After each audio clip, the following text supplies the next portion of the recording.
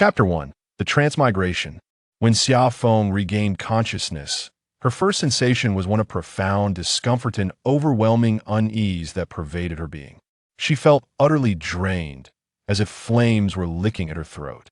Cough! She coughed a few times, blinking her eyes open to discover herself in a dimly lit space. What on earth is this place? Xia Feng surveyed her surroundings. As her eyes adjusted to the gloom, she discerned that she was inside a diminutive thatched hut, with the sole source of light filtering in through a tiny doorway. In one corner of the hut lay several stone-like objects. The area was in disarray, and the air was thick with an indescribable and nauseating odor. The scent was complex, a blend of rancid fishiness mingled with the unmistakable stench of food that had rotted for days. Xia Feng felt a wave of nausea wash over her. She struggled to sit up and noticed that she was wrapped in two scant and peculiar pieces of fabric that barely covered her modesty, both of which also bore the same foul odor. Her stomach churned further, prompting her to hastily crawl out of the thatched hut. In that instant, a breath of fresh air rushed to greet her. Xia Feng breathed deeply for a while, gradually feeling a semblance of relief. Turning back, she examined the little hut, which was roughly cubical in shape, standing about 1.5 meters tall, with a rather cramped interior, its thatch visibly moldy. No wonder there was such an odd smell. Even the dwelling was moldy. But where exactly am I? Xia Feng was taken aback. The hut was situated in a clearing, and behind her loomed a grove of towering trees, reminiscent of spruce. Not far ahead, she spotted numerous houses, indicative of a village. Judging by their appearance, those houses were far superior to the modest thatched hut where she had just lain, with some even constructed of stone.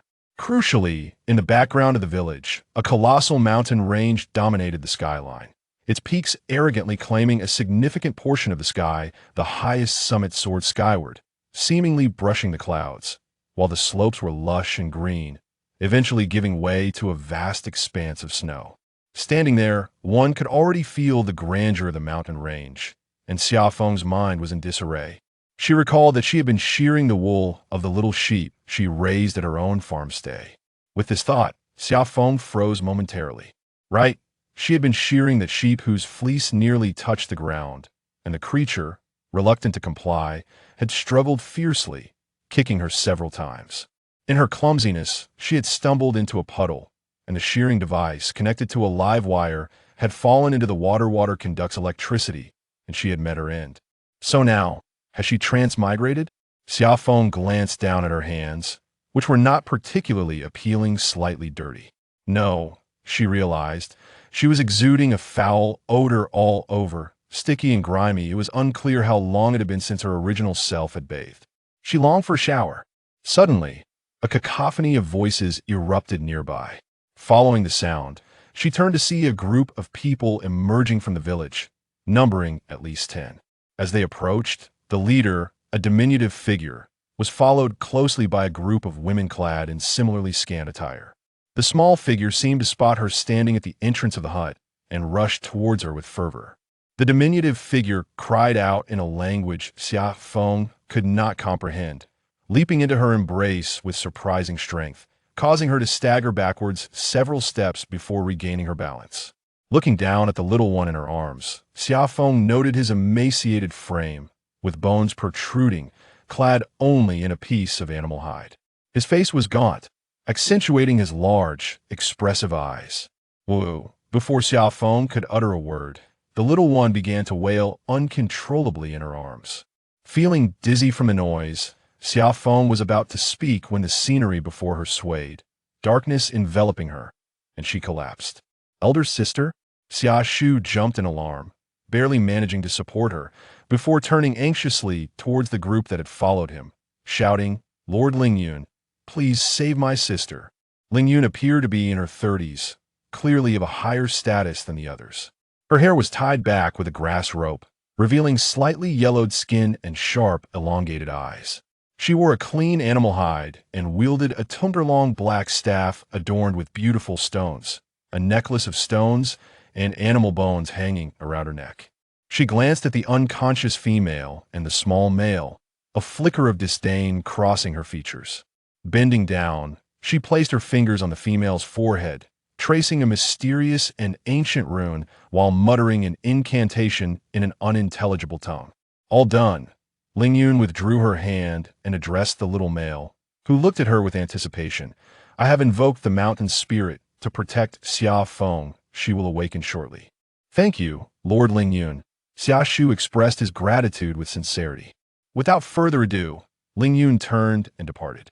As the priestess of the White Mountain tribe, it was customary for her to bless both males and females within the tribe. However, she harbored no fondness for this pair of siblings, particularly Xia Feng. Ling Yun had inherited her priestess position from the siblings' mother, who had been the previous priestess. Naturally, Xia Feng, being the daughter of the former priestess, opposed any outsider assuming the role. The tribe was well aware of Xia Feng's ambitions. She aspired to become the priestess herself. But as a female, she had been indulged and spoiled by her mother, failing to acquire any of the requisite skills during her mother's lifetime.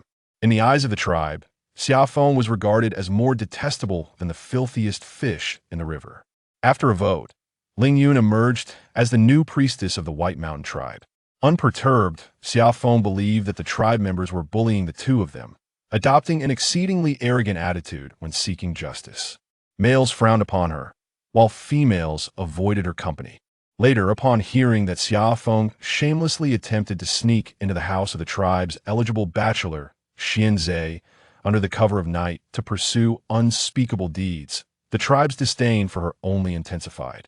Ling Yun had long been aware of Xia Feng's illness and her residence in the small thatched hut by the grove, yet chose to feign ignorance, thinking it best for her to meet the mountain spirit directly. As Ling Yun departed, the rest of the group hastily followed suit. None of them held any affection for Xia Feng, and thus were disinclined to offer assistance. A beautiful female among them paused to observe Xia Shu, who was quietly sobbing while cradling his unconscious sister, letting out a resigned sigh.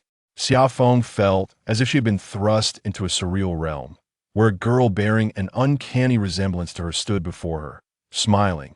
I entrust my brother to you. Xia Feng replied, Wait, who are you? Do you just hand over your brother to strangers without so much as a greeting? The girl's face reflected a semblance of complex emotions. I am Xia Feng. I am you. I am you. Xia Feng opened her eyes to the dim, thatched roof above. Elder sister, you're awake? A voice filled with excitement rang out, and Xia Feng turned to meet the astonished gaze of the small boy. Xia Shu, I'm sorry for worrying you, Xia Feng said, reaching out to ruffle the boy's hair. Chapter 2. The Unpalatable Soup. Xia Feng was now certain of her transmigration. Her mind was flooded with fragmented memories. She found herself in a primitive orc world, where the inhabitants were divided into two categories, males and females. Males possessed formidable strength and could revert to their beast forms, serving as the primary warriors of the tribe. In contrast, females were significantly weaker and rarely participated in combat, typically engaging in other domestic tasks within the tribe. The original owner of this body was a female of the White Mountain tribe, sharing her name. However, unlike the other favored females, the original owner was despised by both males and females within the tribe. Her reputation had suffered due to her shamelessness. The original owner's father was a powerful male within the tribe, while her mother held the position of the former priestess. While both were alive, they indulged her every whim, granting her every luxury, leading to her increasingly spoiled demeanor. Had her parents continued to protect her, she might have faced no issues. However, 3 years prior, her father had perished from grievous injuries sustained during a hunting expedition. Her mother, overwhelmed by grief after losing her mate, fell into a deep melancholy and ultimately succumbed to illness. The original owner, having lost both parents in quick succession, saw her life transformed dramatically, reliant on the charity of others for sustenance. Initially, the other males and females of the tribe expressed sympathy for the siblings, providing them with food and wild fruits. Accustomed to fine dining, the spoiled Xia Feng scorned the meager offerings of meat and fruits from the females, discarding them in disdain. This behavior incited the ire of those who had extended their kindness, leading them to ignore her henceforth.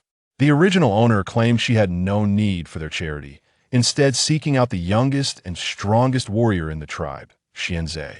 Xianzhe was a male from outside the tribe who had been gravely injured 5 years prior at the foot of the sacred mountain. The original owner's father had discovered and rescued him during a patrol, bringing him back to the tribe and entrusting his care to the priestess, the original owner's mother. Under the care of the original owner's mother, Xuanzi soon regained consciousness, however. He found himself devoid of his former memories. He remained within the confines of the Baishan tribe, gradually evolving into a formidable warrior, ultimately becoming the youngest chieftain of the tribe a year ago. In a community that harbored disdain for the original owner, Xuanzi still held onto the remnants of past kindness, often bringing food to the two siblings after a successful hunt.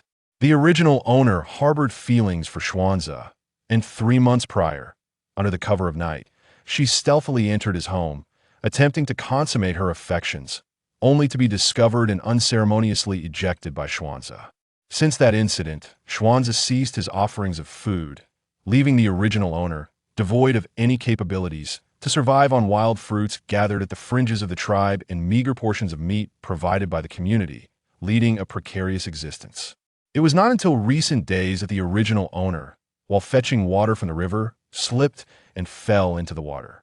After much effort, she managed to rise, only to succumb to a high fever.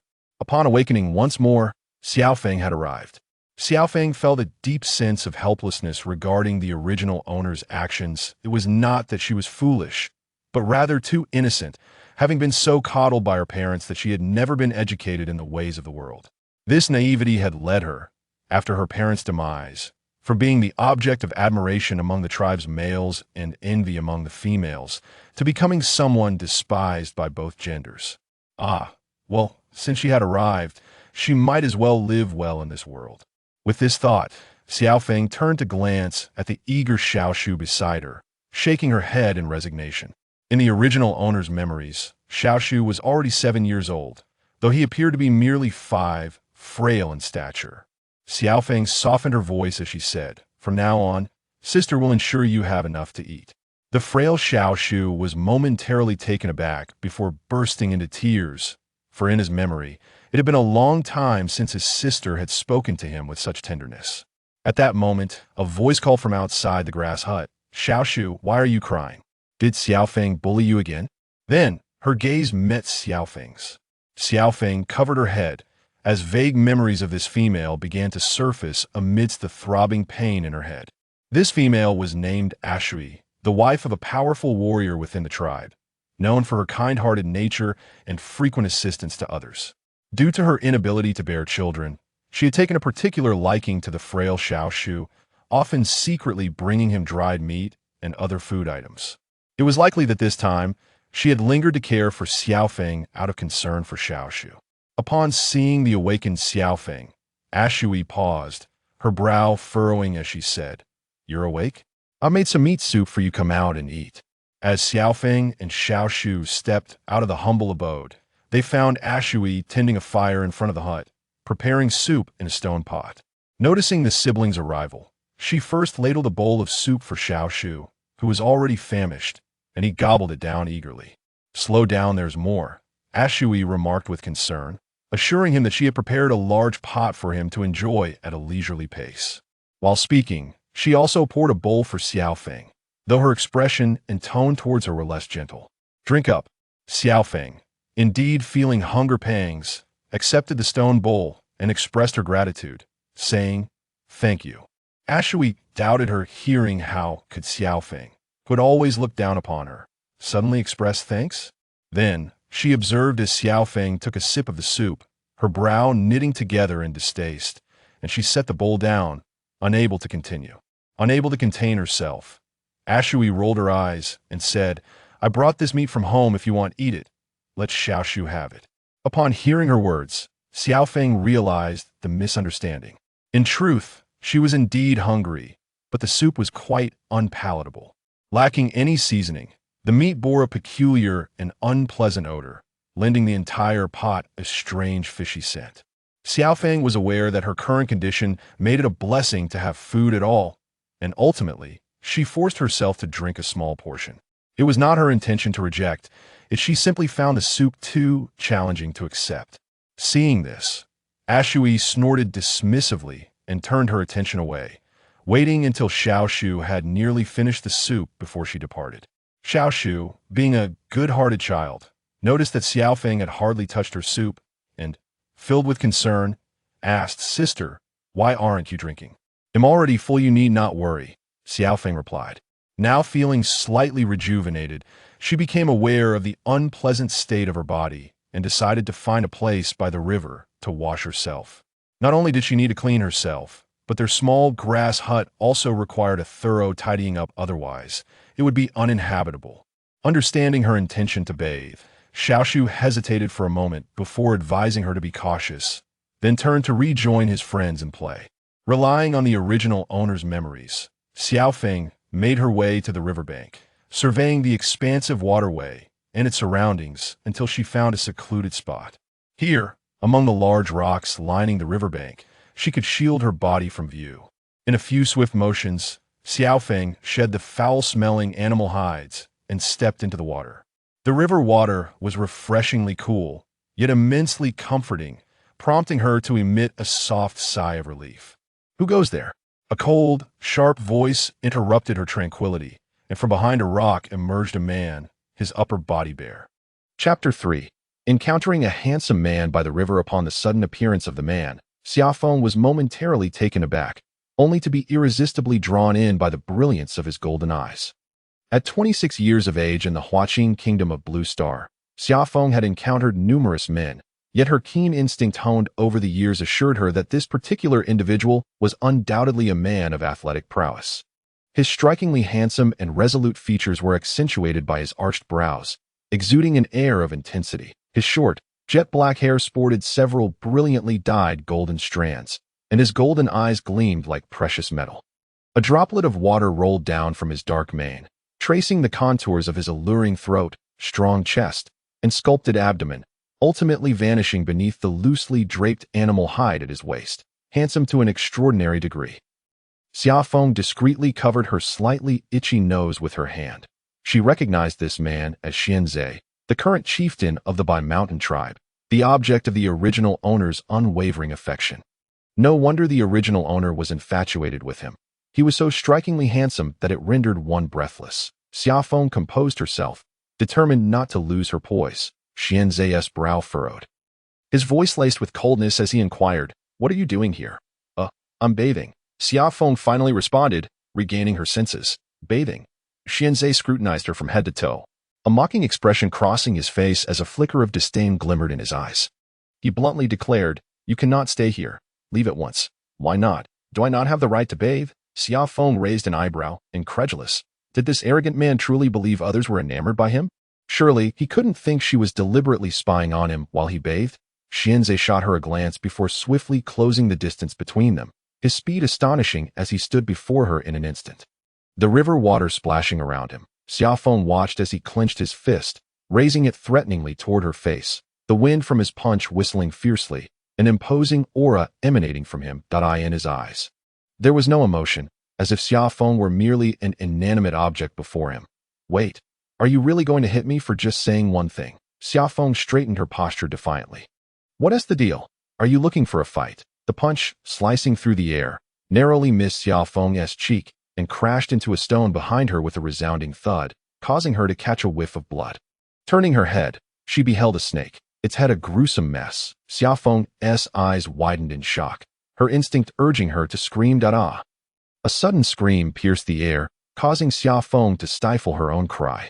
Turning to Xianzhe as they both followed the sound, there stood a petite figure on the riverbank, a beautiful woman with a pale complexion, her trembling finger pointed accusingly at them. "Xia Feng, you shameless creature, are you still entangling yourself with Xianzhe?" Xia Feng squinted at her, recognizing from the original owner's memories that this woman was Ling Shui, the current priestess's daughter, who harbored an infatuation for Xianzhe and often clashed with the original owner. Fragmented memories surged through Xia Feng's mind, causing her head to throb painfully. She averted her gaze, but inadvertently caught sight of the man's well-defined, sun-kissed abs. His physique was truly magnificent. Xia Feng pondered silently. Although she was 26 in her past life, she had never had a boyfriend.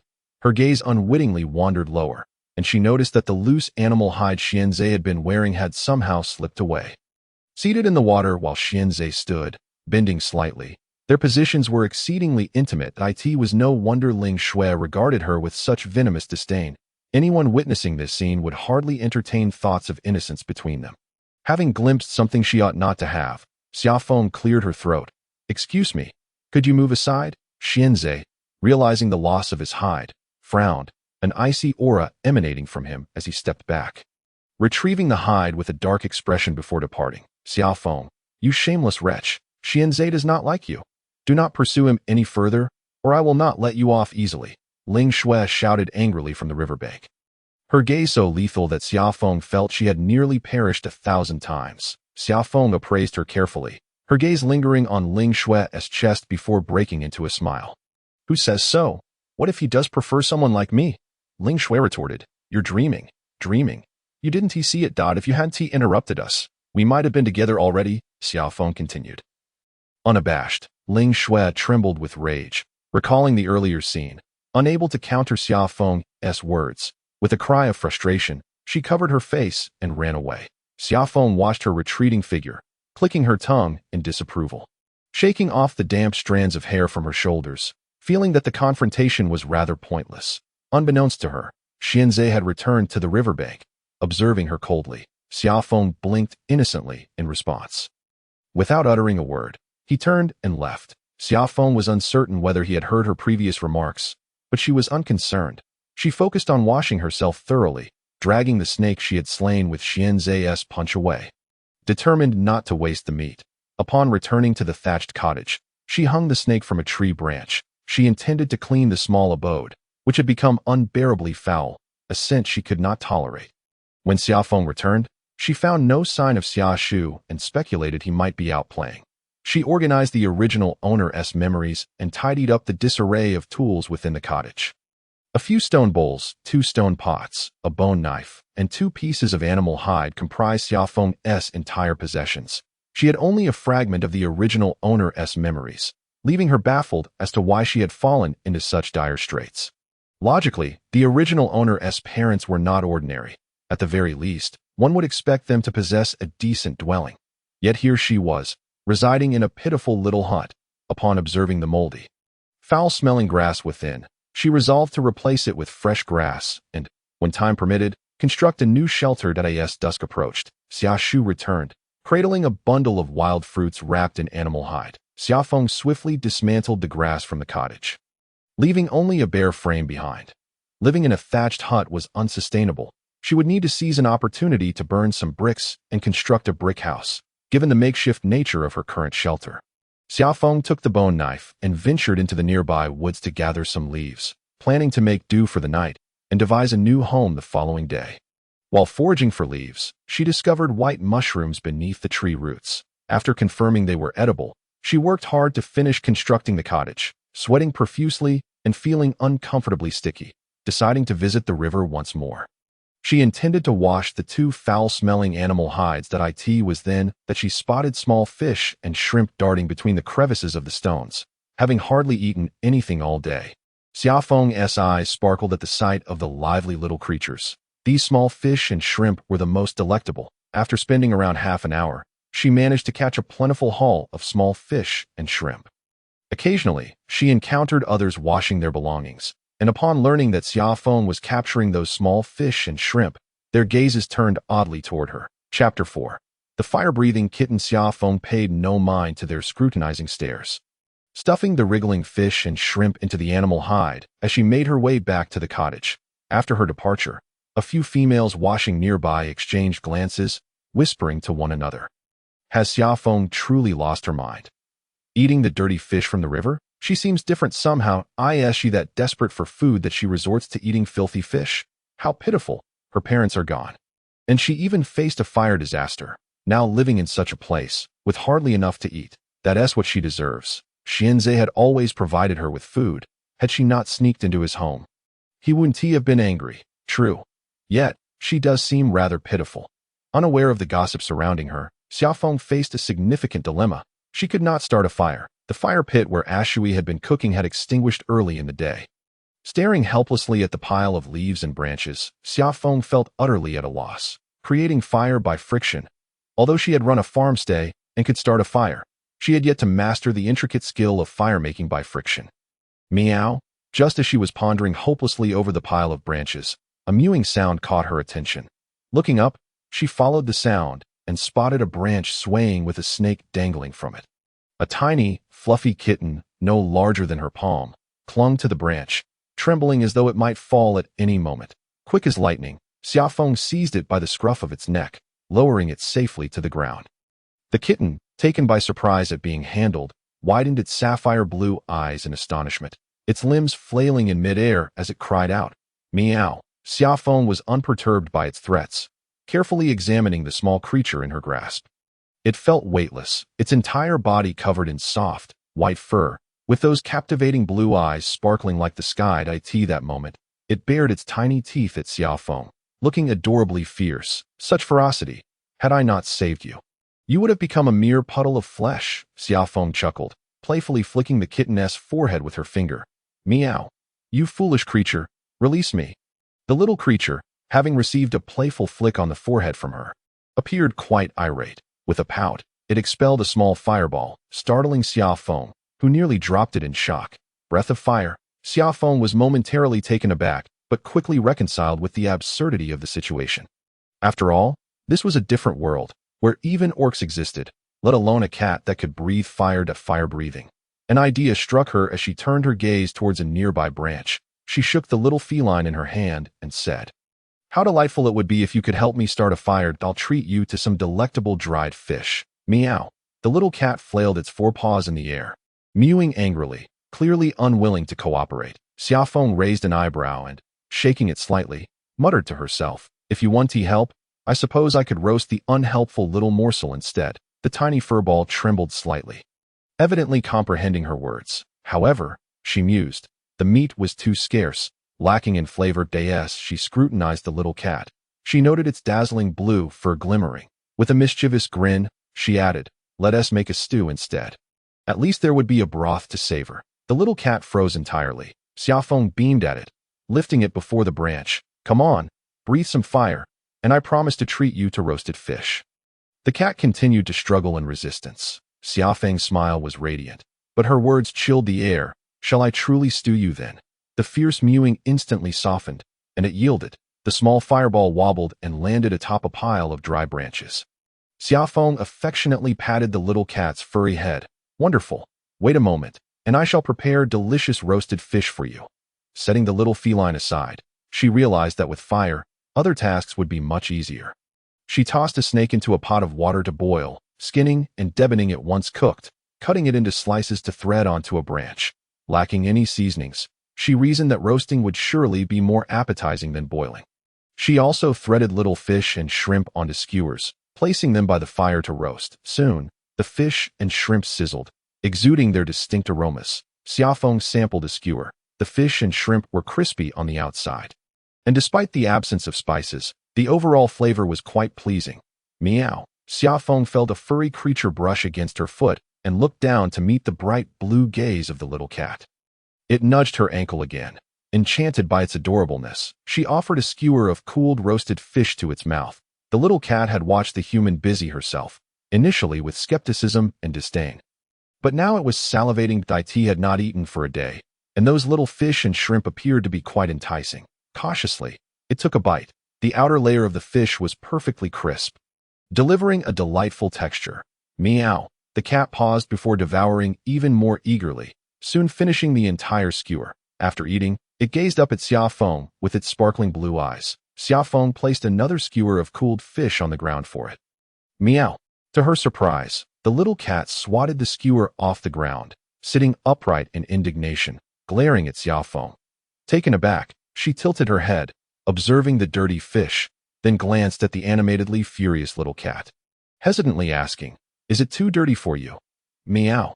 "Yes, you foolish creature. How could I possibly eat food from the ground?" Though she couldn't comprehend its meows, Xia Feng grasped its intent. Meow. The cat pawed at the ground, signaling Xia Feng to continue feeding it. Xia Feng's lips twitched, contemplating before placing the fried fish into a stone bowl and presenting it before the cat. Meow. At last, you show some sense. The little cat was thoroughly satisfied. Diving headfirst into the bowl for a delightful feast. Sister. Xia Feng looked up, following the voice to see Xia Shu scampering towards her, joyfully announcing, I picked sweet fruits with you and the others. You should have some. As he spoke, he handed her a beast skin pouch containing yellow-green fruits.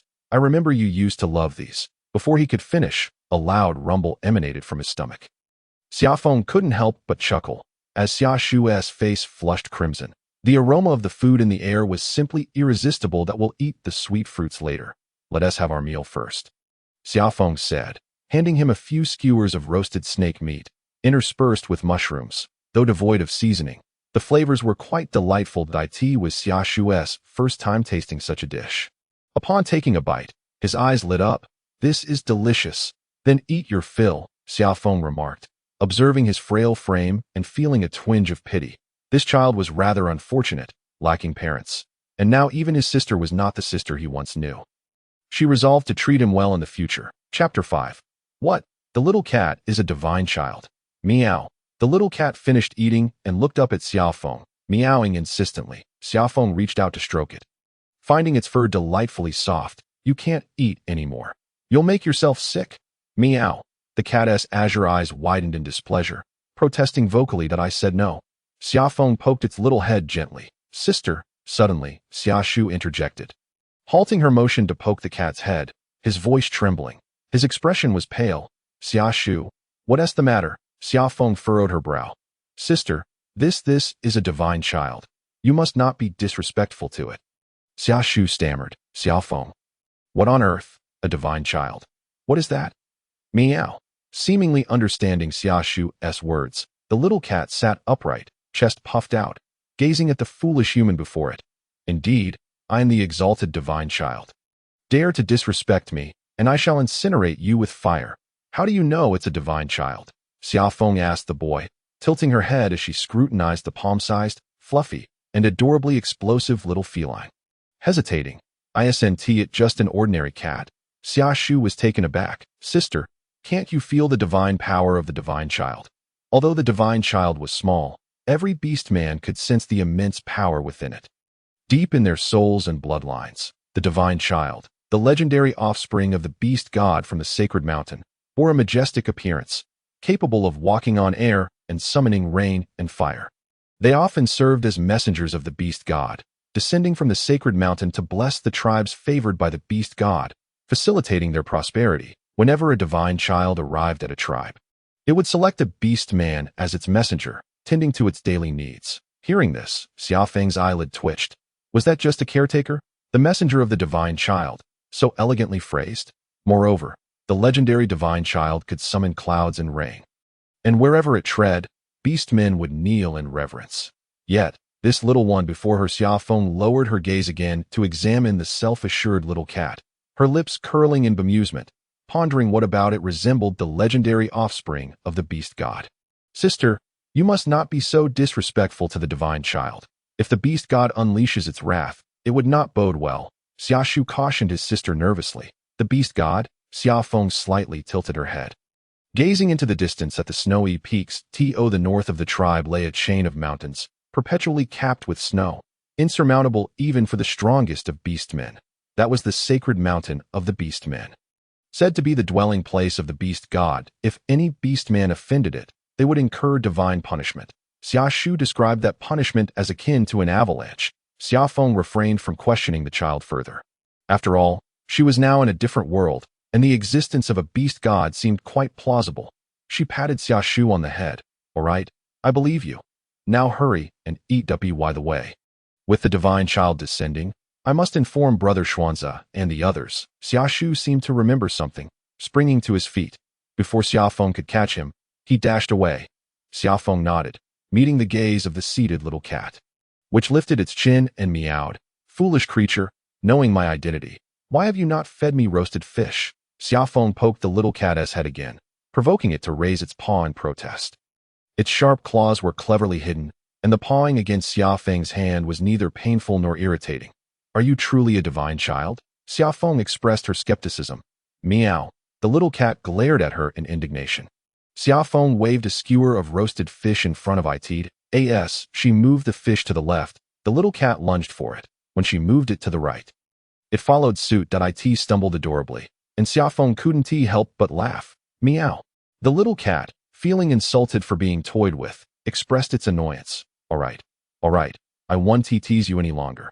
Eat up. Xia Feng placed the skewer of roasted fish in the stone bowl. And with food available, the divine child graciously decided not to hold a grudge against her.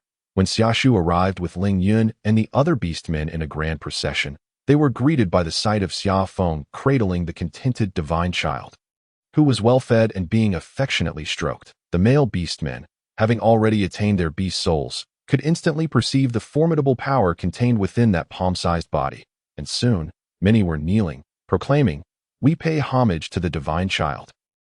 As Xia Feng indulged in the delightful company of her feline companion, the divine being, sitting with an air of regality, raised a paw to delicately swat away her hand. It then ascended to her shoulder, traversing the cascade of her long hair to perch atop her head, sitting upright with its diminutive tail flicking gracefully. With its head tilted back, it emitted a melodious meow, prompting the orcish figures before Xia Feng to bow even more respectfully. Ling Yun, the priestess of the tribe, trembled with excitement at this moment. After all, it was the divine being, an event unprecedented for the Baishan tribe. Her tenure as priestess had been marked by the arrival of a divine being, subtly affirming that the mountain deity held her in high regard. This would undoubtedly bolster her prestige within the tribe. Divine One, it is an honor to behold you. I am Ling Yun, the priestess of the Baishan tribe. She stepped forward, her voice quivering with enthusiasm as she introduced herself. The divine being cast a glance down at her, then gently tapped Xia Feng's head with its paw. Ling Yun's expression shifted in an instant. She quickly interjected, "Divine One, this place is far too humble. Please, allow me to escort you to a more suitable locale." As she spoke, she reached out to lift the divine being, but it shot her a disapproving glare and opened its mouth, unleashing a small fireball that hurtled toward her. Caught unprepared, Ling Yun felt a searing pain as the flames grazed her hand. Having never engaged in strenuous labor as a female orc, her pampered lifestyle as a priestess had left her ill-equipped for such tribulations. Despite its small size, the divine being's power was exceptional, and Ling Yun felt her very beast soul cry out in agony. Her anguished scream resonated throughout the gathering, causing the surrounding orcs to tremble and bow even lower in deference to the palm-sized divine being.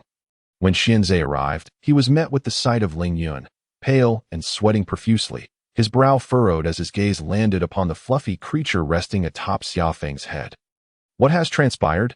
Xianzhe inquired. A nearby orc hastily recounted the events, explaining how the divine being had chosen Xia Feng as its messenger, and how Ling Yun, deeming the surroundings too shabby, had sought to relocate it, thus inciting its wrath and incurring its fiery punishment. Xianzhe's brow knitted tightly, and he stepped closer to Xia Feng. His towering figure cast a shadow over her as she sat upon the stone. A palpable aura of authority emanated from him. As though he might snuff out the small creature with a mere flick of his hand, the kitten met his golden gaze, letting out a feeble mewl. As if its energy had waned, Xianzhe's golden eyes deepened in color, and the next moment, he knelt on one knee, placing his right hand over his heart in a gesture of respect. "Divine One, I am Xianzhe, chief of the Baishan tribe." His sudden action startled both Xia Feng and the kitten, causing the latter to fluff up in alarm. "It is a great pleasure to welcome you to the Baishan tribe," he said, his head bowed, rendering his expression obscured, but his sincerity evident in his tone. Chapter 6. Xia Feng must not become the divine messenger. Xia Feng distinctly sensed the divine being atop her head shiver slightly. She was taken aback. Was this little creature afraid of Xianzhe? The next moment, the kitten leapt onto her shoulder, wobbling precariously before narrowly regaining its balance. "Meow," it exclaimed, its voice laced with a faux bravado. "Is it merely an illusion?" Xia Feng mused, observing the creature with its chin held high. Its tone feigned fierceness. "Are you upset?" Xianzhe, unable to comprehend its words, could nonetheless infer its emotional state from its tone and demeanor. "Meow." The silence stretched as he turned to the nearby orcs. "Do any of you understand?" The other orcs, being formidable warriors of the tribe, shook their heads in unison, indicating they did not comprehend. "What of the priestess?" Xianzhe's brow furrowed deeper. Ling Yun, still clutching her injured hand, noticed the gazes of the other orcs upon her and valiantly suppressed her fear of the divine being. She stepped forward. Chief, I am here. What is the divine being saying? Xianzhe asked. Meow. The kitten, displeased by her proximity, voiced its discontent and lazily expelled another small fireball toward Ling Yun. Upon seeing the fireball, Ling Yun was instantly reminded of the excruciating pain it had caused her before. The flames burned not just her flesh, but her very soul, and the memory of that torment froze her in place, leaving her bewildered as to why the divine being harbored such disdain for her. As the fireball hurtled toward her, a crackling brilliance of blue and white lightning erupted, striking the errant fireball and sending it careening away in an instant. Sparks flew as the surrounding orcs fell to their knees in a chorus of pleas. Divine One, please temper your wrath. Divine One, please temper your wrath.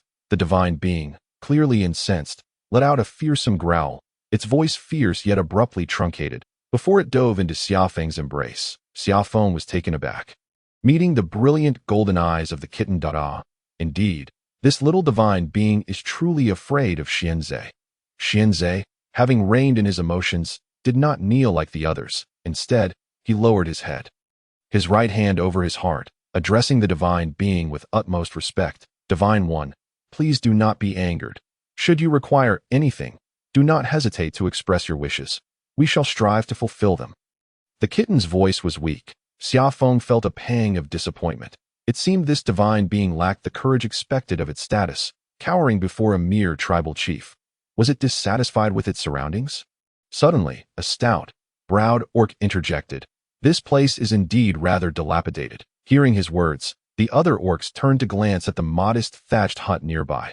Although Xia Feng had recently adorned it with fresh leaves and wild grasses, giving it a vibrant appearance, to the orcs, it was nothing more than a shabby abode.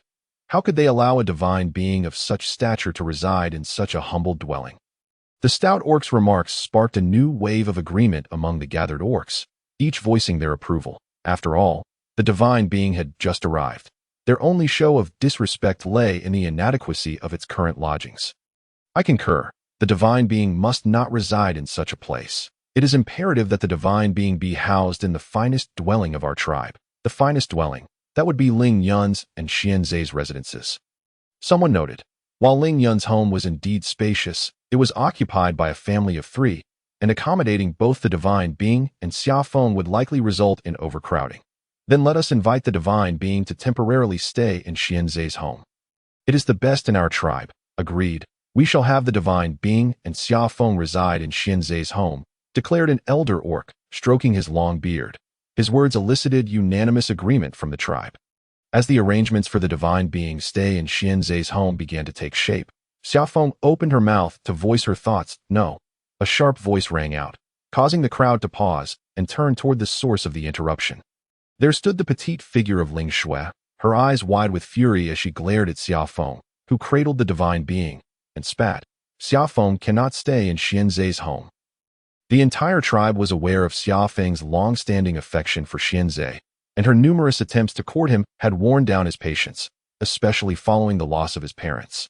When he had taken on the responsibility of caring for Xia Feng and her brother, Ling Shui, cease this nonsense. A more senior orc admonished, his brow furrowed.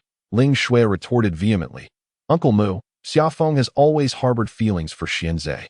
Allowing her to reside in his home is akin to inviting a ferocious beast into the lair of a gentle creature. Ferocious beast, Xia Feng, possessing only fragmented memories of the original owner, had no recollection of such a creature, but she surmised it must be a relatively weak beast that I believe residing in Xianzhe's home would be quite agreeable, Xia Feng said, her eyes narrowing with a hint of mischief. You don't want me to stay? Then I shall certainly stay. You shall not, Ling Shui shot back, glaring fiercely at her. Xia Feng raised an eyebrow, gently stroking the kitten in her arms, and asked Ling Shui, Do you believe the divine being and its messenger are unworthy of residing in the chief's home? Who doesn't know that you have longed to be Xianzhe's female? Do not dream. I will not allow it, Ling Shui declared fiercely, advancing, but inadvertently kicking over a skewer of roasted meat nearby. The kitten in Xia Feng's arms widened its eyes at the sight, letting out a low, threatening growl. Though its voice was soft, the weight of its presence bore down on the weaker Ling Shui. causing her to tremble. "Divine One, please, I implore you to calm your wrath." Ling Shui fell to her knees. As she knelt, the other orcs followed suit, bowing low in reverence. "Divine One, please calm your wrath." The faces of the orcs were a tapestry of fear. Xia Feng was left bewildered. Why on earth did this gathering of orcs fear such a tiny creature? Did she truly perceive that which eluded her understanding? Her gaze scrutinized the orcs before her, pausing abruptly. Among the kneeling orcs, Xuanzi stood out conspicuously, his golden eyes reflecting bewilderment. Xia Feng met his gaze, hearing him inquire. "As a divine envoy, do you comprehend why the esteemed Son of God is enraged?" "The Son of God stated he is hungry," Xia Feng replied, gesturing to the skewers on the ground, dusted with ash. Ling Shui kicked away the Son of God's food. Ling Shui's anger flared upon hearing this. "Xia Feng, do not speak nonsense. How could the Son of God consume such fare? The filthy fish from the river are foul and replete with bones. Who would dare eat such a thing?" A sudden thought flashed through Ling Shui's mind, and a triumphant smile graced her lips. Indeed, this incident could unseat Xia Feng from her position as divine envoy. Chapter 7. The one who disrespects the Son of God is you, Xia Feng. Have you truly fed the Son of God filthy fish? Ling Shui repressed her other emotions, her face displaying a look of horror. Xia Feng raised an eyebrow. "Is there a problem? What does a cat eat if not fish?" In an instant, Xia Feng noticed the surrounding orcs furrow their brows at her words. "Those fish are not only foul-smelling and disgusting, but also dangerous with their sharp spines. How could you possibly present such a horrendous delicacy to the Son of God?" Ling Shui exclaimed, covering her mouth with one hand, her eyes wide. "That I recall that in our tribe, orcs who consumed those filthy fish suffered grievous injuries. Are you attempting to endanger the Son of God?" Grievous injuries? A stir rippled through the orcs. Indeed, the filthy fish from the river were perilous. In the past, orcs had caught these fish, only to be met with their noxious odor and abominable taste. With many suffering injuries from their sharp spines, after several such incidents, no orc dared to catch those fish again. Xiao Feng's lips twitched. Could it be that this group of orcs ingested the fish whole, entrails and all? No wonder they were dubbed filthy fish. It was astonishing that no misfortune had befallen them yet. "Xia Feng, you harbor ill intentions, daring to present such a dreadful dish to the Son of God." Ling Yun seized this opportunity, her face darkening as she spoke gravely. "Have you considered the consequences? Should anything happen to the Son of God in our tribe, it would spell doom for the Baishan tribe." Xia Feng remained impassive, silently watching her, eager to discern the intentions of this old hag. Upon first encountering Ling Yun and Ling Shui, she had already sensed the animosity emanating from them. Ling Shui's hostility was clearly born from the original's fervent pursuit of Xuanzi. But what of Ling Yun? As the priestess of the Baishan tribe, one would expect even the chieftain, Xuanzi, to show her respect. Why then did she harbor such intense hostility towards someone as inconsequential as the original? The priestess held significant weight in every tribe. Thus Ling Yun's words ignited discussions among the orcs. Indeed, if anything were to befall the Son of God, our Baishan tribe would face annihilation. Xia Feng has gone too far. Clearly, she lacks any intellect. Is it truly wise to appoint her as the divine envoy? Ling Shui's eyes gleamed with triumph upon hearing these remarks. Indeed, Xia Feng lacks the qualifications to serve as the divine envoy. The Son of God merely overlooked the other orcs upon arriving at the tribe, which is why he chose the least capable Xia Feng. A fierce glint flashed in Ling Shui's eyes. Only she deserved to be the divine envoy. "Xia Feng, you are unworthy of the divine envoy's title," she declared, stepping forward and raising her voice. As the most outstanding and favored female in the tribe, her words naturally drew the support of many young orcs, who began to denigrate Xia Feng with harsh words. Xiaoshu, standing beside Xia Feng, turned pale upon hearing their disparagement and was about to rush forward to argue when Xia Feng restrained him. Xia Feng cast a languid glance at the young orcs, her expression devoid of emotion, yet it inexplicably sent chills down their spines, causing their voices to dwindle. "Let us reside in the chieftain's home. This decision is settled," Xia Feng stated calmly. "What?" The crowd appeared baffled by her statement. Were they not discussing her qualifications to serve as the divine envoy? "Xia Feng, what nonsense are you spouting? You are unworthy of the title." Ling Shui's temper flared. "How dare you assert such a thing?" "Unworthy?" Xia Feng regarded her with a knowing smile. "What are you saying?" "I assert that you are unworthy." "Enough!" Xia Feng interrupted, her smile vanishing, replaced by a serious demeanor. Her gaze swept across the assembly before finally resting on Priestess Lingyun. It is not your place to decide who serves as the divine envoy. My position was determined by the Son of God. Are you questioning his choice? A hush fell over the crowd, startled by Xia Feng's words. You are showing disrespect to the Son of God. He may take offense. She continued. The Son of God in Xia Feng's arms let out a resonant call, causing many orcs to tremble at the sound. You are speaking nonsense. Ling Xue trembled with rage. Her petite frame contrasted sharply with Xia Feng, who towered over her. Xia Feng stepped forward, looking down upon her, and said, You are disrespecting the Son of God. Should you provoke his wrath, our Baishan tribe would be doomed. What should we do about those who disrespect the Son of God? Esteemed chieftain and priestess, Xia Feng turned to Xuanze and Lingyun. Ling Xue's delicate face drained of color. I did not disrespect the Son of God. It was you who fed him that dangerous, filthy fish. You are the one endangering him. You should be punished, but that was the food designated by the Son of God. Are you questioning it? Xia Feng replied with calm assurance. The Son of God would never eat filthy fish. You lie. Ling Xue protested, her eyes wide. Xia Feng adjusted her long hair. When you kicked those filthy fish, the Son of God became angry. Surely that is the best evidence. Ling Xue fell silent, opening her mouth to defend herself, but finding no words. She sensed the hesitant gazes of the surrounding orcs upon her, and fury flooded her being as the most esteemed female of the Baishan tribe. When had she ever faced such a situation? Xia Feng caressed the Son of God in her arms, who mewed contentedly, prompting her to smile brightly at the assembly. The Son of God has stated that, seeing this is Ling Xue's first offense, he shall not hold it against her. However, should there be a next time, he will unleash divine retribution. Meow. The timely call of the Son of God seemed to affirm her statement. A chill washed over the crowd, and their disdain for Xia Feng diminished. Ling Xue's eyes rolled back, and she fainted, crashing to the ground with a dull thud. No one dared to intervene. Xia Feng blinked, wincing at the sound. Esteemed priestess, she beamed at the now solemn Lingyun. The Son of God has expressed a hope that, as a priestess of the tribe, you will think carefully before speaking, and not allow others to sway your emotions so easily. If this continues, the Baishan tribe may spiral into decline under your leadership. Ling Yun's expression darkened ominously. Xia Feng was taken aback. She had merely invoked the name of the Son of God casually, yet the effect seemed remarkably potent. Later, Xia Feng learned from other orcs that priestesses were incredibly precious in the tribe, for they could communicate with the beast gods, embodying their wisdom. The tribe relied heavily on them, and a good priestess would guide the tribe towards prosperity. Conversely, a priestess who led the tribe into decline would instill fear in countless orcs, often resulting in their expulsion from the tribe. Without a tribe to accept them, they would wander endlessly across the land of the orcs. Chapter 8. Is Xia Feng not afraid of the Son of Goddess' wrath? The following morning, as the sun broke through the eastern sky, casting a golden glow, Xia Feng furrowed her brow and opened her eyes, feeling as though her face had been slapped by something soft and plump. Smack! A tiny, pink paw landed squarely on her face. What are you doing? Xia Feng exclaimed as she sat up, spotting the small cat bouncing around her, mewing incessantly. She flicked its little head playfully, surveying her surroundings. She noted that this house was vast, arguably the largest stone structure in the entire tribe.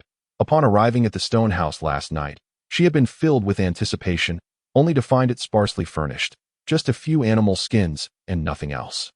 It was truly nothing more than a large, empty house. Xia Feng pondered why Xuanze would construct a home in such a manner, devoid of even a bed. Did he truly sleep on the floor each night? Meow. The small cat, dissatisfied with her distraction, patted the floor with its paw, demanding attention. Xia Feng looked down at it. What is it? Ling Yun had left with a grim expression the previous day, and both she and Xiaoshu had moved into Xuanze's home. With the Son of God in their possession, they would no longer reside in the small grass hut. She wondered if their occupying Xuanze's home was the reason he had not made an appearance throughout the night. Perhaps he was wary that she might launch a surprise attack in the middle of the night. If it were the original owner, it would indeed be possible for her to rise in the middle of the night and pounce on him.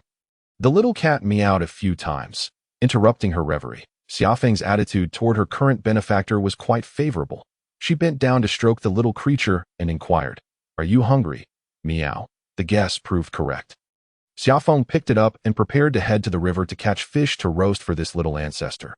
Xia Shu had likely awakened early and was no longer in the house. Along the way, Xia Feng encountered several passing beastmen. The beastmen possessed a simple nature, likely curious about the divine child. They wished to approach but were deterred by the divine child's power. Instead, gazing at the little cat atop Xia Feng's head with a mix of curiosity and awe. Sister, Xia Feng turned her head toward the source of the voice and spotted Xia Shu scurrying over. Behind him followed the expressionless Xianzhe, who was carrying something. It wasn't that Xia Feng was intentionally paying attention to him. Rather, Xianzhe was simply impossible to ignore. He resembled a 10,000-watt light bulb walking in the darkness, making it hard for anyone to look away. Xia Feng's metaphor was hardly an exaggeration. Once he appeared, the gazes of the surrounding females could hardly be diverted from him.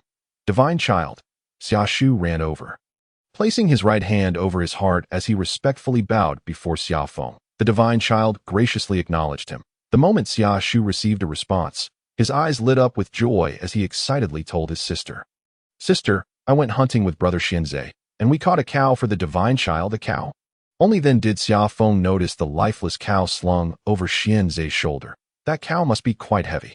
As Xia Feng's feelings grew complex, Xianzhe approached her with the cow, effortlessly supporting it as if it were merely a bundle of cotton.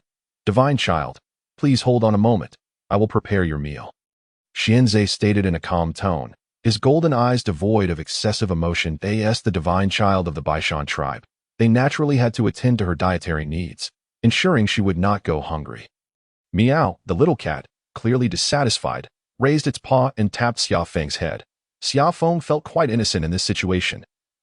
Xianzhe furrowed his brow, a flicker of confusion crossing his eyes. The divine child wants to eat fish, not beef, Xia Feng explained. Are you certain? Xianzhe inquired.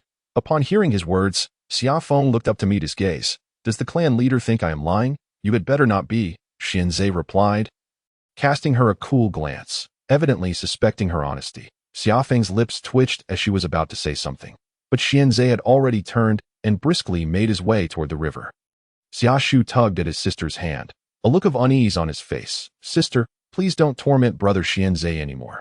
Anymore? Xia Feng caught the key word and tilted her head, asking, Xia Shu, did I often torment him before? Yeah. Have you forgotten?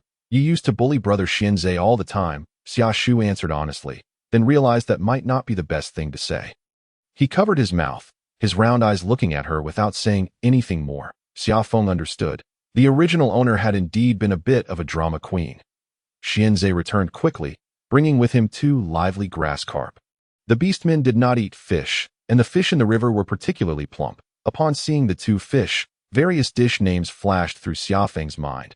Boiled fish, sauerkraut fish, chopped pepper fish head, sweet and sour fish. Unfortunately, in this backward world, Xia Feng had never even seen salt, let alone other seasonings. Ugh, salt?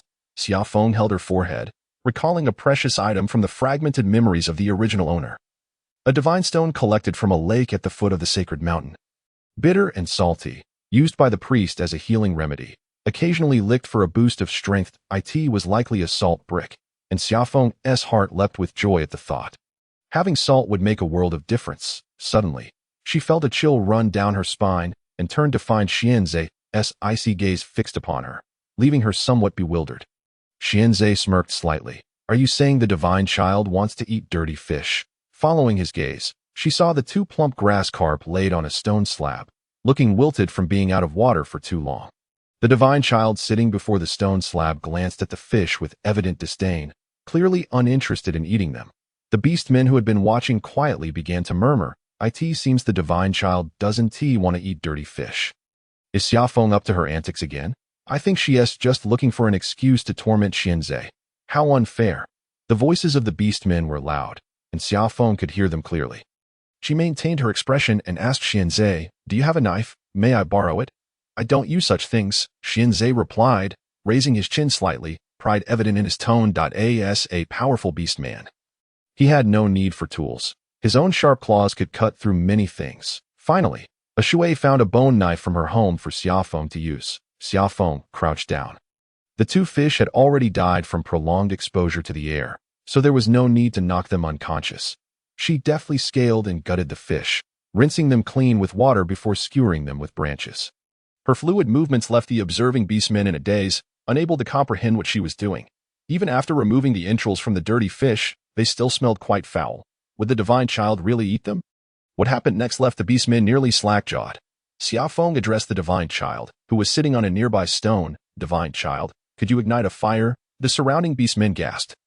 Xia Feng was so audacious as to ask the divine child for help in lighting a fire?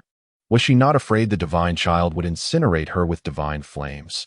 In the midst of the beastmen's astonishment, the little cat, which had been lazily sprawled on the stone, stood up and, taking tiny steps, approached the pile of firewood. Opening its mouth, it let out a puff, and a swaying fireball emerged, landing atop the firewood. With a whoosh, the flames leapt high. Divine child, the surrounding beastmen fell to their knees once again. The little cat raised its chin slightly, meowing with pride. Xia Feng couldn't help but feel her lips twitch. This little divine child was quite the tsundere. She stoked the fire until it blazed. Then approached Xianzhe. Clan leader, could you spare me a bit of divine stone? Divine stone was essentially a salt brick. Unprocessed salt bricks were both bitter and salty, rarely used, but salt was an essential item for the beastmen. Typically, every beastman household would keep a block of salt for occasional licking. With that thought, Xia Feng hesitated. This tribe didn't seem to prioritize hygiene. Wouldn't it be better to collect a new one herself? Xianzhe shot her a glance. Over there, take it yourself. That he pointed to a large stone next to the house. Xia Feng. What a big salt brick. However, if she only took a small piece from the corner, she wouldn't have to worry about it being licked by Xianzhe. Though he was indeed handsome, Xia Feng currently had no desire to consume anything that had been eaten by someone else. Using the bone knife, she chipped off a small piece from the large brick and placed it in a stone bowl, then handed it to Xianzhe, asking him to grind it into powder. Xianzhe said nothing, simply taking the small salt brick and squeezing it with force. Fine pink salt fell from between his knuckle fingers. Though she knew he was strong, she hadn't anticipated it to be this powerful. Xia Feng silently thought to herself, thank you. She was wholly unprepared for Xianzhe to cooperate so readily. With a glimmer of delight in her black eyes, she took the bowl containing the salt powder and turned around to apply it to the fish, both on the skin and inside the belly. She placed the fish over the fire, allowing it to roast slowly. The moisture in the skin gradually evaporated, and the internal oils began to bubble, emitting a sizzling sound as the surface turned golden brown. Xia Feng leisurely roasted the fish. Gulp. Xia Feng looked up to meet Xianzhe's golden eyes, which bore no emotional fluctuations. Huh? Did I hear wrong? She wondered, but then resumed her task of roasting the fish. The enticing aroma wafted into the air, causing the surrounding beastmen to unconsciously swallow. So fragrant. What's going on? Can dirty fish smell this good? I really want to eat it. The fish was finally done, its surface golden and slightly charred, the flesh delicious and tender. Xia Feng used the bone knife to cut it into pieces, removing the bones, and filled a stone bowl to offer to the divine child. The divine child's palm-sized body buried itself in the stone bowl. Xia Feng then handed another bowl to Xia Shu. Here, eat. Xia Shu, a bit flustered, swallowed hard and stammered. This is the divine child's food. I can't just eat it. This is for you from the divine child. Xia Feng replied, her gaze unblinking. In the short span of a day, she had more or less grasped the personalities of the beastmen in this world. Really? Xia Shu's eyes sparkled with excitement. Really? Hurry and eat, or it will get cold and won't taste as good. Xia Feng urged him. Xia Shu happily accepted the bowl, but just as he was about to grab it with his hands, Xia Feng stopped him. First, wash your hands. With grimy hands, one cannot simply reach for food. It is unacceptable. Xia Shu obediently washed his hands with clean water before cautiously taking a small piece of fish, delicately placing it in his mouth. The fish skin was perfectly charred and slightly crisp, while the flesh was succulent, enhanced by a subtle hint of salt that accentuated its delectable taste. I have never encountered such exquisite food before. Xia Shu's entire countenance radiated delight, drawing envious glances from the onlooking beastmen nearby. Xia Feng paid them no mind and offered a bowl of fish to a Shui, expressing gratitude for her assistance. A Shui, taken aback, accepted the stone bowl with a look of astonishment. She was eating the same food as the revered son of the deity. Overwhelmed, a Shui felt a surge of nervousness. However, upon savoring the first bite of fish, her anxiety dissipated entirely. The meat was simply too delicious. How could such exquisite food exist in the world? Thank you, Beast God. Thank you, Divine Son. Unaware of her tumultuous thoughts, Xia Feng selected another bowl and raised his head, his gaze sweeping the area until it landed on Xianzhe, who was roasting a beef leg not far off. After all, it was he who had caught the fish, so Xia Feng approached and extended the stone bowl towards Xianzhe. Xianzhe glanced up, his expression stoic as he surveyed the meager portion of meat. "No, you eat it," he replied dismissively. This paltry amount was hardly sufficient to satisfy him. It would be better for her to consume it than to trouble him further. Xia Feng was merely being polite. And seeing his refusal, he promptly retracted his hand and began to eat. Soon, the two plump grass fish were entirely devoured, leaving only their bones behind. "Delicious. Xia Feng, you are incredible. How did you know that dirty fish could taste so good?" A Shui inquired, grasping Xia Feng's hand. Her previous disdain for him had been completely overshadowed by the delightful fish. It was the divine son who informed me. Xia Feng had premeditated this excuse. The protective aura of the deity's endorsement worked wonders. Upon hearing it was the divine son's suggestion, a Shui dared not press further. Xia Feng, intending to explore the vicinity, acquiesced to her suggestion. Suddenly, a charred scent wafted through the air. Xia Feng turned to see Xianzhe expressionlessly roasting a beef leg, its exterior entirely burnt to a crisp. Xia Feng deeply doubted whether that meat was indeed edible, perceiving it as a waste of good ingredients. Xianzhe, maintaining a certain vigilance towards himself, did not wish to be disturbed by Xia Feng's inquiries that he washed the stone bowl clean, identified the direction, and headed into the woods. After her departure, Xianzhe, who had been intently focused on the roasting meat, raised his head and watched her figure disappear around the corner before returning his attention to his cooking. He took a bite of the cooked meat, finding it lacked the same appealing taste as hers. Why was there such an enticing aroma? Remembering something, he approached the salt stone, breaking off a piece and crushing it into a powder before sprinkling it over the beef leg. Upon tasting it, he found it simultaneously salty and bitter, inducing a sense of nausea. Why did her food, seasoned with divine stone powder, smell so delightful? Xianzhe furrowed his brow, chewing the unappetizing meat without expression. While pondering the situation, no, something was amiss. Xia Feng must be concocting some scheme. It was prudent to maintain distance from her. Xianzhe, a group of tall beastmen approached, announcing, "Let us go hunt," grasping the remaining half of the beef leg. Xianzhe ate as he walked. Today marked the hunting day for the Baishan tribe, with over 80% of the adult beastmen venturing into the distant forest for at least 10 days of hunting. As the tribe leader, Xianzhe could not afford to be absent. Hunting trips were significant events for the tribe. Before departure, the tribe shaman would bestow the beast god's blessings upon the warriors, ensuring their protection during the hunt. Essentially, the entire tribe gathered to bid farewell to the departing warriors. Xianzhe scanned the lively crowd, but did not spot the figure he sought. Where are Xia Feng and the divine son? Qing Shan, standing beside Xianzhe, remarked in surprise. "Every time you go hunting, Xia Feng always comes to see you off. Better that they do not come," Xianzhe replied coldly. Chapter 10. Weaving baskets. Meanwhile, in the woods, Xia Feng remained oblivious to the happenings in the tribe. She was exploring the forest with the divine son and discovered several edible wild vegetables, most notably ginger and chili peppers. The small red chilies stood out vibrantly against the verdant backdrop of the woods. Xia Feng's eyes sparkled with delight. She had never anticipated finding chili peppers. Meow, the little cat, witnessing her attempt to pick the chili, voiced its disbelief. Unable to comprehend her desire for such a fearsome plant, no animal would dare consume the devil's fruit. Xia Feng, unaware of the cat's complex thoughts, stroked its chin and mused, "Ah, I shall give you a name." Meow, the little cat tilted its head, appearing somewhat dazed. Xia Feng gently patted its small head and decided, "You shall be called Agua." Meow. Agua sensed a hint of mischief in her tone and expressed reluctance. "Agua, be good. I will prepare something delicious for you at noon," Xia Feng said cheerfully, joyfully gathering a handful of the peppers that Agua thought this female was quite foolish for intending to pick the devil's fruit. It felt compelled to stop her.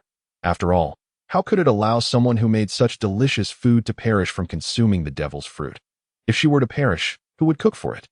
Xia Feng remained oblivious to Agua's thoughts as she continued to wander through the woods, also finding ginger and scallions. This world was indeed wonderful. There were even chili peppers. She held on to the notion that it had taken her so long to find these items. It was truly unexpected that they existed at all. Perhaps the beastmen simply did not know how to utilize them. Agua pondered. Why does this female always choose to pick devilish plants? Is she intending to poison it? The thought made Agua bristle with agitation. By noon, Xia Feng returned with the wild vegetables, ginger, and scallions that a Shui approached with neatly cut meat, and after tasting Xia Feng's cooking, her attitude had shifted considerably. Xia Feng, where did you go this morning? Xianzhe went hunting. Did you not see him off? Xia Feng paused, realizing from a Shui that the tribe's adult beastmen had ventured deep into the forest for a hunt. Why should I see him off? Xia Feng replied. Perplexed, a Shui was taken aback. Do you not like Xianzhe anymore? I no longer like him, Xia Feng replied, cradling the cat. By the way, Xia Shu mentioned that you had a fever and became dazed. Forgetting many things, a Shui, being gentle-natured, had lent her the bone knife. You used to like Xianzhe very much. Xia Feng chose not to respond further and placed her morning's harvest on a stone. Ah, Xia Feng, why are you picking the devil's food? A Shui exclaimed softly, gazing at the bright red chili peppers. Devil's food? Indeed, those fruits are particularly distressing to eat, leaving the throat feeling as if it were on fire. Do not eat them recklessly, a Shui warned, concerned that Xia Feng might ingest the devil's food. They all believed these items were meant for demons. Xia Feng remarked, ginger, scallions, and chili peppers do indeed have a spicy flavor. I did not anticipate that these beastmen would be so resistant. Fearing that Xia Feng might act recklessly, a Shui resolved to assist her with the cooking. Xia Feng recalled the soup she had prepared the previous day and politely declined, stating, I will handle it. The Divine Son has shared many culinary techniques with me. Really? A Shui felt a sense of trepidation towards the Divine Son. Meow. I did not, Agua protested, equally afraid that Xia Feng would mistakenly incorporate the devil's food into her cooking. Unfortunately, no one could comprehend its concerns. Upon seeing the beef, Xia Feng pondered and decided to make beef soup. She sliced the beef thinly, boiled water, and cooked it for about 30 seconds before adding scallions and moving the stone pot aside. A faint aroma wafted through the air. Xia Feng served a bowl for Agua, allowing the little creature to eat first. Agua, observing the floating scallions in the broth, refused the offering. It had tasted this devilish food before. In its youth, it had foolishly nibbled on it in the woods, and the memory of that flavor lingered painfully. Why is it so delicious? A Shui held tremendous trust in the Divine Son. And despite Xia Feng having added the devil's food to the soup, she still partook. The soup bore a subtle scallion fragrance, and the beef was tender and delectable. I have cooked beef for so many years, yet I have never tasted beef this exquisite. The beastmen's culinary methods were often simplistic and crude. Most meat was simply roasted over a fire, with little seasoning involved. It was deemed ready to eat once it was adequately cooked. A small portion was boiled for soup, sometimes carelessly chunked into water, occasionally accompanied by mushrooms from the woods. However, meat that had been boiled often turned tough, making it difficult for the females to chew. Xia Feng, how did you achieve this? A Shui quickly finished her bowl of beef soup, licking her lips in lingering satisfaction as she inquired. Xia Feng smiled. It is quite simple.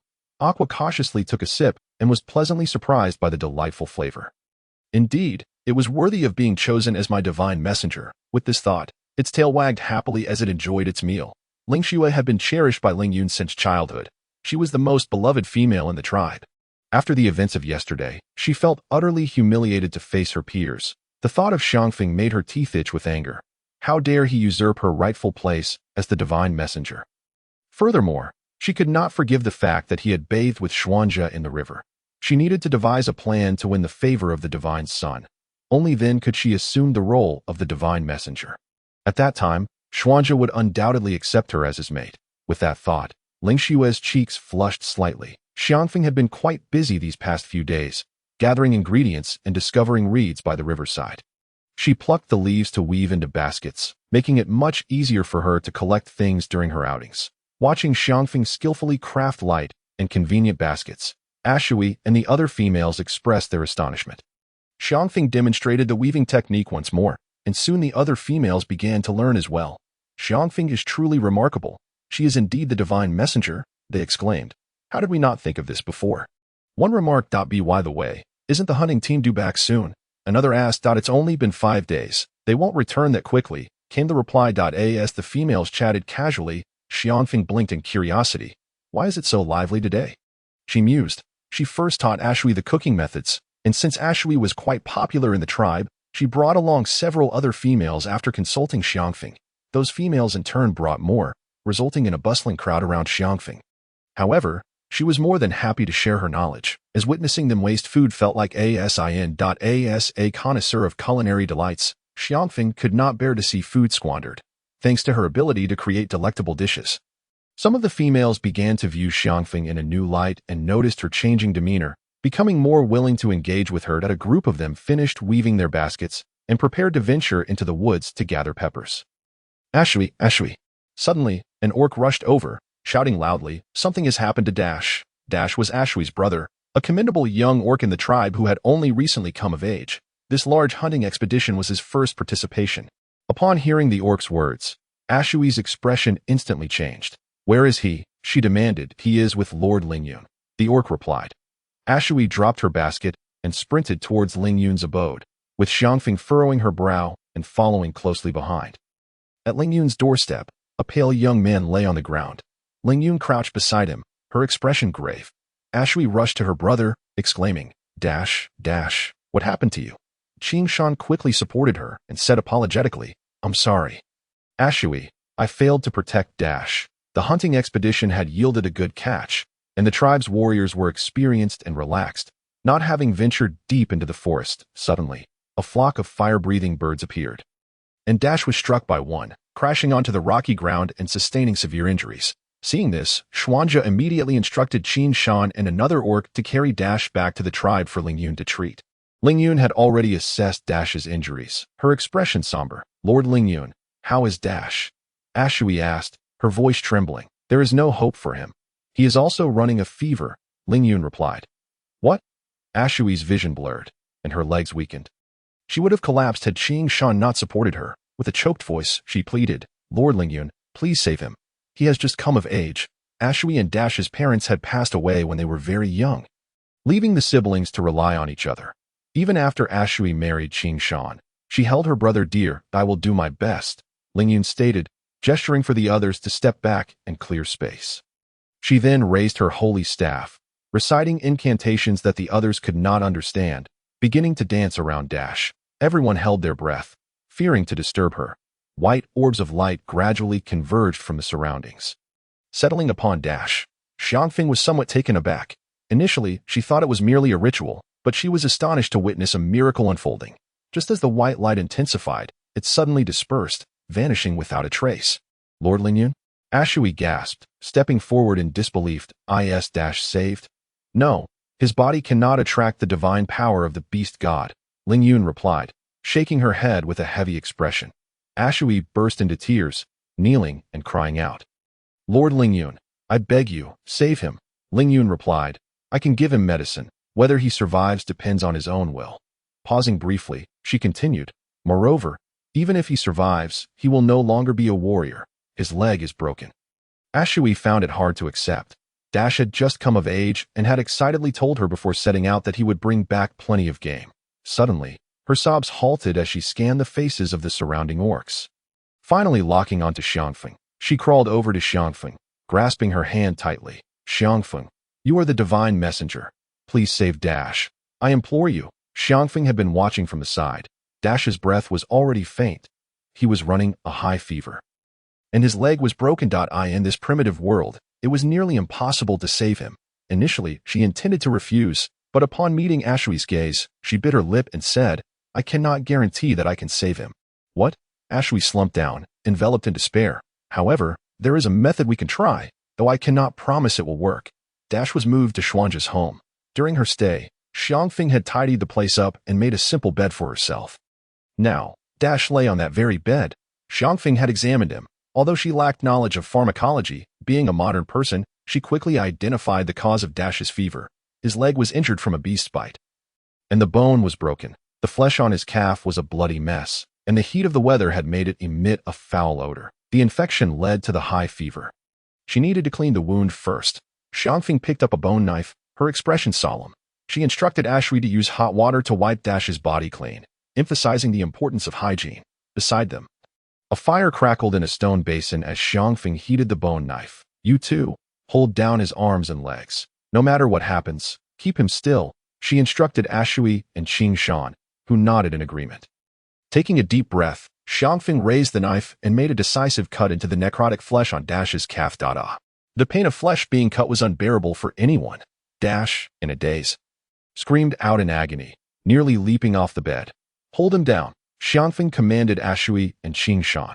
Though they found her actions terrifying, they complied, restraining Dash. Time seemed to stretch on, but finally, Xia Feng succeeded in removing the dead flesh from Dash's calf. Bright red fluid spilled forth, and Xia Feng applied the herbal concoction she had prepared earlier to the wound. After completing the procedure, she was drenched in sweat. Meow. Aqua nudged her. Is it done? Ashui asked anxiously. Her hands trembling. Xia Feng's actions had been quite daunting, but with the divine sun watching, Ashui chose to trust her out of reverence. Not yet. We must continue to use animal skins soaked in water to wipe his body tonight. If the fever subsides, that would be good. Xia Feng instructed. In this era, there were no antipyretics or fever-reducing injections.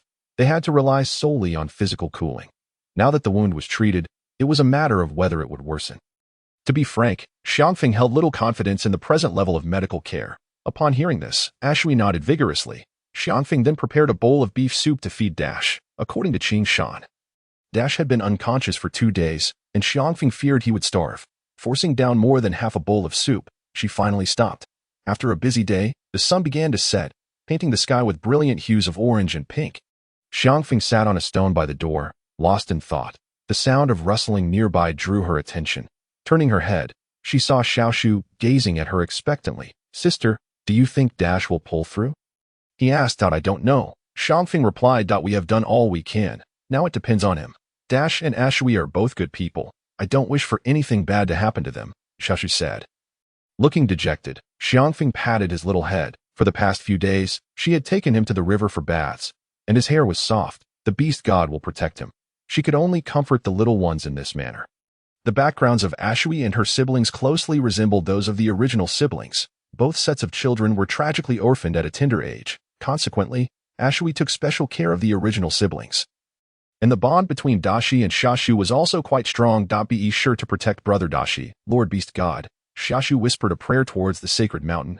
Chapter 12. Awakening. Miao Ego leaped onto Xia Feng's shoulder, expressing dissatisfaction with a few plaintive cries. Xia Feng gently patted its small head, asking, Are you hungry, Lord Shinsi? Meow. Xia Feng served it a bowl of beef soup, but Egu was far from satisfied, continually tapping the stone with its tiny paws to convey its displeasure. Please bear with me for today. I promise to prepare something delicious for you tomorrow. Xia Feng whispered. To be honest, before her transmigration, she was not a doctor or a nurse. The fact that she did not vomit while cutting away Dashi's decayed flesh was an impressive feat in itself. However, at that moment, she had little appetite left. While slicing the meat for Dashi, she had been on high alert, and now that it was over, she felt utterly fatigued. Egu, being quite intelligent, could sense her weariness and refrained from bothering her further. Unconsciously, Xia Feng's eyelids grew heavy. Sister, Xiaoshu noted. By the time he looked over, Xia Feng had already fallen asleep. After a moment's hesitation, he entered the house and retrieved a piece of beast hide to drape over her. The hide had been freshly cleaned a few days prior and bore the warm scent of sunlight. Xiaoshu sat beside his sister, resting his chin on his hands as he gazed at her, sensing a significant change in her demeanor. Though she had always been the most despised female in the tribe, occasionally joining her companions in play, they would mock her, saying that no one wanted her as a female. Xiaoshu would readily engage in brawls with them. Despite her unpleasant disposition, their lives had been arduous since their parents' demise and the destruction of their home in a fire. Initially, some male beastmen from other tribes expressed a desire to marry her and take her away. But the one condition was to leave behind Xiaoshu, the burden. Yet she resolutely refused. Although moving to another tribe would offer her a better life, she chose to remain for his sake. She would even reserve the sweetest fruits for him and care for him when she fell ill. He vowed to become a powerful warrior within the tribe to protect her in the future. Now, his sister had grown even more formidable, becoming the messenger of the Shinsi and creating many delectable dishes. Sister, I will protect you, Xiaoshu whispered softly. When Xia Feng opened her eyes again, the sky was filled with stars, and the air was filled with the sounds of unknown insects chirping. The severe pollution of blue star meant that even in rural towns, such a beautiful sky was a rarity. Xiaoshu had fallen asleep against her shoulder. After a few days of her care, the thinness of his face had filled out slightly. Egu, nestled in her arms, stirred awake at the noise. Xia Feng placed her finger to her lips in a shushing gesture. and Agu closed its eyes once more. Xiangfeng entered the house to check on Dashi, where the firewood continued to burn. The dim light in the room emanated from the burning logs. Ashui and Qingshan were both anxious, especially Ashui, who had been diligently following Xiangfeng's instructions to sponge Dashi's body with cold water. Now, in the early hours of the morning, Ashui sat by Xiangfeng's makeshift bed, leaning against Qingshan, drowsy. Qingshan seemed to have heard a noise and turned his gaze sharply. His eyes glowed faintly in the darkness. Resembling a wild beast, Xiangfeng felt a tightening in her chest, but Qingshan quickly tempered the murderous intent in his gaze. Xiangfeng? Yes, I came to check on his condition, she replied, striving to keep her tone calm. Approaching the bedside, she bent down to feel Dashi's forehead. What is it?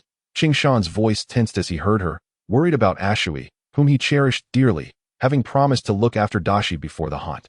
He feared that if something were to happen to Dashi, Ashui might leave him in sorrow. In nothing. He has broken his fever, Xiangfeng said in surprise. Is it due to the beastman's robust health? Really? Qingshan expressed his delight. Xiangfeng's face reflected deep contemplation as she turned to Qingshan and whispered, yes, if he doesn't continue to run a fever, he should be fine. The following morning, Xiangfeng was jolted awake by Ashui's shrill cry. Having slept against the door all night, her back ached, and her mind was still foggy when Ashui burst from the house, exclaiming, Xiangfeng, Dashi is awake. He has awakened.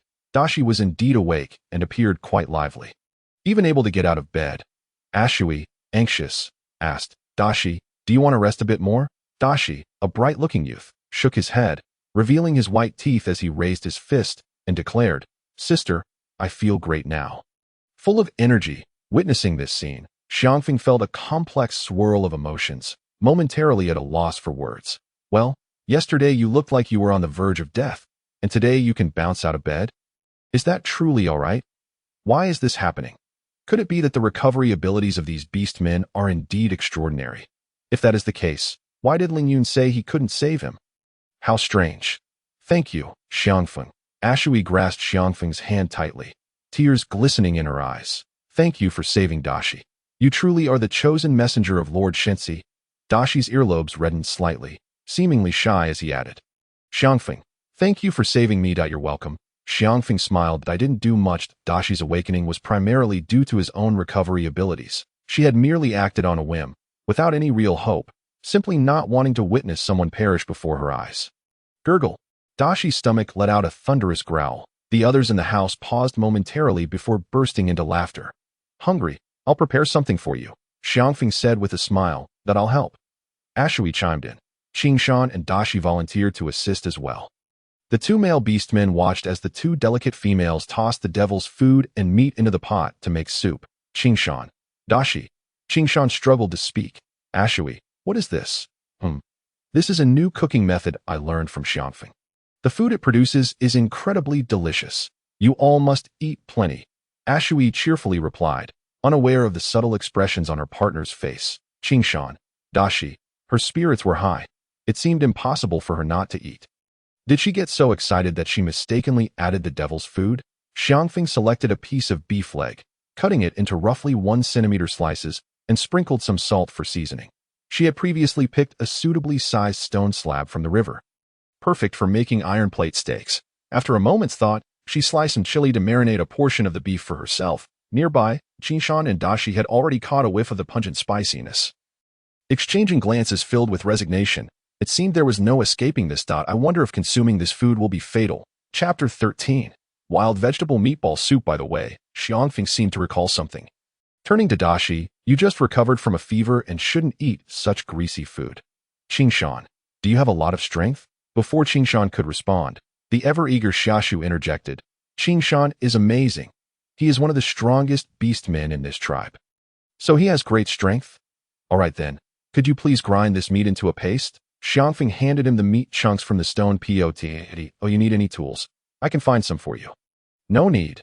Qingshan waved his hand. Just pound it into a paste, right? After receiving confirmation, Qingshan hefted his fists and pounded the meat in the stone pot.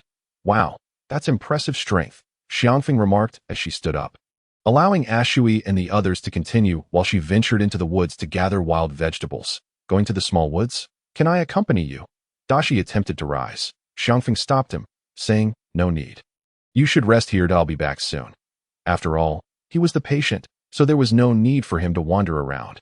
Rejecting Dashi's offer to join, she took Agu and Xiashu to the small woods.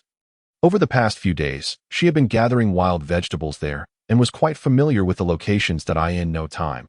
She returned with a basket brimming with greens. "Are these leaves?" Dashi looked at the basket full of vibrant wild vegetables.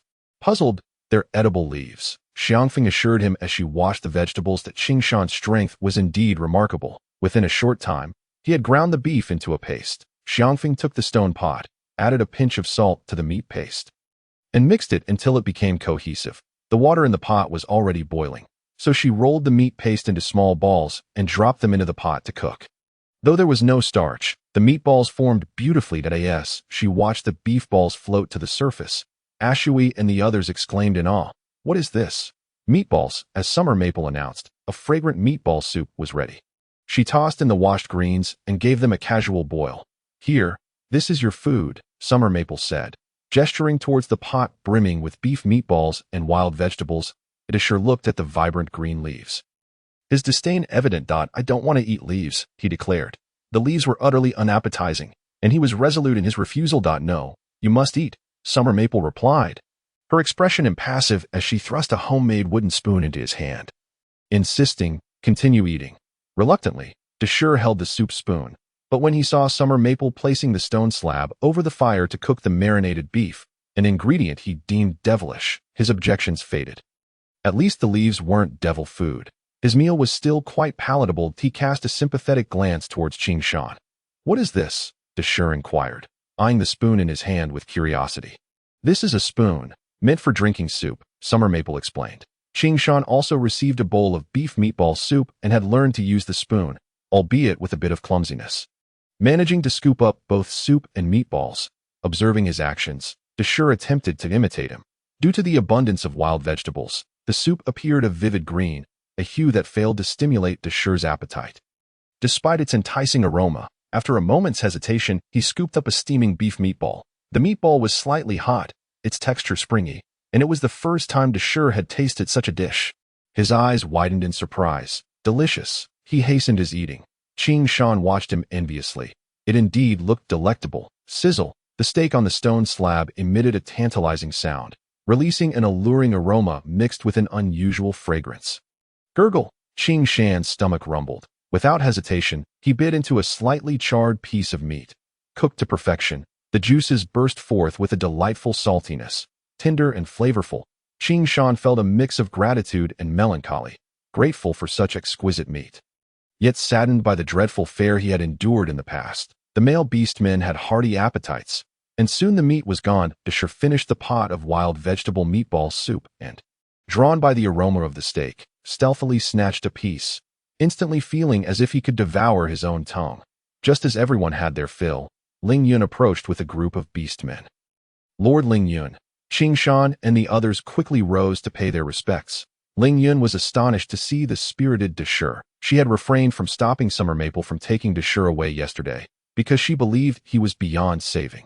Yet, early this morning, she received reports indicating that Dashur was unharmed. Summer Maple had rescued him and healed his wounds, and Dashur was now lively.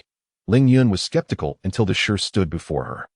Her expression stiffened momentarily before breaking into a smile of relief. "It seems the medicine I gave you yesterday was effective. Dashur, the beast god is watching over you. We are grateful to the beast god." With that, she turned reverently to kneel towards the eternally snow-capped sacred mountain in the north. As she knelt, the other beastmen followed suit, kneeling and chanting their thanks to the beast god. Even Ashui and Qingshan were moved to kneel. Dashur, unable to kneel due to his legs, nonetheless wore an expression of fervent gratitude on his face, revealing his appreciation for the beast god. Summer Maple mused, "Hiss, this old woman is rather cunning." Yesterday, the power of the beast god had failed to save Dashur, and the old woman had given up on him, leaving him to fend for himself. Now, with Dashur safely out of danger thanks to Summer Maple's assistance, she rushed over to bask in the glory, claiming the credit that rightfully belonged to Summer Maple. Before the beast god, Summer Maple was but a mere speck. However, she thought, it was understandable. She hadn't been much help yesterday. Dashur's recovery was due to his robust physique. Summer Maple's calm demeanor surprised Ling Yun, who then turned to inspect the wound on Deshire's calf. The wound had been thoroughly dressed with crushed herbs by Summer Maple the previous day. From a distance, his calf appeared to be covered in a dark mass. Deshire hesitated, instinctively glancing at Summer Maple, who had remained silent. The Lord's Son said that the herbs on the wound cannot be removed. Summer Maple said, adeptly invoking Agua's name. Agua, having been well fed, was quite accommodating towards her servant in such trivial matters. With that declaration, Ling Yun dared not contest her words. Moreover, Summer Maple continued, thanks to the Lord's Son watching over Deshire through the night, he has emerged unscathed. Upon hearing this, the surrounding beastmen recalled how yesterday the power of the beast god had refused to save Deshire, and that Ling Yun had stated he could not be saved. Now, Deshire had recovered. In truth, apart from my gratitude to the beast god, I also wish to thank Lord Summer Maple, Deshire said, scratching his head. If it weren't for her, I would likely not see today's sun. Chapter 14. Sweet potatoes and yellow beans. The tale of Summer Maple saving Deshire spread rapidly throughout the tribe. Each time she ventured out, she was met with more respectful gazes. Have you heard? Even Lord Ling Yun could not save Deshire, but Lord Summer Maple did. Truly a divine envoy. Utterly remarkable. Ever since Lord Summer Maple became the divine envoy, everything has changed. Even her food is delectable.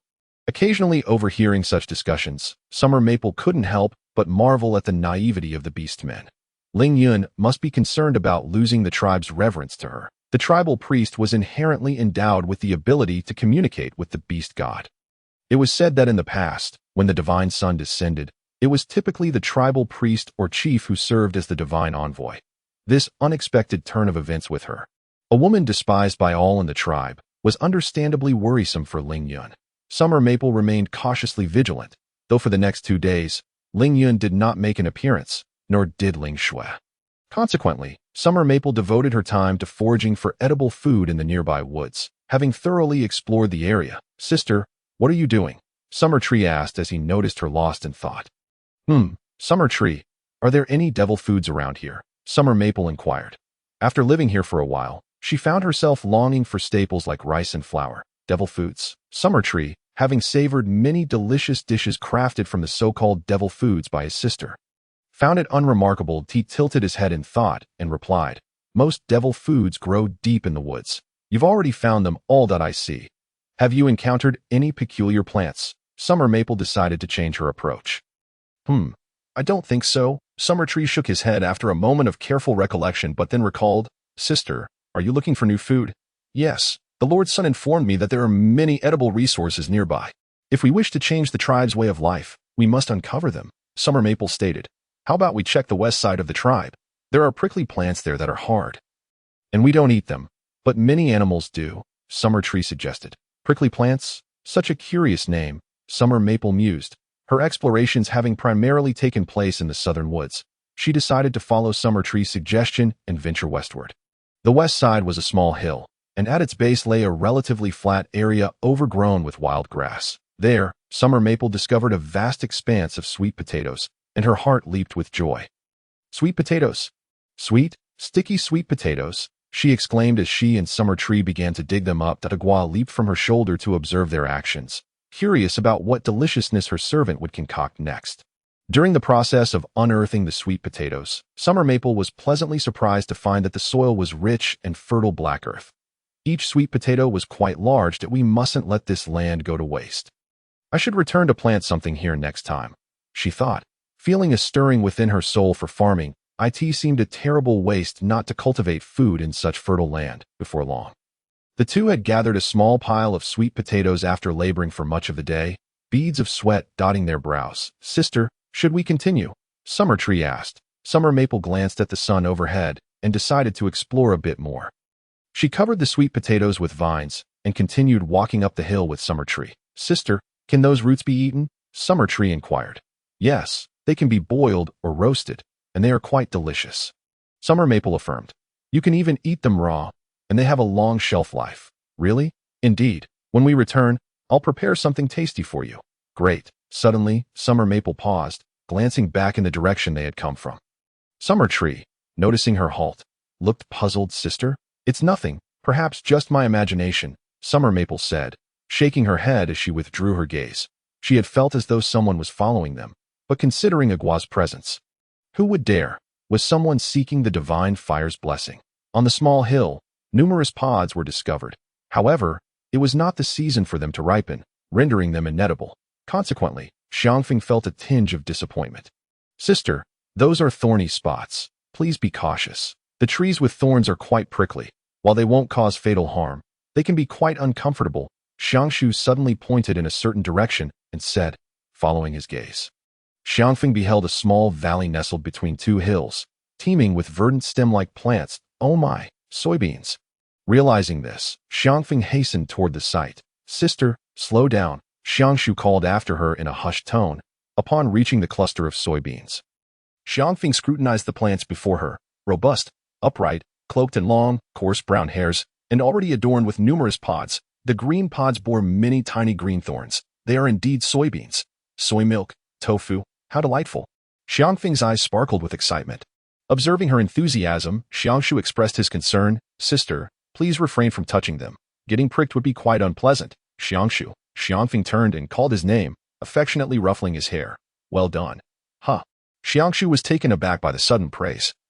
Glancing between his sister and the spiny plants, his expression one of astonishment. Can these thorns really be eaten? Absolutely. Xia Feng replied emphatically. They can be transformed into many delectable dishes, but how can we prepare them? Right now, they are so prickly that consuming them would be quite uncomfortable. Even when autumn arrives and the fruits burst forth, they will still be quite hard. Xiangshu pondered, looking perplexed. You'll see when the time comes. Xia Feng joyfully remarked. For now, the soybeans were not ripe, and thus not suitable for consumption. Today's harvest of sweet potatoes and soybeans left Xia Feng feeling quite satisfied, as time was of the essence. Xia Feng and Xiangshu retraced their steps. Upon returning to the sweet potato field, Xia Feng's brow furrowed slightly. The vines covering the sweet potatoes had shifted. Could it be a beast? She murmured, not dwelling on it. A portion of the sweet potatoes was missing, yet their baskets were filled to the brim. Upon their return to the tribe, they found the other beastmen in high spirits. Lady Xia Feng, one beastman greeted her. What is the occasion? Why is everyone so jubilant? Xia Feng casually inquired. The beastman replied with enthusiasm. Today, Ling Xue received divine guidance from the beast god, discovering edible food on the small mountain to the west. The small mountain to the west. Xia Feng raised an eyebrow. The beastman continued. We all tasted it earlier. The food is sweet and glutinous, exceptionally delicious. Everyone is preparing to accompany Ling Xue to the west to dig up this food, which is said to have a long shelf life. In the primitive world of beastmen, food was a precious commodity. They lacked the consciousness of agriculture, relying predominantly on hunting and foraging for edible fruits in the forest. During ordinary seasons, food was generally sufficient. However, winter posed a dire threat due to insufficient food storage, leading to starvation and fatalities each year. Hence, the discovery of food that could be preserved for long periods filled them with immense joy. Chapter 15. Witnessing the unseen. Is this the food you speak of? Xia Feng inquired, holding up a sweet potato from her basket. The beastman, somewhat surprised, responded, Lady Xia Feng, you are familiar with this food? The divine sun led me to pick it. She placed the sweet potato back into the basket. Thanks to the divine sun, the beast god has shown our Baishan tribe such favor, guiding us to seek new sources of nourishment. Isn't that so? Lord Lingyun? Xia Feng's gaze fell upon Lingyun and the others standing a short distance away. Ling Xue, overhearing, interjected, her tone irate. I was the one who found this food first. I merely expressed gratitude toward the divine sun. Without him, we would not have discovered it. Do you not agree? Xia Feng's words left Ling Xue speechless, unable to refute her claim. The beastmen inherently revered the divine sun, and since Xia Feng had indeed been with him, to deny her would imply risking divine retribution. The mere thought of the fearsome divine flame sent a shiver down Ling Xue's spine. How feeble. Xia Feng thought internally, finding Ling Xue's antics rather juvenile and unworthy of her attention. She would not allow Ling Xue to steal her credit. A few simple words made it clear to all that the discovery of new food was due to the divine sun's guidance. Xiangshu, let us be on our way, Xia Feng said indifferently, casting a glance at Ling Xue as she headed toward Xuanzi's home. Sister, Xiangshu hurried after her, his cheeks slightly plump from being well fed by Xia Feng. Did she secretly take some of the sweet potatoes we dug? Indeed, Xia Feng nodded. How outrageous! I must expose her, Xiangshu declared, clenching his fists. Expose her? How do you plan to do that? Xia Feng halted her steps, turning to him with a questioning gaze. Do you have proof? Xiangshu's eyes darted around. And after a moment, he deflated. No, the only witnesses to their sweet potato digging were himself and his sister, with no one else to corroborate their claim. Wait, Xiangshu's eyes sparkled as he looked at the small white cat perched on Xia Feng's shoulder. Sister, we have the Divine Sun. Can you understand the Divine Sun's words? Xia Feng asked him. Xiangshu, confused, replied, I can't. Then that's settled. Not understanding is quite troublesome. Xia Feng paused, her dark eyes gleaming with insight. Moreover, such petty tricks hardly pique my interest. Xiangshu. Xia Feng pondered, realizing that perhaps the backwardness of their surroundings rendered Lingshua's tactics rather feeble. Had she directly countered Xia Feng's statement, Xia Feng might have found it engaging to spar with her verbally. However, she found Lingxua utterly uninspiring, lacking the courage to claim credit, yet too timid to frame others. TSK. Upon returning to Xuanz's home, Egu diligently kindled the fire. Xia Feng tossed several sweet potatoes into the flames to roast. Thanks to the fertile black soil, the sweet potatoes thrived, each one plump and luscious. Before long, the air was filled with a sweet aroma wafting from the fire.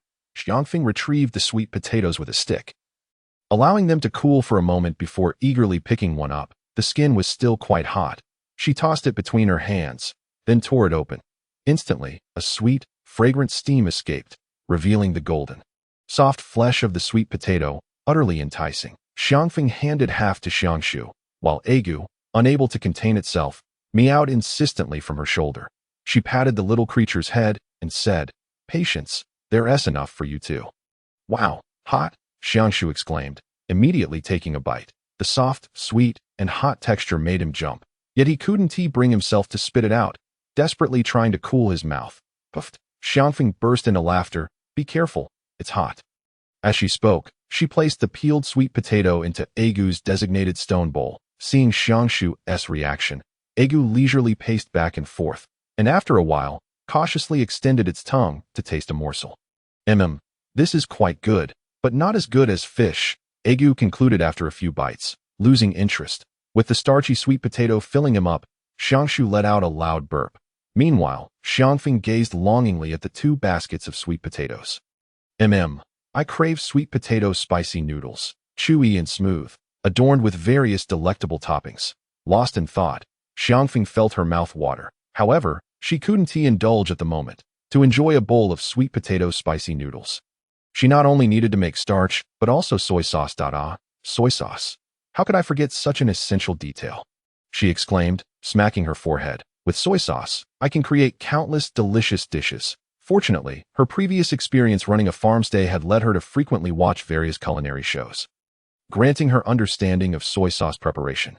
Wait, to make soy sauce, I'll also need a vat. All right, let's construct a kiln. Those stone bowls and pots are rather cumbersome.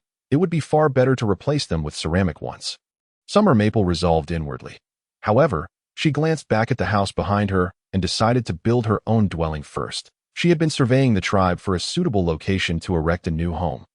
And now she had settled on a site just west of the village, conveniently close to the fertile black soil, ideal for cultivation. Without delay, Summer Maple set off, gathering half a basket of sweet potatoes to take to Shui's home. Thanks to Deshur, her relationship with Shui had significantly improved. They often exchanged food with one another. This time, Summer Maple sought Shui's assistance, hoping to borrow the labor of Qing Shan to help with the construction of her house. Orcs possess a strong sense of territory, reportedly due to their heightened sensitivity to scents. She approached Shui's house. A gua, perched on Summer Maple's shoulder, suddenly began to meow. Startled, Summer Maple watched as a gua leapt down and dashed away. What's wrong? She wondered, puzzled by its retreating figure. It was evening, and according to past habits, Shui would typically be cooking at her doorstep. Yet today there was no sign of her. Perhaps she had gone to dig sweet potatoes with them? Summer Maple mused to herself. Just as she contemplated returning tomorrow, a commotion erupted from within the house. No, it was Shui's voice, tinged with distress and anguish. Summer Maple's heart tightened, seizing a stone from the roadside. She flung open the door covered with animal hides and rushed inside. Let Shui go. The occupants of the room were taken aback upon witnessing the scene inside. Summer Maple felt utterly unhinged. I am sorry for the intrusion. she exclaimed hastily before spinning around and fleeing. Ah, ah, ah. Summer Maple's mind screamed in chaos, feeling foolish. Oh dear, how could I face a Shui and Qing Shan again? Chapter 16. I'm just kidding. When Summer Tree saw her sister return, her face flushed and panting, she was taken aback. Sister, weren't you going to find a Shui? She had something to attend to. I'll visit her tomorrow, Summer Maple replied, striving to keep her tone steady. Why is it that the orcs' houses are so vast, yet aside from the walls, the other rooms are absent? If they were conducting activities like today, wouldn't anyone walking and see everything? Summer Maple pondered, her expression turning grave as she stroked her chin. So, do male orcs sprout furry ears and tails in such moments? How fascinating. Yet, this world is inherently wondrous. Never mind, I shall not dwell on it. Let me sketch out the architectural plan for the house. Dining room, living room, kitchen, bedrooms, and bathroom must all be included. Choosing a relatively flat stone, Summer Maple began to draw with a charcoal pencil. Sister, what are you doing? Summer Tree inquired, intrigued by her sister's scribbling. Are you praying to the beast god? No, I'm designing our new house, Summer Maple responded. A new house. Indeed, the following morning, before Summer Maple could seek her out, a Shui arrived at her doorstep. Good morning, a Shui, Summer Tree greeted, only to swiftly retreat. Summer Maple felt a twinge of confusion. What's the matter? A faint blush adorned a Shui's cheeks as Summer Tree explained. Qing Shan left too strong a scent on a Shui, and it's making me uncomfortable. Ugh, he's bothersome. He has been pestering me since yesterday until this morning, a Shui exclaimed, shaking her hair in annoyance. I kicked him away. Summer Maple paused. Wait, did she just mention something inappropriate? Scent. Her nose twitched. A Shui likely smelled fresh, having bathed recently. Did you need something from me yesterday? A Shui asked. Summer Maple nodded vigorously. Yes, to build a house. That's fine, but there aren't many males in the tribe right now. Perhaps you should wait until the hunting team returns before constructing? Everyone would be more than willing to help build a house for the goddess child and the divine envoy.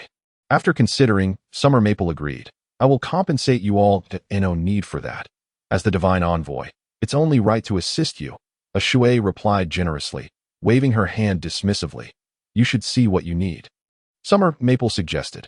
All right, a Shui readily accepted. Summer Maple and Summer Tree continued to roam the tribe, eventually locating the clay they sought.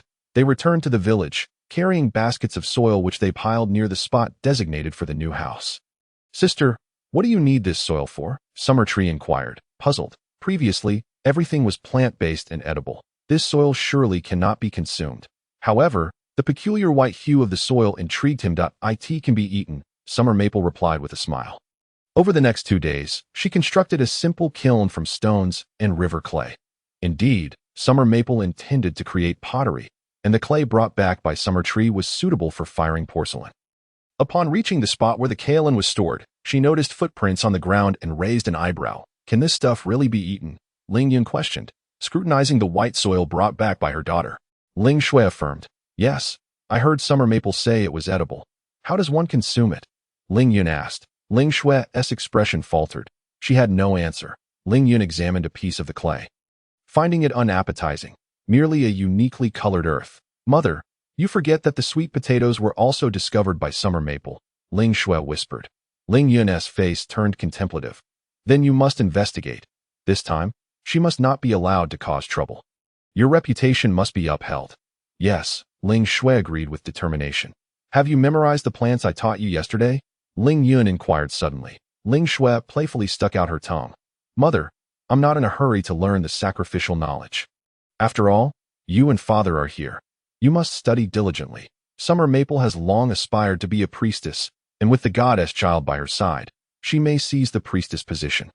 I've built considerable prestige over the years. She cannot touch me, but whether you can succeed me as the next priestess remains to be seen. Mother, I believe the priority now is to figure out how to consume this soil. Ling Shui remarked, finding the priestess role both burdensome and troublesome. Her dream was simply to marry the strongest warrior in the tribe, Xianzhe. Seeing her daughter's determination, Ling Yun sighed. Xianzhe will not accept a common female. That's why I'm working on building relationships within the tribe, Ling Shui replied. If I profess my love to Xianzhe during the sacrificial festival, the others will surely support me. Furthermore, I am the most beautiful female in the tribe. Xianzhe will undoubtedly choose me as his mate, Ling Shui declared confidently. Ling Yun chuckled. Indeed, you are the finest. Summer Maple collected several pieces of kaolin and returned home, where she set a fire to roast the clay. Summer Tree sat beside her, watching intently. Sister, can we really eat this? Yes, the goddess child said this soil is special, if it's roasted in the fire. Once taken out, it can be consumed to gain immense power. Really? Yes, but won't it be too hot when taken from the fire? It will be hot, but as long as you eat it, you will gain strength. Will I become a powerful warrior if I eat it? Summer Tree gazed at the fire with eager anticipation. Summer Maple fell silent, glancing at the nearby trees and houses. Then suddenly chuckled, seeing her sister laugh unexpectedly. Summer Tree was bewildered. Sister, why are you so happy? Because I just thought of something delightful. Summer Maple replied as she stood up, that I'm going to wash up by the river. Huh? Sister, aren't you going to eat the soil from the fire? Summer Tree hurriedly asked. Summer Maple turned to him. Silly little brother, you can't eat the soil. Huh? But you just said, I was just teasing you. Summer Maple said, patting his small head. Next time, be a bit more attentive. Summer Tree. The riverbank beside the tribe was pleasantly cool, the water icy. Thankfully, it was the sweltering summer. Summer Maple dipped her feet into the water to test its temperature. Satisfied that it wasn't too cold, she shed her animal skins and stepped in. The proximity to the sacred mountain resulted in occasional ice fragments cascading down the river. Previously, Summer Maple had jumped straight into the water without checking, resulting in a shivering experience. Since then, she always tested the water's warmth beforehand. Chapter 17. White porcelain bowl. Bathing in the river during summer was quite pleasant, but winter would likely be unbearably cold. She longed for the modern convenience of hot water. If she were to build a house, it must include a bathtub. Returning to the fire pit, still damp from her bath, she began to retrieve the sweet potatoes with a stick, only to unexpectedly discover white porcelain shards. Xia Feng blinked, feeling as though her eyes were deceiving her. The branch in her hand stirred a few times, revealing several smooth, white porcelain shards before her. Porcelain? Where did they come from? Could it be that high-quality kaolin? No, it requires a firing temperature of at least 1200 degrees. How could this ordinary fire have transformed kaolin into porcelain in such a short span? It's simply unscientific. Just as Xia Feng was lost in thought, a gua sauntered over, rolling at her feet. Her gaze fell upon the feline, and if there was anything amiss, it was the fire that a gua exhaled. The lazy gua sprawled on the ground, dissatisfied with Xia Feng's lack of response, swished its fluffy tail against her ankle. Xia Feng picked it up and placed it on her lap, retrieving a small comb to groom its fur. The comb was one she had crafted for her own hair, and after a chance encounter where she had groomed a gua once, it became enamored with the sensation. Every day, Xia Feng would comb its fur once or twice. With each gentle stroke of the comb, a gua's tail wagged incessantly, the entire cat appearing languid, resembling a fluffy white cloud in the sky from a distance. Xia Feng collected the shed cat fur, intending to fashion a small blanket for a gua later. After grooming a gua, she took another piece of kaolin, casually molded it into a shape, and tossed it into the fire. She then crafted a batch of bowls and plates, placing them inside the house to dry. Once she had completed her tasks, Xia Feng retrieved a bowl from the nearly extinguished fire, due to not allowing it to dry and the rough manner in which it was thrown into the flames. The already peculiar bowl had become even stranger, its rim uneven and its body crooked. The bowl's color was as white as exquisite jade, and when she tapped it lightly with her finger, a crisp sound resonated. Aside from its odd shape, it was indeed a well-fired bowl. However, its shape rendered it unusable. Xia Feng surmised this was likely due to a gua's divine fire, deciding to experiment again the following day. When a Shui arrived, carrying a basket of sweet fruits, she spotted Xia Feng leaning against a tree trunk, fast asleep. The delicate fatigue gracing her beautiful features lent her an adorable resemblance to a wild rabbit in slumber. The divine child nestled against her leg, curled into a fluffy ball, perked its ears at the sound of footsteps, only to drift back into sleep upon seeing a Shui initially intended to awaken her, but hesitated, allowing her to continue resting. When Xia Feng opened her eyes, she beheld the babbling brook, the overgrown grasslands, and the distant snow-capped mountains. She gently patted her forehead, realizing that she had been in the Beastman continent for quite some time. And occasionally waking up disoriented, a singular thought would flicker in her mind. Where am I? You're awake. Xia Feng turned to find a shui offering her sweet fruits that you've been here all day without returning for a meal. I was a bit worried about you, she added.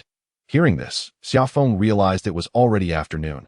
She had spent the entire day bustling around the small kiln, only grabbing a bit of jerky to stave off hunger. This time, she dared not stray far, fearing Ling Shui might cause trouble again. What was intended as a brief rest in the shade had turned into an unanticipated slumber, gratefully accepting the sweet fruits. She remarked on their delightful sweet and sour taste, indulging in a handful before rising, brushing off the grass clippings from her attire, and smiling at a shui. You'll find out soon enough. Before long, a batch of pristine white bowls and plates appeared before a shui, who stared in astonishment at the dazzling porcelain. What is this? She gasped. Xia Feng lifted one of the bowls, its weight not quite substantial, yet preferable to the heavy stone bowls. These are dining bowls, she explained, and they are my payment for constructing your house. What do you think? If her intuition was correct, Agua's divine fire had indeed enabled the creation of these vessels. A shui admired the bowl's beauty. Their whiteness reminiscent of the snow atop the sacred mountain, imbued with a sense of sanctity under the sun's rays. She had never encountered such exquisite bowls during her visits to the trading grounds. And she nodded eagerly. Yes, of course. Pausing mid-sentence, she added with a hint of concern, but isn't this reward a bit too extravagant? She recalled her previous encounter with a tribe skilled in crafting pottery, where she deemed their pots to be large and beautiful. Yet a single pot cost a pelt in exchange, which she could not bear to part with. Now, witnessing Xia Feng's creations, they appeared far superior. Not extravagant, Xia Feng replied. These bowls are quite fragile, unlike the sturdy stone bowls that were durable and dependable. Porcelain was indeed alarmingly delicate, very precious, a shui remarked, noticing Xia Feng's nonchalant demeanor, and recounted her experience from the previous year at the trading grounds. Xia Feng was taken aback by the potential value of these bowls. Yet her thoughts drifted to another topic. Trading grounds? Yes, don't you remember? Before winter arrives, various tribes gather in the plains beneath the sacred mountain to trade. Tribes with resources can exchange for many items needed during the winter. A shui's tone grew somber as she recalled. However, our tribe is quite average and can hardly acquire much. Every winter, many in our tribe starve or freeze to death. A shui, with her striking features, wore a furrowed brow that made her appear all the more pitiable. Before winter arrives, Xia Feng lifted her gaze to the sky, noting that it was still early summer, leaving them ample time. We will acquire many good things, she reassured a shui, patting her shoulder. However, a shui expressed doubt. Our tribe isn't particularly strong. With less than 1,000 members, other tribes might come here to seize our food. Xia Feng understood this all too well. Conflicts among primitive tribes were commonplace. She pointed to Agua, sunbathing on the grass, and inquired, would they dare to attack a tribe under the protection of a divine child? A shui replied, with the divine child present, they certainly wouldn't dare. Yet, the divine child will return to the sacred mountain before winter arrives. Then we must find a way to keep the divine child here. Xia Feng proposed. Do you have a plan? A shui asked. Perhaps, Xia Feng mused. I'll try something. Over time, she had gleaned insights into the little cat's disposition, which could be summed up as a glutton. If she wished to keep it in the White Mountain tribe, she would have to entice it with more delectable offerings. She speculated that the divine children returned to the sacred mountain before winter, perhaps due to the harshness of the season within the tribes. This year, at the very least, the White Mountain tribe would fare considerably better. Chapter 18. The new house is completed. Xia Feng's white porcelain bowls became immensely popular. Before long, many beastmen approached, eager to trade with her. Xia Feng informed them that she would not exchange them, as these bowls and plates were her payment for building their house. Upon hearing this, the idle beastmen's eyes lit up, and they eagerly offered to assist her. Xia Feng welcomed their help. Once the terms of payment were established, the beastmen returned the following day to commence work. Xia Feng first marked simple lines on the ground, instructing the beastmen to dig the foundation. Not too deep, about 1 meter. The beastmen were puzzled as to why she insisted on digging a foundation, but Xia Feng explained that it would provide greater stability for the house. The entire tribe's idle beastmen gathered to lend a hand. Xia Feng selected relatively even stones, and once the foundation was complete, they began constructing the house. Xia Feng mixed soil and grass to create a makeshift cement. The others found the house's design peculiar. With several distinct rooms, the beastmen collectively deemed the rooms quite small. When a Shui heard Xia Feng mention building walls within the house, she expressed surprise. Xia Feng, if you do that, the rooms will become quite small. Not small, Xia Feng replied, suppressing a grin at her comment. 50 or 60 square meters for a room is hardly small. In the future, when you bond with a male, they may sometimes revert to their original forms to relax. And there certainly won't be enough space for them, a Shui earnestly advised. Original form? Xia Feng noted this new term in her mind. If I have a partner in the future, I can always build another house. She replied.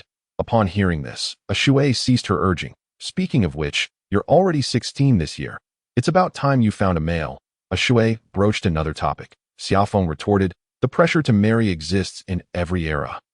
No, I have no such intentions at present, Xia Feng stated, noticing a Shui's desire to continue. Moreover, the divine child forbids me from seeking a partner. The divine child's shield remained remarkably effective. A Shui expressed surprise at why the divine child would not permit Xia Feng to find a partner. Xia Feng cryptically responded, because I have earned the divine child's utmost trust. As for this passage, a Shui held no doubts.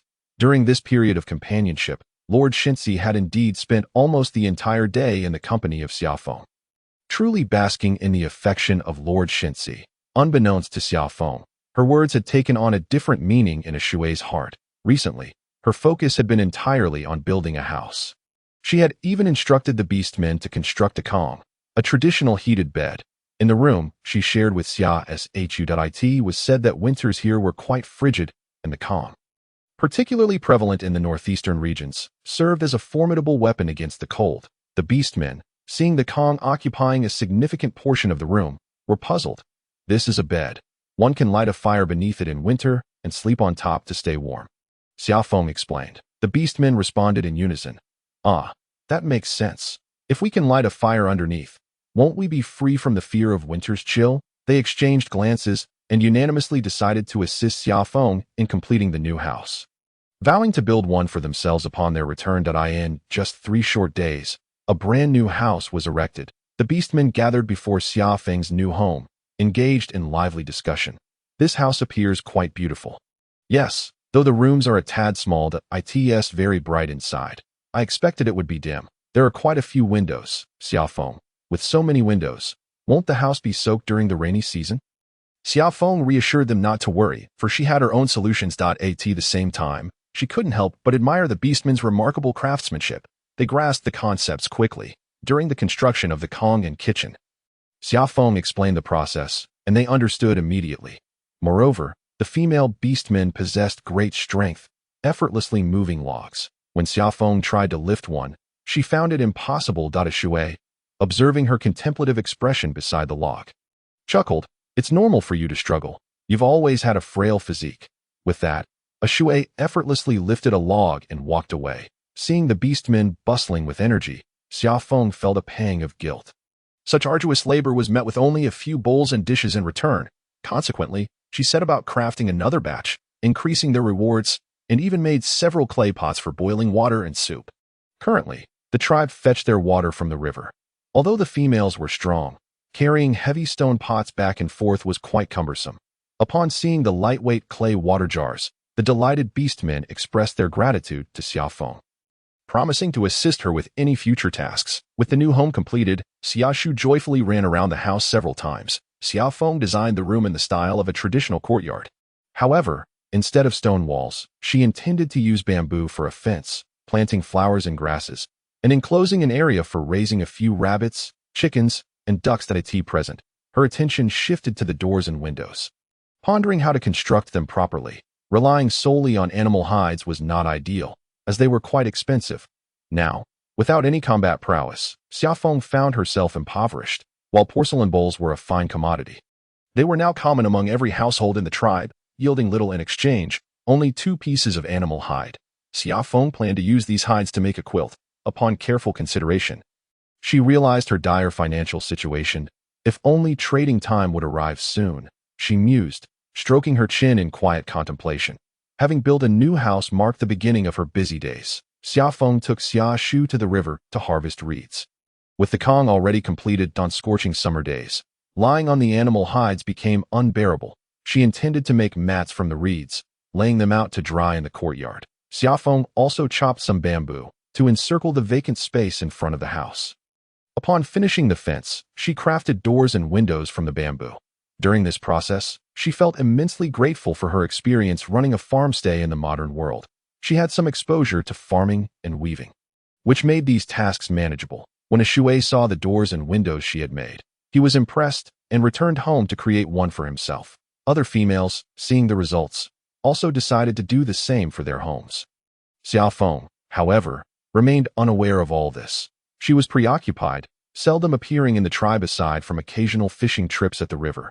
While Xia Feng busied herself, the entire tribe became lively, filled with jubilant cheers.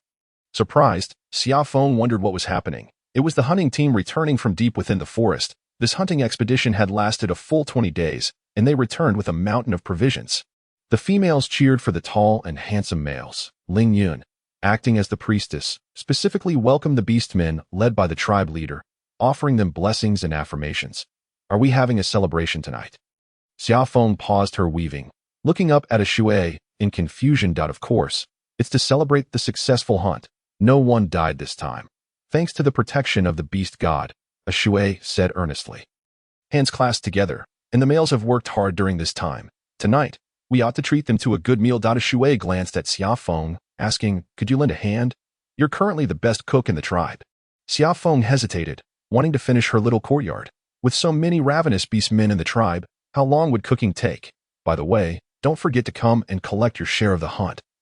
A Shui suddenly remembered, am I also entitled to a portion? Xia Feng inquired.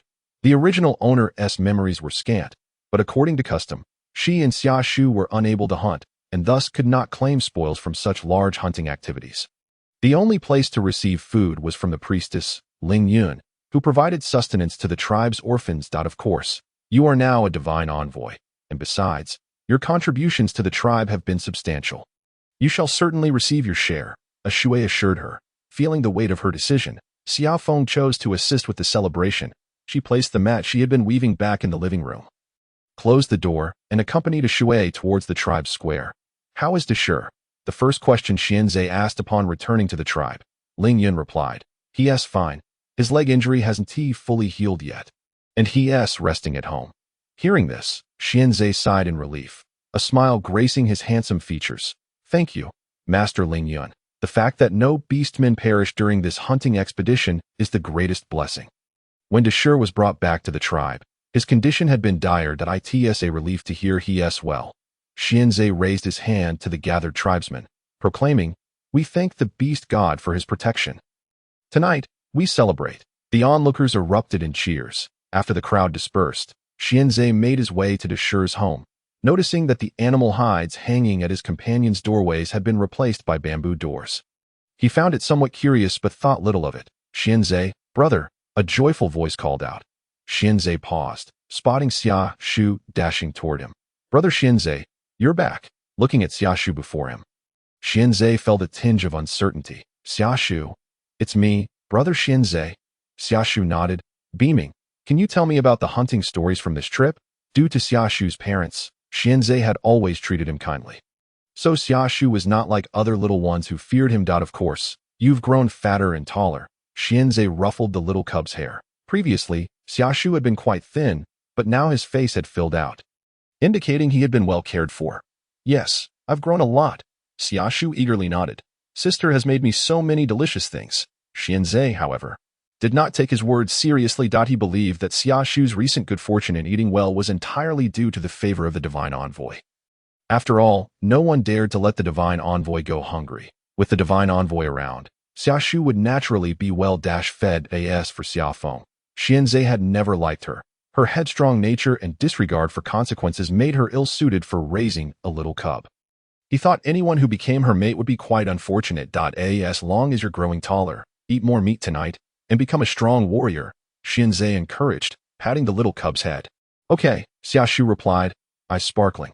Waving goodbye, Xianzhe signaled that he was busy. Just as he was about to leave, Xia Shu tugged at his hand. Brother Xianzhe, are you hungry? I have some food for you. Without waiting for Xianzhe to respond, he pressed the wrapped food into Xianzhe's hands and dashed away. Xianzhe watched the little cub's retreating figure, shaking his head. The contents wrapped in leaves were indeed enticing. Opening the leaves, he was momentarily taken aback. Did I ask this? Jerky and fish? Schwanza gazed at the dark beef jerky and little dried fish on the lush green leaves, feeling somewhat perplexed. The aroma wafting from them seemed quite appealing. He picked up a piece of beef jerky and chewed it, immediately revealing an expression of surprise. The meat bore no hint of fishiness and was imbued with a subtle fragrance, while the jerky was remarkably chewy. Initially, Schwanza had merely intended to consume a few pieces, but soon found himself unable to stop. Before long, he had devoured the entire portion. His gaze then fell upon the remaining dried fish, which he felt quite reluctant to try, as his previous encounters with fish had left him with a rather unfavorable impression. Just one piece, Schwanza murmured to himself. Approaching the entrance of the Dusher family, he noticed that the juice from the leaves in his hand had nearly evaporated. He smacked his lips as if savoring a lingering taste, discarding the now empty leaves. Just as he was about to unveil the animal hide to enter, he spotted the bamboo doors leaning against either side of the entrance. "What are these?" he called into the house. "Dusher. Coming, coming." The sound of which striking the ground echoed as Dusher, spotting Schwanza, appeared with evident delight. "You've come to see me. I was about to die from boredom. Come in and sit." Schwanza shared a good rapport with Dusher, so their conversation was rather casual. "How's your wound?" Schwanza inquired, following closely behind him. Upon entering, Schwanza was momentarily taken aback. Within Dusher's home were several bamboo chairs and tables, the latter adorned with a few gleaming white bowls. Dusher gestured for him to take a seat. "What is this? Why has your home changed so much?" Schwanza observed Dusher's actions and mirrored them. Settling down in a chair. "It's not just my home that has changed. The entire tribe has undergone significant transformation." Dusher chuckled, filling a bowl with water and sliding it towards him. "Thanks to Lord Xia Feng." Xia Feng? Hearing the name from Dusher's lips surprised Schwanza, as Dusher had previously held a strong aversion to Xia Feng. "Yes, Lord Xia Feng is quite remarkable. This bowl was crafted by her, and these tables and chairs were all made possible through her teachings." Dusher nodded earnestly. "Moreover, if it weren't for her, I might not have had the chance to see you again." Dusher recounted the recent events that had transpired within the tribe. Schwanza's brow furrowed slightly. Xia Feng had undergone a dramatic change, guided by the divine spirit to reclaim the devil's food, and her culinary skills had improved immensely. She had produced a batch of bowls whiter than the snow of the sacred mountain, which were not only lightweight but also exceptionally functional. Additionally, she taught other females how to craft tables and chairs from bamboo. The little ones in the tribe adored her for the food she prepared, and she even urged those who disliked bathing to wash properly. Schwanza questioned whether he had misheard, for it was inconceivable that Xia Feng could accomplish so much. "Are you certain it is Xia Feng, and not someone else?" he asked, for his mental image of Xia Feng was entirely different. "It is indeed Xia Feng," Dusher affirmed. "Her transformation has been remarkable. Truly, becoming a divine messenger makes a difference." Chapter 20.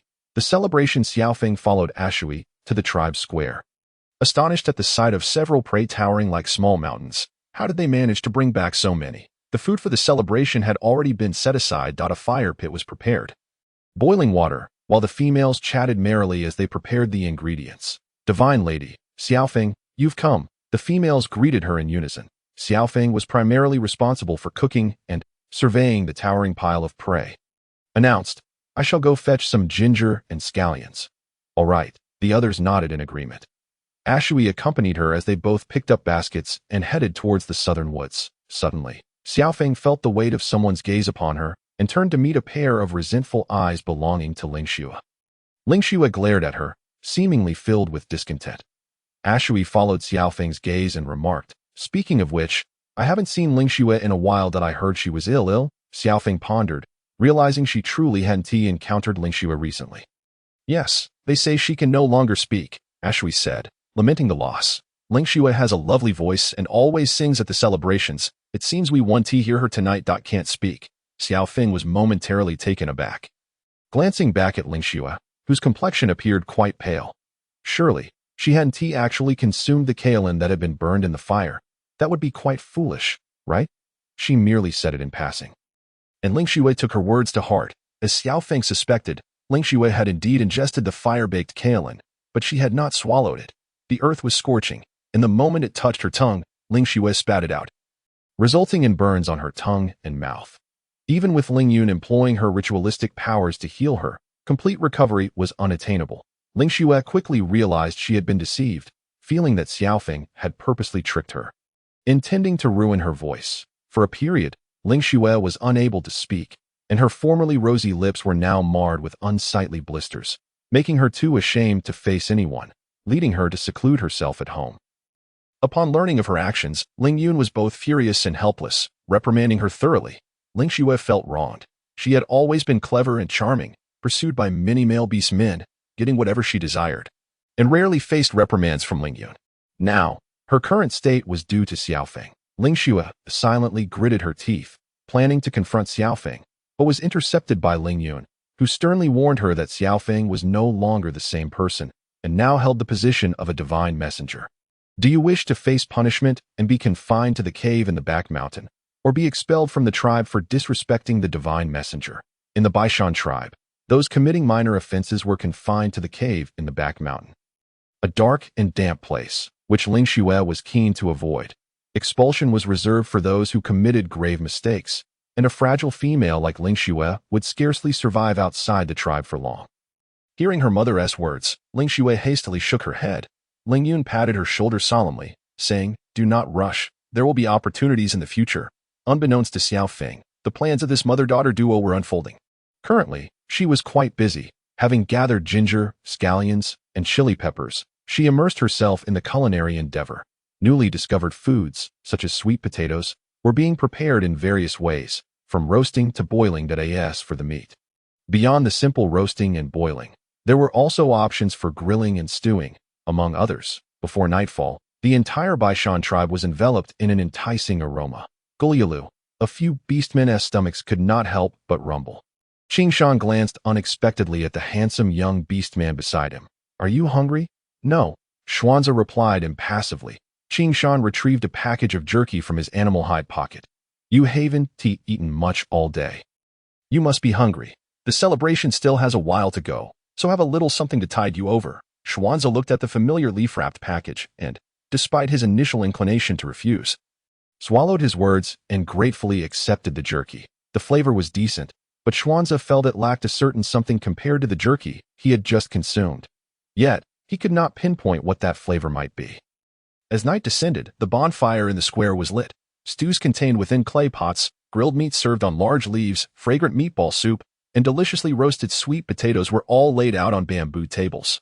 The male beast men, having returned after 20 days away, stared hungrily at the spread of food, their mouths watering.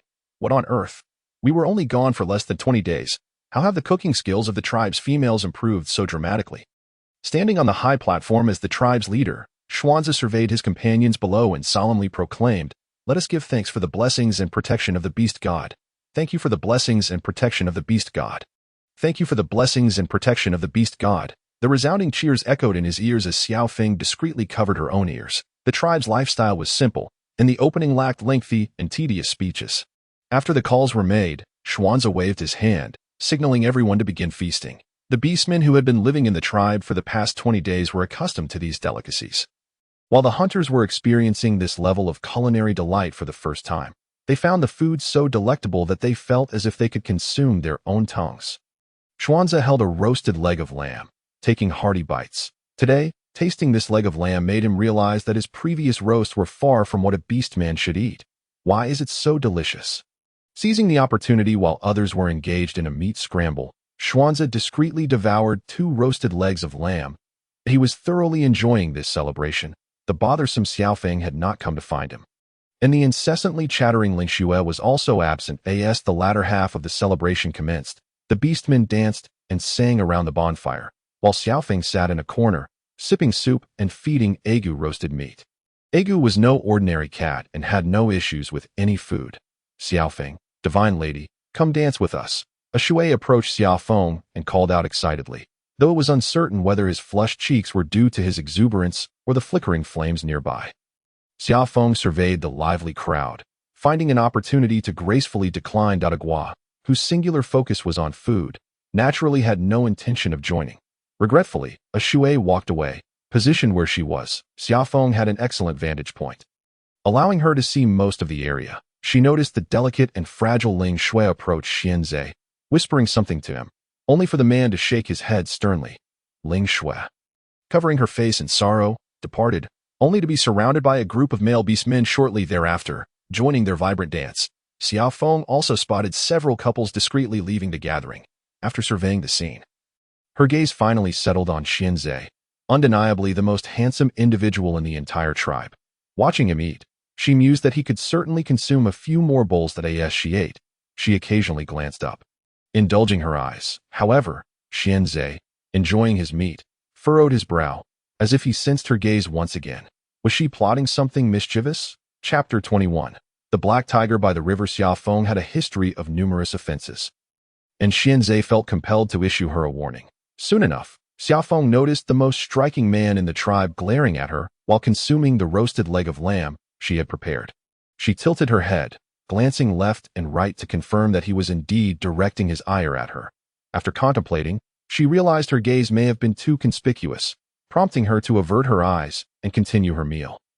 As night fell, illuminated by the moonlight and wispy clouds, Xia Feng felt sticky and uncomfortable after feasting. Earlier, in the hustle of cooking, she had been drenched in sweat and ravenously hungry. Now that she was satiated, the thought of a refreshing bath and restful sleep beckoned. With that in mind, she reminded Xia Shu not to play for too long and to remember to return home for sleep. Xia Shu nodded in agreement. Feeling secure about her brother's well-being in the tribe, Xia Feng departed. Upon returning home, she discovered that the water in the tub was running low, but thankfully sufficient for a bath. She mused aloud about fetching water in the morning, wishing for running water. After lighting a fire to heat water, she enjoyed a thorough bath. Clad in heavy animal skins on a sweltering summer day felt particularly stifling. She longed for lighter fabric. Reflecting on the airy and comfortable garments of her past life, she resolved to explore for cotton and linen. With such thoughts, she drifted into a deep slumber. After Xia Feng left, Xianzhe's internal alarms were set to maximum. Where could she be headed? Was she planning to ambush him at his home? Or was she lurking along the path, waiting to pounce? Recalling Xia Feng's past outrageous behaviors, Xianzhe's appetite diminished. He could have devoured 2 hefty chunks of meat, yet he settled for just one. That the meat was delicious, rich in flavor. Licking the grease from his lips, he rose, deciding not to return home tonight. It would be prudent to find a place to sleep, just in case. When Xia Feng awoke, the eastern sky was shrouded in gray, the sun yet to rise. She peeked into the adjacent room, finding Xia Shu sprawled comfortably on the bed. Grabbing a ceramic jar, she ventured outside to fetch water from the river.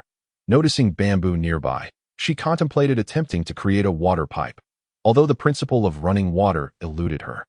She suddenly recalled the idea of digging a well. Her steps faltered, and she increasingly found this notion feasible. How had she not thought of it sooner? With a well, she wouldn't need to fetch water daily.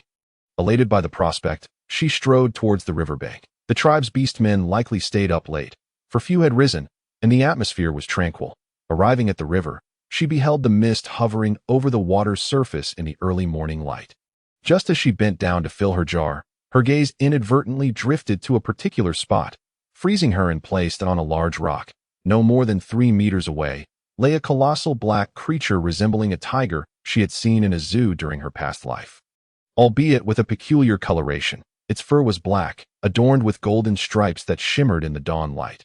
Where had this beast come from? Suppressing a scream at the sight of the snoozing creature, she reminded herself not to make a sound, fearing it might wake and turn her into breakfast. Holding her breath, she remained still for a while, relieved to see the beast undisturbed. Cautiously, she began to back away.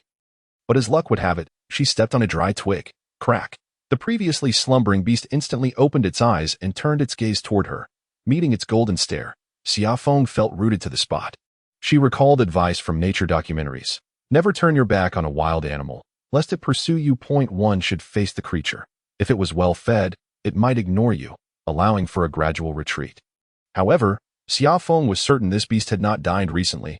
Its golden eyes gleamed with fury as it rose, prowling closer. The massive black tiger, glistening with a healthy sheen, towered over Xia Feng, whose slender frame resembled a trembling rabbit in its presence. Was she destined to perish here today? Desperately, she scanned her surroundings for a weapon to fend off the black tiger. Don't come any closer. She mustered the courage to shout at the approaching beast. The tiger paused, and Xia Feng's heart soared with hope. I am a divine envoy, protected by the beast god. Should you dare to harm me, both the beast god and his son will not spare you. The black tiger, Xia Feng couldn't tell if it was her imagination, but it seemed to mock her with its expression, as if disregarding the beast god and his son entirely. Her eyes darted, and recalling something, she rummaged through her animal skin skirt pocket and produced a small packet of beef jerky, extending it forward. If you spare me, I will offer you something delicious. This jerky had been meant for the children of the tribe. The black tiger regarded her without moving, its fluffy tail swishing lazily, seemingly unimpressed by the small offering. Xia Feng continued, if you don't eat me, I promise to prepare even tastier food for you in the future. The black tiger remained still. Xia Feng cautiously placed the jerky before it, saying, it's yours, take your time. Still, the black tiger did not budge. Retreating slowly, she eventually turned and sprinted back home, her legs trembling beneath her. That was terrifying, she exclaimed, her body shaking uncontrollably. It was her first close encounter with a wild beast. This world was truly frightening. Hearing the commotion, Xianzhe opened his eyes warily, spotting Xia Feng standing not far away. He felt an overwhelming irritation. Indeed, this female had come to pester him again. Even hidden by the riverbank, she managed to track him down. Rising, he approached her, intending to issue a warning, but was taken aback by her words. Did she truly perceive him as a beast? Humph! Did she think invoking the beast god and his son made her formidable? Nonchalantly, he flicked his tail, while Xia Feng hastily dropped the jerky and fled. Once she was far enough away, a flash of white light revealed the agile black tiger's transformation into a naked young man. His dark hair interspersed with strands of glimmering gold, his tanned cheeks adorned with golden markings. He glanced in the direction Xia Feng had disappeared, intending to return home, but then turned back to see the jerky wrapped in leaves on the ground. He absolutely did not take it because of its taste. Rather, it was due to the hard-fought nature of all food acquired through hunting. Nothing should go to waste. With that thought, Xianzhe bent down to pick up the small packet of jerky. Chapter 22. Roasted lamb chops. When Xia Feng returned to the riverbank, she brought a gua along. With a gua in hand, she felt fearless. Glancing apprehensively at the riverbank, she noted that the black tiger had vanished without a trace. Not only that, but the jerky was also gone. Breathing a sigh of relief, she felt a gua nudge her shoulder, meowing insistently for her to catch fish to eat. Xia Feng filled her jar with water and caught a few small fish by the river. As grilled fish had always been a gua's favorite, after feasting on the grilled delicacies, a gua sprawled contentedly on a stone in the yard, basking in the sun. Xia Feng shook her head. Aren't you going to exercise a bit? You've gained quite a bit of weight lately. A gua halted its stretch, turning its head to glare at her, meowing in protest. Is it wrong to comment on your weight gain? Moreover, all that meat you've gained is thanks to my feeding. Xia Feng continued, weaving a mat from reeds. That moment, Qing Shan and a Shui arrived, bringing with them the spoils of their recent hunt. Seeing the 2 goats, 4 wild chickens, and 3 rabbits, Xia Feng was astonished. So much, not much.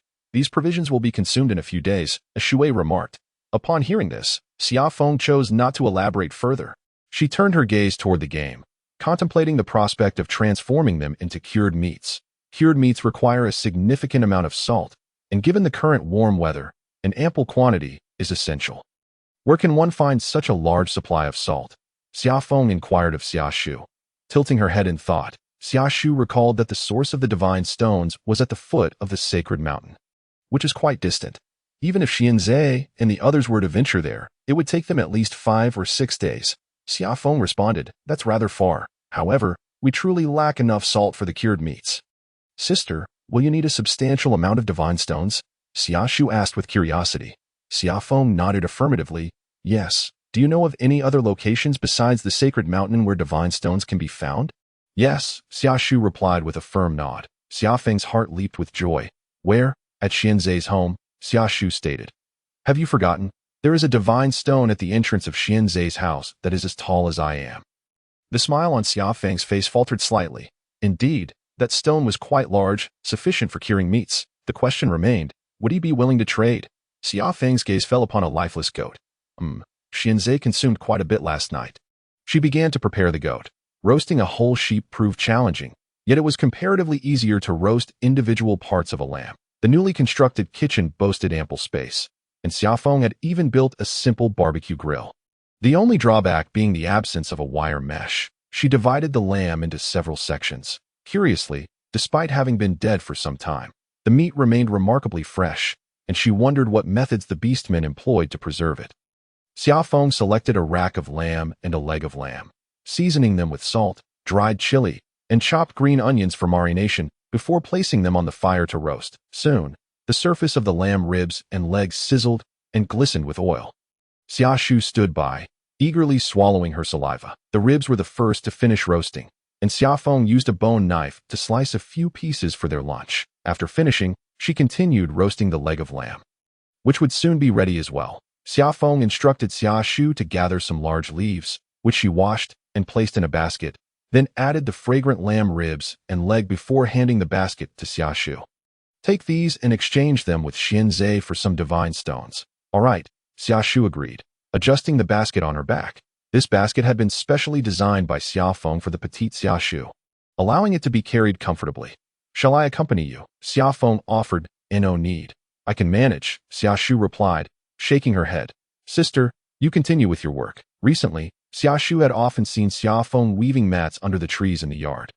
Although he was uncertain of the purpose, he had grown to admire his sister immensely, knowing that her actions must hold significance, especially since she had dedicated several days to it. After Xia departed, Xia Feng resumed weaving, determined to complete this mat today. She was eager to avoid sleeping on the animal hides any longer and put in extra effort. Xianzhe learned from the mouth of Qingshan that Xia Feng had built a new house and no longer resided with him, allowing him to return home with ease. When noon arrived, he prepared to cook, cleaning the game and skewering it on branches to roast. Gradually, an enticing aroma permeated the air. Xianzhe's nose twitched as he looked towards the house not far away. The mouth-watering scent wafted from his neighbor's home. In contrast, his own roasting resulted in charred, hard meat. Not very palatable, Xianzhe mused, chewing on a piece of his own overcooked meat with an expressionless demeanor. As time passed, the entire tribe was enveloped in a delightful meaty fragrance. Indeed, the skills of the females have improved significantly, as evidenced by last night's celebration. The males who had ventured out hunting were unaware of how the females prepared their food. Xianzhe took another bite of the dry, tough meat and recalled what Qingshan had mentioned the previous day. The divine child guided Xia Feng, teaching her to gather devil's food in the woods. By applying the devil's food and divine stone powder to the meat during preparation, one could create delectable dishes. With this thought, Xianzhe set down the piece of roasted meat and rose to head towards the tribe's forest. Fortune smiled upon him, as he soon stumbled upon a plant laden with bright red fruits.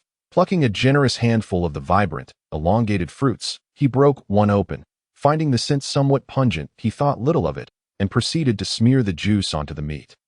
Then broke off a palm-sized piece of divine stone, grinding it into powder to sprinkle over the meat.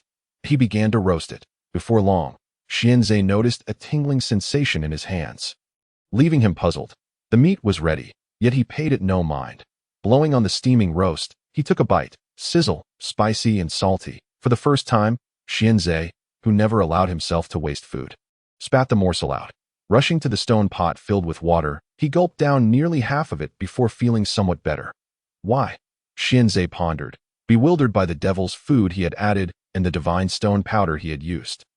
Yet, why did this meat taste so terrible, making it inedible? The aroma of meat wafting through the air was so enticing, and the meat he had consumed the previous night was equally delightful. How had it transformed into this? Having eaten only a packet of jerky that morning, he was now ravenously hungry. The hungrier he became, the more he craved the enticing aromas wafting from the other beastmen's homes. Taking a deep breath, Xianzhe picked up the first piece of roasted meat he had prepared, finding it tough and unappetizing. Yet it was still preferable to the second piece that had been tainted with divine stone powder and devil's food. Xianzhe, Xia called out, approaching with a basket in hand. Xianzhe set down the roasted meat and stood up. Xia, what brings you here? I would like to exchange this for some divine stones. If possible, Xia placed the basket down before Xianzhe. The golden brown, aromatic roasted lamb ribs and leg caught his eye. Chapter 23, Yellow Soybeans. The sight of the roasted lamb ribs and leg wafting an irresistible aroma seemed to beckon Xianzhe. Urging him to partake, Sister said she wanted some divine stones. Xianzhe go, Xia began, only to notice Xianzhe seemed lost in thought. Coming back to himself, Xianzhe nodded without hesitation. Sure, how many do you need? Xia tilted her head. Sister, didn't he specify? Xianzhe set aside the lamb ribs and leg, then took the large divine stone, prying it open and filling Xia's basket to the brim. Is this enough? That should suffice, Xia affirmed with a nod. If it's insufficient, Come back for more, Xianzhe instructed. Xiaoshu crouched down, attempting to lift the basket onto her back, but found it too heavy. Xianzhe, go. She turned to him. Why don't I take a little back first and return for the rest later? Xianzhe contemplated for a moment before effortlessly lifting the basket. No need. I'll carry it back for you. It would be a hassle to make multiple trips. Thank you. Xianzhe, go. Before Xiaoshu could finish her sentence, the grass twine of the basket snapped. Crash, the basket fell to the ground, scattering the divine stones everywhere. Xiaoshu. Xianzhe. I apologize. It's all right. I'll just ask my sister to make me another one when I get home, Xiaoshu said, a hint of sadness in her tone. Yet understanding, he quite liked the baskets his sister made for him. Carrying it through the woods allowed him to gather plenty of sweet fruits and devil's food to take home. His expression turned a bit glum, prompting Xianzhe to furrow his brow, fearing that Xia Feng would scold Xiaoshu for the loss of the basket. Xianzhe began to refill the basket with divine stones, cradling it in one arm, and said to Xiaoshu, let's go back. I'll explain to her, and she won't scold you. Huh? Xiaoshu looked bewildered. Xianzhe had already begun to walk away. Xiaoshu hurried to catch up. Xianzhe, go. It's fine. I broke it, so I should explain. Xianzhe assumed she was worried about him. The sister's mood has been quite good lately.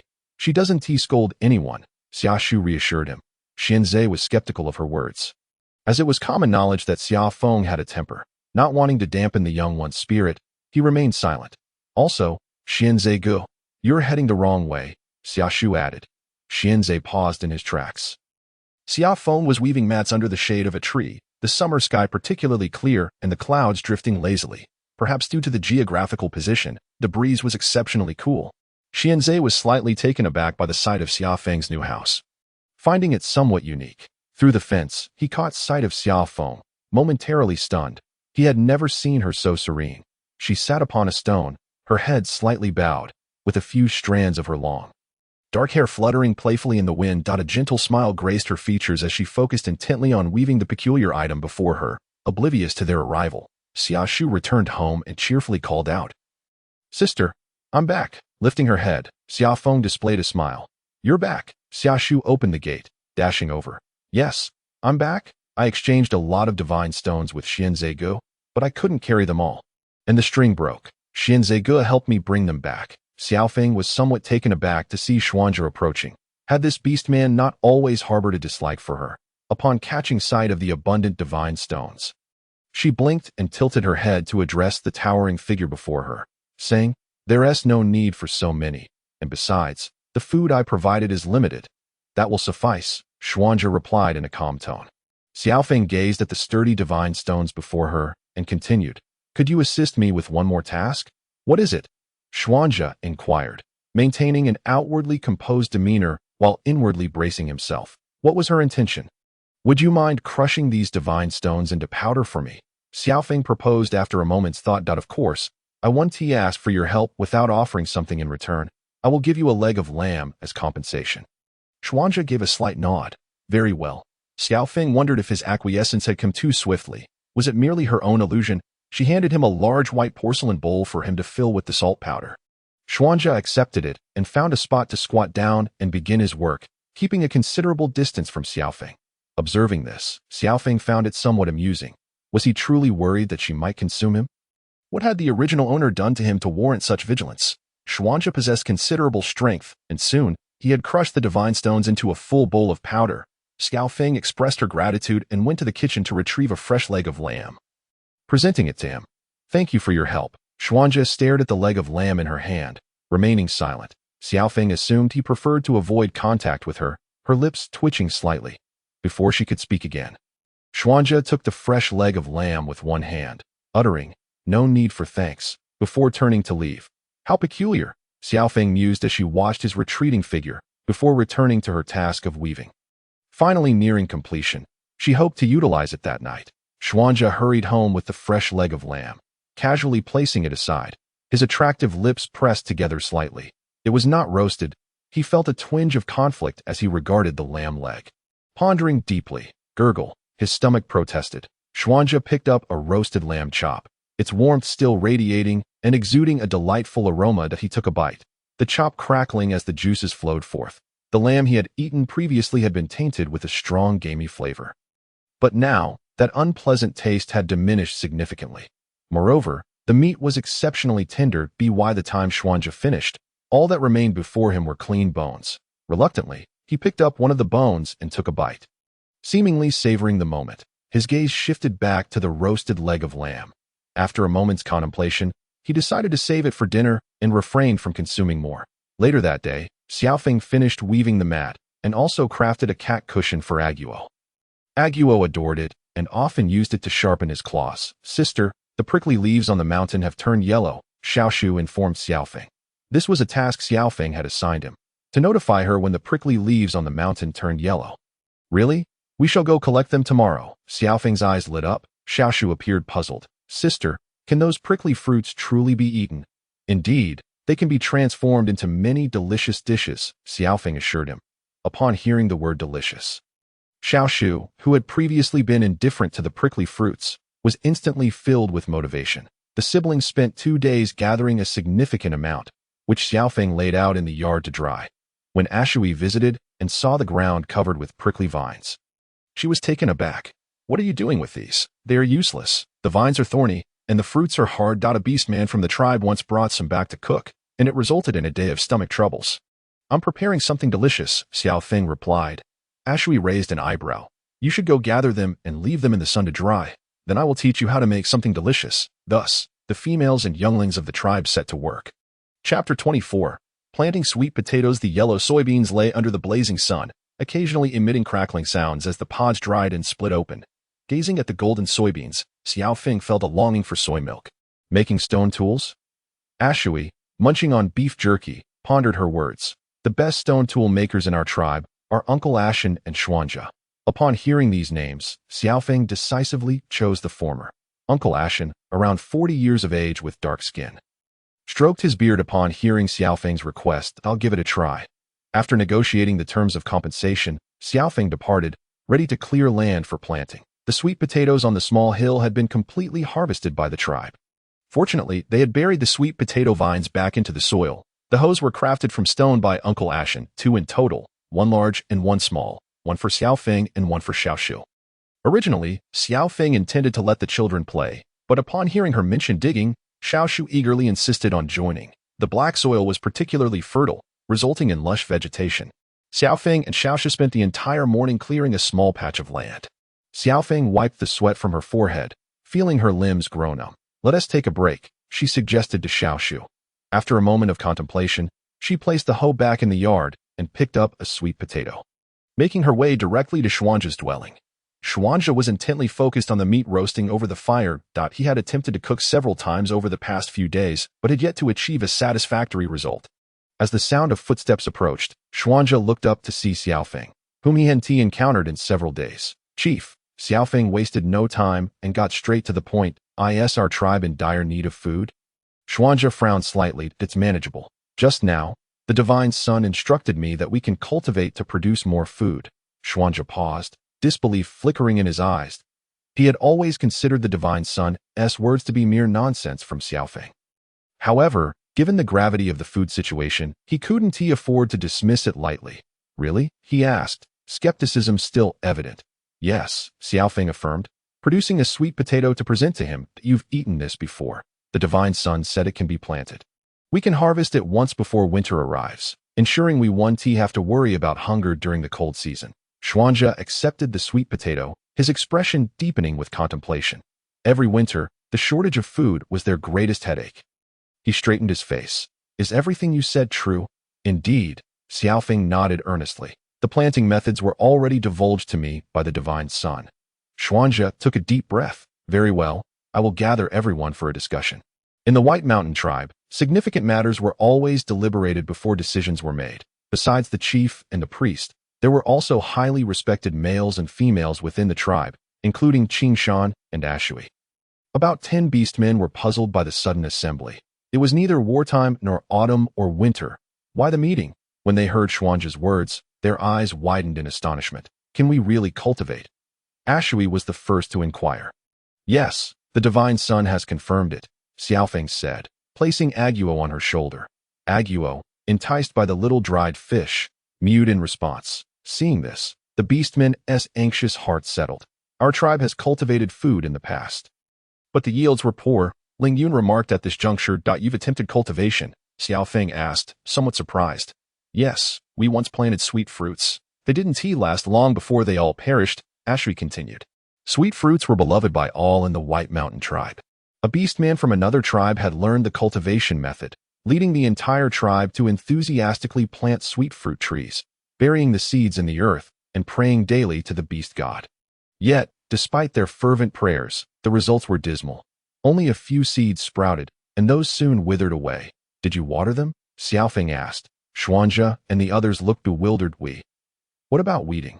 Fertilizing? Xiao Feng sighed, covering her forehead in exasperation. After a moment, she lowered her hand and surveyed the gathered beastmen. You needn't worry.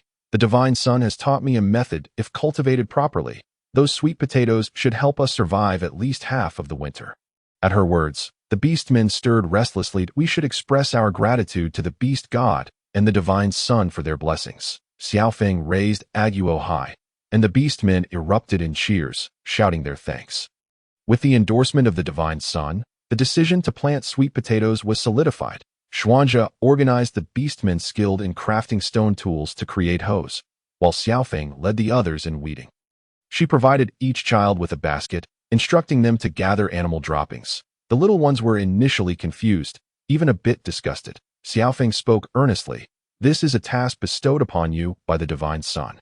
Do your best. As soon as the words Lord Shinsi were uttered, the initially reluctant little ones eagerly complied. The vast black soil to the south of the tribe measured approximately 50 acres. As estimated by Xia Feng. After preparing the grass, Xia Feng set it aside to dry in the sun. A pit was dug, and a shelter was erected above it to shield against wind and rain.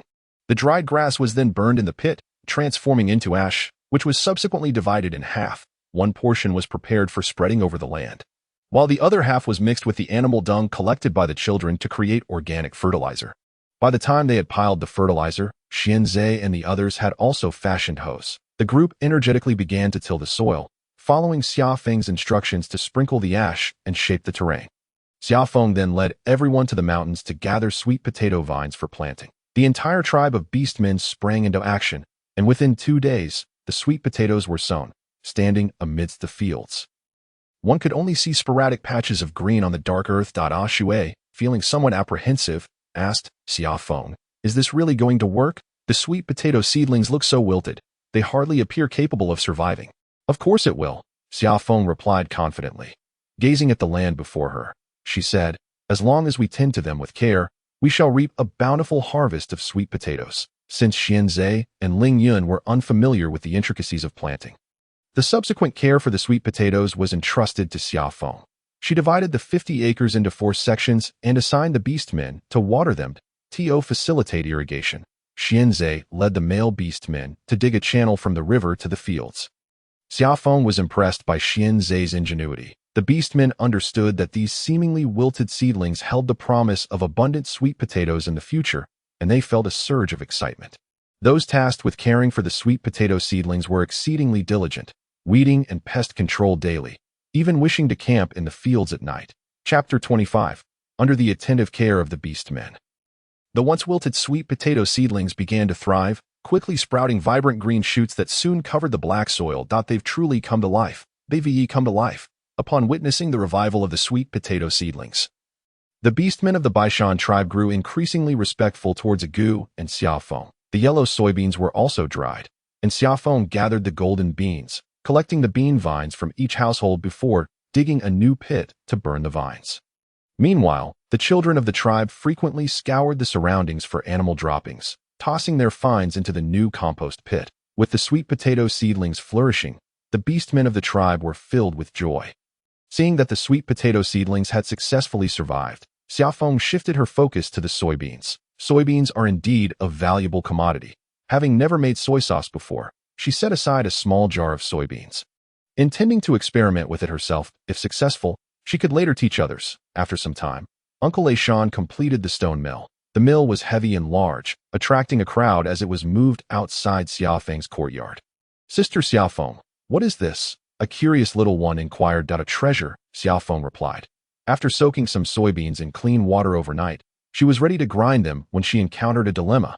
The stone mill was too heavy for her to move. Uncle Shan had overestimated her strength.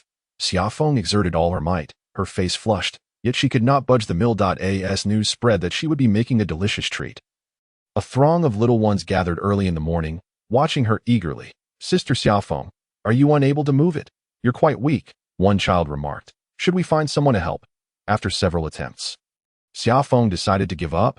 There was simply no way to move it. Oh, but we want to eat something delicious, pouted a little girl. Xia Feng sighed, raising her hands in resignation. If you can find a way to get the stone mill moving, then you shall have your treat. The little ones exchanged glances, and one exclaimed, we can get someone to help, before dashing off. The others, finding this suggestion reasonable, hurriedly followed suit.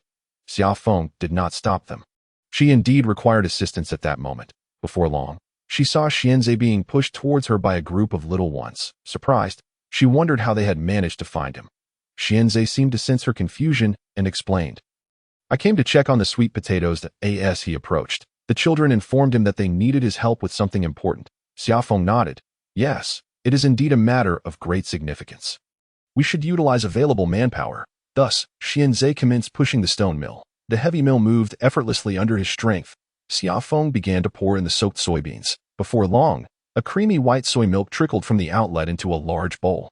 Uncle Shan's stone mill was finally crafted, producing a smooth soy milk. In no time, a large bowl of soybean milk was prepared. Xia Feng held up the bowl and told the little ones, you'll be able to eat shortly. The children erupted in cheers. Xia Feng added water to the soy milk and placed it in a stone pot to boil. The soy milk needed to reach a rolling boil.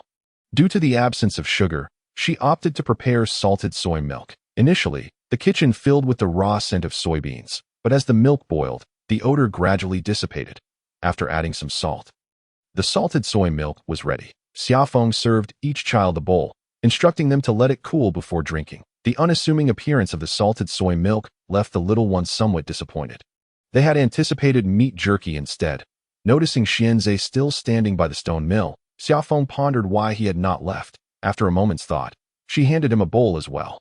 Xianzhe accepted it. The warm, off-white soy milk released a faint aroma of beans. After taking a sip, he found the taste delightful. The soy milk had a hint of saltiness and was incredibly smooth. Having woken up without eating anything, he felt significantly better after consuming a bowl of soy milk. Delicious. Sister Xia Feng, can I have another bowl? Me too. The little ones, after tasting it, had their eyes light up with delight.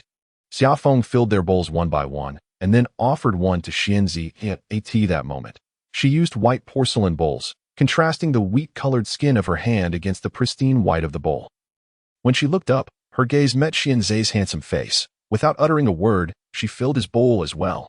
Afterward, she tried a small bowl for herself, finding the flavor satisfactory, though she preferred sweet soy milk. If only there were sugar, Xia Feng muttered softly. Xianzhe paused in his drinking. Soon, a pot of salted soy milk was consumed entirely by the children and Xianzhe to Xia Feng's astonishment. Xianzhe, due to his towering stature, drank 4 bowls in succession. The salted soy milk quickly became a sensation throughout the Baishan tribe, enjoyed by all ages. Amidst the joyful atmosphere, Ling Shui ground her teeth in frustration. As time passed, the beastmen of the tribe increasingly respected Xia Feng, believing she was the rightful divine envoy. Even Ling Yun advised her to refrain from provoking Xia Feng recently, stating that the tribe needed her at this time. The better Xia Feng fared, the more irate Ling Shui became, convinced that if it were not for Xia Feng, she would have been the one to ascend as the divine envoy.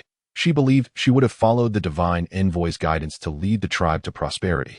Previously, the beastmen had despised Xia Feng, but now they all revered her. Ling Shui felt that the position of divine envoy rightfully belonged to her. Moreover, she inadvertently witnessed Xianzhe assisting Xia Feng with the stone mill. Perhaps Xia Feng was unaware, but Xianzhe's gaze towards her no longer held the disdain of the past. After witnessing this, she furiously tore apart a piece of relatively intact animal hide. This cannot continue any longer, Ling Shui mused darkly. If this persisted, there was a possibility that Xianzhe would become Xia Feng's partner, a scenario she would never allow. Sure, is your leg better now? Yes. Oh, did you catch a rabbit? Are you planning to eat it tonight? No, Xia Feng said she wanted it alive to raise it herself. Raise it herself? How does that work? Dashur shook the rabbit he was holding. Pretending it was dead. I'm not quite sure, but I hope it can survive. Ling Shui observed the 2 males conversing not far away. a glimmer of light flashing in her eyes. The most effective way to ensure Xia Feng could not become Xuanza's partner was to make her the mate of another male beastman. Recently, numerous young beastmen in the tribe had developed an affection for Xia Feng, among whom Dashi, whom Xia Feng had once saved, was the most conspicuous. This could be utilized. Ling Xue fixed her gaze on Dashi's departing figure. A sweet smile gracing her lips. Xuanza belongs to her, and no one is allowed to take him away. Chapter 26. Discovery of the sheep. Xia Feng remained unaware of Ling Xue's intentions. At present, she had embarked on an endeavor in animal husbandry. In her small courtyard, she had enclosed a patch of land and was raising several fluffy rabbits. Watching the rabbits munching on wild vegetables, Xiaoshu opted not to play outside, instead squatting with her companions by the fence, eagerly watching them. Upon learning that she was raising rabbits, Xuanza appeared somewhat taken aback. Storing dead prey does not last long. If they are alive, they can be killed when one wishes to eat them, Xia Feng explained. Xuanza found this reasoning sound, recalling that he had heard of certain tribes that kept animals in captivity. Do you raise other animals as well? Xuanza inquired. What can you catch? Xia Feng responded. Most can be caught, Xuanza replied. After a moment's contemplation, Xia Feng mused that chickens, ducks, cattle, and sheep were relatively easy to raise. Xuanza nodded in acknowledgement, indicating his understanding. Setting down the clean bone he had been gnawing on, he stood up, intending to seek someone to discuss the matter of capturing prey. Watching him depart, Xia Feng blinked, curiosity piqued. This fellow had been frequently appearing at her home recently, even partaking in her meals. Why? 2 days later, Xuanza arrived at Xia Feng's doorstep, waving at her. What's up? Xia Feng approached and asked. We have discovered a flock of sheep and intend to drive them back, Xuanza replied, lowering his head to speak to her. About a flock of sheep? Xia Feng exclaimed, excitement evident. You found them so quickly? Yes, approximately over 100, Xuanza recollected, having spotted them during previous hunting outings. That many? May I come along to take a look? Xia Feng inquired, her enthusiasm palpable. Oh, much meat. Xuanza regarded her intently. Is it inconvenient? Xia Feng asked. No, but we are preparing to set off now, Xuanza stated. That is fine. Let us go right away, she replied, informing Xiaoshu that she would accompany Xuanza to see the flock. Xiaoshu's expression was somewhat peculiar, but she did not dwell on it. Time was of the essence, otherwise, the sheep would be gone. Then let us depart, Xuanza nodded, leading her to join the other beastmen. Is Lady Xia Feng and Lord Xinzi going as well? A beastman remarked, somewhat surprised to see Xia Feng. Yes, after all, we are not very familiar with tending to the flock, Xuanza responded. The others found this reasoning convincing, nodding in agreement. As they prepared to set off, Xuanza glanced back at Xia Feng, his expression wavering, as if he wished to say something. Dashi, Xia Feng, I'll take you there. Puzzled, Xia Feng replied. Huh. Noticing her confusion, Dashi explained, the flock is in a small valley to the north. At our pace, we can reach it by tonight, needing to stay there overnight. Half a day's journey, Xia Feng questioned. Dashi continued, the road is rather difficult. Let me lead you there. No need. Before Xia Feng could respond, Xuanza interjected. Your leg injury has only just healed. I will take her. Dashi hesitated, his gaze meeting Xuanza's, and he sheepishly fell silent. Xia Feng regarded the two men. Can I walk by myself? We need to hurry, Xuanza stated.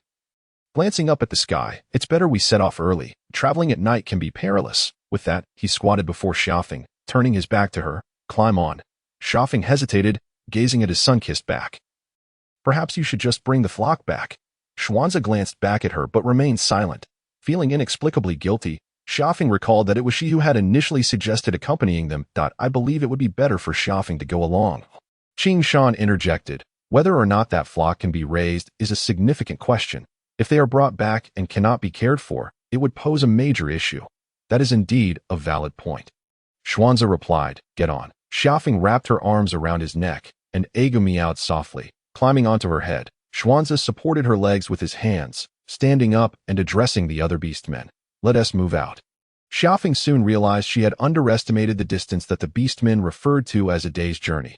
Their speed was remarkable, their movements agile, effortlessly traversing mountains and waters. Remarkably, their pace rivaled that of modern vehicles. No wonder they insisted on carrying her. Had she walked alone, she could not fathom how long it would take. Xia Feng clung tightly to Xuanza's neck, fearful of falling and becoming a mere puddle of flesh. The beastmen seemed tireless, sprinting relentlessly from the zenith of the sun until dusk descended. When Xia Feng finally set her feet on solid ground, her limbs felt somewhat numb, nearly causing her to stumble. Thankfully, Xuanze reached out to steady her. Looking up, she observed Xuanze and the other beastmen, who appeared entirely unfazed, not even needing to catch their breath. Xia Feng gained a newfound understanding of these beastmen. They truly were not ordinary humans. "Let us take a break. We will rest here tonight," Xuanze informed her. They halted before a cave. Xia Feng glanced at the sky. "Are the sheep nearby?" "Yes," Xuanze nodded. "Then let us go check on the sheep," Xia Feng suggested. "Very well," Xuanze agreed, instructing the other beastmen to gather firewood and hunt. While he led Xia Feng to the small valley to observe the flock as twilight approached, the sheep were preparing to rest. They stood quietly in the sheltered part of the valley. The meat of this type of sheep is quite good. However, their wool is excessive, making processing a bit cumbersome, Xuanze remarked, gazing at the distant flock. After a considerable time without a response, he turned to see Xia Feng staring at the sheep, her eyes sparkling. "Xia Feng," he called. Snapping back to reality, she exclaimed excitedly, "These sheep can be raised. They are sheep. The wool can be used to make clothing. Soft and warm. That's excellent." Xuanze nodded slightly. The two made their way back toward the cave. Agu, feeling a bit hungry, gently tapped Xia Feng's head with its paw, meowing a few times that "I'll prepare something to eat for you shortly," Xia Feng assured. Upon returning to the cave, a fire had already been lit, and the ingredients were prepped. They had somehow unearthed a stone pot to boil water. "Lady Xia Feng, have some water," a beastman offered, using leaves to present her with a small amount. Xia Feng, feeling quite parched, expressed her gratitude and accepted it. The other beastmen began preparing their catch for roasting. The male beastmen lived rather ruggedly. Those with partners had their mates cooking at home, while those without partners merely made do. Thus, their method of roasting food was quite unrefined, directly exposing the meat to the open flame. In the blink of an eye, the skin of a mountain chicken turned to char. Xia Feng's brow twitched. Such waste. Unable to contain herself, she urged the beastman roasting the food to step aside. "Let me handle this." Xia Feng moved the food aside, slowly toasting the surface to remove moisture. Sizzle, oil bubbled and dripped into the fire, illuminating it further. "Do you have any divine stone powder?" Xia Feng asked, glancing up as the meat neared completion. The beastmen shook their heads, wondering who would bring divine stone powder on an outing. Xuanze handed her the item. The other beastmen stared in disbelief. "Why on earth did you bring such a thing?" Chapter 27. Sweet fruit. Xuanze paid no heed to the bewildered expressions of the other beastmen, sitting beside Xia Feng and intently watching her actions. Xia Feng had become quite adept at roasting meat. Her movements were fluid and practiced as she unwrapped a leaf containing salt, sprinkling a small amount evenly over the meat. Xuanze's face brightened with realization, so that small amount was all that was needed. Had he previously been too wasteful, the meat was quickly done, and everyone eagerly shared in the feast. No one refrained from praising Xia Feng's roasted meat, exclaiming, "It's delicious." Upon reflection, one beastman remarked, "Before Lord Shinsi came to the tribe, what did we even eat? Indeed, we owe our gratitude to Lord Shinsi. Thank you, beast god."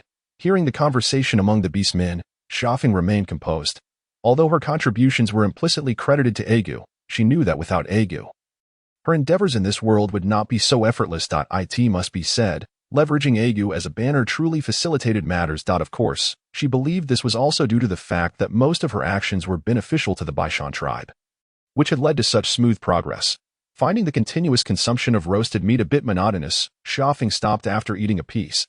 Dashi, who had been closely observing her, quickly inquired, "Xia Feng, why are you eating so little?" Qing Shan and the other beastmen, prompted by Dashi's comment, also turned their attention to her. Qing Shan remarked, "The females have such small appetites. One must eat more to grow strong. No wonder Lady Xia Feng appears so frail." "Xia Feng, you must eat more. Being too thin may hinder your chances of finding a partner in the future. I have had my fill." Facing the babbling orcs, Xia Feng offered a faint smile, remarking that the roasted meat would soon grow cold. If they did not eat it now, it would no longer be palatable. Is there nothing that can silence the incessant chatter of this raucous bunch? For reasons unbeknownst to them, the male orcs felt a chill run down their spines at the sight of her smile, and they dared not speak further, awkwardly falling silent to enjoy the meat. Xia Feng had grown accustomed to incorporating a bit of wild vegetables or fruits into each meal, and now, only consuming meat left her feeling somewhat uncomfortable. As the sky darkened and the bright moon ascended, the temperature gradually dropped, perhaps due to their presence in the small valley. From the words of Qing Shan and the others, She learned that this cave served as a resting point for their Baishan tribe during hunts, and thus it remained relatively dry. Glancing around the pitch-black cave, a sense of unease crept into her heart despite the presence of others, prompting her to devise a way to create a torch. In moments like these, Xia Feng found herself yearning for the modern convenience of electric lights. But with the sheep, she could experiment with oil lamps. After finishing the meat, Xianzhe took 2 orcs to patrol the vicinity as the night breeze swept through. Xia Feng sneezed, causing a stir among the orcs. What just happened? Why did she sneeze? In this primitive age, sneezing was not considered a good omen, especially for the delicate females in the eyes of the male orcs. Once, a female caught a chill, sneezed repeatedly, and succumbed to fever, ultimately losing her life. Xia Feng was the one they had brought along. What if something were to happen to her? Moreover, her current status was not ordinary. Would the divine child be enraged if anything went awry? The more they pondered, the more anxious the group of male orcs became, huddling together and murmuring. Females were fragile. What would they do without furs to keep warm in the cave? Should they strip off their own furs to cover her? What good would a mere scrap do? Perhaps they could revert to their original forms to warm her. My wife loves to sleep beside me in my original form during winter. That suggestion was agreeable, but who would take the lead? Not me. If a Shui discovers that I transformed back to my original form to sleep with Xia Feng, she would surely beat me to a pulp. The divine child had always been by Xia Feng's side. Who would dare approach? Indeed, the aura of the divine child was terrifying to the beasts. Unbeknownst to Xia Feng, the group of orcs was whispering behind her back. Assuming they were discussing the night shift arrangements, after sneezing, she paid little mind, surveying the dark cave, collecting dry branches to kindle a fire. With no wind in the cave, the presence of a fire brought warmth. As the male orcs continued their incessant murmuring, they soon realized that Xia Feng had become self-sufficient, having ignited a fire that warmed the entire cave. Xia Feng had grown accustomed to an early sleeping and waking schedule during this time. As the nights here were pitch black, rendering any activity impossible, just as she contemplated how to sleep in this barren cave, Xianzhe entered. He did not come empty-handed. He approached Xia Feng and offered her something in his hand, saying, "Here, eat." Taking it from him, Xia Feng discovered a small handful of sweet fruits wrapped in leaves. "Thank you." She expressed her gratitude. Xianzhe nodded in silence and retreated from the cave. He had not picked them intentionally. While patrolling, he had chanced upon a tree bearing sweet fruits. Recalling that Xia Feng particularly enjoyed them, and had plucked some on a whim, the taste of the sweet fruit was delightful, and after feeding one to Agua, it was clear that the divine child was not fond of them, turning away after a single bite. Having finished the small handful of sweet fruits, Xia Feng mused, this fruit tastes delightful. I should plant a tree in my yard." As she stroked her chin in contemplation, she noticed the dry grass in the cave. While she mentally planned for the future, she tidied the dry grass, secretly regretting not bringing a piece of fur from home to sleep on, as it would have made for a more comfortable resting place. Fortunately, the dry grass was not damp. Upon testing, she found it quite comfortable to lie upon. After arranging everything, she noticed the other orcs remained outside the cave, causing her to furrow her brow in contemplation. During her moment of indecision, Xianzhe re-entered, informing her, "We can rest outside. You and the divine child should have a good rest inside. Am I taking up too much space?" Xia Feng felt a twinge of guilt for monopolizing the cave. Internally conflicted, she was somewhat averse to lying in close proximity to others, yet felt a tinge of embarrassment at occupying such a large cave alone. "No," Xianzhe replied. "They said the divine child's aura is too powerful. They cannot sleep in the cave." Xia Feng felt relieved. After Xianzhe departed, she suddenly recalled something and looked towards the cave entrance. Xianzhe had mentioned they, implying that he was not afraid of Agua. Previously, Agua had seemed somewhat intimidated in Xianzhe's presence. What kind of identity did this fellow possess, after all? He was also an orc of ambiguous origins. Could he harbor some mysterious and peculiar status? Shaking her head at the thought, Xia Feng dismissed it. What kind of mystery could exist in this world? She reached out to stroke Agua's soft fur, and he responded with a contented purr, nearly turning to liquid in her embrace. Amused by the sight, Xia Feng found Agua to be an adorably cute cat. While the orcs sensed its so-called power, among the entire Baishan tribe, was she the only one oblivious to it? Was it perhaps due to her being a traveler from another world? Chapter 28. Agua, can you turn into a human? Yawning, Xia Feng cuddled Agua as she drifted off to sleep, but as the night deepened, the temperature in the valley dropped further. Those orcs not on duty reverted to their original forms. seeking out flat ground to lie upon, and swiftly fell into a deep slumber. When Xia Feng awoke, she found the fire had died down, leaving only ashes that Gua had sprawled beside her. Resembling a large pancake, the sky was dim and gray. Rising, Xia Feng made her way outside the cave. Upon seeing the group of slumbering beasts, she froze in shock. Cheetahs? Tigers? What is happening? She exclaimed in the morning light. The sight of the slumbering cheetahs and tigers, each with a glossy coat, was overwhelming. Xia Feng doubted she could possibly provide enough for them all that moment. The sound of rustling footsteps reached her ears. Struggling to turn her head, she spotted Xianzhe approaching, carrying a sheep. Awake? He asked, somewhat surprised. Xia Feng thought, isn't his reaction a bit too calm? No, the beasts before her were clearly adult creatures, known for their territorial instincts. How could they all peacefully slumber side by side? Just then, the closest tiger awoke, shaking its furry head, yawning lazily, and stretching before noticing the petrified Xia Feng beside it. Xia Feng, you're up so early? It spoke, startling her. The tiger can talk? She gasped, though the voice sounded somewhat familiar. In a flash of white light, the tall Qing Shan appeared before her, completely nude, with fluffy ears atop his head and a bushy tail swishing behind him. Caught off guard, Xia Feng's eyes widened in shock. She quickly shut her eyes, turned her back, and took a deep breath. Although Qing Shan had a commendable physique, it was still quite the eye-opening sight. Hastily, she retreated back into the cave, deciding to lie down once more to calm her racing heart. Indeed, this was the land of orcs. It was only natural for them to possess beastly forms. Lying on the dry grass, a realization struck Xia Feng as she suddenly sat upright with a start. That golden-striped black tiger she had seen by the river previously was also an orc? How foolish of her to waste a pack of beef jerky. Grinding her teeth in frustration, she fumed. Which male orc is so shameless as to frighten a female into giving up beef jerky? Does he not realize how difficult it is to make? Meow. A Gua stirred awake, his body sprawled like a pancake.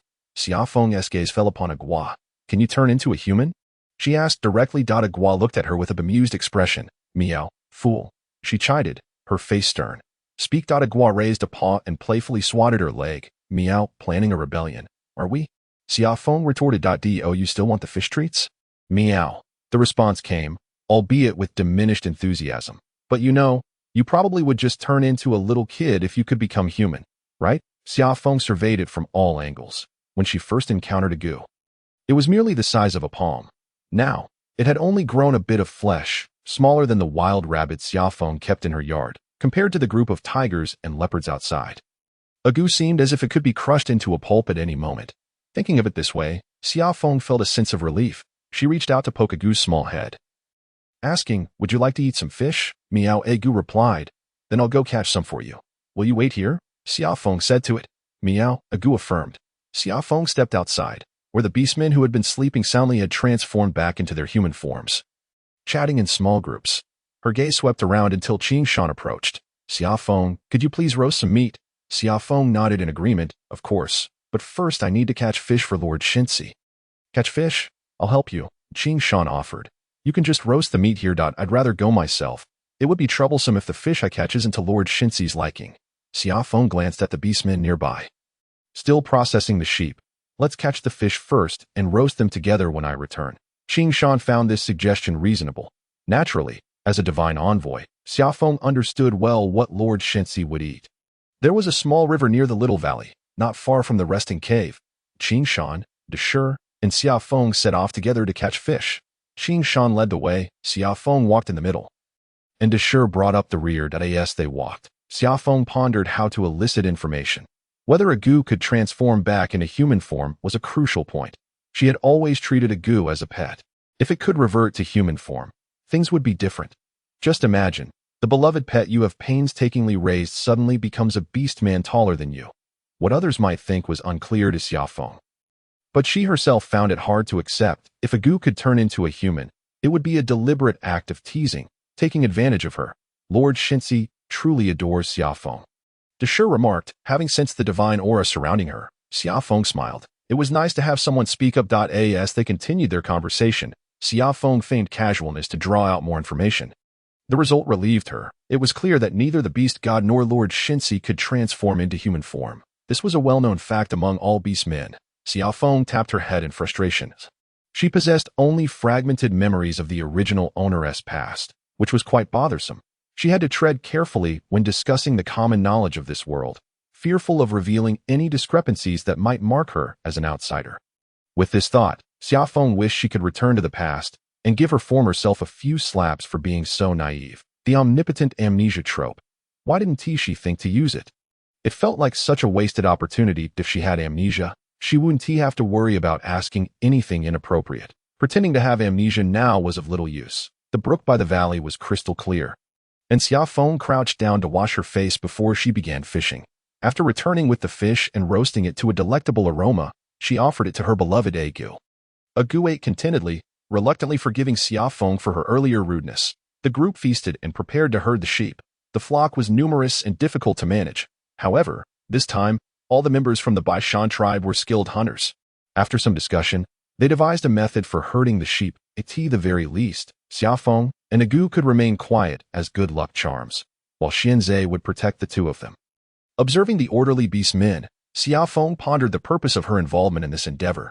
Chapter 29. The volcano tribe Qing Shan and the others transformed into their beast forms, using chase and intimidation to drive the flock toward the Baishan tribe. The sheep, having lived in the little valley, were understandably panicked when suddenly driven out, fleeing towards the direction devoid of beastmen. Everything progressed smoothly. Xia Feng stood atop a sturdy tree trunk, one hand gripping a nearby branch. Watching the sheep being relentlessly pursued by tigers and leopards, she felt a twinge of sympathy for them, though it was fleeting. She began calculating the benefits of raising this flock: sheep's milk to drink, wool for clothing and sewing. The more she thought about it, the happier she became. Before long, the flock ran far away, and Xianzhe suggested, "Let us move on." Xia Feng nodded. "All right." Xianzhe scooped Xia Feng up and leaped down from the height. The rush of wind in her ears and the sudden sensation of weightlessness nearly made Xia Feng scream. Instinctively, she reached for Xianzhe's clothing, but her hands met his warm chest instead. "I forgot. These male beastmen don't wear shirts," she thought. Xianzhe stumbled slightly at her movement, almost losing his balance. That he steadied himself and looked down at Xia Feng, his expression somewhat grave. "Please don't move around." "You shouldn't jump down from such a height suddenly," Xia Feng replied in a firm tone. Could she be blamed for that? Hearing her words, Xianzhe glanced up at the tree trunk above, a look of incredulity crossing his face. "This height is considered high," he remarked. "Females are so delicate." Xia Feng felt uncomfortable being cradled in his arms. "Why don't you carry me on your back like yesterday?" she suggested.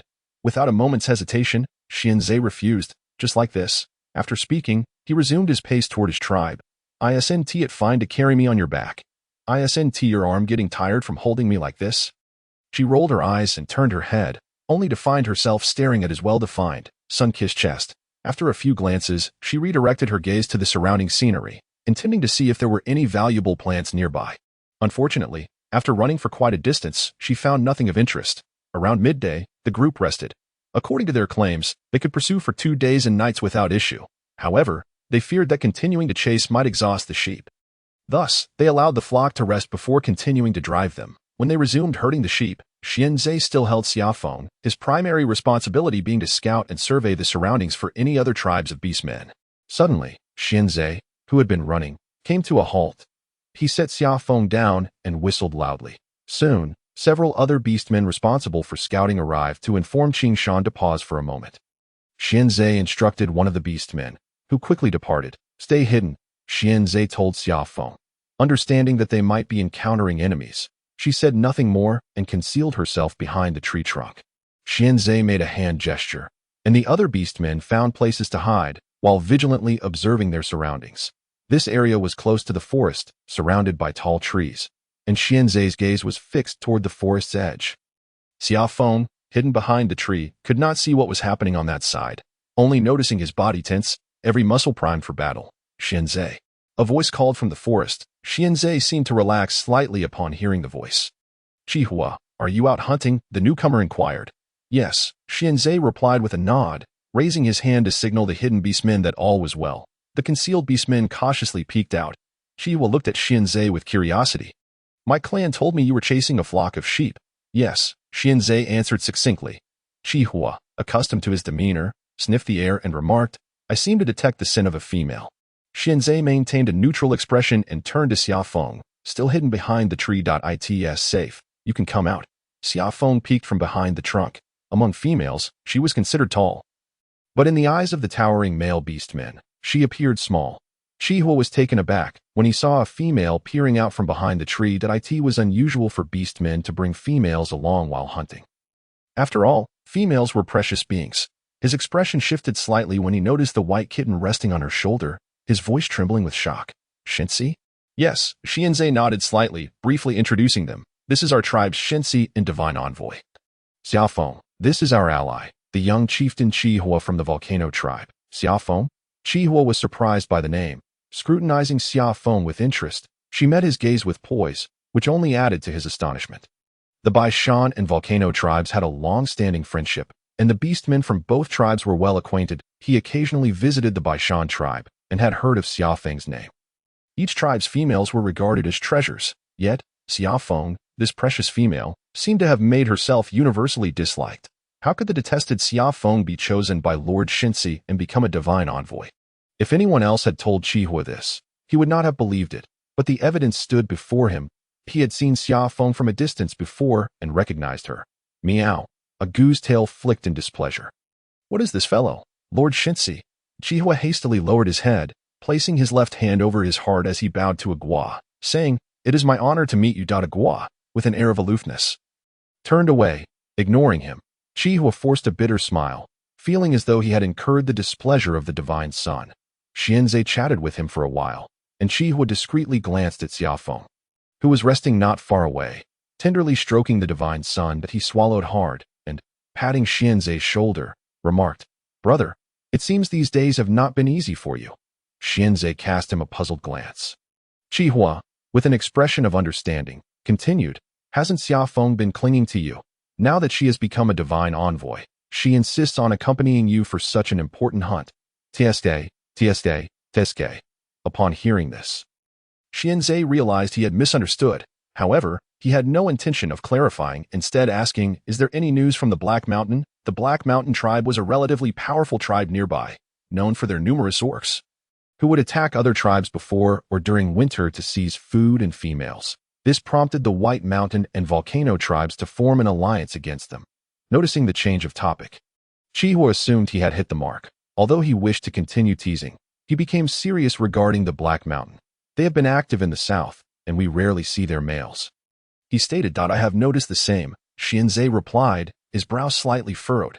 This year, the male orcs from the Black Mountain tribe have been unusually low-key, which is not in line with their usual behavior. Chapter 30. The opponent is too weak. The Black Mountain tribe is the strongest in the area, adhering to a survival of the fittest philosophy. Elderly and useless orcs are expelled from the tribe before each winter, left to fend for themselves. During winter, they leverage their strength to attack smaller tribes, seizing not only food but also females. Tribes living in the vicinity despise them and often form alliances to confront them. Moreover, the Black Mountain tribe is notoriously domineering during hunts. They mark their territory to prohibit other tribes from hunting in those areas. Up until last year, they have been quite active, with both the White Mountain and volcano tribes frequently encountering their aggression.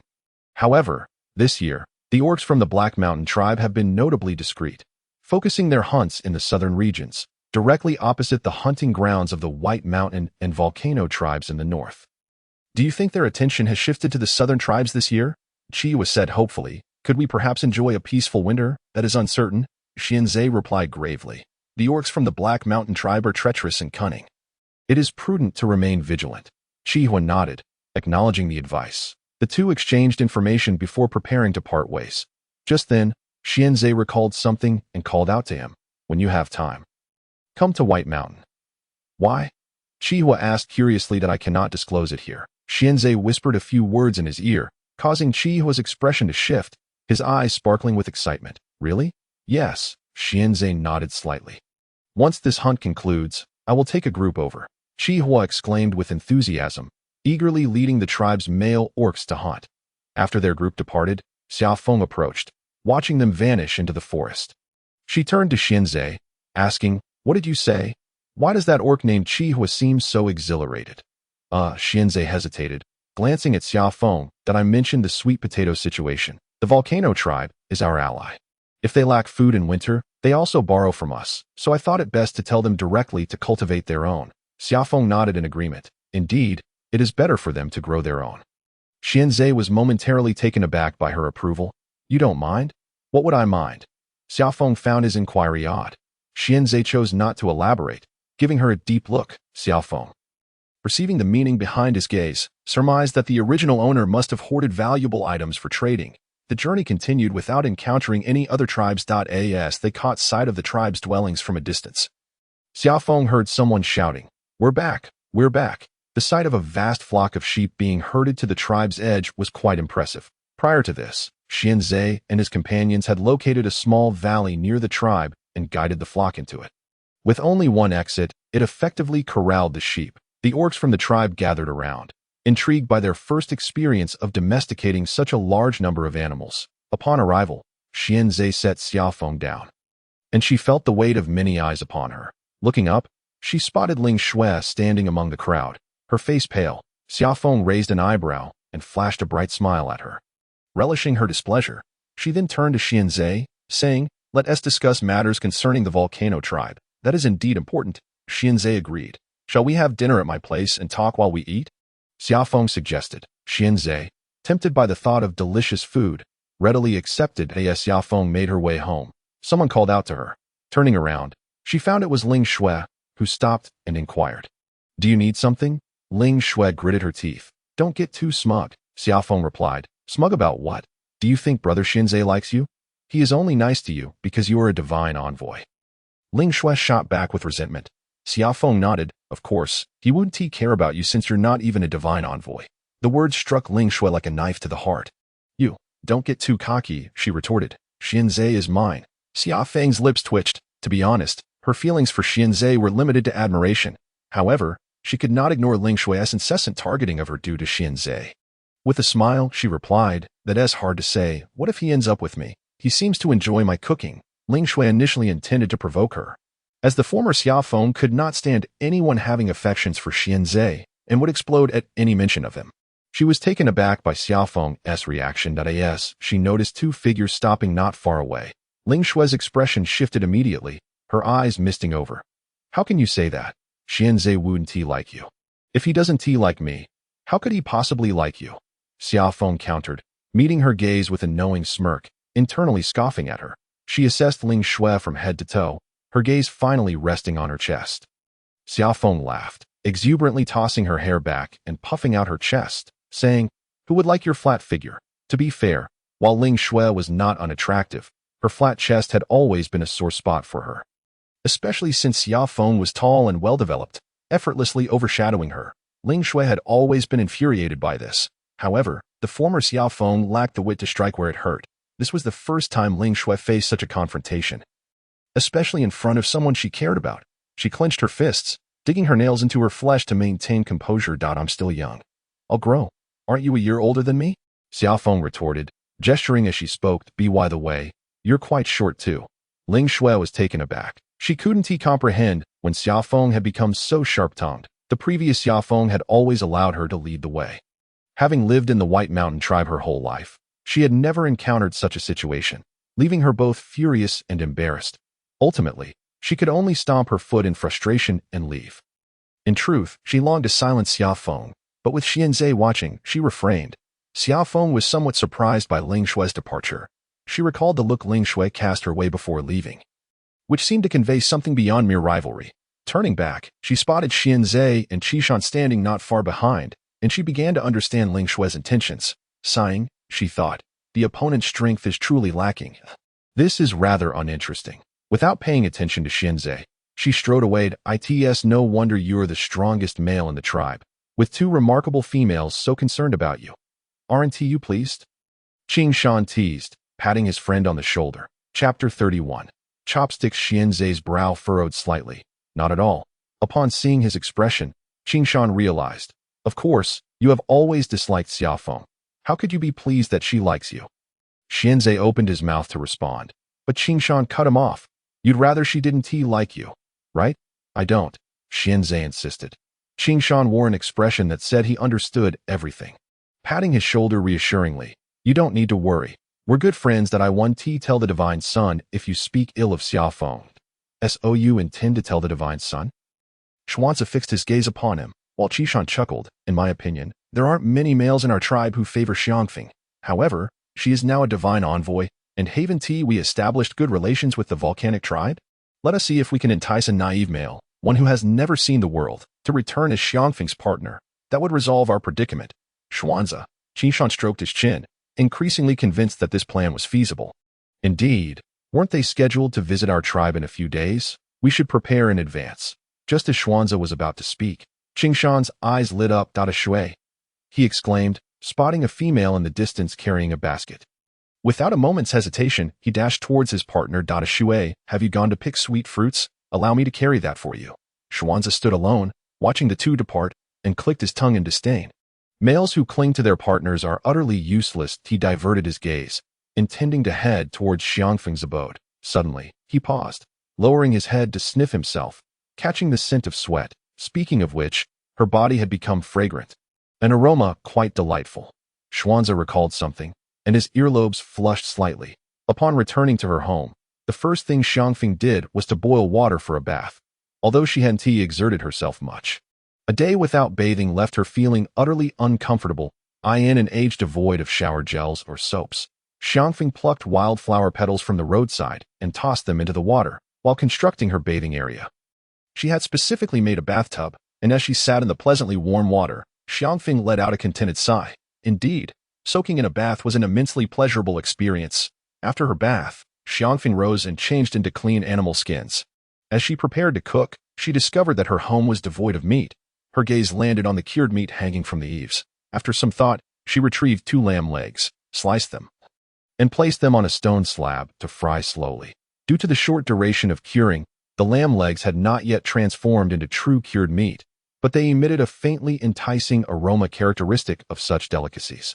Gradually, the entire kitchen was filled with this alluring scent. Gua squatted by the stove, incessantly whining. Xiangfeng fed it a few morsels of meat, causing its eyes to gleam with delight. She then placed some sweet potatoes from a corner of the kitchen into a pot to steam. At that moment, Xiaoshu returned, visibly elated. Sister, you're back? I missed you so much. I missed you too, Xiangfeng replied, ruffling his small head. Why don't you go to the woods and gather some wild vegetables? Do you recognize them? I do, Xiaoshu nodded. Although he wasn't particularly fond of wild vegetables, he had tagged along with Xiangfeng on her foraging expeditions, thus he naturally recognized them. With his basket in hand, he dashed off towards the woods, diving straight into the thicket. Orcs generally shunned wild vegetables, so the woods were largely untouched by foragers. Before long, Xiaoshu had collected a full basket, just as he was about to head home. He unexpectedly encountered Xuanzi. Brother Xuanzi. Xuanzi's hair was still dripping with water. He glanced at the young boy before reaching out to help him with the basket. Xiaoshu, however, did not relinquish his grip, staring at him in surprise. The two were momentarily caught in a stalemate. Brother Xuanzi, do you also want wild vegetables? Xiaoshu asked, tilting his head. But these are for my sister. If you want some, you can go gather them in the woods. I'll come to your house and help you carry it, Xuanzi explained. Xiaoshu blinked and finally let go, scampering after Xuanzi. Suddenly, a thought struck him. Brother Xuanzi, are you planning to become my sister's partner? Xuanzi stumbled slightly, turning to look at the unexpectedly bold young boy. Did your sister tell you that? For some reason, he did not feel anger, but his emotions were rather perplexing. Xiaoshu scratched his head. No, but it seems my sister hasn't shown much interest in you lately. He spoke the truth. His sister had been preoccupied with researching food, necessities, and shelter, never once mentioning Xuanzi. Xuanzi. His expression remained calm as he uttered a soft "oh" before striding away. Xiaoshu had to run to catch up. Puzzled as to why Brother Xuanzi would be upset, Xiangfeng, sitting in the courtyard petting a cat, turned her head at the commotion.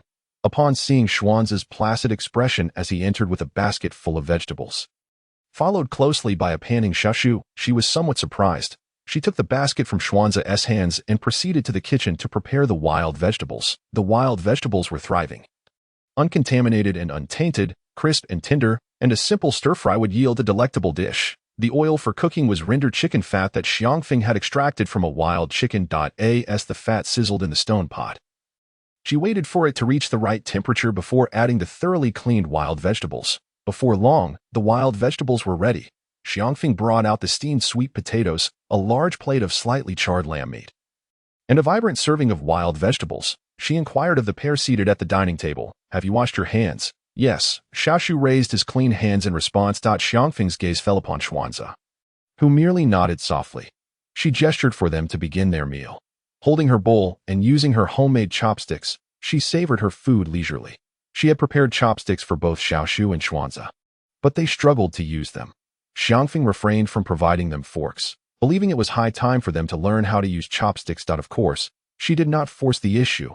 Xiaoshu, at times in his eagerness, would simply use his hands to grab food. Thus, she insisted that Xiaoshu wash his hands before meals, for otherwise, his typically grimy hands would ruin her appetite. Today, as they dined, Xiaoshu attempted to mimic his sister's use of chopsticks, recalling her words that the method had been taught by the divine sun, which could reduce illnesses. He was determined to master it, but soon he gave up, finding it difficult to pick up anything other than sweet potatoes with his chopsticks.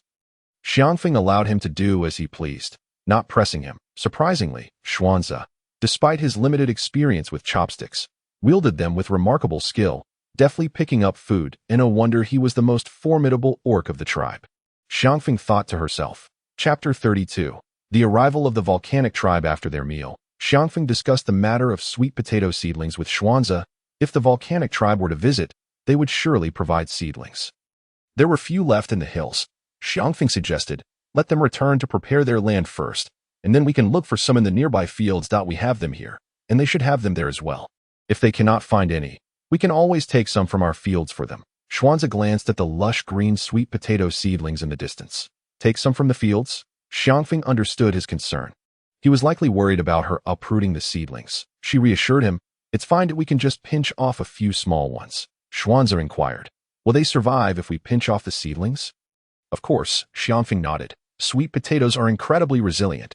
Reassured, Xuanze felt at ease. In the ensuing days, whenever she had free time, Xiangfeng would venture to the small valley where the sheep were kept, observing the thick wool on the sheep. She gestured for someone to hold the sheep while she took it upon herself to shear the wool. The scissors were fashioned from animal bones and were not particularly sharp, causing the sheep to bleed incessantly during the process.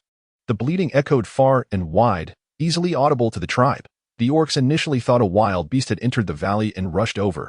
Upon witnessing Xiangfeng shearing the sheep, Xuanze waved his hand to disperse the onlookers, assuring them there was no danger. "What are you doing?" Xuanze asked. Wiping the sweat from her brow, Xiangfeng replied, "Shearing wool." "Xuanze, why shear it?" he queried. Xiangfeng paused. "It's useful." She wasn't inclined to explain at that moment. The task of shearing was exhausting, especially with those dull scissors and the incessant bleating of the sheep, which was becoming quite irritating. "Let me do it," Xuanze offered after observing for a while. Xiangfeng glanced at him, her hands growing sore, and passed the scissors to him. "Be careful with those. They're not very sharp. Don't hurt the sheep." Before Xiangfeng could finish her sentence, Xuanze deftly snipped away a thick tuft of wool. Xiangfeng. The seemingly dull scissors in Xuanze's hands appeared to have been enchanted. Before long, the sheep was completely sheared. "Oh, you need to shear more?" Xuanze asked. Xiangfeng nodded emphatically. "Yes, we want to finish shearing the entire flock in a moment." In less than half a day, a small mountain of wool had accumulated before Xiangfeng. With the help of a shui and several females, she organized the wool and took it to the river to wash and dry. When Chihua and his clan arrived at the White Mountain tribe, they were astonished to find a plethora of fluffy white wool laid out in the square. He curiously inquired of the male leading them, "What is this for?" "Not sure. It's what Lady Xiangfeng instructed us to do." The leading male responded, "Xia Feng," while Chihua silently pondered this name, following the male as he sought Xianzhe. Upon arriving at Xianzhe's abode, they discovered he was not home. A female, aware of their quest for Xianzhe, informed the male orc, "Have you forgotten? Xianzhe is in the small valley shearing sheep." Upon hearing this, the male orc smacked his forehead in realization, exclaiming, "I completely forgot. Please wait here. I shall fetch Xianzhe." The mention of shearing piqued Chihua's curiosity, prompting him to suggest they accompany him. The orc, seeing his eagerness, had no choice but to lead him to the small valley. From a distance, they beheld Xianzhe, bare-chested, bent over, diligently shearing a sheep. After a few days, it seemed the flock had grown accustomed to the sight of their companions returning unscathed, for they appeared unafraid, occasionally bleating softly as they allowed Xianzhe to continue with his task. Upon finishing with one sheep, Xianzhe looked up at Chihua and said, you've arrived. Qi Huan nodded, inquiring, what are you doing? Xianzhe replied. Xia Feng said it would be useful, implying he too was uncertain of the purpose behind collecting the wool. Hearing this, Qi Hua's imagination ran wild. Picturing Xia Feng using her divine authority to mischievously involve Xianzhe and the orcs of the Baishan tribe, he gazed at Xianzhe with newfound sympathy. Unbeknownst to Xianzhe, he led several orcs from the Huashan tribe back to his home and sent someone to summon Ling Yun and Xia Feng. Ling Yun arrived promptly, followed closely by Ling Shui. Upon seeing Ling Shui, the eyes of the male orcs behind Qi Hua brightened. Her reputation was considerable, and many orc males from different tribes admired her. Qi Hua, however, felt little interest, while he acknowledged Ling Shui's decent looks. He preferred a more voluptuous figure. Well, Xia Feng has a fine physique, though her temperament leaves much to be desired, and she has always held affection for Xianzhe. Just as he contemplated this, he caught a whiff of a delicate fragrance. His keen nose detected it subtly, reminiscent of unassuming yet delightful flowers blooming by the roadside. Turning to see, he was greeted by the sight of Xia Feng approaching. All the male orcs from the Huashan tribe, including Qi Hua, stood in stunned silence. Xia Feng's skin, though not fair, had a radiant quality, glowing under the sunlight. She was tall, her features pleasing, and her eyes bore a serene expression, bestowing her with an indescribable aura. A gasp escaped Qi Hua's lips. Was this truly Xia Feng? He had not perceived her transformation in the forest, but now it was evident. The fragrance she emanated was one that Qi Hua adored. His sensitive nose had grown weary of the sour odors that lingered when the orcs neglected bathing, prompting him to keep his distance from such individuals. Divine One. The voices of Xianzhe and the others brought Qi Hua and his companions back to reality. They quickly bowed before the diminutive figure resembling a hare. Gu had grown accustomed to these peculiar fellows and calmly mewed, settling on Xia Feng's head without further movement. With everyone gathered, Xianzhe suggested, shall we enter and converse? Lifting the hide at the entrance, they filed inside. Upon entering Xianzhe's dwelling, Qi Hua and his companions were once again taken aback. Why are there so many odd items in this house? What is that? Inside, Xia Feng had commissioned a miniature conference table, complete with matching chairs, and the tabletop was adorned with pristine white porcelain bowls. Ling Yun and Ling Shui, having visited previously, found their seats with ease.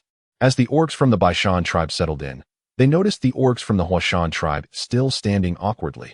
Observing their discomfort, Xianzhe clarified, these are our new furnishings. Sitting like this makes conversation more comfortable. Noting the calmness on his face, Qi Hua endeavored to keep his voice steady as he responded, taking a seat across from the Baishan tribe. Just as he settled in, another orc entered, carrying a teapot, serving each person a bowl of water before retreating. The orcs from the Huashan tribe were somewhat bewildered. If it were not for their long-standing relationship with the Baishan tribe and their understanding of the situation, they might have suspected they were being mocked. Chapter 33. The feast is laid out before them, lay bowls as white as the snow atop the sacred mountain, delicate and exquisite, clearly worth several hides. The orcs from the Huashan tribe, led by Qi Hua, sat in their chairs, hesitant to move, fearful that a single misstep might shatter one of the porcelain bowls, something they could not afford. Xianzhe had invited them over not only to discuss the sweet potato seedlings, but also to inquire about the situation in the Heishan tribe. Upon mentioning the Heishan tribe, Qi Hua straightened his expression, stating, our tribe has encountered orcs from the southern tribes who informed us they have been attacking the smaller tribes there. Attacking? Xianzhe furrowed his brow. It was only summer. Word has it that the chieftain of the Heishan tribe has changed, Qi Hua continued, his face etched with concern.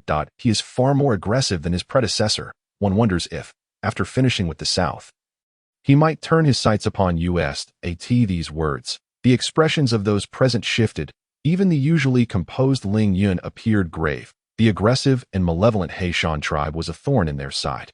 They could not match their strength and had to remain vigilant against them. After contemplating, Xianzhe remarked, in the short term, they will not attack us. Qi Hua regarded him skeptically, asking, what makes you say that? The tribes in the south are not to be trifled with. Even if they conquer those tribes, they will require time to recuperate, Xianzhe explained, pausing before adding, our tribe is under the protection of the Divine One. The gazes of the assembled orcs shifted to Agu, who was happily nibbling on dried fish at the table. Agu was well aware of their attention. He sat up straight, licking his front paws nonchalantly.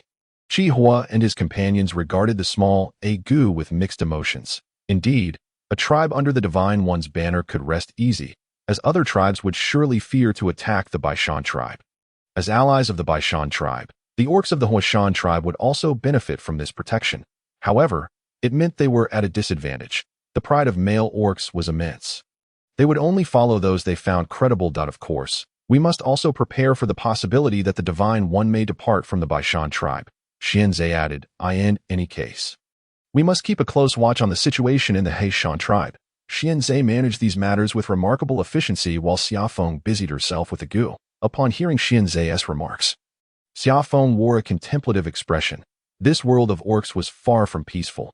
If they wished to foster peaceful development, they needed to ensure Agu remained in the Baishan tribe. Perhaps she could prepare some cat treats for Agu. The group then proceeded to the sweet potato fields. From a distance, Qihua noticed Xia Feng's dwelling, finding its design rather unique, but he merely observed without comment. When they reached the sweet potato fields, a sea of green greeted their eyes. The orcs from Huashan were once again astonished. 50 acres of sweet potato fields may not seem vast, yet it genuinely amazed them. They dismounted and cautiously bent down at the field's edge, inspecting the vibrant sweet potato seedlings. Chihua's face bore a look of disbelief as he raised his gaze to inquire. Did you truly cultivate these? Why do your crops flourish so, while ours are in such disarray? Indeed, Xianzhe affirmed. If you wish to cultivate, we can teach you the methods. Chihua glanced again at the lush sweet potato fields. Hesitating, may we see the fruits? Xianzhe replied, since you are here, why not stay and dine with us, allow you to savor our tribe's delicacies. His abrupt change of topic caught Chihua off guard. Xianzhe continued, you might also sample some sweet potatoes. If you enjoy them, we can consider planting them. After all, sweet potatoes were not meat, and orcs generally preferred meat. For instance, Xianzhe himself was not particularly fond of sweet potatoes. While they were palatable and filling, he ultimately believed meat was the superior choice. Hearing this, Chihua found merit in his words, nodding in agreement and preparing to remain for a meal, with the guests intending to stay for dinner. The orc inhabitants of the tribe sprang into action. Presently, the orcs were exceedingly hospitable and generous towards their friends. Moreover, the orcs of the Baishan tribe felt as though they possessed a rare treasure, eager to showcase it to outsiders and receive their praises. Unfortunately, interactions between tribes had been limited, and they had yet to find an opportunity to boast. Now, the moment had finally arrived for the orcs of the Baishan tribe to demonstrate their various skills. Later on, Xia Feng suggested, let us serve the sweet potatoes first. Otherwise, once they indulge in the meat, they may lose their appetite for the sweet potatoes. The cooks found her reasoning sound and promptly brought forth a platter of roasted sweet potatoes and a plate of steamed sweet potatoes. The sweet potatoes, with their subtle sweetness, immediately captivated the attention of the orcs from the Huashan tribe. These are sweet potatoes. Please, do try. Xuanzi spoke, instructing them on the proper method to peel and consume the sweet potatoes, which had been procured from Xiangfeng's home and had been unearthed for quite some time. Tio enhanced their sweetness. Xiangfeng had left them under the blazing sun for several days. The sweet potatoes, steaming with white vapor and glistening a golden hue, were delectably soft and fragrant upon tasting. The creatures of the volcano tribe widened their eyes in astonishment. The flavor of these sweet potatoes was indeed exceptional. They quickly finished the sweet potatoes in their hands, and due to their efforts to restrain themselves in front of the orcs from other tribes, they halted their eating after finishing. Chihua, who was not particularly hungry, felt a sense of fullness after consuming just one sweet potato, confirming that it was truly a satisfying food. If they had these during the winter, their tribe's orcs would not suffer from hunger. We must cultivate this, Chihua exclaimed with fervor. Of course, we will exchange for the sweet potato seedlings and planting methods with items you require. Very well, Xuanzi nodded in agreement. Just as he finished speaking, the sound of scattered footsteps approached, accompanied by an enticing aroma of meat wafting in from outside. It was a fragrance that the orcs of the volcano tribe had never encountered before. The mere scent made Chihua and his companions nearly drool. Platters of meat were brought forth, roasted lamb legs glistening with oil, tender beef chunks braised in a pot, and stir-fried beef with scallions. Ultimately, Chihua and the other orcs left the Baishan tribe, their hands on their waists and bellies protruding. After walking a considerable distance from the Baishan tribe, they found themselves unable to continue and decided to sit down. I never anticipated such a transformation in the Baishan tribe, one orc remarked, patting his full belly. Indeed, how do they prepare their meat? It's absolutely delicious. Another orc concurred, I envy them for having a divine child. Life under the guidance of the divine child must be so blissful. Hearing his companion's words, Xihua replied, "We should rejoice. At least the Baishan tribe is our ally." Chapter 34. Fishing. Why? The other orcs were somewhat bewildered by Chihua's statement. Xihua let out a belch, acknowledging that his own tribe's members were decent, albeit not very quick-witted. "What thoughts did you have upon seeing the Baishan tribe today?" "Well, their houses have become quite peculiar." "True, but the meat they prepare is exquisite." The mention of meat, the orcs couldn't help but smacking their lips, seemingly reminiscing about the delectable meal they had just enjoyed. The others nodded in agreement. And Xihua stated, "If we were not their allies, do you think such delicacies would be presented before us?" Upon reflection, the other orcs found his reasoning sound. "Let us hurry back and prepare our items to exchange for the sweet potato planting methods. If we succeed, we can avoid hunger this winter." Xihua rose to address them. The other male orcs, filled with vigor at the thought of not facing hunger this winter, quickened their pace. Upon returning to the volcano tribe, Xihua made a beeline for his father. "Back already?" Chihua's father, Xihua, asked as he gazed at his son. "How did it go?" "Father, look at this," Xihua said, presenting 2 items wrapped in leaves. "What is this?" Xihua inquired. "Sweet potatoes. And I also brought back roasted meat from the Baishan tribe," Xihua explained as he untied the grassy string binding the leaves, revealing the sweet potatoes and roasted meat within. Chihua's eyes widened in disbelief. "You brought back sweet potatoes, but why did you also bring back their roasted meat? Did our tribe not provide you with meat?" Xihua defended himself. "Father, the roasted meat from the Baishan tribe is unlike ours. It is exceptionally delicious. You will understand once you taste it." Chihua's father grew more displeased. "What do you mean it's different and exceptionally delicious?" "Isn't our tribe's roasted meat also quite tasty?" Xihua, undeterred, insisted. Chihua's father, feigning indifference, urged, "Hurry, tomorrow morning, send 2 of our mountain goats to the Baishan tribe and only bring back 1 piece of meat." "How dare they?" Before he could finish his sentence, Xihua had already extracted the roasted meat, and its tantalizing aroma wafted through the air, silencing Chihua's father. "What is this?" he exclaimed, wide-eyed as he pointed at the succulent roasted meat. "This is the roasted meat from the Baishan tribe. Try it." Xihua offered. "This meat was specially prepared by the Baishan tribe for us, and these are the leftovers we brought back." The male orcs who had accompanied Xihua to the Baishan tribe all returned with meat. They were eager to share the delightful delicacies with their families. Chihua's father took the roasted meat, biting into it. The outer layer was perfectly crisp, producing a satisfying crunch with each bite. Moreover, the meat had been marinated, yielding a balanced saltiness and an exceptionally tender texture. Crispy on the outside and soft within. Chihua's father quickly finished the piece in his hand. "Father, isn't it wonderful?" Xihua beamed with pride. Chihua's father wiped the grease from the corner of his mouth, feigning composure as he replied, "It's acceptable. Did you inquire how they prepared it?" Chihua's father asked. Xihua scratched his head, admitting, "No, I was too distracted by the deliciousness to think of that." Once again, Chihua's father glared at his son. "How could you forget such an important matter?" "Father, there's no rush. That I plan to visit again in a few days to ask about it. In the meantime, try this sweet potato. While it may not compare to the roasted meat from the Baishan tribe, it is certainly far superior to our tribe's roasted meat." But Chihua's father responded, "You merely visited the Baishan tribe. What else with all the praise for them?" Xihua eagerly peeled the sweet potato skin. Offering the golden tuber to his father, Chihua's father reluctantly accepted it, took a bite, and then looked up at his son. "Did they say this can be cultivated?" "Yes," Xihua nodded. "I observed their sweet potato plants. The seedlings are thriving, lush and green everywhere. They are not deceiving us." Chihua's father felt a surge of excitement. "Then tomorrow, I will personally lead a group to the Baishan tribe. You will remain here." "What? But didn't you say I was responsible for this matter?"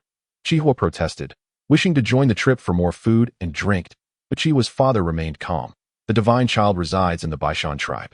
As the tribe leader, I must pay my respects." This reasoning was quite compelling and justified. Xihua, unable to argue against his father, resigned himself to staying behind in the tribe. Early the next morning, Chihua's father departed with the male orcs. This time, a completely different group of male orcs set out. Xia Feng was at the riverbank, accompanied by the tribe's young ones, catching fish. Fish from the orc continent were generally unappealing to eat, resulting in the river's fish being large and plump. Xia Feng had crafted several nets from a mixture of tree bark and wild grass. A few individuals could easily gather a bounty of fat fish with just a single sweep of the net. Watching the fish flopping energetically in the net, Aguo was thrilled, sitting on a nearby rock, eagerly peering at the catch as the fishing excitement unfolded. Chiwa's father and the others approached the perimeter of the Baishan tribe, where they were spotted by patrolling male orcs. Although puzzled by the change in their group, the patrolling orcs thought little of it, assuming the importance of the sweet potato seedlings necessitated the tribe leader's visit. They had no idea the visitors were merely there to indulge in food and drink.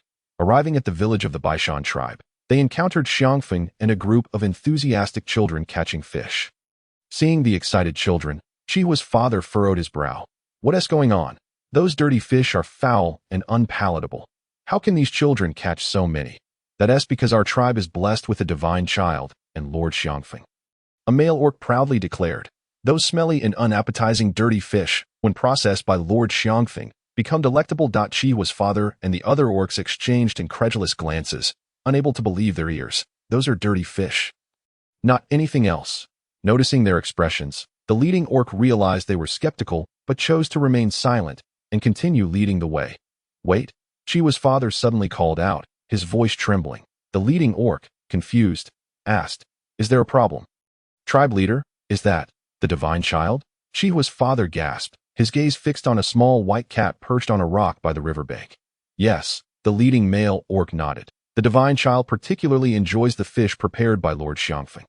Chiwa's father felt a wave of confusion wash over him. "What? The divine child enjoys those unpalatable dirty fish?" Xia Feng glanced at the fish they had caught and called out to the exuberant children playing in the water. "All right, that's enough fish. Let us get back." Despite their small stature, the children exhibited remarkable strength, moving in the water like fish themselves. Otherwise, Xia Feng would not have permitted them to assist in catching fish. Chapter 35.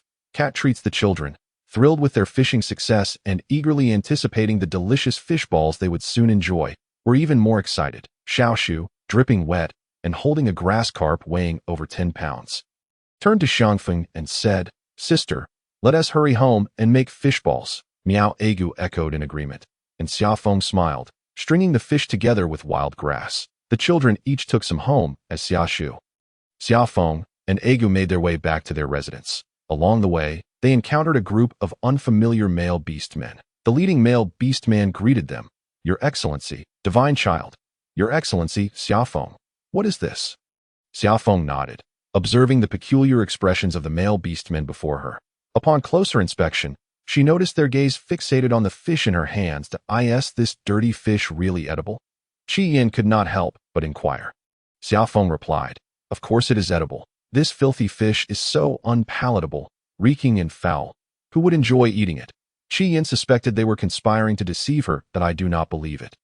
Xia Feng coolly responded with a slight dismissal and turned to Xiaoshu, saying, "Let us proceed." If they did not believe her, it was of no concern to her, seeing her move with purpose. Qi Yin was taken aback. Should she not prove the fish was indeed edible by inviting them to a meal? Was she truly just going to walk away? "Chieftain Qi, our chieftain awaits you by the sweet potato field. Please follow me," the leading male beastman said with a smile that did not reach his eyes. Currently, the beastmen of the Baishan tribe had developed a fondness for fish, or more precisely, fish balls, especially among the older beastmen and the young cubs, who could consume several bowls in one sitting. Although deboning was a tedious task, the delightful taste of fish balls made it worthwhile, and they prepared them every few days. Qi Yin's assertion that no one would eat fish was an affront to the delicious fish balls. Qi Yin soon realized that the direction they were heading aligned with Xia Feng's path and nodded, quickening his pace to catch up. However, he was met with a fierce glare from Agu perched on Xia Feng's shoulder, causing his legs to weaken. "Divine child is quite fearsome," he thought, daring not to draw too close to Xia Feng. He watched as Xia Feng and Xiaoshu entered a rather peculiar dwelling. "This is our sweet potato field," the guiding beastman announced with pride. Only then did Qi Yin notice they had arrived at their destination. Turning to look, he beheld a vast expanse of lush, orderly fields. Such a scale of cultivation cannot be wild, he mused. In truth, the volcano tribe had attempted to cultivate food as well. They once discovered a type of fruit that tasted quite pleasant and endeavored to transplant it to their territory, only to have it perish shortly thereafter. Undeterred, they made several attempts, each ending in failure. Eventually, they learned that the failure to cultivate food was not exclusive to their tribe, which brought them some relief, leading them to abandon agriculture in favor of hunting in the fields. Several beastmen were busy harvesting sweet potato vines meant for trade with the volcano tribe. A considerable amount had already been gathered and bound in bundles with long strands of wild grass. Resting beneath a nearby tree, Xianzhe was also present in the fields, observing the thriving sweet potato shoots with great satisfaction. At this growth rate, we have secured a significant portion of food for the winter, he thought joyfully. Xianzhe, recalling Xia Feng's words about the multitude of edible plants akin to sweet potatoes in this world, hoped that if they could find and cultivate them all, the winter would pose no threat. Deep in thought, he was only brought back to reality after being called several times that he looked up in the direction of the sound and noticed a group of people standing at the edge of the field. He stood, brushed the dirt from his hands, and walked briskly to Qi Yan. Chieftain Qi, what brings you here? Qi Yan did not intend to divulge his purpose. Clearing his throat, he said, given the importance of sweet potatoes, it is only natural for me to come personally. Rest assured, we are well prepared. Xianzhe gestured, and soon some beastmen arrived to carry the sweet potato shoots. I will send individuals with you to assist in planting, he assured Qi Yan. Qi Yan nodded in acknowledgement. Xianzhe then glanced at the sun in the sky and added, allow me to summon them. It is still early. Let us set off now. Qi Yan was taken aback. Now? Indeed, these vines must be planted promptly. Otherwise, they will perish. Noticing the peculiar expression on Qi Yan's face, Xianzhe inquired, is there something amiss? Qi Yan hesitated. I came here this morning with the intention of enjoying a feast, having eaten little thus far. However, he could not voice this, as it would suggest he was being intentional, and perhaps the beastmen of the Baishan tribe would think the volcano tribe could not afford meat. Furthermore, the food for winter was vital. He and the other male beastmen of the volcano tribe would have to depart Baishan tribe with lingering regrets. Xianzhe selected a group of robust male beastmen to assist and brought tools for tilling the land. With their help, the volcano tribe managed to plant the sweet potatoes in just a few days. This winter, the volcano tribe successfully endured the cold thanks to the sweet potatoes they had sown, though that was a tale for another time. Xia Feng prepared the fish, chopping some into paste and mixing it with steamed sweet potatoes, forming strips of about 5 centimeters in length to steam. Next, she caught a wild chicken, slaughtered it, and minced the breast meat, mixing it with 2 egg whites to form small meatballs, which she placed on a stone slab to roast. This simple cat treat was something she had encountered in her previous life. Given the limited ingredients, this was all she could prepare. The aroma of the cat treats was delightful, and while she worked, Xia Shu gazed longingly from the side. Xia Feng smiled, taking the remaining egg yolks and mixing them with fish slices to prepare fried fish for him. The oil in the pot sizzled vigorously, and the distinctive scent of the fried food wafted far and wide. Xianzhe, standing outside the courtyard, caught a whiff of the enticing aroma that he paused, glancing towards Xia Feng's kitchen, where he caught a glimpse of her busying herself through the window. After a moment of hesitation, he turned to leave. Once he departed, Xia Shu peeked out from the kitchen and called to her sister. Isn't brother Xianzhe joining us for dinner? Why would he come here for a meal? Xia Feng inquired while frying the fish slices. But hasn't he always come before? Don't you want brother Xianzhe to come for dinner? Of course not. Xia Feng rolled her eyes that he eats so much. Have you not noticed that he nearly devours all our food? You have truly changed. Back then, even without food, you would still share with brother Xianzhe. Now, you seem indifferent to him and only care about the food. Chapter 36. Egu vanishes with the cat treats. Xia Feng was unaware of her brother's thoughts. After completing the cat treats, she let Egu sample a few pieces. Egu devoured them with delight, clearly relishing the treats. Xia Feng had prepared enough cat treats for 2 days, knowing that the hot weather could spoil them. However, that evening, Egu went missing, along with the cat treats she had made. Xia Feng exclaimed, Xia Shu, is it possible that the divine child has returned to the holy mountain? After pondering, Xia Feng concluded that Egu's gluttonous nature would not allow it to simply run away. She instructed Xia Shu to remain quiet and joined him in searching the tribe. Egu had been by Xia Feng's side daily since they met, so its sudden disappearance was surely suspicious. More than Xia Shu's worry about Egu returning to the holy mountain, Xia Feng was concerned that some beast man might take offense at Egu and capture it for a stew, though it was the divine child. Its well-groomed fur indicated it was well-fed. As dinner time approached, and Egu still had not been found, Xia Feng grew anxious. Could it truly have been captured for stew? She had cared for it for so long. She could not bear to see it harmed. While Xia Feng searched for the cat throughout the tribe, she encountered Ling Shui and her suitors. Ling Shui had faced rejection from Xianzhe, who treated her as if she were invisible, yet many young male beastmen in the tribe were fond of her. Recovering somewhat from the blow to her self-esteem, Ling Shui strolled through the flower-filled fields with her admirers. After a while, she felt fatigued and sought a shady spot to rest. Aware that their rivals were present, the male beastmen vied for her attention, one offering her water while another picked sweet fruits for her. Ling Shui accepted their attentions graciously, not shunning their gestures. "Isn't that the divine child?" one male beastman suddenly remarked. Everyone turned in the direction he pointed, only to see the wildflowers swaying in the breeze. "Where? Are you imagining things?" another beastman replied. "Could I be mistaken?" The first beastman scratched his head, grinning foolishly that it looked quite similar, and it was carrying something. The others did not dwell on the matter in the evening. Ling Shui carried a clay pot to the river to fetch water. From a distance, she spotted Xia Feng on the riverbank, seemingly searching for something. Upon seeing her, Ling Shui's dissatisfaction bubbled up once more. "What makes this person any better than me?" The divine child chose her, rather than herself. Upon thinking of the divine child, Ling Shui's gaze faltered momentarily. She scanned the surroundings, yet did not spot that small, fluffy white figure. Where is the divine child? Each time she encountered Xia Feng, the divine child was always by her side. But now, the divine child was nowhere to be found in the past. Ling Shui would not have concerned herself with this, as it was entirely possible that the divine child had merely wandered off to another place. She recalled the words of a suitor during their stroll outside. Had he seen the divine child carrying something? A thought flickered in Ling Shui's mind, and suppressing her joy, she pondered for a moment before abandoning her task of fetching water. She set the clay pot aside and hurriedly made her way to the suitor's house. "Ayan, are you there?" Ayan, who was busy crafting stone tools inside the house, rushed out upon hearing her voice, his face alight with surprise. "Ling Shui, what brings you here?" "I wish to inquire about something," Ling Shui replied. "You mentioned seeing the divine child near the flower fields at noon today."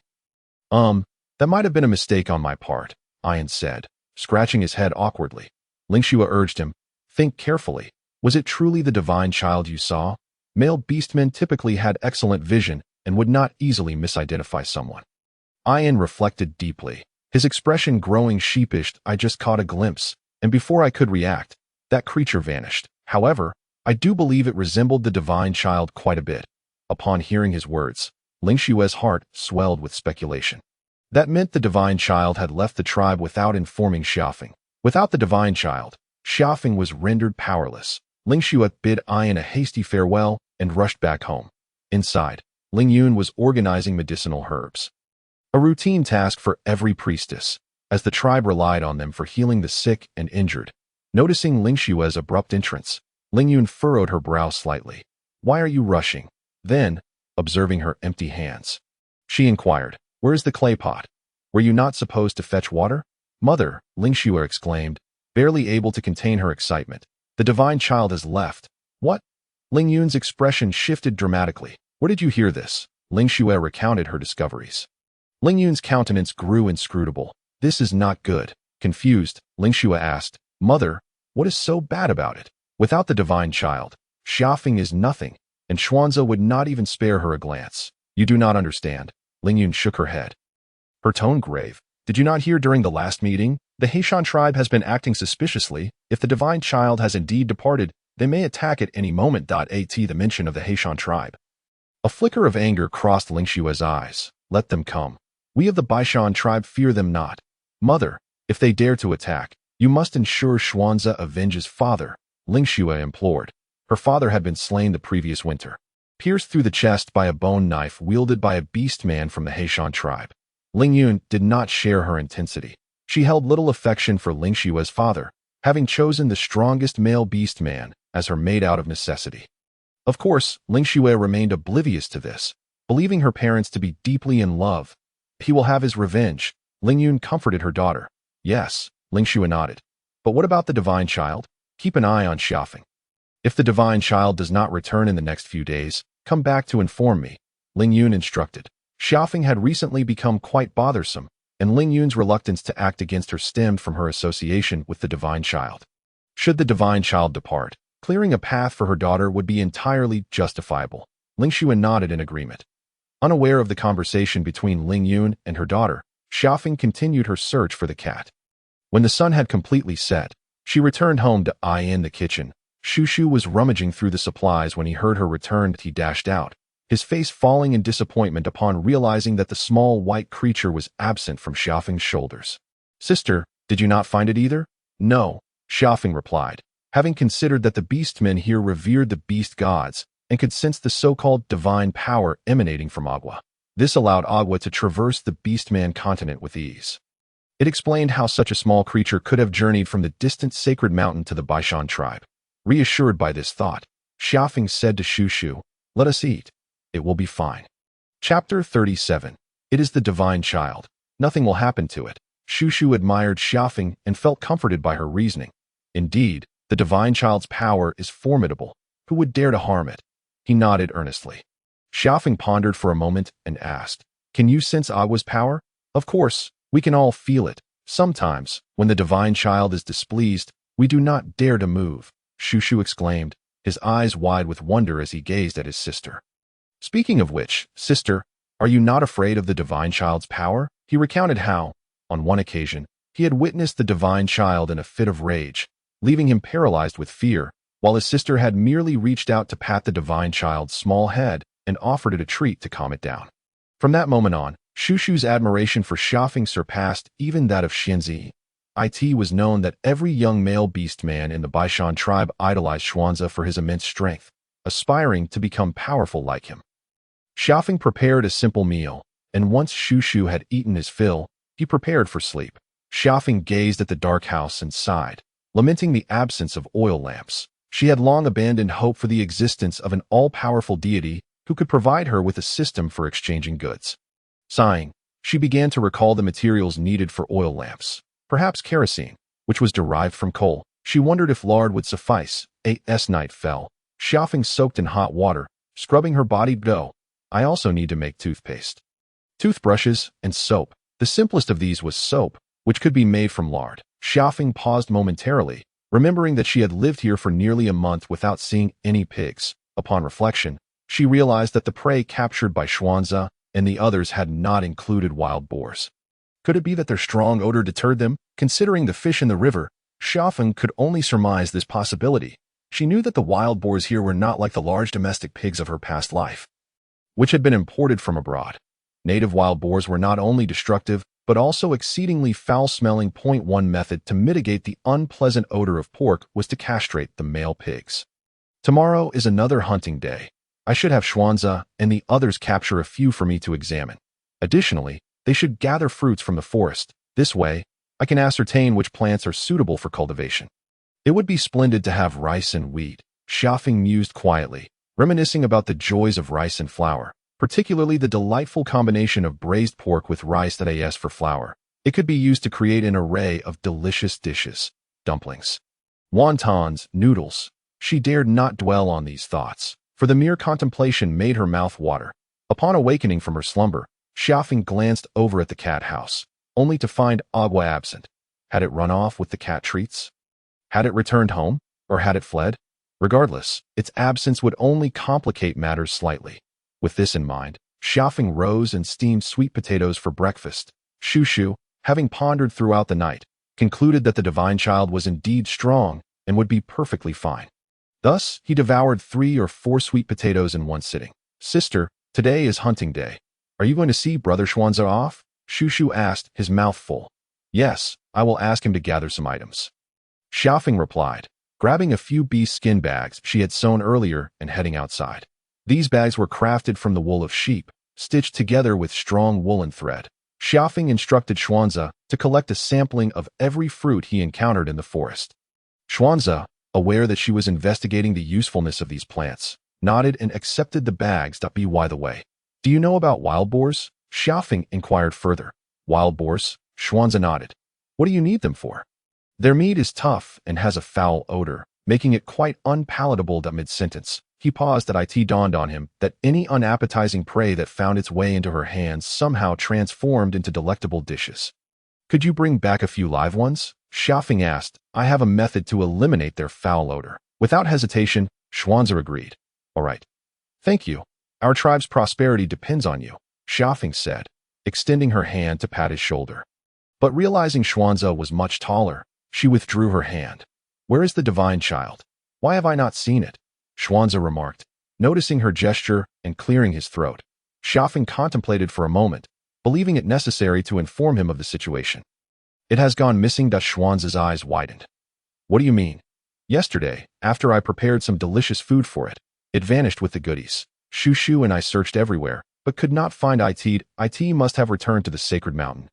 Xia Feng explained, summarizing the events. That is a possibility. Xuanzi replied that on the continent of orcs, the divine offspring is an entity that can traverse freely without concern for potential issues.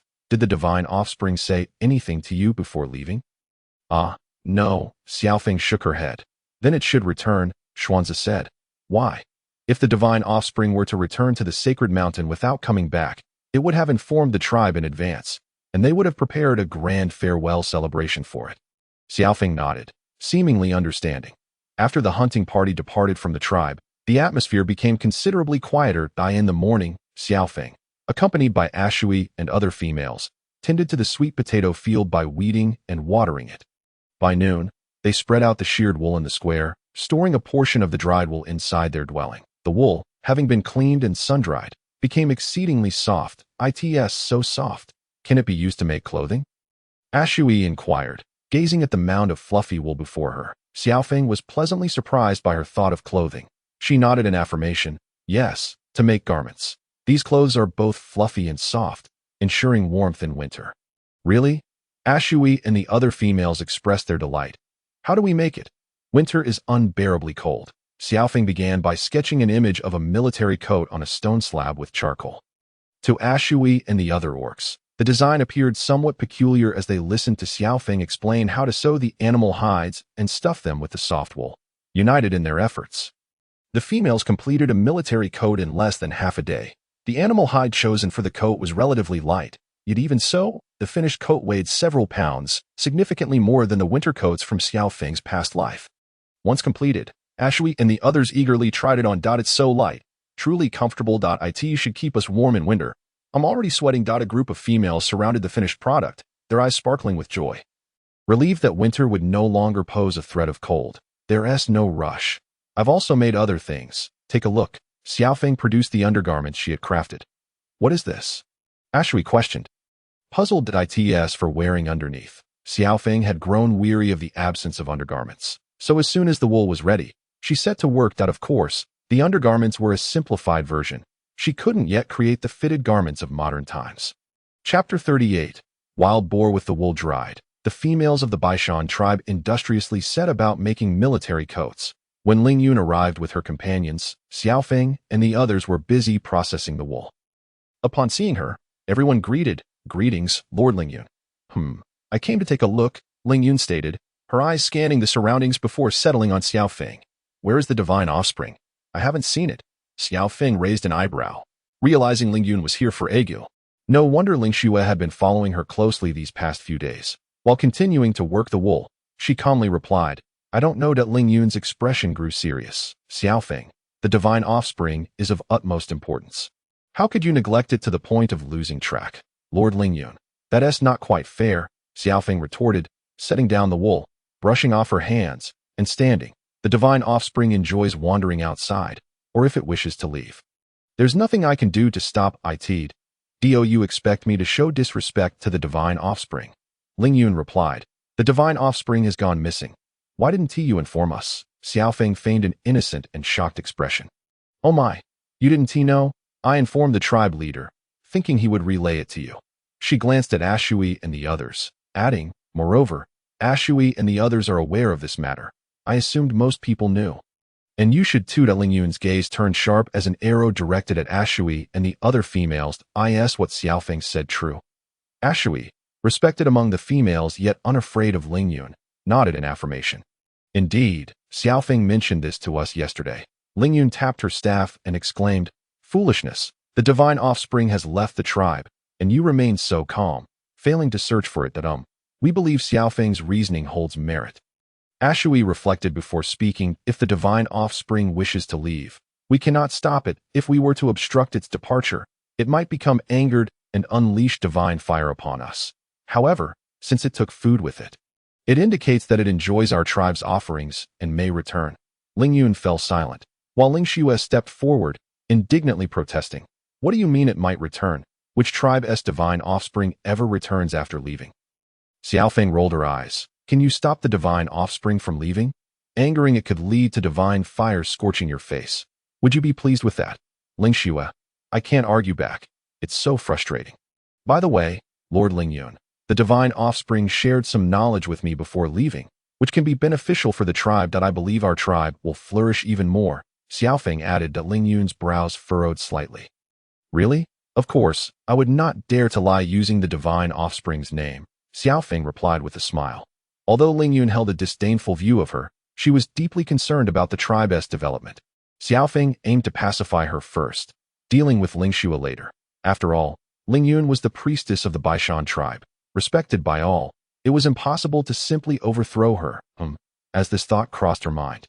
Xia Feng paused, questioning why she had entertained the idea of unseating Ling Yun. Although she was not particularly fond of Ling Yun, their direct conflicts had been feud. At Xia Feng's expression turned contemplative. Was it the original host's emotions at play? Why did the original host harbor such resentment towards Ling Yun? Was it truly due to Ling Yun seizing the priestess position from her? The priestess position? Fragmented memories flickered through Xia Feng's mind, houses engulfed in fierce flames. Speak of the methods you know. Ling Yun's words pulled Xia Feng from her reverie. Xia Feng smiled at her. This requires the tribe leader to return from hunting. The Baishan tribe's hunting party returned sooner than expected.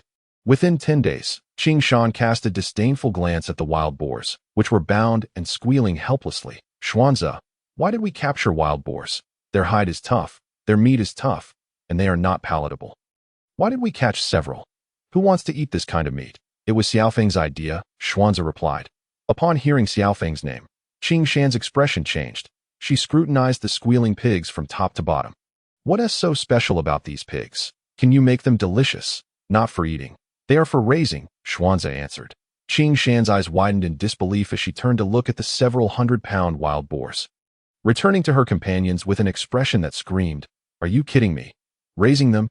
How? I don't know, Xuanze answered. Soon, they arrived back at the tribe. Xuanze and a few other male orcs carried the wild boars towards Xia Feng's home. The raucous squealing of the boars drew the attention of many orcs, who had little entertainment and flocked to witness the spectacle. Xia Feng's home was busy with well digging, and upon seeing Xuanze approach with the squealing wild boars, she paused momentarily. Is that a wild boar? She had seen pictures of wild boars on her phone, but had never encountered one in person. Now that she had, she realized they were distinctly different from domestic pigs. How do we handle them? Xuanze asked her, suggesting he would slaughter the wild boar at her command. Xia Feng curiously inquired, Are these pigs male or female? 3 females and 1 male, Xuanze replied. Xia Feng approached the male wild boar. Circling it thoughtfully, let's use it as a trial. The gathered orcs exchanged confused glances, unsure of her meaning. The wild boar was known for its destructive power and strong combat capabilities. Taming it would not be a simple task. Xia Feng instructed the orcs to build a pen for the pigs in a corner of the tribe using stones, each pen measuring about 10 square meters, complete with feeding troughs. They first placed the 3 female wild boars inside their pen, while the remaining male wild boar was bound with grass ropes and laid on its back on a clean stone slab. Squealing loudly, Xia Feng crouched in front of it, her eyes fixed on its vital points, contemplating whether to remove them entirely with a sharp bone knife. As for castration, she was not well versed. Her vague understanding suggested that it involved cutting away the vital parts. However, in modern practices, castration would also include a sterilization process. If she performed it directly now and it bled excessively, what would she do? She had only found some hemostatic herbs. What if complications arose? What are you going to do? She had been fixated on the vital points of the wild boar, her grip on the sharp bone knife lending her an intimidating presence. Xuanze could not help but inquire. I am contemplating how to swiftly and accurately sever this. Xia Feng gestured with the bone knife towards the boar's critical areas, stating, Allow me. Xuanze asserted, I shall handle it, recalling Xuanze's deftness in shearing sheep. Xia Feng passed him the bone knife. The onlooking male beastmen regarded Xuanze with admiration. Indeed, he was formidable, with an exceptional capacity for acceptance. Chapter 39. The bee pupa following Xia Feng's instructions, Xuanzi struck decisively, and the boar let out a pitiful scream. Blood splattering. The surrounding beastmen felt an involuntary chill between their legs and instinctively retreated a few steps, opting to keep their distance from Xuanzi and Xia Feng, apprehensive that a mere gesture from Xia Feng would prompt Xuanzi to act against them. Well, it has bled quite a lot, Xia Feng remarked, observing the profusely bleeding wound, while applying a hastily prepared hemostatic herbal remedy to the struggling boar. That I wonder if it can survive, she sighed, glancing at the boar still bound tightly. She felt a sense of disquiet, yet having never raised pigs or been acquainted with the swine industry, she was largely uninformed about the process of castrating a boar. Should it perish, we shall simply consume it, Xuanzi stated calmly, washing the blood from the bone knife and his hands. The off flavor of this pork will be significant. It's not palatable, Xia Feng cautioned him. Xuanzi expressed mild surprise. Not even ginger and scallions can enhance its flavor? No, Xia Feng shook her head. Ginger and scallions are not a cure-all. After a moment of contemplation, Xuanzi replied, then let us do our utmost to ensure this pig does not die. You think it will comply just because you say so? Xia Feng retorted, observing several sows in the pen bouncing energetically, repeatedly ramming against the stones. What should we do? Queried the beastmen guarding the pig pen. At this rate, they shall soon break the pen. Let us starve them for a few days. Xia Feng suggested. Their desire to ram is merely a consequence of overeating and having nothing to do. Having settled the matter of the wild boar, Xia Feng turned her attention to the provisions Xuanzi had brought back. Discovering an assortment of pine nuts and similar items, but no cultivable crops such as wheat or rice, which left her feeling somewhat disheartened. This is for you, Xuanzi recalled, presenting another item wrapped in animal skin to Xia Feng. She received it, unwrapping the skin to reveal a beehive, filled with golden, fragrant honey and numerous white bee pupae. Where did you find this? Xia Feng asked, her surprise evident. Previously, you mentioned a desire for sweets. While this may not compare to sugar, it is equally sweet, Xuanzi replied. Xia Feng, astonished, questioned, you know about sugar? Indeed, there is a tribe to the south that produces it, and its price surpasses that of divine stones. He affirmed that I yearn to see the southern tribe. Xia Feng mused, sensing her unspoken wish. Xuanzi remarked, before winter arrives, we shall venture to the trading grounds. We can meet them then. That if you wish to barter, we may exchange divine stones for their goods, aware of the inconvenient travel. Xia Feng nodded, glancing at the enormous beehive in her hands. She said, allow me to treat you to something delicious. Very well, Xuanzi replied. The hunting party returned earlier than usual, leaving ample time before the evening celebration.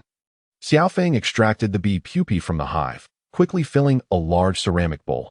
Gazing at the plump, white, wriggling pupae, she felt a mix of trepidation and disgust. Learning that Xia Feng intended to fry them for consumption elicited little reaction from Xuanzi. He believed that while these creatures were edible, he would abstain from eating them. Xia Feng added several dried chili peppers to enhance the aroma, then tossed half of the bee pupae into the pan to stir-fry.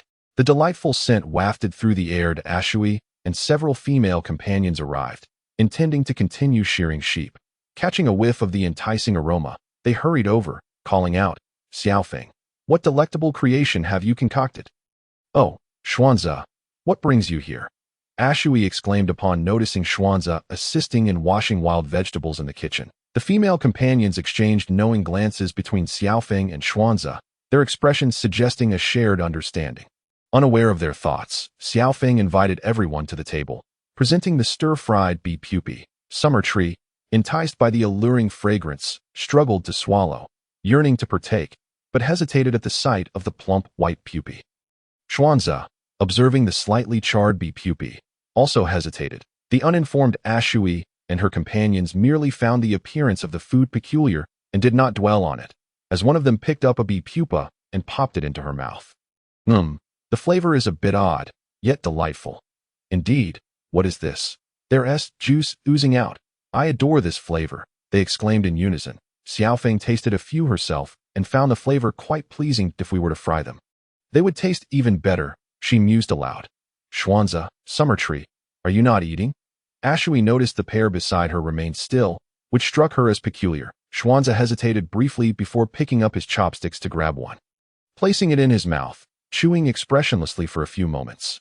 How does it taste? Xia Feng turned to him, her eyes glimmering with anticipation. "It is quite good," he replied, swallowing the morsel with some difficulty. Hearing this, Summer Tree, who had been wrestling with indecision, finally resolved to take a bite, and upon doing so, was met with an explosion of flavor. "Delicious," Summer Tree exclaimed, thoroughly enjoying the taste. "It's tasty. Eat more. High in protein. It will help children grow taller," she encouraged, still holding half a bowl, intending to roast the remaining pupae, as roasted bee pupae were another delicacy. When Ashui and her companions saw Xia Feng approaching with the plump bee pupae, their expressions shifted. "What is this? It looks like worms. How revolting." Summer Tree pointed to the now empty plate, explaining the reality of the situation, upon realizing it was the same food they had just consumed. Ashui and her friends' expressions altered, yet the allure of food proved too strong, and they gathered around the fire once more to roast the bee pupae. The roasted bee pupae were well received by Xuanzi. The evening's celebration remained lively, but Xia Feng felt a tinge of melancholy at the sight of the boar Xuanzi had castrated hanging lifelessly. The following morning, children flocking to the pigpen discovered the sight. When Xia Feng arrived, she beheld the boar, bound and lifeless, its legs in the air. "Well, let us butcher it for consumption," Xuanzi declared. Xia Feng pondered for a moment before agreeing to improve the current state of the boar's meat. One must first comprehend how distasteful it was. Thus, the several hundred pounds of wild boar were cleanly slaughtered, yet the meat bore a pronounced foul odor, proving quite difficult to prepare. Xia Feng distributed portions of the pork to each household, advising them to find a way to eliminate the pungent smell. Regrettably, the entire tribe's beastmen exhausted every effort but failed to eradicate the odor. Xia Feng retained the fatty portions of the boar, convinced that a more potent aroma could neutralize the unpleasant scent. Hence, she and Summer Tree ventured into the woods to gather an abundance of scallions, ginger, and chili peppers, preparing to render lard. Chapter 40. The Wandering Beastmen. However, rendering lard typically required a large iron pot. Within the Baishan tribe, they possessed neither iron pots nor even a trace of iron. Ultimately, Xia Feng located the tribe's largest stone pot, ignited a fire, and heated it. Tossing a small portion of the fat into the pot as time passed, the pot crackled and popped, and the foul odor began to permeate the air. Without hesitation, Xia Feng added the clean, dried scallions she had prepared earlier. The verdant green scallions suddenly emitted a crisp sound as they were chopped, and in went the chili peppers and garlic. The pungent aroma of the chili wafted through the air, causing Xia Feng to cough a few times from the irritation. Fortunately, despite the intensity of the spice, there was a silver lining. The lard had been successfully rendered. Xia Shu had a fondness for the fried pork cracklings, and though they were somewhat greasy, a bit of extra water would alleviate any discomfort. With the lard extracted, it was only natural that soap would also be crafted. Xia Feng vaguely recalled a method involving plant ashes, so she mixed the ashes from the stove with a small bowl of lard. However, the results were mediocre. Due to the addition of chili during the lard rendering, it was not merely unsuitable for bathing. Even washing hands left a lingering spicy sensation. This particular soap was not only spicy, but also infused with a robust scallion fragrance. Imagining herself bathing with such a soap, Xia Feng decided to abandon the endeavor. For now, she resolved to focus on raising the pigs in the tribe. Xia Feng's yard was soon home to several chickens and wild ducks, all caught by Xianzhe. Among them, a few had laid eggs. Upon seeing the eggs, Xia Feng pondered and decided to make some egg dumplings. The absence of flour would not deter her desire for dumplings. And now armed with lard, the time for dumpling making was ripe. She sought out Uncle Deshawn, asking him to help her craft a stone spoon, aware of her penchant for peculiar creations that often proved useful. Uncle Deshawn readily agreed. With the stone spoon in hand, Xia Feng prepared the filling. Diced beef mixed with chopped scallions, garlic, eggs, and salt, enriched with 2 generous spoonfuls of fragrant hot lard.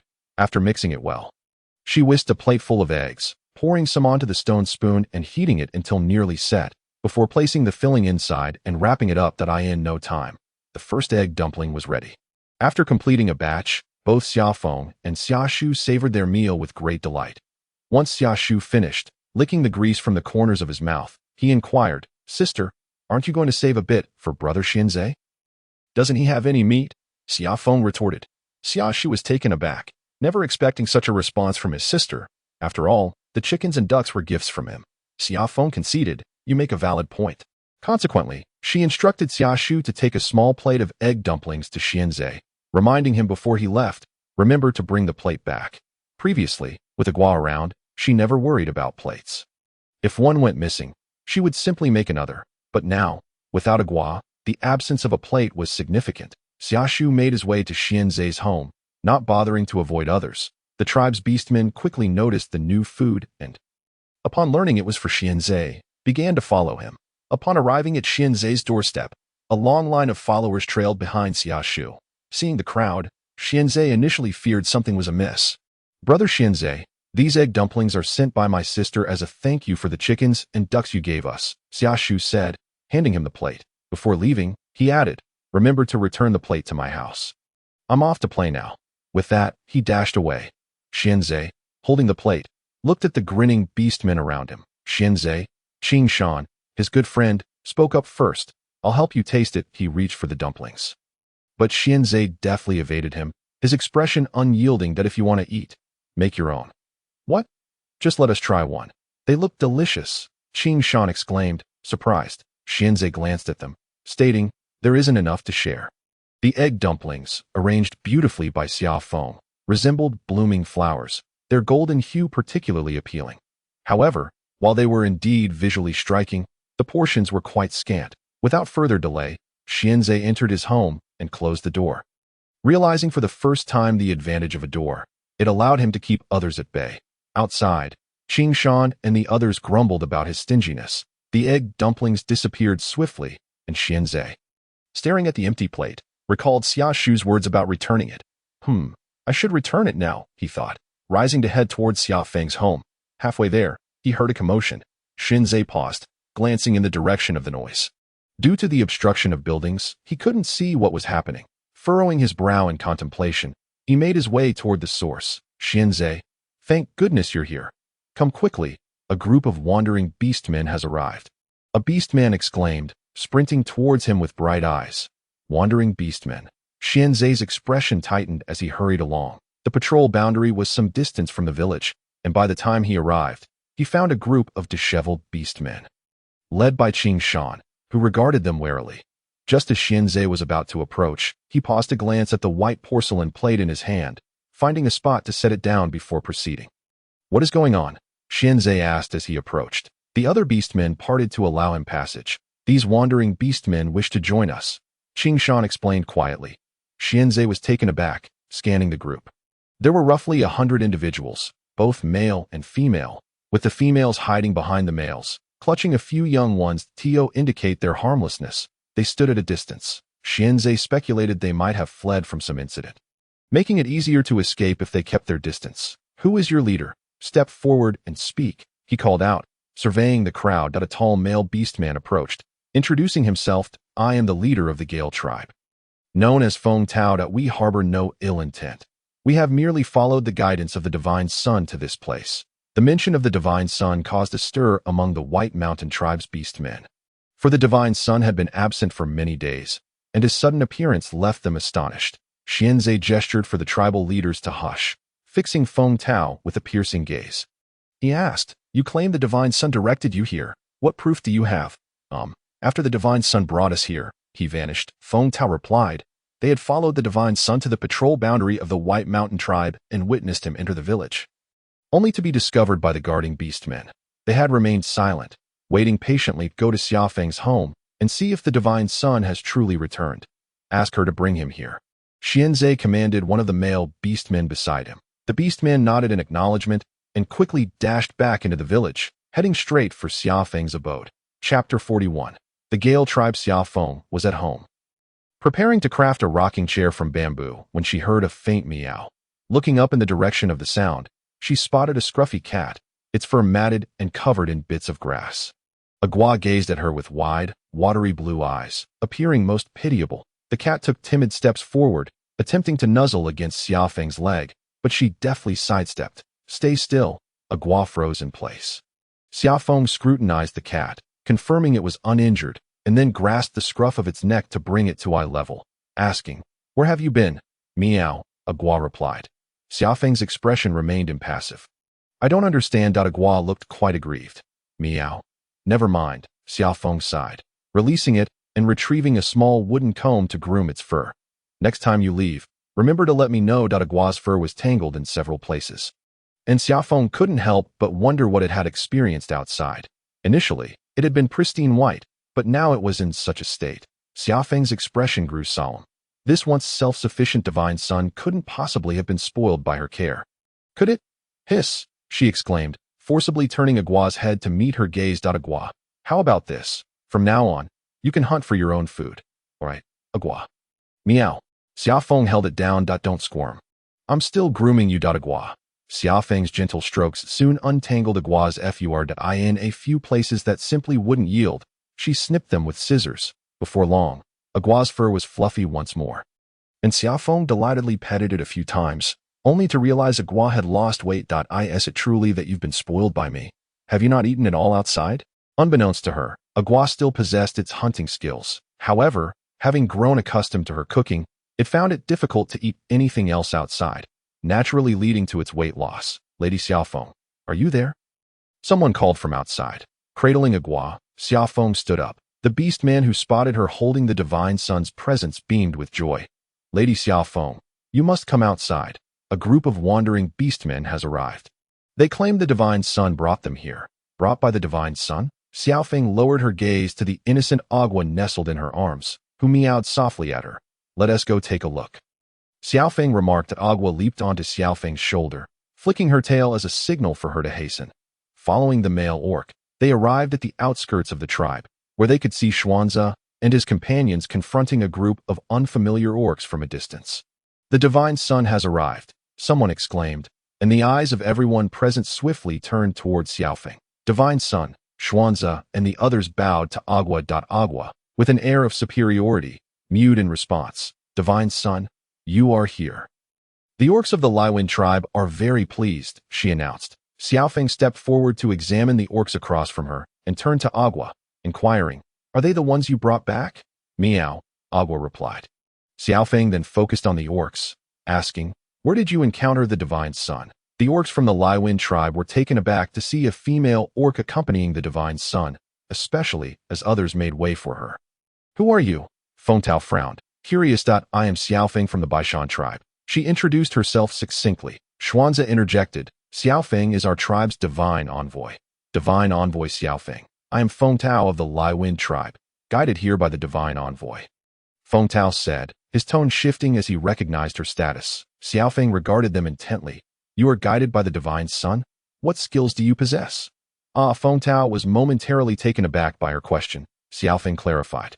The divine son ventures forth to seek orcs who can assist the Baishan tribe. What specialties does your tribe have? It was essential to ascertain their origins first. Well, we engage in agriculture and animal husbandry. Feng Tao replied promptly. Agriculture and animal husbandry? Xuanze and the others were somewhat surprised, as their tribe had only recently begun to develop these practices. Are you not nomadic orcs? Xuanze inquired. Feng Tao began to respond, but was interrupted by the wailing of a small child behind him. A nearby female quickly went to soothe the child, urging him to stop crying. Feng Tao smiled wryly. It's a long story. The Laiwen tribe was a small tribe situated to the south, and due to their limited numbers, their combat strength was weak. They struggled to compete with other tribes in hunting and resorted to self-sufficiency by growing food and raising animals, avoiding conflicts with other tribes. However, this spring, several nearby tribes were attacked by a formidable northern tribe. The male orcs of that tribe were known for their brutality, reportedly slaughtering all male orcs of any conquered tribe while sparing only the females. After deliberation, the Laiwen tribe decided to flee. With over 300 members, they split into two groups. One headed south and the other north. The group, led by Feng Tao, fortunately did not encounter the ruthless tribe along their journey. For the past few months, they had lived as wandering orcs, and just days ago, they stumbled upon the divine son napping on a stone stump. Overjoyed, they beseeched the divine son for guidance and protection, leading them to the Baishan tribe. Knowing that the tribe attacking you is from the north, why did you choose to head north? Xia Feng couldn't decide whether to label these individuals foolish or naive. Encountering the enemy could spell disaster, we were aware, but we drew lots, and I happened to draw the northern route, Feng Tao explained with a wry smile. What crops do you cultivate? Xia Feng asked out of curiosity. We grow many types of food, and we brought some seeds with us, Feng Tao replied. Opening a hide to reveal preserved seeds, Xia Feng's heart raced at the sight of corn and wheat, staples that could satisfy hunger and were quite palatable. As Feng Tao mentioned, maintaining her composure, Xia Feng inquired further, "Do you raise pigs? Wild boars?" Feng Tao nodded in affirmation. Upon hearing this, Xia Feng turned to Xuanze, who mirrored her gaze and nodded, indicating to take charge. Xuanze addressed Feng Tao, "Since you have been brought here by the Divine Sun, we naturally welcome you to join the Baishan tribe. However, I hope you will swear an oath in the name of the beast god that from this day forth, you will refrain from actions that harm the Baishan tribe. Any violations will result in punishment by divine fire." Chapter 42. A hot water bath. Swearing an oath in the name of the beast god is a matter of utmost seriousness on the Orc continent. The beast god represents their faith, and upon taking an oath, the power of the beast god binds the oath taker. Any transgressions against the vow result in divine retribution. Feng Tao readily agreed, expressing no objections. Having grown weary of the days spent wandering with his subordinates, Xuanze kept Agua close, ensuring each orc from the Laiwen tribe gazed upon her. The Divine Sun's authority was palpable. After each member of the Laiwen tribe swore their oath, sweat trickled down their backs, not from guilt, but from the immense pressure of facing the Divine Sun. Xuanze led them into the tribe, arranging their accommodations due to a lack of extra housing. Each orc from the Laiwen tribe was assigned to reside in the homes of the Baishan tribe. 3 young females arrived at Xia Feng's home. Given their unique status, it was unwise to place them haphazardly. Any incidents could incite unrest among the recently joined Laiwen tribe. The most suitable place for them was Xia Feng's abode. As a single female and also the divine envoy, it was only fitting that the Divine Sun resided here, making Xia Feng's house the safest place in the tribe. The 3 females, clad in tattered hides, stood awkwardly beneath the large tree in the yard. Xia Feng understood Xuanze's intention in separating the Laiwen tribe's orcs to prevent them from clustering together and possibly causing trouble. After a brief introduction, Xia Feng inquired if they were hungry. The other 2 females instinctively looked at the one in the middle, clearly recognizing her as their leader. "I am Fenghua, and these are Anan and Axi." The central female introduced herself. "Feng." Xia Feng raised an eyebrow upon hearing her name. Living here for some time, she was aware that ordinary orcs did not have surnames. Surnames were believed to be bestowed by the beast god. The original owner of the name Xia had it due to her mother being a priestess, while her father was an orc without a surname. As for Xuanze, it was rumored that he had a small plaque with his name inscribed on it. Xuanze, while the surname Xin was not common in the nearby region, the original owner's parents believed he hailed from a distant tribe, as orc tribes often traveled great distances to the sacred mountain for pilgrimage. Now, this female named Feng shared the same surname as Feng Tao and bore a resemblance to him upon closer inspection. "Are you hungry?" Xia Feng asked. "A little. It would be great if you could spare us some food." Fenghua replied graciously. "Just a moment. I will prepare something for you." Xia Feng said that in the kitchen, there were still some egg dumplings left, which she decided to serve them to fill their stomachs. That Agua on her shoulder meowed incessantly. Xia Feng patted her gently and said, "If you run off again next time, I won't make you any more fish treats." With that, she poured some homemade cat food into Agua's designated bowl. Agua eagerly dove into the bowl, devouring the food voraciously, making Xia Feng feel a twinge of sympathy. The 3 females in the living room were taken aback by Xia Feng's generosity, setting aside the dazzling food. The plates were clearly not ordinary. They were as pristine as the snow atop the sacred mountain, indicating great value. If they were to break even a small piece, they could not afford the cost. Moreover, this house was unlike any they had previously lived in. Curious, Fenghua reached out to touch the chair she was sitting on, finding it quite comfortable. The living room was neatly arranged by Xia Feng, with soft wool piled on one side, covered with hides. Fenghua's gaze briefly lingered there before returning. An enticing aroma wafted in as Xia Feng entered with stir-fried meat and steamed sweet potatoes. The 3 females, led by Fenghua, felt their stomachs rumble in unison, their pale faces flushing crimson. Xia Feng chuckled, setting the food down. "Eat while it's hot." Sensing their hesitation with her presence, she retreated to the kitchen to boil water for them. She was grateful that she had built an extra room during the house's construction, originally intended for storage, now repurposed for their temporary stay. As for the bathing facilities, there was a communal bathroom adjacent to the kitchen. Xia Feng planned to let them use the shared bath. Departing with efficiency, she left Fenghua and her companions to breathe a sigh of relief, feeling more at ease without anyone watching over them. Soon, they were captivated by the food. When Xia Feng returned to collect the dishes, she found them pristine. I've boiled some water for you. You can go take a bath now, she informed Fenghua. On the road, Fenghua and her companions rarely had the opportunity to bathe. Nevertheless, the females, with their innate desire for beauty, endeavored to maintain their cleanliness. Observing Xia Feng now, Fenghua found it only natural that she could be deemed a divine envoy. She exuded a pleasant aura and a subtle floral fragrance, while her animal hide was remarkably tidy. Upon glancing at herself, Fenghua felt a sense of inadequacy in comparison. It was no wonder she had gone to such lengths to please the esteemed Son of God, who seemed indifferent to her efforts. I've prepared hot water for you. You may wash up now. Do you have any clean clothes? Xia Feng inquired, leading them to a small house adjacent to the kitchen. Fenghua nodded in response, prompting Xia Feng to invite them inside to bathe. Inside the small house, a window, though covered with animal hide, allowed ample light to filter through. As soon as they entered, Fenghua and her companions were greeted by a wave of warm, comforting air. In the corner, they noticed a long, rectangular basin steaming with white vapor. Beside it lay several small pieces of animal hide intended for scrubbing. The orc females had lived rugged lives, and never had they experienced the luxury of bathing in hot water.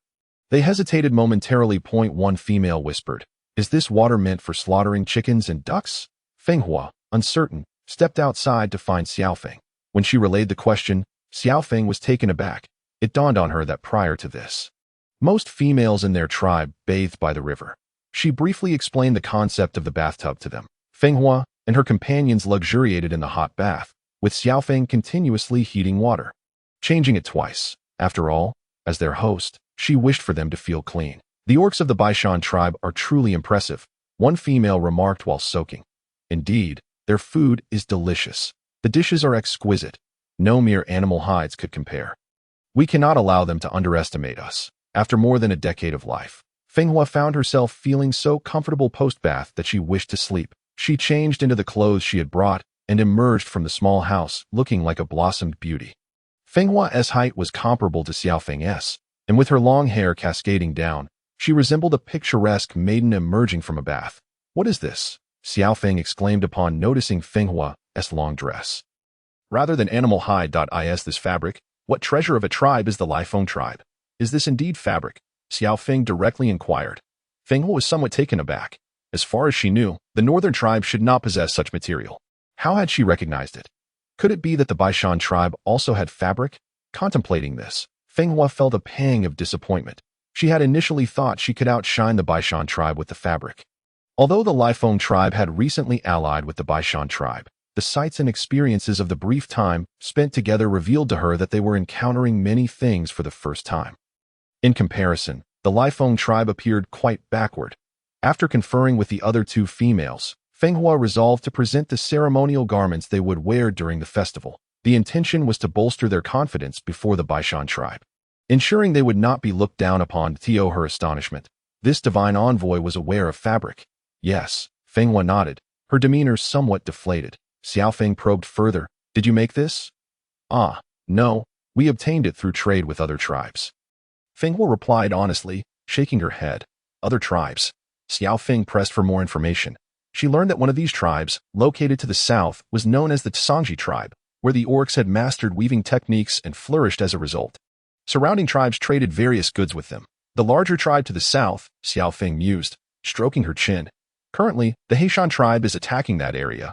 I wonder if that tribe will survive. If they do, perhaps we can encounter them at the trading grounds before winter arrives.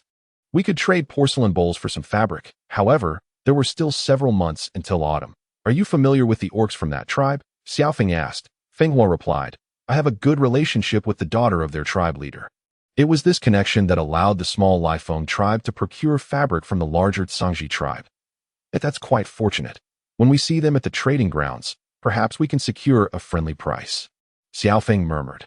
After settling in, the orcs of the Lifeng tribe were warmly welcomed that evening at a banquet hosted by the Baishan tribe to celebrate their new companionship. Xia Feng noted how genuinely simple and cheerful this group of orcs was, frequently organizing festivities. It occurred to her that perhaps they were simply seeking a distraction from their boredom. The Lifeng tribe, graciously received, felt deeply moved.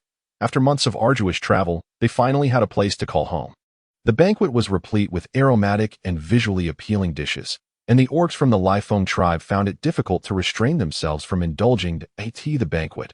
Xuanza extended a warm welcome to their new companions and invited Agu to make a few remarks. Amidst the allure of the delicious food and the enthusiastic reception from the tribe leader, the divine envoy, and their new companions, several orcs from the Xia Feng tribe were moved to tears. They felt a mix of joy and sorrow, joy for having joined a new tribe that, though small, was under the protection of the divine envoy, and sorrow for the comrades they had lost during their wanderings. Had they endured just a little longer, they might have reached this wonderful tribe together. As the banquet concluded, the majority of the Xia Feng tribe felt a growing fondness for the Baishan tribe, solidifying their resolve to remain. Determined to establish themselves within the Baishan tribe, the orcs from the Xia Feng tribe decided to embark on ambitious endeavors. Consequently, for a time, the industrious figures of the Baishan tribe's new members could be seen busily working in the fields and pastures. Witnessing their diligence and enthusiasm, the original inhabitants of the Baishan tribe clenched their fists. Feeling the pressure not to be outdone, the entire Baishan tribe became lively and bustling. Xuanza ventured out to hunt, with Fengtang trailing behind, returning from the forest with a litter of wild piglets. The other male orcs regarded his actions with disapproval, for during hunts, they typically spared the young of animals. After all, they had not yet matured, and their meat was scarcely worth the effort. If the piglets were to vanish, the adults would be driven to madness to rear delicious wild boar meat. One must begin with the piglets, Fengtang explained, cradling the squealing piglets in his arms. The remaining orcs exchanged glances, unsure how to respond. Thus, the once-escaped wild boar couple was also captured. One family must remain intact, Qingshan remarked, patting the lamenting wild boar. Fengtang added, the new companions have a rather unique approach to tasks, upon seeing their harvest. The hunting party's members recalled Xuanza's ruthless efficiency from before. This boar once again destined for castration, a male orc muttered to his companion. Who knows, it's quite tragic to be treated that way before death. The companion replied with a shake of his head, the meat is rather unpalatable. Indeed, I added copious amounts of ginger and garlic, yet it remained distasteful. However, the lard fried by Lord Xia Feng is incredibly fragrant. Yes, the crispy bits of lard are delightful. Having listened to their conversation, Fengtang interjected, why are we discussing food? Is this boar to be castrated? Xuanza, wielding a sharp bone knife, pointed at the squealing male piglet. Not necessary. Fengtang shook his head.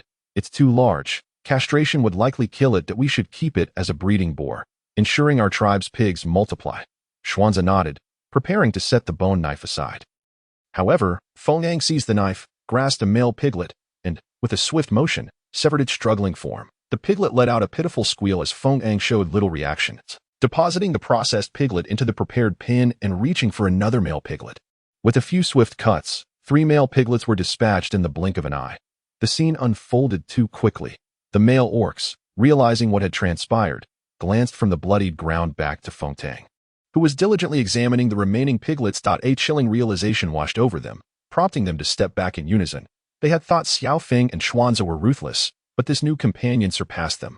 How ruthless, they mused, hoping the meat of the surviving piglets would prove more palatable in the future. Xia Feng observed the penned male piglets, noting their lively spirits despite their current resting state. They seemed quite well. She remarked with surprise, since the piglets are still young, now is the optimal time for castration. It becomes more challenging as they grow, Fengtang explained.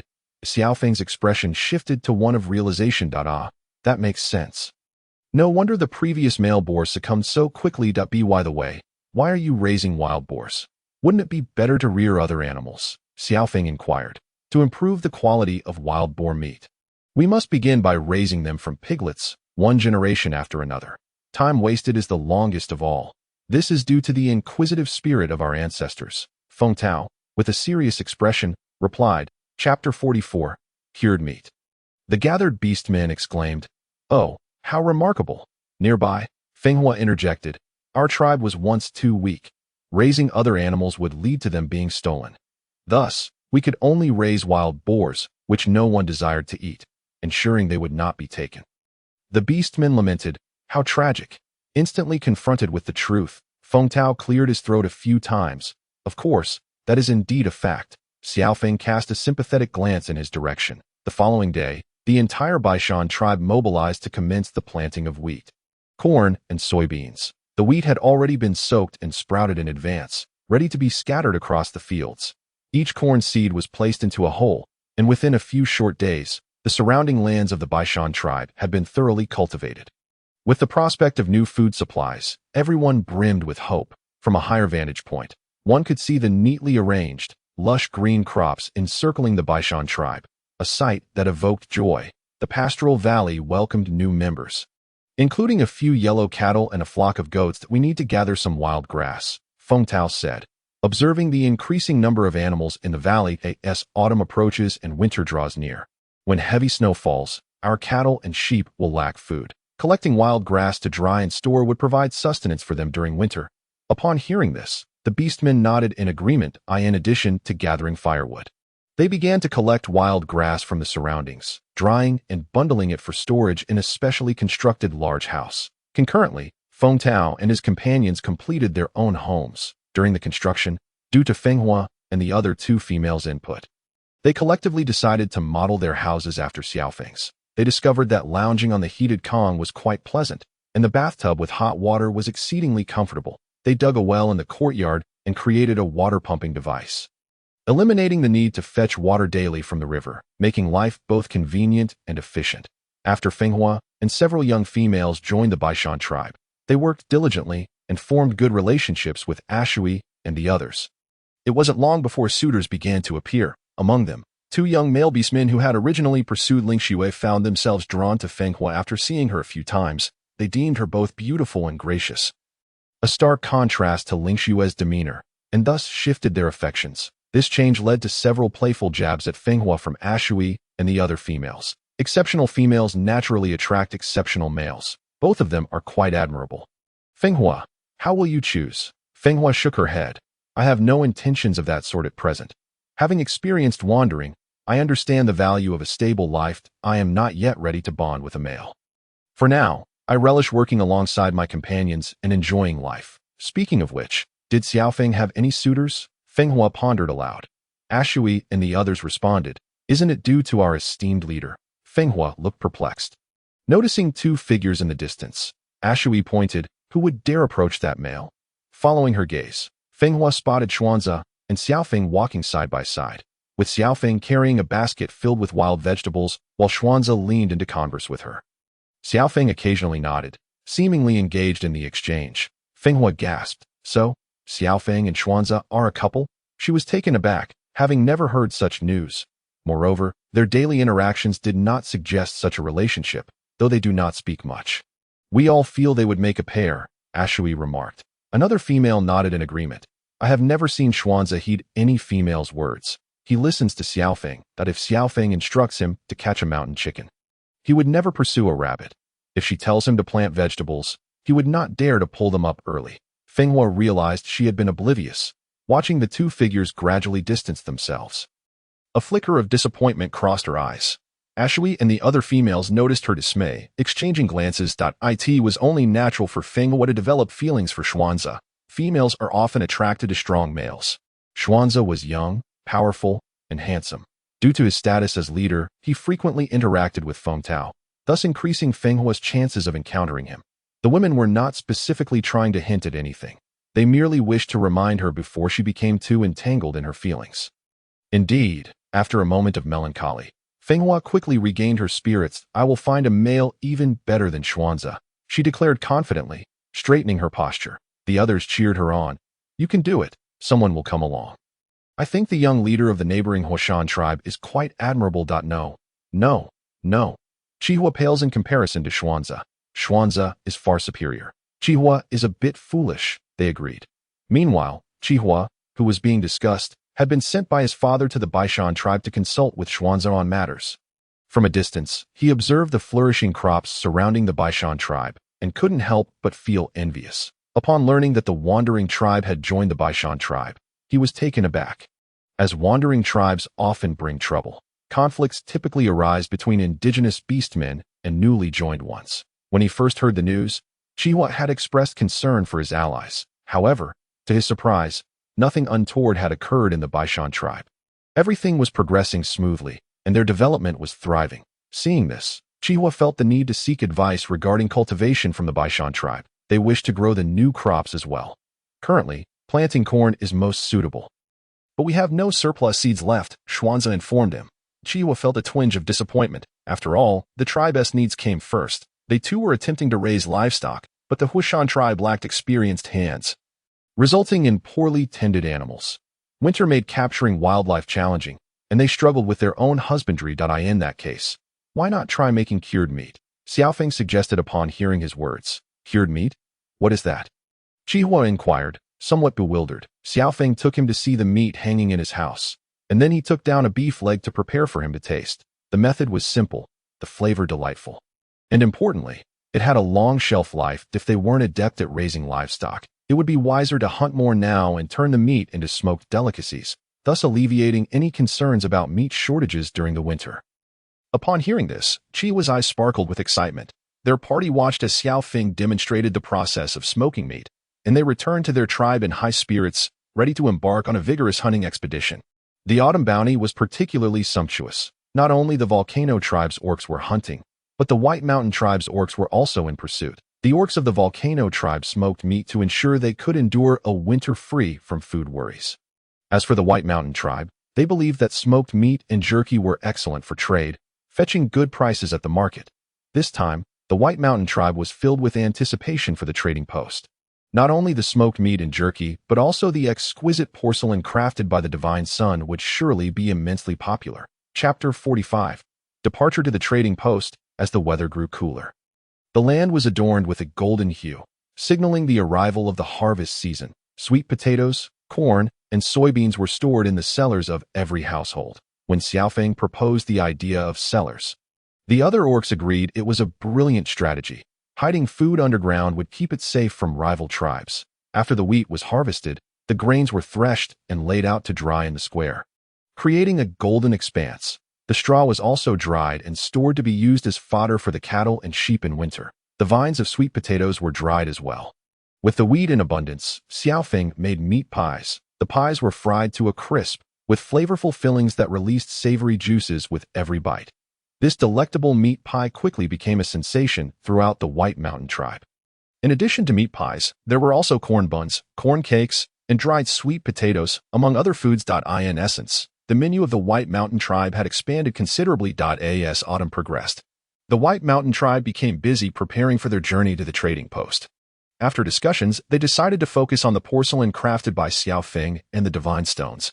Although the White Mountain tribe had a plentiful supply of divine stones due to their proximity to the source, other tribes were in dire need of them. The porcelain was packed in boxes made of dried wheat straw, secured with grass ropes, and loaded onto carts. The hand carts were designed based on sketches from Xia Feng, constructed by Uncle Dashin and others skilled in crafts, proving to be highly effective and capable of carrying substantial loads.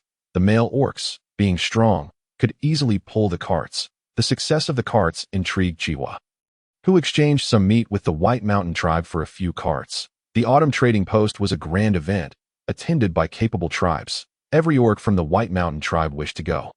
Consequently, the male orcs held a simple lottery to determine who would stay behind to guard the tribe and who would set out for the trading post. The lottery was swiftly resolved. Lingyun, as the priestess, typically refrained from going out, so the orcs left behind would follow her guidance. Due to the abundance of items for trade this time, the females of the White Mountain tribe also joined the expedition. Until last year, only a few strong orcs had ventured to the trading post, primarily to gather intelligence. This time, the White Mountain tribe's party was vast, with over 100 carts filled with goods ready to set off. Just before departure, Xia approached again, expressing a desire to travel together. Xuanzi agreed. Before they set out, Lingyun called Ling Xue into the room, advising her to be cautious at the trading post and to refuse any brightly colored feathers offered by orcs. Why? Ling Xue inquired, puzzled. Lingyun explained. In the Bayou tribe, their courting custom involves offering feathers to the females they admire. If you accept their feathers, it implies your consent to their courtship, and you will be taken back to the Bayou tribe. The Bayou tribe, a powerful tribe to the west, was not one to be trifled with. If a female accepted their feathers, she would be regarded as a member of the Bayou tribe, which would then offer many goods as compensation to her original tribe. I understand, Ling Xue replied, a glimmer of understanding in her eyes. Ling Yun further elaborated on the customs and precautions regarding other tribes. The time to depart arrived swiftly. Two males prepared a cart, taking turns to pull it, allowing them to rest. The journey from the White Mountain tribe to the trading post typically took 5 days for the orcs under normal walking conditions. However, with goods, carts, and females, their speed naturally slowed. Requiring approximately 20 days, the females sat comfortably on the carts, leisurely snacking on dried fish, fruits, and beef jerky. Initially, they were quite excited during the first few days. However, as days passed, sitting on the carts became tiresome, leading to aches and boredom. Fortunately, the autumn weather was cool, and the sun was not overly harsh. Had the sun been as intense as in summer, Xia Feng and the others would likely have been scorched. Xia Feng, along with Ashui and Fenghua, sat on one of the carts. Due to Xia Feng's association with Agu, the other females were somewhat intimidated by the divine sun and dared not approach him. However, Ashui and Fenghua were familiar with Xia Feng and had encountered Agu frequently. They knew his preferences and were not overly fearful of him. After a few days, Xia Feng could no longer tolerate the monotony. She gathered some leaves from the roadside and drew playing card numbers on them. Teaching Ashui and Fenghua the rules of the game, the three soon engaged in a lively round of landlord to in the initial rounds. Xia Feng consistently emerged victorious, playfully marking circles on the faces of her companions with charcoal. Both Ashui and Fenghua, being quick learners, soon grasped the techniques, and Xia Feng's face was soon adorned with drawings as well. Their laughter and merriment quickly attracted the attention of other orcs. The simplicity of crafting playing cards from roadside leaves provided a much-needed diversion during their tedious journey. And orcs taking turns to rest eagerly joined in. Xuanzi was no exception. Upon seeing Xia Feng and the others playing, he also joined the fun. To Xia Feng's surprise, Xuanzi turned out to be quite unfortunate at the game. His hand was filled with low-value cards, and his luck was particularly poor. Before long, several dark markings adorned his handsome face, eliciting laughter from Xia Feng and Ashui. With the introduction of this entertainment, the journey seemed to pass swiftly. 19 days later, they arrived at the trading post. The trading post was a vast plain, bustling with orcs coming and going. The appearance of the White Mountain tribe's caravan attracted considerable attention from various tribes, who initially mistook them for a large tribe due to the abundance of goods. Upon inquiry, they learned that the White Mountain tribe and the Volcano tribe were relatively obscure tribes. The White Mountain tribe and the Volcano tribe set up their camp on adjacent grounds at the outskirts of the trading post. Violence and fighting were strictly prohibited at the trading post. Any violations would incur the wrath of the beast god. The orcs adhered to this rule diligently. The trading event would last for a total of 15 days before concluding, after which each tribe would return to their own territories for the winter. Should food become scarce, they would resort to raiding other tribes for sustenance and females. Generally, smaller tribes refrained from bringing too many goods to trade, fearing they would be targeted post-event. However, the White Mountain tribe had no such concerns. With the divine sun present, none dared to challenge them. Of course, the quantity of goods from the White Mountain tribe was insignificant in the eyes of the larger tribes. Chapter 46. The aroma spreads far. What piqued the interest of the larger tribes was the females of the White Mountain tribe. Typically, females from other tribes were relegated to foraging for wild fruits and rearing offspring, possessing relatively little strength, with some tribes not even regarding females as equal beings. However, the females of the White Mountain tribe had flourished over the past 6 months, showcasing newfound skills. They engaged in farming, pickling jerky, and processing animal hides. Under Xia Feng's influence, they had also become more cleanliness conscious, frequently bathing and styling their hair in numerous fashions.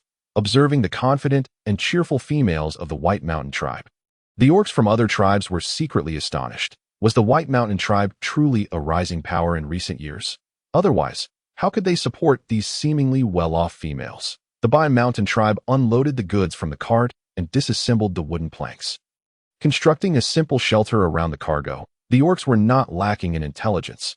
Many possessed the ability to learn from observation. Uncle Dashin and his companions had designed the cart to be collapsible. Taking into account the need for enclosed space, Xia Feng directed the orcs to build the shelter in 2 sections, the front half designated for displaying goods for customers, while the rear was separated by animal hides, serving as a storage area and resting place. The male orcs expressed their indifference, stating they could revert to their beast forms and sleep wherever they pleased, while the resting area was intended for the females. The stronger males began to organize the goods, while the females set about starting a fire for cooking. The fire-starting artifact, agua, was soon in action, and flames quickly roared to life that I'll take you to the river to fetch water. Qing Shan said to Xia Feng, a shui, and several females. The trading prairie had a river, but the Bai Mountain tribe arrived too late, and the spots near the water had been claimed by other tribes. They could only bring ceramic jars to collect water. Xia Feng, accompanied by Agua, walked behind, surveying the surroundings. The trading had commenced, and numerous tribes had already begun to hawk their goods. Naturally, the items exchanged here were bartered rather than bought, as currency was not prevalent in this land. Due to the need to prepare food, Xia Feng and her companions hurriedly filled their jars with enough water for cooking before returning to the Bai Mountain tribe's encampment. Soon, a tantalizing aroma wafted from their base, spreading far and wide. The orcs of nearby tribes were salivating at the enticing scent. What a delightful smell! What is this food? The volcano tribe, led by Chihua, had sent only a handful of members, merely a dozen or so, who were there to join the festivities. Chihua shamelessly requested Xiao Feng's assistance in preparing their food, after consulting with the other females and receiving their nods of agreement. Xiao Feng acquiesced. However, aside from compensation, she requested that they travel back together. Qi Yin laughed heartily in agreement. Xiao Feng and her group prepared meat pies and corn cakes, not because they were unwilling to serve meat to the males, but because fresh meat was cumbersome to manage, unlike flour and cornmeal, which were simpler and more convenient. The aroma of the meat pies was irresistible, and Xiao Feng realized she had underestimated the allure of good food for the orcs. While they dined, an orc from a nearby tribe approached to negotiate, inquiring if they could exchange a bit of food. Initially, the Bai Mountain tribe members were hesitant, but the young orc expressed a desire to taste the food and offered a fresh leg of lamb in return. After some deliberation, Xuanzi deemed the trade acceptable, though the quantity could not be excessive. Consequently, they exchanged 5 meat pies for a single leg of lamb, staring at the fresh lamb leg before them. Xiao Feng and her companions exchanged glances. "Shall we roast it?" a shui suggested. After some contemplation, Xiao Feng replied, "Let us roast it. Not eating it would be a waste. After all, starting tomorrow, we'll be setting up stalls. And we can't be overly modest with our fine porcelain." With only 1 lamb leg, the males abstained from eating, leaving it for the females and the divine child. Once the roasted lamb leg was served, the enticing aroma intensified at the trading site, a nearby encampment resembling a yurt. A group of strikingly handsome and flamboyantly dressed orcs sniffed the fragrant air, swallowing hard.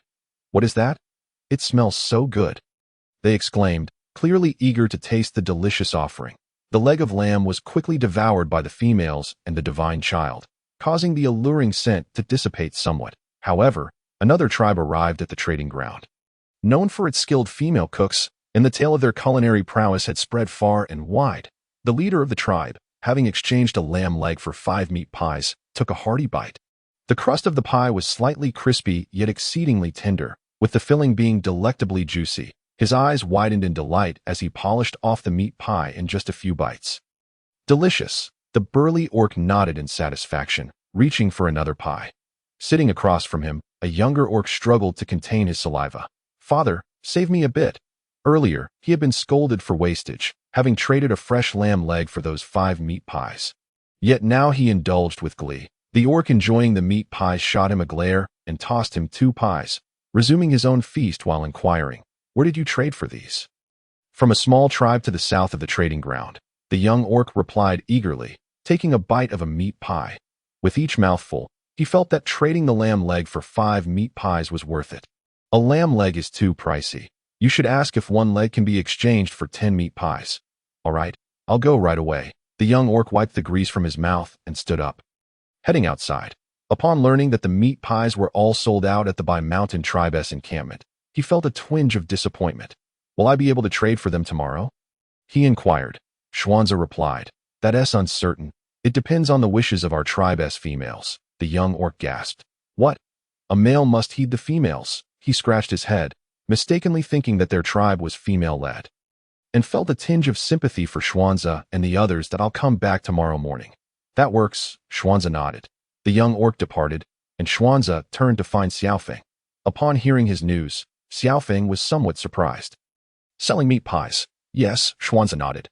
"Too many tribes have come to us today. If we only trade with a few, it might offend the others. It would be better to set up another meat pie stall." However, we only brought enough flour for our own needs, Feng Hua interjected, frowning. They had only prepared enough flour for their round trip and the duration of their stay. If they sold it, they would inevitably lack food for the return journey. What do you think? Xuanzi asked Xia Feng. After some thought, Xia Feng suggested, why not give it a try? Being secretive will only pique curiosity. It's better to be open and satisfy their curiosity. We can hunt for food on the way back. Chapter 47. Divine Messenger. Do you have a partner? The next morning, the Bai Mountain tribe set up their goods in preparation for trading. They had intentionally placed a stone slab at their stall to roast meat pies. The enticing aroma soon attracted numerous orcs who gathered around in fascination. The meat pies turned a golden hue on the stone slab, and a Shui, grinning widely at the spectators, announced that the pies were for sale.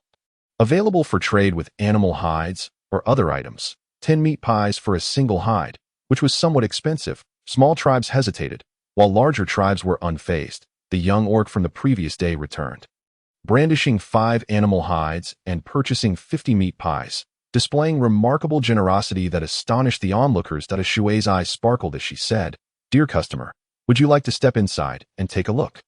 We have even better wares available." This was the big fish Xia Feng referred to, and they certainly could not let such a customer slip away. Roasting 50 meat pies would take some time, and the young orc pondered before nodding in agreement to explore inside and pass the time. Once inside, he was immediately captivated by the prominently displayed white porcelain and salt. The white porcelain, arranged meticulously on dedicated shelves, was exquisite and beautiful, resembling the pure snow atop the sacred mountain, evoking a sense of sanctity and inviolability. Most orcs were drawn to the meat pies outside, so there were few customers within the Bai Mountain tribe's abode. The young orc, trembling slightly, pointed at the white porcelain and asked, "How can I exchange for these? A small piece of hide for 2, and a larger piece for 1. Fabric and seeds are also acceptable. But we must inspect them first before deciding," Xuanzi explained, personally guarding the high-value items. The prices were steep, causing the young orc to hesitate at that moment. Xia Feng emerged from the back with agua, sensing the divine child's presence. The young orc's body quivered, and upon seeing the divine child cradled in Xia Feng's arms, he gasped in disbelief. Divine child. Recognizing agua instantly, Xia Feng wasn't too surprised. After all, every orc in the continent possessed the innate ability to identify divine children. "My friend, what has caught your eye?" Xia Feng inquired with a smile, standing beside Xuanzi. The young orc was in shock, his voice quivering as he clumsily bowed. Divine child, it's a pleasure to meet you." Meow. Agu languidly glanced at him as Xia Feng placed Agu on the shelf where the porcelain was displayed. That day, she had prepared a cozy cat bed specifically for Agu. The glaring white porcelain required a formidable guardian, and she believed Agu was the perfect choice. Moreover, Xia Feng had promised Agu that the more porcelain sold, the more cat treats she would prepare for him upon her return. Ever since Agu ventured out once and returned, he occasionally spent a few days away, the whereabouts of which remained a mystery to all. However, he would always give Xia Feng a heads up beforehand and request her to prepare plenty of cat treats for him to take along. Meow. Agu turned around in the cat bed, seeking a comfortable spot to settle down, lifting his chin to observe the young beast man, who flicked his tail and called out. The young beast man was even more excited. The Divine One was speaking to him. Yet, what had the Divine One said? He cast a pleading glance towards Xia Feng and Xianze. Xia Feng. The Divine One asks if you wish to purchase porcelain. The young beast man. Huh? Xia Feng continued. This porcelain is crafted by the Divine One using divine fire. The young beast man. After a moment, he finally reacted. I'll buy it. Divine One, please wait. I'll go fetch some beast skins. With that, he turned and dashed outside, so caught up in his excitement that he even forgot to grab the meat pie. Shui and the other females who were making meat pies watched him run out with wide eyes. Feng Hua called after him, wanting to chase. No need to chase. Xianze followed, saying he was going back to get beast skins. Feng Hua nodded and continued grilling the meat pies. At the Black Armor Tribe's encampment, Heizhan was waiting for his son to return with meat pies, feeling quite hungry as his stomach grumbled. While pondering why his son was taking so long, he suddenly saw his son rushing in. Father! The call was particularly loud, startling Heizhan, who had been napping on a beast skin. He sprang up and slapped his son on the head, exclaiming, "Why are you shouting so loudly?" "No, it's just that Haimu is a bit anxious." "Not what?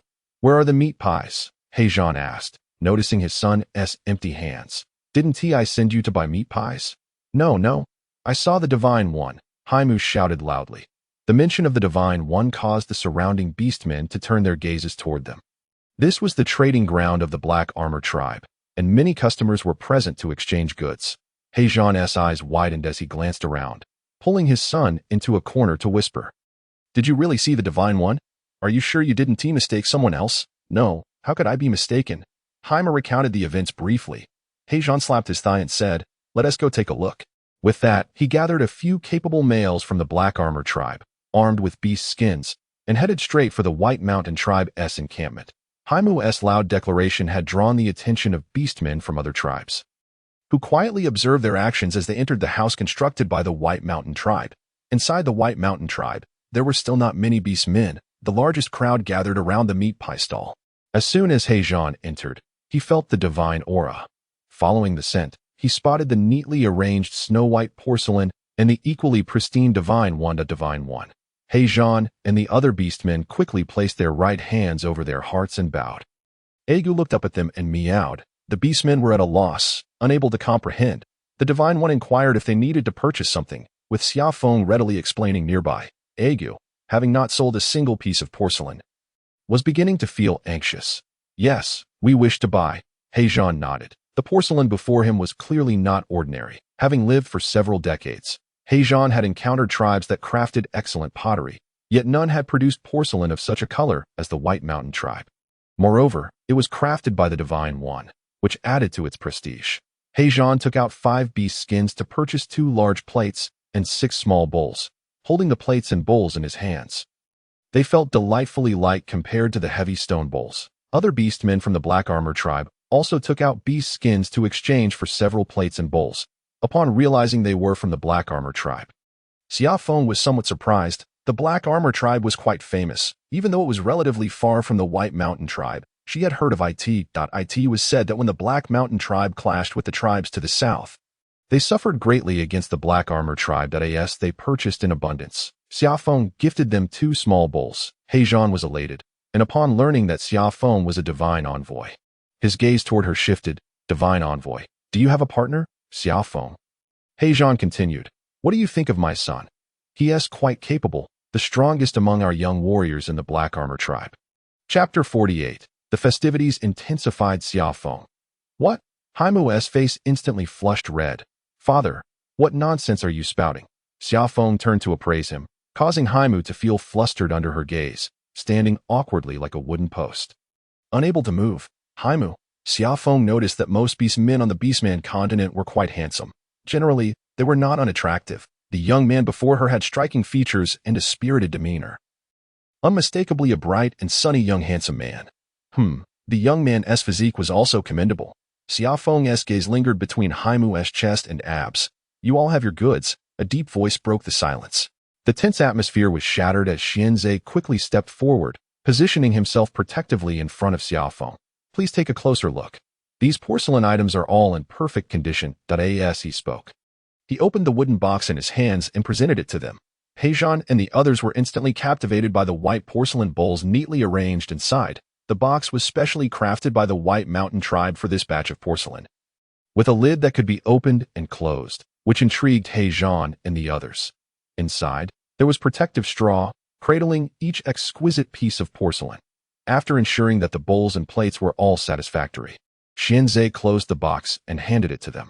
Heijan and the others marveled at the box, exclaiming in admiration that it was no wonder that the items crafted by the Divine One came in such exquisite packaging. In truth, the wooden box appeared quite ordinary to Xia Feng. However, considering it was the underdeveloped Beastman continent, they approached things in a straightforward and rugged manner. For slightly more precious items, they would simply wrap them with a piece of beast skin. Now, with the White Mountain tribe using specially crafted boxes to hold the porcelain bowls, Heijan and the others felt it was all the more valuable. Gentlemen, would you care to see our other products? Xia Feng asked with a bright smile as she peeked from behind Xianzhe. Other products? Heijan looked at her. What else is there? Xia Feng beamed. We have specialty jerky from the White Mountain tribe. Jerky? Our tribe doesn't lack that. Heijan initially felt hopeful, but upon hearing jerky, he lost interest.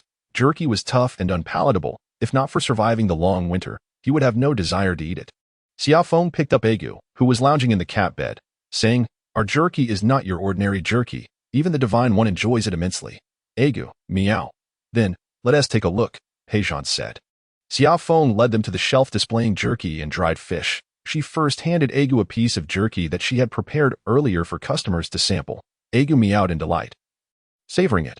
"Why don't you all give it a try? We have beef jerky and fish jerky, with flavors of garlic, spicy, and numbing." Xia Feng introduced to Heijan and his group, initially uninterested in the dark jerky before them. The beastman's curiosity piqued upon seeing the Divine One enjoying it so much. Heijan said, "Let me try." Xia Feng handed over a white porcelain plate filled with sample jerky. Heijan felt a twinge of regret at using such a precious plate for jerky. Taking a piece of the dark jerky, it emitted a subtle and peculiar aroma.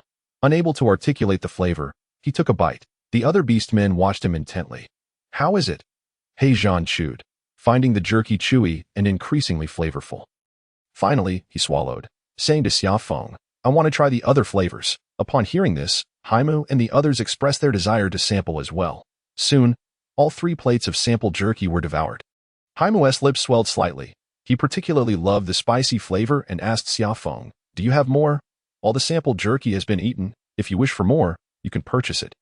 Xia Feng replied with a cheerful smile. As a result, the White Mountain Tribe's jerky was purchased in large quantities by the extravagant Black Armor Tribe, along with a basket of small fish jerky. "Please come again," Xia Feng warmly saw off her big clients. Heijan, who had initially planned to leave, suddenly remembered something. He paused, turned back to Xia Feng, and said, "Divine Envoy, if you fancy my little rascal, you are welcome to visit our Black Armor Tribe." His voice boomed, drawing the attention of the surrounding orcs, who turned to gaze in unison. The Black Armored Tribe, being one of the largest tribes in the south, naturally attracted the curiosity of onlookers eager for gossip. Upon closer inspection, they realized that the male orc shouting was none other than the chieftain of the Black Armored Tribe. Across from him stood a female orc, possessing an appealing figure and striking beauty. A languid white fluffball wagged its tail on her shoulder. The orcs gathered to witness the spectacle exclaimed, "Lord Divine Son," in the neighboring encampment of the Black Armored Tribe. A resplendent orc adorned with multicolored feathers furrowed his brow upon hearing his subordinate's report. "Is it truly the Divine Son?" he inquired. "Indeed," came the reply. The Divine Son had not graced their presence in nearly a century. It was perplexing that he would appear in an obscure little tribe. After a moment of contemplation, Yuhua rose and addressed the other orcs. "Let us go and see for ourselves." The orcs of the Bayou tribe were the most recognizable in the trading area. Yuhua, accompanied by 6 or 7 orcs, made their way toward the encampment of the White Mountain Tribe. However, the news of the Divine Son's presence had already spread like wildfire throughout the trading area, and the encampment of the White Mountain Tribe was now overflowing with orcs, making it nearly impossible to interpoint. One of the male orcs behind Yuhua stepped forward and patted the shoulder of a bystander blocking their path, saying, "Make way." The orc, initially irritated by the crowd, turned around to curse, but upon seeing the vibrant feathers atop Yuhua's party, he quickly called for his companions to clear a path. In the land of orcs, the law of the jungle prevailed. Strength was paramount. Although fighting was prohibited within the trading area, once outside, the Lord of the Beast Gods would not intervene. Thus, orcs from smaller tribes typically made way for those from larger tribes.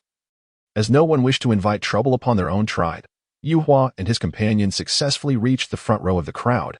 The orcs of the White Mountain Tribe were bustling about.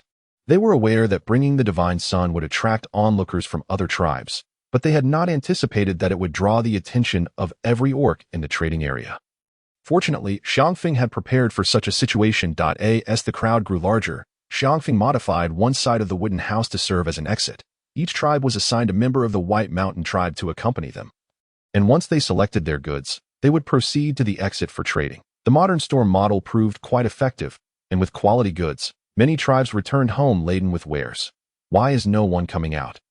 Yuhua observed the scene for a while, his brow slightly furrowed. Chapter 49. Coal, Ironware. Yuhua and his companions stood outside the wooden house for quite some time, inadvertently blocking the entrance. Their distinctive attire made them easily recognizable, keeping the orcs of smaller tribes from expressing their frustrations. The unusual commotion at the entrance soon caught the attention of the orcs from the White Mountain Tribe. Xuanza, who was engaged in handling white porcelain and divine stone powder, was called over by Qing Shan to attend to the situation. Xuanza hurried over and spotted the orcs adorned with colorful feathers. "Gentlemen, are you here to select goods? Please follow me," he said, holding a polished stone slab and a charcoal pencil. Upon first seeing Xuanza, Yuhua was struck by the orc's extraordinary presence, silently astonished that even the ordinary males of the White Mountain tribe possessed such strength. Xuanza and the others had been trained by Xia Feng prior to their departure and were familiar with the general process. The wooden house constructed by the White Mountain tribe was spacious, with various goods displayed in different sections. Guiding visitors from the entrance to the exit, it was a novel experience to have orcs dedicated to showcasing products. The most popular items, white porcelain and divine stone powder, were prominently displayed at the forefront, drawing the most sales. "What is this?" Yuhua exclaimed in astonishment upon seeing the white porcelain on display.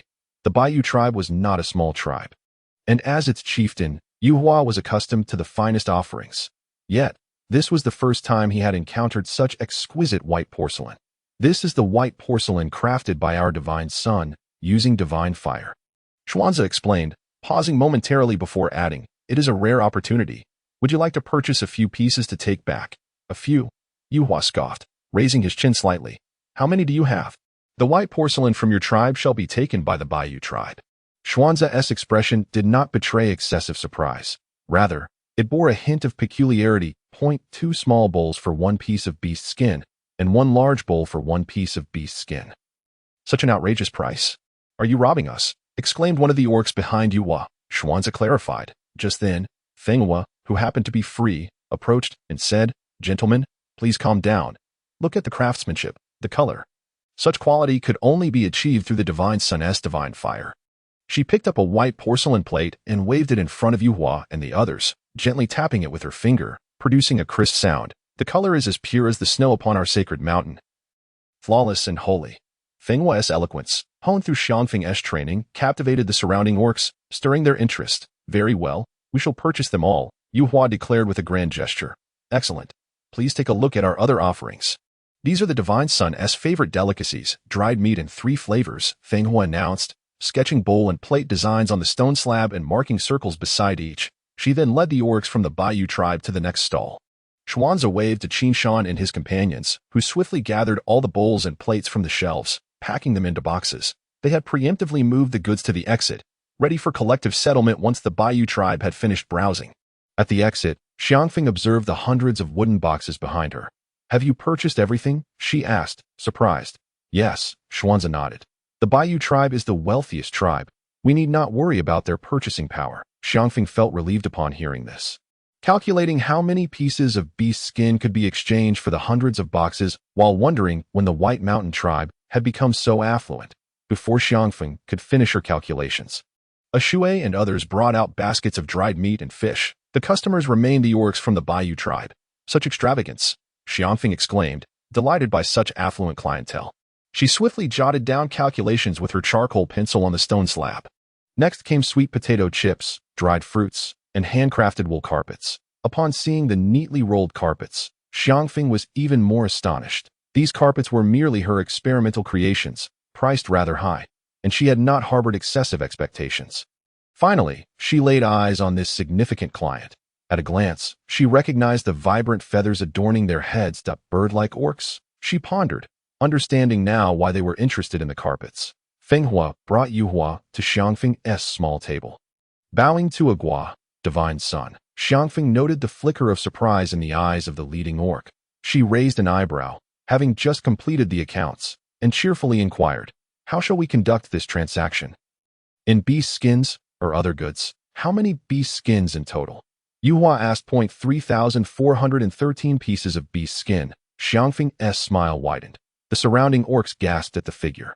Thousands of beast skins. A small tribe might not even accumulate 1,000 in a year. That many. An orc behind Yuhua cried out. Xiangfeng looked down at her stone slab and explained, 1 piece of beast skin exchanges for 2 small bowls. Or 1 plate. There are 2,000 small bowls in total, equating to 1,000 beast skins, and 1,950 plates, totaling 1,950 beast skins. Finally, the 2 wool carpets are 20 pieces each, adding up to 3,413 beast skins. Since you are purchasing in bulk, we shall round it down to 3,410 beast skins. She rattled off the numbers and prices in quick succession, leaving the onlookers both dazed and impressed by her adeptness. Yuhua was equally astonished by her calculating prowess. Very well, we shall exchange 1,000 beast skins, and the remainder with these 2 items. Yuhua proposed, placing a glossy black stone and a knife on the table. Xia Feng paused, picking up the stone, feeling its weight, and inhaling its scent. Coal, she thought, elated internally while maintaining a calm exterior.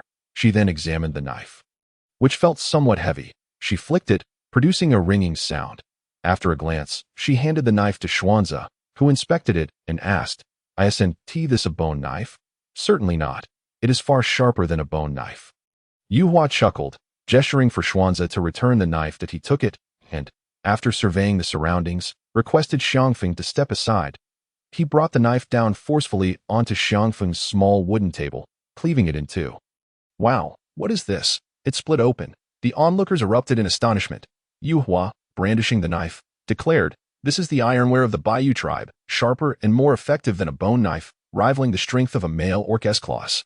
It is 10 pieces of beast skin for 1 knife." Xuanzi and Qingshan, along with other male beast men, were quite taken by the sight.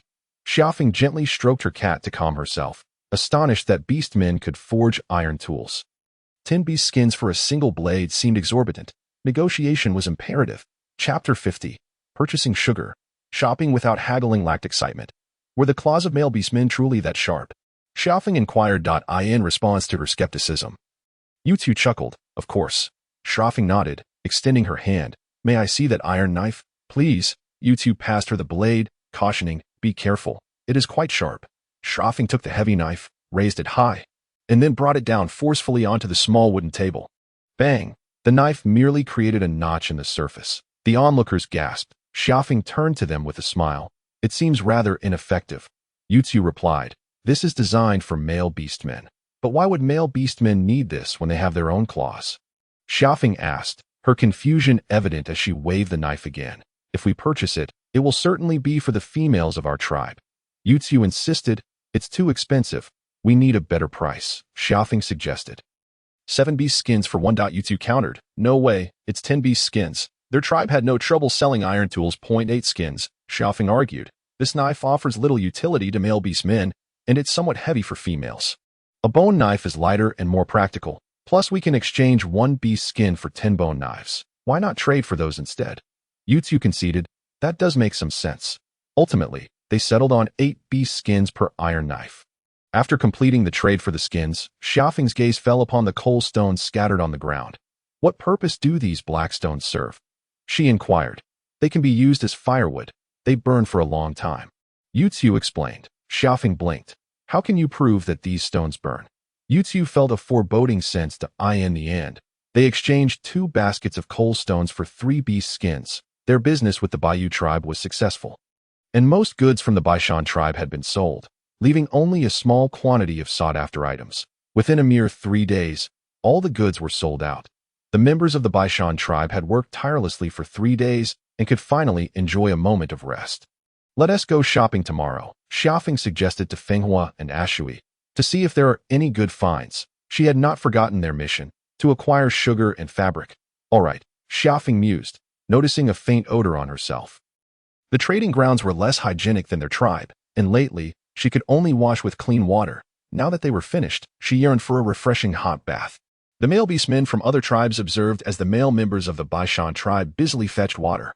The next day, a refreshed Xia Feng and her companions began their shopping excursion. With fewer females present at the trading grounds, a group of attractive and fragrant females walking through attracted the attention of numerous male beastmen. They dared not act recklessly, first, due to the regulations of the trading grounds, and second, because the leading female was accompanied by the esteemed son. Their sole purpose for this outing was to locate the tribe that Fenghua had mentioned. Known for weaving fabric, however, after a thorough search of the trading grounds, they found no trace of that tribe. "Strange, they come every year." Fenghua furrowed her brow, addressing Xia Feng. Xia Feng pondered, "Perhaps they have not yet arrived." The trading fair lasts for 15 days, and some tribes may be delayed due to distance. This explanation seemed plausible, yet Fenghua felt a gnawing worry that I'm somewhat concerned. Our tribe fled in disarray due to the attacks from the Haishan tribe. If that tribe does not appear, it may imply that they have been attacked by the Haishan tribe. Suddenly, A sweet aroma wafted through the air. Xia Feng paused, glancing around until her eyes landed on a nearby stall. The vendor, a diminutive beastman, stood at a height that reached only to Xia Feng's abdomen. Generally, male beastmen were quite tall, and this was Xia Feng's first encounter with such a petite beastman. They resembled dwarves. She mused silently. Approaching the stall, she noticed blocks of sugar contained within earthen jars. There is indeed sugar, Xia Feng observed, not minding the impurities present. Acquiring sugar in this era was already a considerable feat. Sugar was precious, priced similarly to salt, with each piece costing 1 beast skin. Upon hearing this price, Ashui gasped in shock. Xia Feng remained composed. She had mentally prepared for this before buying sugar that it's a bit pricey. Could you lower the cost? The vendor glanced at her, then at the agua draped over her shoulder, hesitating before stating, it's already quite cheap. Making this sugar is no easy task. Seeing this, Xia Feng proposed. If we buy a larger quantity, could you throw in a few extra pieces? The vendor inquired. How much are you looking to buy? Xia Feng looked at her hands and replied, 5 baskets and throw in 10 pieces for free. 5 baskets. The vendor appeared astonished. From the attire of this group of females, it was evident that their tribe was well off. However, 5 baskets was no small amount. Could they truly make such a decision? Xia Feng. Ashui tugged at her. Isn't 5 baskets a bit excessive? The vendor nodded silently. Indeed, even 1 basket may be too much. Is that too much? Xia Feng was taken aback. She had estimated that each basket contained approximately 100 pounds. And 500 pounds wasn't excessive for a year's supply. Too expensive, Ashui murmured. Xia Feng considered this and agreed. They needed to purchase other items as well. Thus, she told the vendor, let us settle on 3 baskets and include 7 pieces of sugar. The vendor replied, the southern encampment belongs to the Baishan tribe. You can send it there. Look for a beastman named Xuanzi. He will exchange it for beast skins, Xia Feng instructed. The vendor remarked, that's fine. Exchanging for beast skins is a good deal. Upon receiving the 3 baskets of sugar, Xuanzi frowned slightly. What is this? The delivery beastman trembled slightly upon seeing Xuanzi, stating, these are the sugars purchased by several females. They said to deliver them to this location and ask for a beastman named Xuanzi, who will provide us with beast skins. Xuanzi replied, his expression neutral. How many are there? The delivery beastman was momentarily confused. Xuanzi pressed further. How many beast skins in total? 120 skins, the beastman replied. Xuanzi nodded. Hand over the beast skins. The delivery beastman was taken aback by how effortlessly he received the skins. Although the sweet aroma of the sugar was pleasant, it paled in comparison to the divine stone and therefore lacked its marketability. He had expected the male beastmen of the Baishan tribe to return the goods. As they walked back to their tribe's encampment with the beast skins, the 3 delivery beastmen remarked, are all large tribes so generous? We've never heard of the Baishan tribe. Their tribe has a divine son. It is only a matter of time before they thrive. How wonderful. Why doesn't our tribe have a divine son? They recalled how Adai had seen the divine son while shopping, lamenting, if only I had known. I wouldn't have been so lazy. I want to meet the divine son too. Chapter 51. Feng was old friends. Xia Feng and her group stood before the encampment of the Baiyu tribe, which was particularly lively. The commotion stemmed from a male beast man who continuously shouted, come, come, take a look. Bowls and plates personally crafted by the divine son, imbued with divine power, as beautiful as the snow on the sacred mountain. Purchasing one guarantees the divine son's protection. Use it to eat and drink, and you will be the mightiest male beast man in the tribe. Only 100 left, and they can be yours for just 2 beast skins. Xia Feng, Ashui, Fenghua, and the other females were taken aback. What? How can this be? Ashui exclaimed, her demeanor flustered. In no way. Fenghua fumed. I'm going to confront them. Wait, Xia Feng interjected, blocking her path. Those goods are already theirs. However, Fenghua and the other females remained incensed.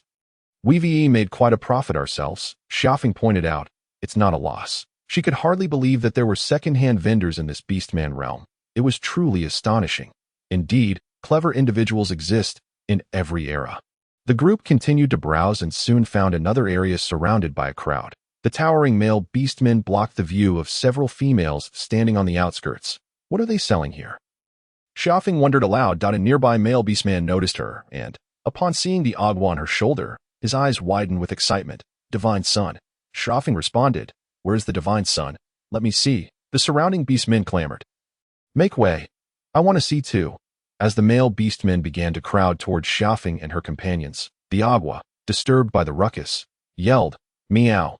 As the resounding call echoed through the air, an overwhelming pressure radiated outwards. Centering on Xia Feng, the male orcs, sensing this aura, instantly comprehended that the divine child was incensed. With a clamor, they fell to their knees. Xia Feng turned her head and observed that a Shui and the others remained standing steadfastly. She affectionately patted Agua's head, grateful for the persistent care a Shui and her companions had bestowed upon him. "By you," Feng Hua suddenly exclaimed, her voice laced with surprise. The surrounding orcs knelt in reverence. And those standing at the back could naturally see what lay ahead. At the center, a mere 10 meters away, a female orc was bound with grass ropes, kneeling helplessly on the ground. Her hair was disheveled, her expression vacant, resembling a shattered porcelain doll. Disregarding everything else, Feng Hua dashed forward and crouched down to scrutinize the female before her, her voice trembling. "By you, is that truly you? How did you end up here?"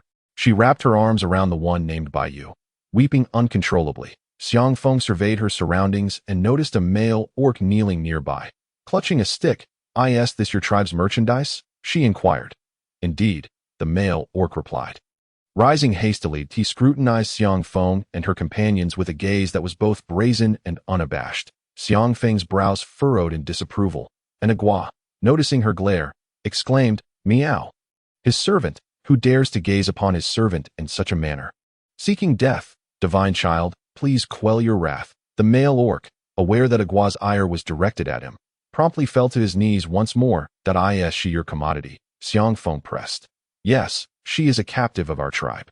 If the divine emissary is interested, we can offer a discount," the male orc quickly replied, attempting to rise again. Agua interjected, "Meow! Who allowed you to stand?" The male orc, intimidated, immediately froze. "Captive of your tribe? Which tribe do you belong to?" Xia Feng captured the crux of the matter. "The Black Mountain tribe," the male orc proclaimed proudly. "Black Mountain? The same tribe that has been consistently attacking the southern tribes? How much for this female?" 50 hides, he answered. "50 hides. You might as well go and rob someone," a Shui exclaimed, stepping forward. "The usual price for a female is only 25 hides. You are charging exorbitantly compared to other places." "This female is different," the male orc hastily explained, fearing Agua's further discontent. "She is the sister of the chieftain of that small tribe, which possesses weaving techniques. Thus, her price is naturally higher. I will purchase her," Xia Feng declared. The male orc felt a surge of joy, but was soon met with another question from Xia Feng. "Does this tribe have any other orcs?" "None left," he replied, a somber tone in his voice. "Most perished on the journey. She is the sole survivor." Annihilation of clans. For the first time, Xia Feng grasped the brutal reality of this world. "Very well, we shall take this female with us for now. You can come to the southern By Mountain tribe to collect the hides later." Xia Feng was not inclined to conceal her affiliation with the By Mountain tribe, but it was futile to do so. The divine child was singular, and a mere inquiry at the trading grounds would reveal their origins. The Black Mountain tribe and the By Mountain tribe would inevitably clash. Hiding it now served no purpose. It was wiser to reveal the information about the divine child and By Mountain, ensuring they would refrain from reckless actions during the winter months. "That is not acceptable," the male orc interjected urgently. "Here, we operate on a pay-and-deliver basis. Isn't the divine child's testimony sufficient?" Xia Feng queried. Agua obligingly mewed in affirmation. The male orc, his face etched with terror, shook his head. "That truly cannot be done. Our chieftain has decreed that we must adhere strictly to payment upon delivery." Xia Feng glanced at the female cradled in Feng Hua's arms. Her condition was evidently far from ideal. She then turned back to the male orc. "In that case, let her return. I will remain here and await the delivery of the hides. Will that suffice?" A look of hesitation crossed the male orc's face. "So be it," Xia Feng affirmed. "Rest assured, I will not flee." The male orc opened his mouth to protest, but was silenced by Agua's fierce glare. His words shifted. "Very well. Let it be as you say. You may return, and have Xianzhe or Qing Shan bring the hides. Do not come yourselves," Xia Feng instructed a Shui. A Shui hesitated. "I should stay here with you." Xia Feng shook her head. "I have Agua. I will be fine. You should take them back first." She leaned closer to a Shui, whispering, "I am uneasy about them returning alone. You watching over them will ease my mind." Though the trading grounds did not prohibit fighting, the earlier gaze of the male orc reminded Xia Feng of the chaos inherent in this world. Females were precious, and Shuai's group resembled walking gold. It was her negligence to forget to bring along a few male orcs for protection. Hearing her words, Shuai could only nod be careful. Meow, Agua called out. Shuai smiled. Divine child, please protect Xia Feng. Agua flicked its tail and called out a few more times, seemingly urging them to leave. Shuai and her companions departed with the female, while Xia Feng settled onto a nearby stone, awaiting the delivery of the hides. Chapter 52. The black-striped orc. The male orc manning the stall exhaled in relief upon seeing her seated on the stone. Resuming his sales of other captives, Xia Feng observed quietly, noting that the Black Mountain tribe did not offer any more females for sale. The subsequent offerings were all male children, priced considerably lower than the female. Xia Feng remained by, watching as one by one the frail children were purchased, yet her heart stirred with no emotion. Am I becoming too callous? She murmured to herself, finally realizing today that slavery existed in this world. In defeated tribes, captured females and children became spoils of war. Surplus females captured would be sold alongside children. The Black Mountain tribe seemed to be thriving in this mercantile endeavor, selling several orc children in quick succession. Xia Feng sighed. It was evident that the captives of the Black Mountain tribe were numerous. Saving one did not equate to saving them all. Pulling out a piece of jerky from her hide skirt, she offered a piece to Agua, who perked up lazily on her shoulder, eagerly approaching. Meow. Xia Feng chuckled at its antics, feeding it a piece before indulging herself. The jerky was chewy, mildly spicy, and quite delicious. She and Agua enjoyed their meal in tranquil silence, while the nearby captive market buzzed with commotion. This world, indeed, holds a cruel nature, Xia Feng reflected as she chewed on the jerky. Suddenly, a shadow enveloped her and Agua. Turning around, she found a male orc standing behind her, backlit by the sun. Tilting her head, she inquired, "Do you need something? You are a captive as well," the orc stated bluntly. Meow. Agua was indignant, flames bursting forth from its small mouth. Over the past half-year, Agua had made considerable progress. The wavering fireball had transformed into one the size of a fist, hurtling towards the male orc. It seemed that the male orc only noticed Agua's presence as it prepared to unleash its flames. Exclaiming in surprise as he nimbly dodged the fireball, which sailed far away, crashing into a nearby tree. The tree, stripped bare by the season, ignited with a crackling roar, startling passing orcs. Its divine fire. One orc shouted, collapsing to his knees before the blazing tree and fervently imploring the beast god to temper his wrath. Nearby, Xia Feng observed, while Agua protested, "Meow. What does it have to do with its father?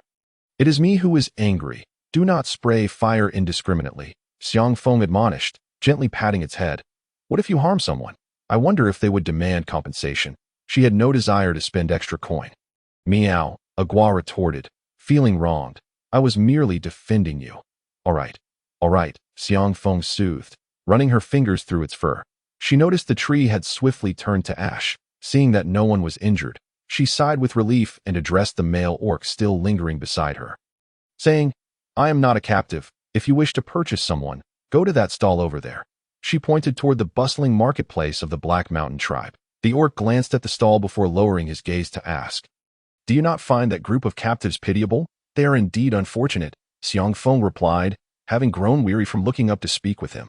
Rising to her feet again, she marveled once more at the orcs of this continent, who subsisted on unpalatable food yet still managed to grow so tall. Standing upright, she noticed the male orc before her bore black markings on his face, resembling scales, lending him an intimidating appearance. "Will you not save them?" the male orc inquired again. Xia Feng found the question peculiar. This orc seemed no ordinary being.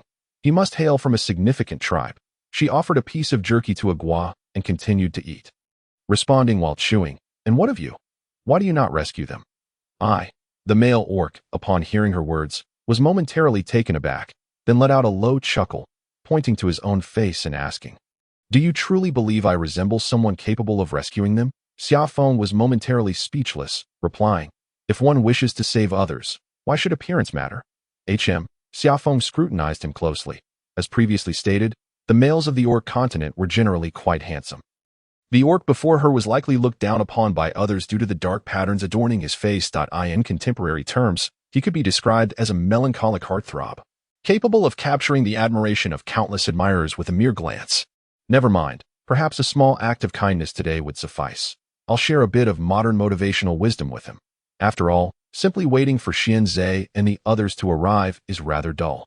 One cannot dictate their appearance, since we cannot choose how we look. I can choose what kind of orc I wish to be, Xia Feng declared. The black-patterned orc was taken aback by her words.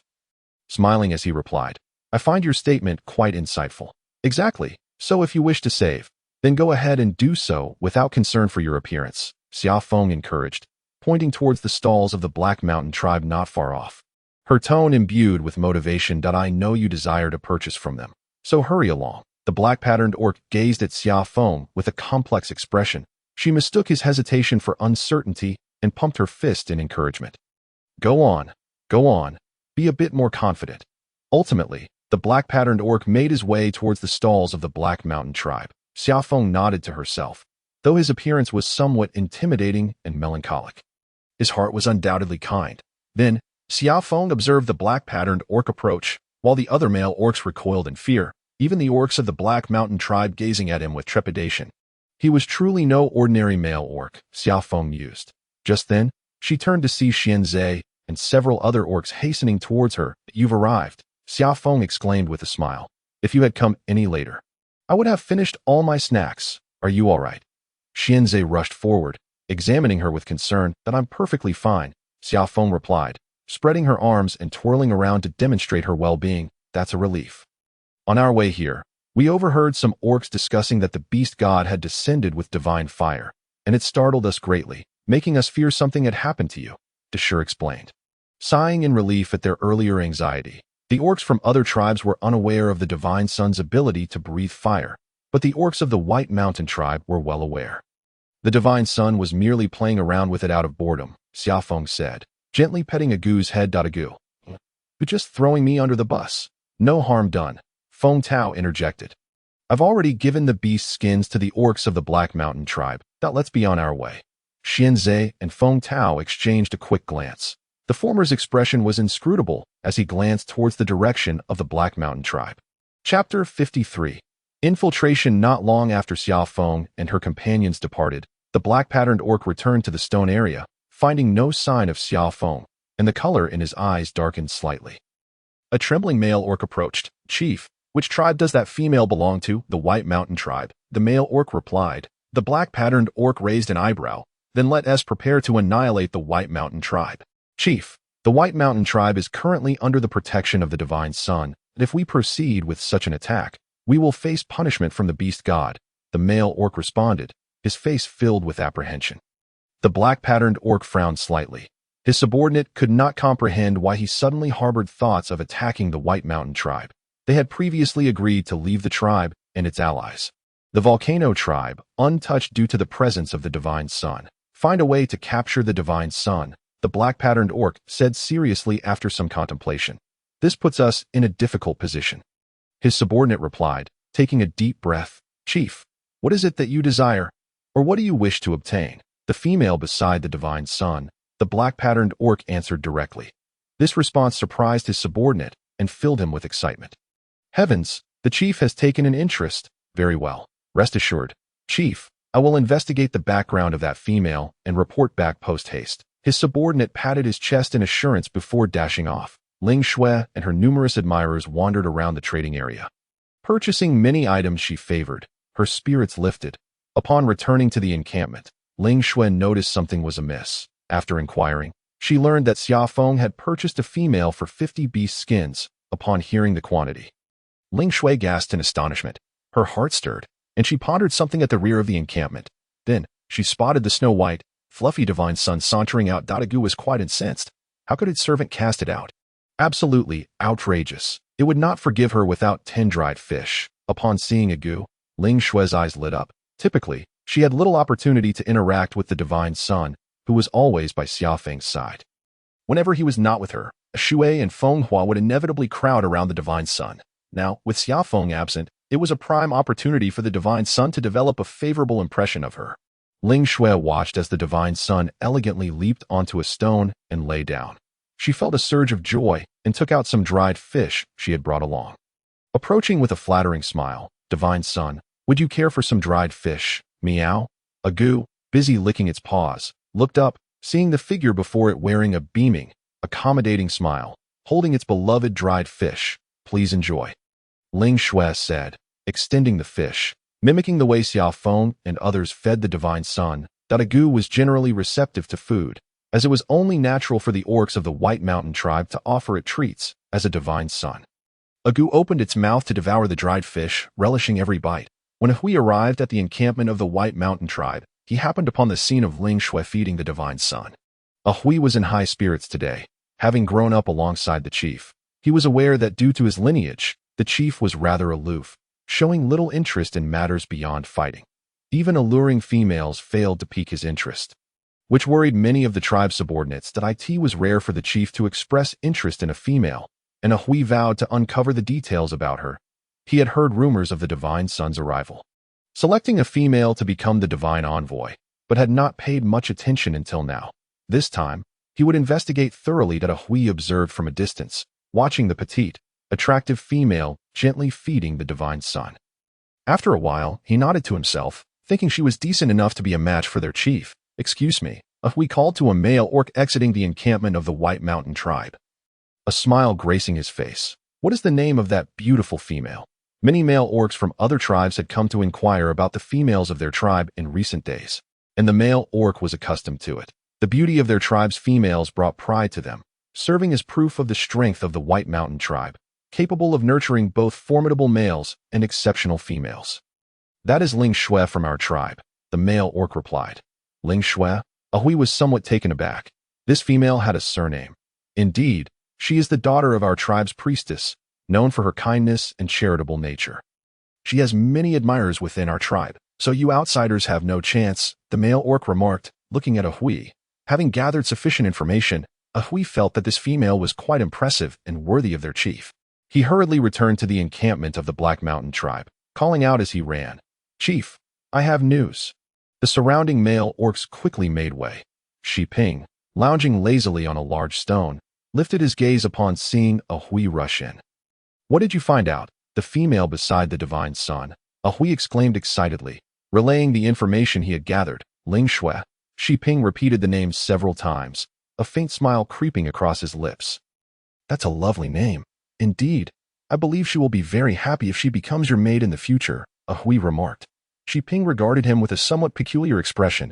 Who said anything about becoming mates? Hui was taken aback. Isn't that the case? I merely wish to spar with her, Xia Feng replied in a nonchalant tone. Hui stared at him, a hint of horror in his eyes as he swallowed hard. "Chief, it's not appropriate to strike a female, is it? Females are delicate and require the protection of males. Did you not notice?" Xia Feng said. "Her aura is quite unique.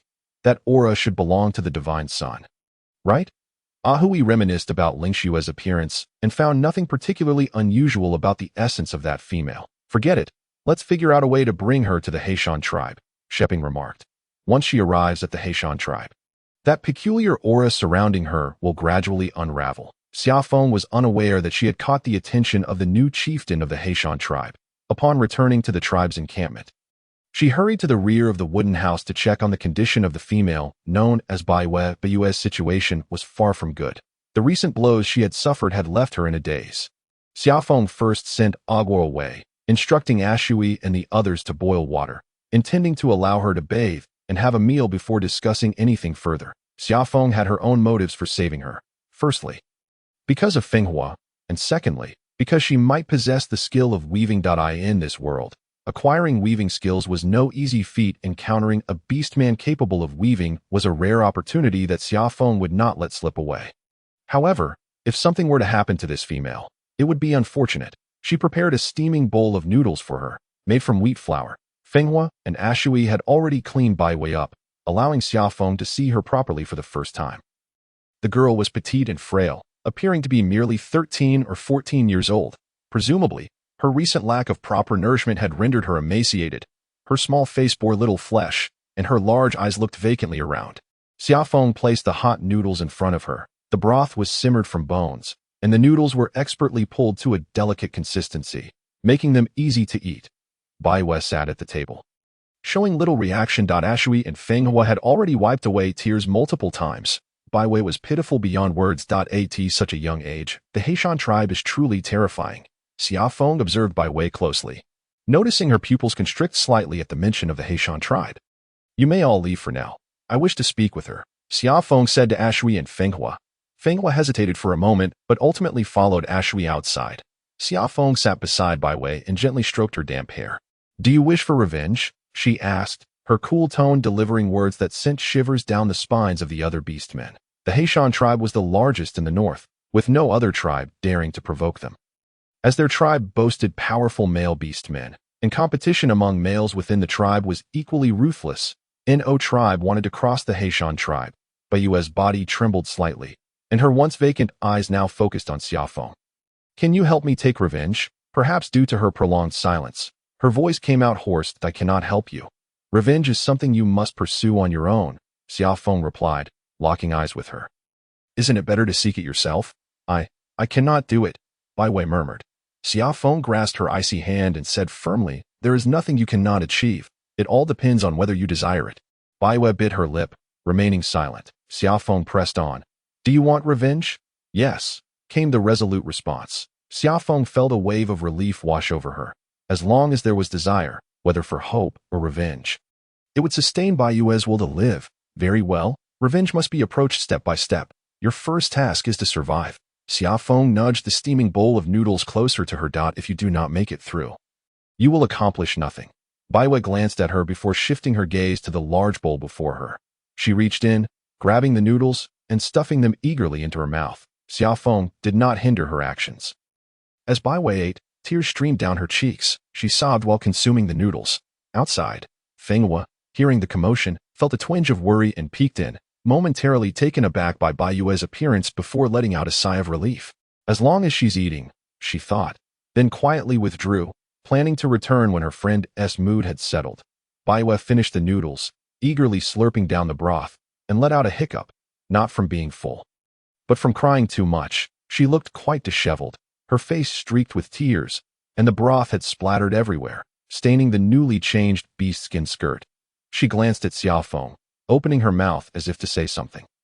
Xia Feng used a small piece of beast skin she carried to wipe her face and said, All right, now get some rest. The back half of the wooden house was furnished with a wooden bed, covered in beast skin, making it quite comfortable to lie on as autumn progressed and the air turned cool. Bai Yue thought she would be unable to sleep, but was surprised to find herself drifting off shortly after lying down. While Bai Yue slept, Xia Feng continued with her other tasks. The other beastmen from the Baishan tribe had roamed the trading grounds for quite some time, discovering numerous intriguing items. Xia Feng meticulously cataloged these items, planning to distribute them upon their return to the tribe. One could not deny that this expedition had yielded significant rewards. Ironware, coal, sugar, beast skins, seeds, and more, everything the Baishan tribe currently needed. Xia Feng was approached by Xuanze, who requested her presence for a meeting. The Baishan tribe's goods had sold at an astonishing pace, far beyond anyone's expectations, and they had nearly acquired all the items they sought, prompting discussions on whether to return early. Xia Feng pondered before asking, Are there any other tribes yet to arrive at the trading grounds? There will be some, but very few, Qingshan replied. They should be arriving in succession over the next few days. If we delay too long, the gathering at the trading grounds will conclude. After a moment of contemplation, Xia Feng suggested, Then let us stay for another 2 days. Upon hearing this, Xuanze nodded in agreement, and the other males expressed no dissent. Over the past 6 months, the immense progress made by the Baishan tribe had been largely due to Xia Feng. Aside from hunting matters, the majority of decisions within the tribe had been guided by her. Moreover, since Xuanze had already consented, there was no further opposition. Ling Xue, upon hearing the words of her pursuers, furrowed her brow slightly. Are we returning so soon? The trading fair has a long duration ahead. Xuanze explained that they had little left to purchase, while Xia Feng wished to remain for another 2 days to observe. Barring unforeseen circumstances, we shall return the day after tomorrow. The male beastman concluded. To Ling Xue's expression turned grave. No, my plans have yet to be set in motion. We cannot leave so soon. That I must act swiftly. Clenching her fist, she resolved that Xia Feng must not remain here. Otherwise, she and Xuanze might become mates during this winter's festival. She was determined to seize the opportunity presented by the trading fair to take Xia Feng away. The following day, Bai Yue awoke, feeling as though she had experienced the most restful sleep in a long time. There were no foul odors, no sounds of violence, and no oppressive atmosphere. This place was infused with a subtle floral fragrance that was quite pleasant. She sat up, took a moment to gather her bearings, and stepped out to explore her surroundings. As she lifted the beast's skin, the bright sunlight forced her to squint. In an instant, she caught a whiff of enticing meat aromas. The scene before her was bustling, with everyone busily preparing dinner. Fenghua, could you spare me just one more piece of meat? Chiwa pleaded, shamelessly following Fenghua. Fenghua, unyielding, replied, no, everyone has their share, but it's just one more piece. Chihua insisted, once I return to my tribe, I want to have the chance to enjoy such delicious food again. He felt immensely grateful for having led the team to participate in the trading fair. A loud rumble echoed through the air. Are you really that hungry? Fenghua asked, slightly perplexed. Chihua, momentarily stunned, replied, it was Timmy. Fenghua then turned her gaze toward Baiwei, her face lighting up with delight. Baiwei. Fenghua. Baiwei looked uncertainly at the beautiful female before her, whose face radiated joy. It's me. Fenghua exclaimed as she rushed forward to embrace her. I've missed you so much. Baiwei was momentarily taken aback. It had been nearly a year since she had last seen her friend. However, the changes in her friend were indeed quite pronounced. Have you been sleeping all day?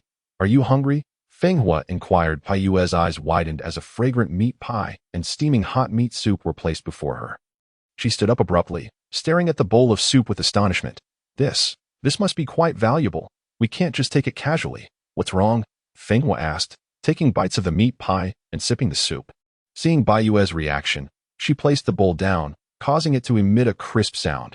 Baiwei watched her friend's movements, trembling with anxiety. What if it breaks? She opened her mouth, wanting to caution Fenghua to be more careful. Seeing her hesitation, Fenghua assumed she was feeling shy. Don't think about that. Eat up before it gets cold. Baiyu. She lowered her gaze to the meat pie in her hands, which was larger than her own face. Wrapped in cleanly washed leaves, slightly warm to the touch, and emanating an enticing aroma. Baiyu took a deep breath, inhaling the rich fragrance that wafted toward her. Gurgle. Her stomach protested once more, with a mouthful. She took a bite. Baiyu paused momentarily before devouring it with great enthusiasm. What is this? Why does it taste so delightful? Oh, it's simply exquisite, sated in content. Baiyu sat beside Fenghua, who observed her with a cautious gaze. Baiyu smiled reassuringly. I'm perfectly fine. Fenghua, you were barely hanging on yesterday. Baiyu replied, I seek vengeance, but my strength is too feeble at the moment. For now, my sole objective is to survive. Surviving isn't too difficult. Our Baishan tribe can certainly support you. A female. Fenghua chuckled upon hearing this. Baiyu. Baishan tribe. Fenghua recounted the events of the past 6 months to her. Upon hearing about the Baishan tribe, Baiyu's face lit up with longing. What an impressive tribe. I wish to see it for myself. Fenghua. We'll return the day after tomorrow. Baiyu felt an unusual sense of anticipation arise within her. By the way, what about that female from yesterday? Baiyu had a vague recollection of Xia Feng. You mean Xia Feng? She should be wandering around the trading area now. As soon as Xia Feng was mentioned, Fenghua began to excitedly share her admiration for her idol. Baiyu listened, filled with envy. She's remarkable, that I think so too. Therefore, I aspire to become a formidable female like her. Fenghua declared confidently, hands on her hips. Unbeknownst to Xia Feng, she had gained a new admirer. Currently, she was strolling with Xianzhe and others, exploring the trading area, where the goods on offer were primarily those in high demand by the beast men, such as divine stone powder, animal skins, jerky, sugar, and various other items. There's not much to see. Let us head back, Xia Feng said to Xianzhe. He nodded in agreement. All right. The Baishan tribe decided to return the next day. Xianzhe instructed someone to notify the neighboring Huashan tribe to prepare for their departure early the following morning. In the evening, while preparing dinner, Xia Feng sat beneath a tree to rest when a figure approached her. It seems we're out of water. Let us go fetch some, Ling Shui said, lifting a clay pot towards Xia Feng. Xia Feng glanced at her, then at a Shui and the others who were busy nearby. Before nodding, let us go. Before heading toward the river, she looked around, wondering where Agua had wandered off to. It occasionally roamed off on its own, so Xia Feng paid it no mind. Ling Shui walked ahead, while Xia Feng followed, contemplating whether Ling Shui was up to something. However, she had been quite well behaved recently, likely due to Ling Yun keeping her in check. It wasn't Xia Feng's boastfulness, the current development of the Baishan tribe.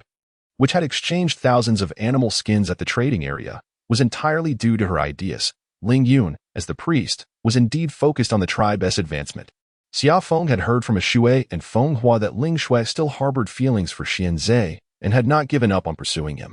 Xia Feng found this gossip quite entertaining. Suddenly, Ling Shui, carrying the filled clay pot, exclaimed softly. Xia Feng halted and asked, "What's wrong? My stomach hurts a bit, that I need to take care of something. Wait for me here." Ling Shui said, placing the pot down, a look of discomfort crossing her face. "Xia Feng, nature calls. It is indeed urgent." Thus, she stood by the roadside, waiting for Ling Shui to return after resolving her personal matter. Without a gua by her side, the gazes of passing male beastmen were rather conspicuous. Xia Feng remained expressionless, deciding that if Ling Shui did not return soon, she would head back herself. Suddenly, a male beastman adorned with colorful feathers approached her. Xia Feng looked up, finding the feathers on his head quite beautiful. Perhaps, in the future, collaborating with the Bayou tribe to create some crafts using feathers would be worthwhile. "This is for you," the tall male beastman said, extending a striking red feather towards Xia Feng at a first glance. Xia Feng thought the feather was indeed lovely, but she did not reach out to take it. Instead, she crossed her arms and scrutinized the male beastman before her. Noting his decent appearance and physique, yet the awkward expression on his face raised her concerns, particularly with his greasy hair, which was quite off-putting. "Why are you giving me a feather?" Xia Feng inquired. The male beastman from the Bayou tribe blinked in surprise before responding, "I think you're very beautiful. I like you." Xia Feng raised an eyebrow, perplexed. The Bayou beastman continued, "Don't you like me as well?" "Except this feather. It's my favorite," Xia Feng retorted. "I do not like you, Dada." The male beastman's expression turned confused. "You don't like me? Who are you? This is our first meeting, right? I don't even know you. How could I like you?" Xia Feng said, bending down to pick up the clay pot, preparing to leave. "I've seen you before. A few days ago, I accompanied the chieftain to your place to buy goods." "And you smiled at me then," he said, slightly panicking as he blocked her path. Xia Feng pondered for a moment, recalling that she had smiled at all the beastmen who came to buy goods. "It's profitable. Oh no, it's about earning animal skins. Who wouldn't be happy?" Chapter 56. A slap. The male beastman's face flushed with embarrassment. Xia Feng said, "I'm leaving now, goodbye," before she could finish her sentence. He seized her hand tightly. With rage evident on his face, he glared at her. "If you don't like me, then why did you smile at me so happily?" "Huh, I did not smile at you." Xia Feng frowned. "Don't overthink it. All right? Then why did you ask me to meet here?" The male beastman's tone was filled with agitation. "You still claim not to like me. When did I invite you?" Xia Feng paused, recalling Ling Shui's ruse about having a stomachache to leave. Realization dawned upon her, and she chuckled coldly. "I did not invite you. Did I warn you? Let go. Are you trying to seduce other males and deny it?" "Deny it? I barely know you. Your friend said you liked me. That's not my statement. Go find that friend."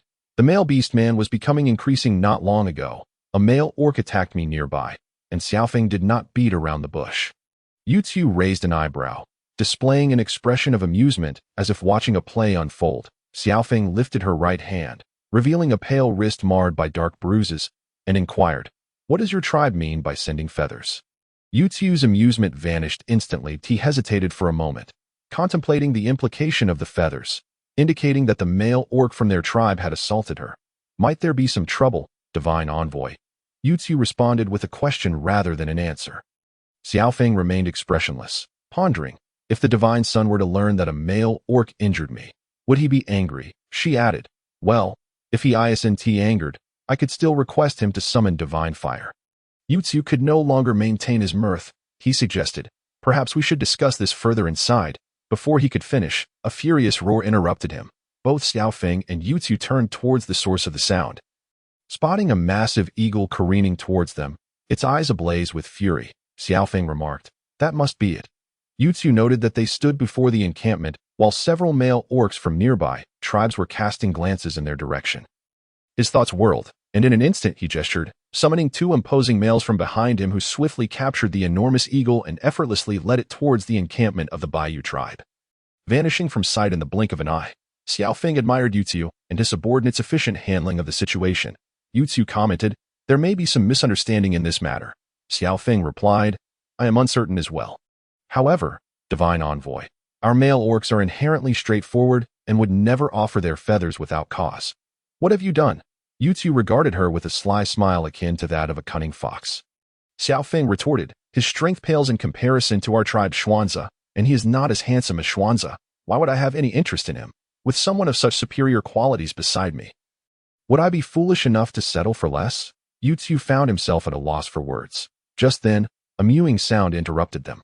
Both Xia Feng and Yu looked down to see Agua, its fluffy tail swishing.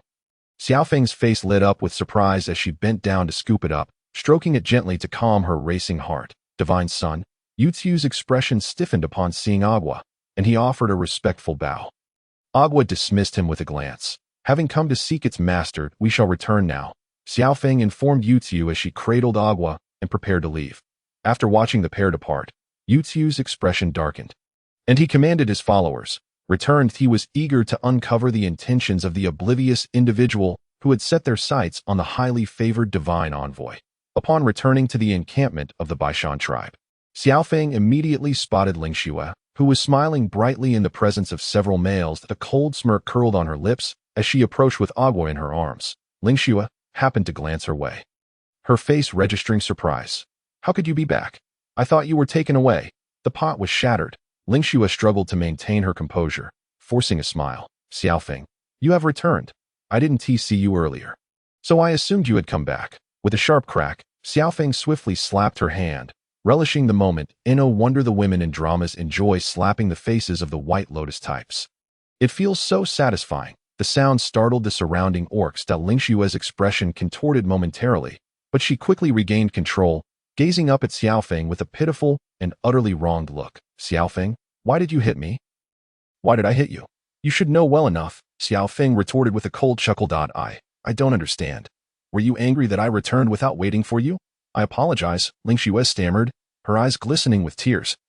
Her tone feeble, instantly eliciting protective instincts from several male orcs. Lady Xia Feng, let us discuss this calmly. Xia, didn't he mean it? They interjected. Xia Feng scanned her surroundings, and the orcs fell silent, too intimidated to speak. She shook her tingling right hand and asked, do you need me to summon that male orc from the Bayou tribe? Xia's expression froze, forcing a smile as she replied, I don't know what you mean. Fine, Xia Feng nodded, surveying the gathered male orcs. Dashi, go to the Bayou tribe and inform Chief Yu to bring that male orc here. Though confused, Dashi stepped forward. All right. Wait, Xia exclaimed, dropping her pretense of innocence and urgently stopping him. Don't go. Xia, what is going on? Shui, noticing her distress, inquired that I encountered a male from the Bayou tribe a few days ago. He has a fondness for Xia Feng and wanted to meet her. Xia blurted out, tears streaming down her face, that I truly didn't intend any harm. I just thought he was sincere and wanted to create an opportunity for them. You mean creating an opportunity by telling him I like him? Xia Feng scoffed, feeling her hand itch again as she shook it. Xia, noticing the gesture, stepped back a bit. That I didn't. He must have misunderstood. In truth, Xia had merely hinted at Xia Feng's affections for the male orc without explicitly stating it. Xia Feng scrutinized her for a long moment before finally speaking. I know. Xia looked perplexed. You dislike me, and because you wish to become the divine envoy, you plan to entice orcs from other tribes to take me away? As she spoke, tears streamed down her cheeks. How pathetic. Anyone can feign innocence. The surrounding orcs were taken aback, having witnessed Xia Feng's emotional transformation since ascending to her role as divine son. She had been a formidable female, knowledgeable and capable of teaching others to be self-sufficient, proving that females could accomplish whatever males could. Seeing her cry left the orcs bewildered. What should we do? How do we comfort her? Xia Feng's tears flowed freely as she glared at Xia, exclaiming, You have gone too far. Without waiting for a response, she strode forward and delivered 2 sharp slaps to Xia's face. Xia, momentarily stunned by Xia Feng's unexpected tears, was even more bewildered when the sharp stings of the slaps registered. After a moment, she screamed, You hit me again. Attempting to retaliate, she was restrained by other orcs. Xia Feng, having found satisfaction in her actions, wiped her tears and stepped back. In the midst of the chaos, Xuanza arrived, his brow furrowed in concern. What is happening? His voice, though not loud, carried the weight of authority, causing the crowd to feel a heavy pressure. Instantly, the commotion subsided, leaving only Xia Feng's sobs. Upon seeing her, Xuanze was momentarily taken aback. But his attention quickly shifted to the dark bruise on her wrist, an inexplicable surge of emotion coursing through him as he approached and grasped her wrist. Who did this? Xia Feng, caught off guard by his sudden action, temporarily forgot her pretense of sorrow and looked up at him. Xuanze observed her red-rimmed eyes and tear-streaked face, his golden pupils narrowing slightly. What happened? His tone remained devoid of emotion. Xia Feng was about to respond when, meow. Agua on her shoulders suddenly fluffed up, interrupting her words. With a snap of its jaws, it unleashed a fireball. Xuanze dodged just in time, and the fireball struck the wooden house behind him. The surrounding orcs gasped. Xia Feng shouted, "Fire!" The orcs of the Baishan tribe scrambled to extinguish the flames, but divine fire was no ordinary blaze, and regular water could not quench it. Xia Feng directed the orcs to dismantle the burning boards and toss them aside, managing to salvage most of the wood. Fortunately, only a portion of the boards burned, and the goods remained intact. Xia Feng grasped Agua, gritting her teeth. Agua, didn't I tell you not to spit fire recklessly? You nearly burned everything we worked for. Meow. Agua protested, expressing its dissatisfaction. Could it be blamed? It had merely reacted to the terrifying aura emanating from that individual, feeling that the dignity of the divine sun was challenged, prompting it to unleash its fireball. Xia Feng, unable to decipher the meows of the cat, remained oblivious to its grievances. After extinguishing the fire, the orcs were left shaken. Shui patted his chest, saying, "Divine Sun, please be cautious when you breathe fire next time. It's not that we don't permit you to use your flames, just aim them at our enemies, not our territory." Xia Feng, Shui's words hold a semblance of truth, yet they possess a certain ferocity. After Xianze resolved matters on that end, he disappeared for a while. Upon his return, he held in his hands a vibrant green herb, which he crushed before presenting it to Xia Feng. As Xia Feng extended his right hand, the strength of the male orc was formidable, leaving the area where his wrist was grasped bruised and darkened. While applying the medicine, Xianze remarked that the herb felt pleasantly cool against Xia Feng's skin. "What is happening?" Xianze inquired. Xia Feng pondered for a moment before recounting the gist of the events. Instantly, Xianze's expression darkened. Fortunately, it was me. If it had been Feng Hua or any other female, the situation would have been dire, Xia Feng stated. She spoke the truth. Her reaction was indeed swift. Moreover, her status as a divine envoy allowed Yu Chu to permit her return. Had it been any other female, Yu Chu would likely have confined her. After all, this world is undeniably harsh. Xianze's countenance grew increasingly grave as he declared, "I will take care of this." Soon after, he summoned the orcs of the Baishan tribe to gather. Ling Shui appeared to sense something amiss, her complexion paling. Chapter 58. The reckoning. The orcs of the Baishan tribe convened, exchanging glances filled with confusion. Most were unaware of the unfolding events, with only a few recalling the prior dispute between Xia Feng and Ling Shui. Their eyes furtively shifted towards Xia Feng, who cradled the divine child, and the pale-faced Ling Shui, standing atop a stone. Xianze surveyed the assembly of orcs and proclaimed, "Today, a matter of grave importance must be addressed." He recounted, in a steady tone, that the divine envoy had been assaulted by a male orc from another tribe while fetching water. This male orc had confessed that a female from our tribe had told him the divine envoy favored him, prompting his impulsive actions that resulted in the divine envoy's injury. As he spoke, his gaze swept over the crowd, pausing momentarily on Xia Feng before continuing. "To harm the divine envoy is an unforgivable transgression. I have uncovered the truth of the matter, and upon returning to the tribe, Ling Shui shall be confined in the cave on the mountainside for 15 days. This pronouncement sparked an uproar.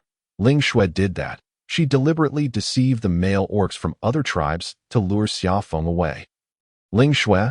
It seems implausible. Why would she treat Xia Feng in such a manner? You are unaware, but she has harbored feelings for Xianze, who does not reciprocate. Xianze favors Xia Feng? Isn't that apparent? Consider who he chooses to be with whenever he has the chance. That I truly hadn't given it much thought. I did not." A voice, tinged with tears, emerged from the throng. The orcs turned to see Ling Shui, her eyes brimming with tears, a visage of both grievance and defiance. "I was merely moved by his affection for Xia Feng. I only wished to assist him." Upon finishing, she wiped her tears, evoking sympathy from the male orcs who harbored feelings for her. Meow. Ling Shui's gesture of wiping away her tears froze as she looked up to find Xia Feng also in tears. Yet, her tears were different, her eyes red and on the verge of spilling, evoking even greater pity. Ling Shui, you were touched by his affection. Did you not consider the dangers I might face? Xia Feng lamented, a tear cascading down her cheek. Sniffling, she continued, you have gone too far. I know you have harbored resentment towards me for not becoming the divine envoy. The gathered orcs interjected. No, Xia Feng, you misunderstand. She harbors no ill will towards you regarding this matter, Xia Feng persisted. I, a delicate and powerless female, confronted that male orc. Had it not been for the divine child's timely intervention, I might not have returned this. She buried her face in her hands and wept once more. Ling Shui protested. I did not. A hint of panic colored her voice. Xianzhe, his expression impassive, stated, if not, then let us confront this matter directly. With a gesture, he summoned Qing Shan and Ashur, who brought forward a male orc adorned with colorful feathers in his hair. The assembly noted that Xia Feng shuddered upon seeing the male orc, her expression one of terror as she sought refuge behind Ashur and Fenghua. Surely, she has been frightened. This is a Fei, a male orc from the Bayou tribe. He is the one who assaulted our divine envoy today. Xianzhe succinctly explained the situation before addressing a Fei. Do you admit to attacking the divine envoy by the river today? It was me, a Fei replied, his voice trembling, but it was not intentional. That female told me the divine envoy favored me, very much so, and arranged to meet me by the river, intending to leave the Baishan tribe to become my mate. A Fei gestured towards the pale Ling Shui as he spoke. Ling Shui vehemently shook her head, denying, it was not me. I never said such things. The two held firm to their respective claims. With Ling Shui insisting she had not spoken those words, while a Fei accused her of doing so. There is but one way to resolve this, Xianzhe declared, and the eyes of the assembled orcs turned towards him. Let the beast god decide it. You dare swear in the name of the beast god? The moment the proposition was made, the orcs fell silent. Swearing in the name of the beast god was indeed a prudent idea. The beast god watches over his kin, and should anyone dare speak falsehoods, they would face his wrath. I dare. A Fei proclaimed loudly, raising his right hand, I in the name of the beast god, I swear. If there is a single falsehood in my words, I am willing to accept the beast god's punishment. Upon completing his oath, the orcs scrutinized him intently. For a prolonged moment, nothing transpired, and a Fei remained unharmed. The gazes of the orcs swiftly shifted to the pale Ling Shui. She racked her brain, desperately trying to recall whether she had indeed spoken those words. It seemed she had, perhaps uttering them in an effort to provoke a Fei's emotions. Ling Shui, it is your turn, Xianzhe said, his tone laced with melancholy. Despair filled Ling Shui's eyes as she looked at him. In the name of the beast god, I swear, if there is a single falsehood in my words. She trembled violently, her sentence unfinished as her eyes rolled back, and she fainted. A nearby male orc caught her just in time, examining her condition before looking up at the others and announcing. She has fainted. The situation had become abundantly clear. Xianzhe remarked, well, it is getting late. Everyone should finish their meals and rest early. We shall depart for the tribe at dawn. He paused before adding.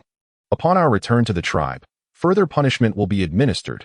The assembly dispersed upon hearing this. Xianzhe cast a deep glance at a Fei and instructed, you may leave now. Inform Yu Chu that I am aware of the situation he mentioned. A Fei nodded, hesitatingly asking, may I see the divine envoy? Xianzhe's response was succinct. Leave. A Fei, sensing the menacing aura emanating from him, hurriedly complied. Upon returning to the Bayou tribe to relay Xianzhe's message, Yu Chu chuckled, very well, I understand. Noticing a Fei standing anxiously nearby, he rose to deliver a kick, asking, now you know fear. A Fei stumbled to the floor, suppressing his anger as he hastily explained, tribe leader. I was merely overwhelmed. After all these years, I have yet to find a female who favors me. It was a rare opportunity that the divine envoy fit my ideal, and seeing her reject me, I became agitated. Nonsense, Yu Chu retorted, his irritation flaring anew as he delivered a few more kicks. Why do you think no female has favored you all these years? A Fei, with a furrowed brow, glanced at his tribe leader, responding, perhaps it is because I have always been in your shadow. The females of the Bayou tribe are notably superficial, and a Fei's proximity to Yu Chu diminished his presence. You recall that day when I was present. Did you ever consider why the divine envoy would favor you rather than me? A Fei pondered aloud. That does make sense. How could I have overlooked that? Chapter 59. All witnessed. Yu Chu felt exasperated, nearly at his wits' end with his subordinate. He took a seat, muttering his relief that the incident was not grave, for had it been, he left the thought unspoken. Yet Fei had a fair inkling of what was left unsaid. Scratching his head, he queried, "Tribe leader, do you think the beast god would truly become enraged over the divine envoy? The wrath of the beast god is indeed formidable.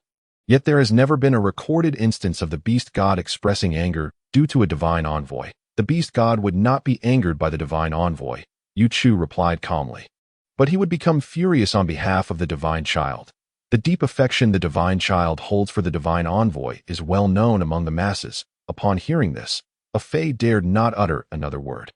Nevertheless, Yu Chu mused, stroking his chin, casting a disdainful glance at his subordinate. "Were it not for this incident, we would not have had this opportunity." Fei, momentarily at a loss for words, could only offer a sheepish grin. Yu Chu, growing weary of the sight, waved his hand dismissively. Go, do not linger here." Fei hastily retreated. While Xia Feng's performance was remarkably successful, the orcs of the Baishan tribe believed she was frightened by a male orc from the Baiyu tribe, and they all offered her words of comfort. Shui and the others consoled her while chastising Fei. Honestly, summoning that male orc without any prior warning was thoughtless. It scared Xia Feng. "Don't be afraid. Xia Feng, that male orc has already left. Allowing him to depart like this is truly letting him off easy." Indeed, eventually, Xia Feng cradled Agu and returned to the resting area, while the other females went out to assist. They were preparing to leave the trading post early the next morning, and there was much to pack up tonight, leaving them quite busy. After everyone had left, Xia Feng quickly took a small piece of beast skin, dipped it in water, and wiped her eyes. Hiss! Xia Feng grimaced. The effect of the chili was indeed extraordinary. She resolved not to apply too much next time. Xia Feng was aware that exposing Lingxue, that little white flower, would be quite simple. However, the little white flower often easily garnered sympathy from the other orcs. Even if she managed to outshine her publicly, perhaps behind the scenes, when the little white flower cried, the male orcs who favored her would be unable to resist feeling pity for her, harboring resentment towards Xia Feng in return. Although this world is one where the weak are devoured by the strong, the male orcs have always had no bottom line when it comes to delicate females. Xia Feng knew that being overly confrontational with Lingxue would not yield favorable results. The method to deal with such a little white flower was simple. She must outdo her in the art of appearing more pitiable. If Lingxue knew how to feign vulnerability to elicit sympathy, then Xia Feng would do the same, and she must portray herself as even more wretched. With this thought, Xia Feng smiled smugly. "You think you can compete with me? Do you think those palace intrigue dramas I watched in modern times were for naught?" Lingxue, having fainted, was carried back to her own bed to rest. Xia Feng stood up, paced over to her side, and looked down upon her. "Stop pretending." Xia Feng spoke. "Do you really think I can't see through this little trick of feigning unconsciousness?" The pale-faced Lingxue remained still. Xia Feng raised an eyebrow and patted Agu in her arms. Agu, for the sake of her little fish treats, cooperatively meowed. Lingxue's body stiffened, but she still did not move. Xia Feng found this individual rather impressive. Even in such a state, she remained unmoving. She pulled over a chair and sat beside Lingxue's bed, gently stroking Agu in her arms. The atmosphere gradually turned tense. "So, you wish to expel me from the Baishan tribe?" Xia Feng inquired. Lingxue, lying in bed, did not respond. Xia Feng continued. "Do you know that winter is brutally cold? In the caves of the back mountains, many accidents can occur, such as consuming poisonous food and succumbing to death from poisoning. I've heard that the sight of a person dying from poison is quite ghastly, with blood streaming from their mouth and eyes. Or perhaps you might slip and fall from the mountain, freezing in the frigid cold, with no one to hear your cries for help. You would be left in the icy snow." Stiffening and turning blue, Xia Feng's voice flowed steadily, akin to a vengeful spirit demanding a soul. Lingxue, pretending to be faint, could no longer maintain her facade. With a sudden gasp, she opened her eyes and shouted, "Xia Feng, let me tell you, if you harm me, my mother will not let you go, regardless of whether I harm you or not. You're bound to harm me, so I might as well strike first and deal with you before anything else." Xia Feng replied with a smile. Lingxue tightened her grip on the beast's skin. "You dare? What is there to fear? I could quietly eliminate you and dispose of your body in the river, allowing the current to carry you away. And no one would be the wiser." Xia Feng whispered close to her ear. Ling Xue screamed in fright. Xia Feng gazed at her, her tone chilling. If you dare to attempt anything like this again, I could always turn you into cured meat. Which would be quite a delightful option. Ling Xue exclaimed, stay away from me. Huh. After frightening her, Xia Feng returned to her bed, preparing to sleep. Today her head throbbed slightly, prompting her to retire early. Just as she was about to drift off, she noticed a pair of bright eyes from the adjacent bed. Those belonged to Baiwei, the female orc brought back from the Heishan tribe yesterday. Baiwei's health was not in the best condition, and everyone insisted she rest in the resting area. She caught Xia Feng's glance, appearing somewhat shy or fearful, hastily averting her gaze. Xia Feng mused, she must be scared. After all, I did say I would poison Ling Xue, push her off the mountain, and throw her into the river, as well as turn Ling Xue into cured meat. Any normal person would be frightened upon hearing such things. Hiss, how much did she hear? Xia Feng pondered, deciding not to concern herself with it for now. A nap was in order. She believed that whether Baiwei heard or not, it would be of no consequence. With that, she closed her eyes and fell asleep. Baiwei opened her eyes and glanced towards Xia Feng, thinking, as her friend had said, that Xia Feng was impressive. Faced with someone who wished her harm, she showed no fear and even uttered threatening words. After reflecting on Xia Feng's statements, Baiwei found them to possess a semblance of logic. Internally, she resolved to employ such methods against her foes in the future. Xia Feng, unaware that she had inadvertently led a young one astray, slept soundly, completely oblivious to the entrance of Xuanzi. Ordinarily, the resting area was meant for the females, and males were not permitted. However, Xuanzi, concerned for the injury on Xia Feng's wrist, quietly slipped in when no one was watching. Intending to take a quick look before leaving, Xia Feng and Egu were both asleep. Xuanzi examined her hand and delicately applied medicine to her injury. Egu opened its eyes, spotted him, and, feeling a bit disdainful, shifted away slightly, then closed its eyes to continue sleeping. After treating Xia Feng's wound, Xuanzi quietly exited. Baiwei, who had been overlooked, thought to herself, what audacity! This male orc took advantage of Lady Xia Feng while she was asleep.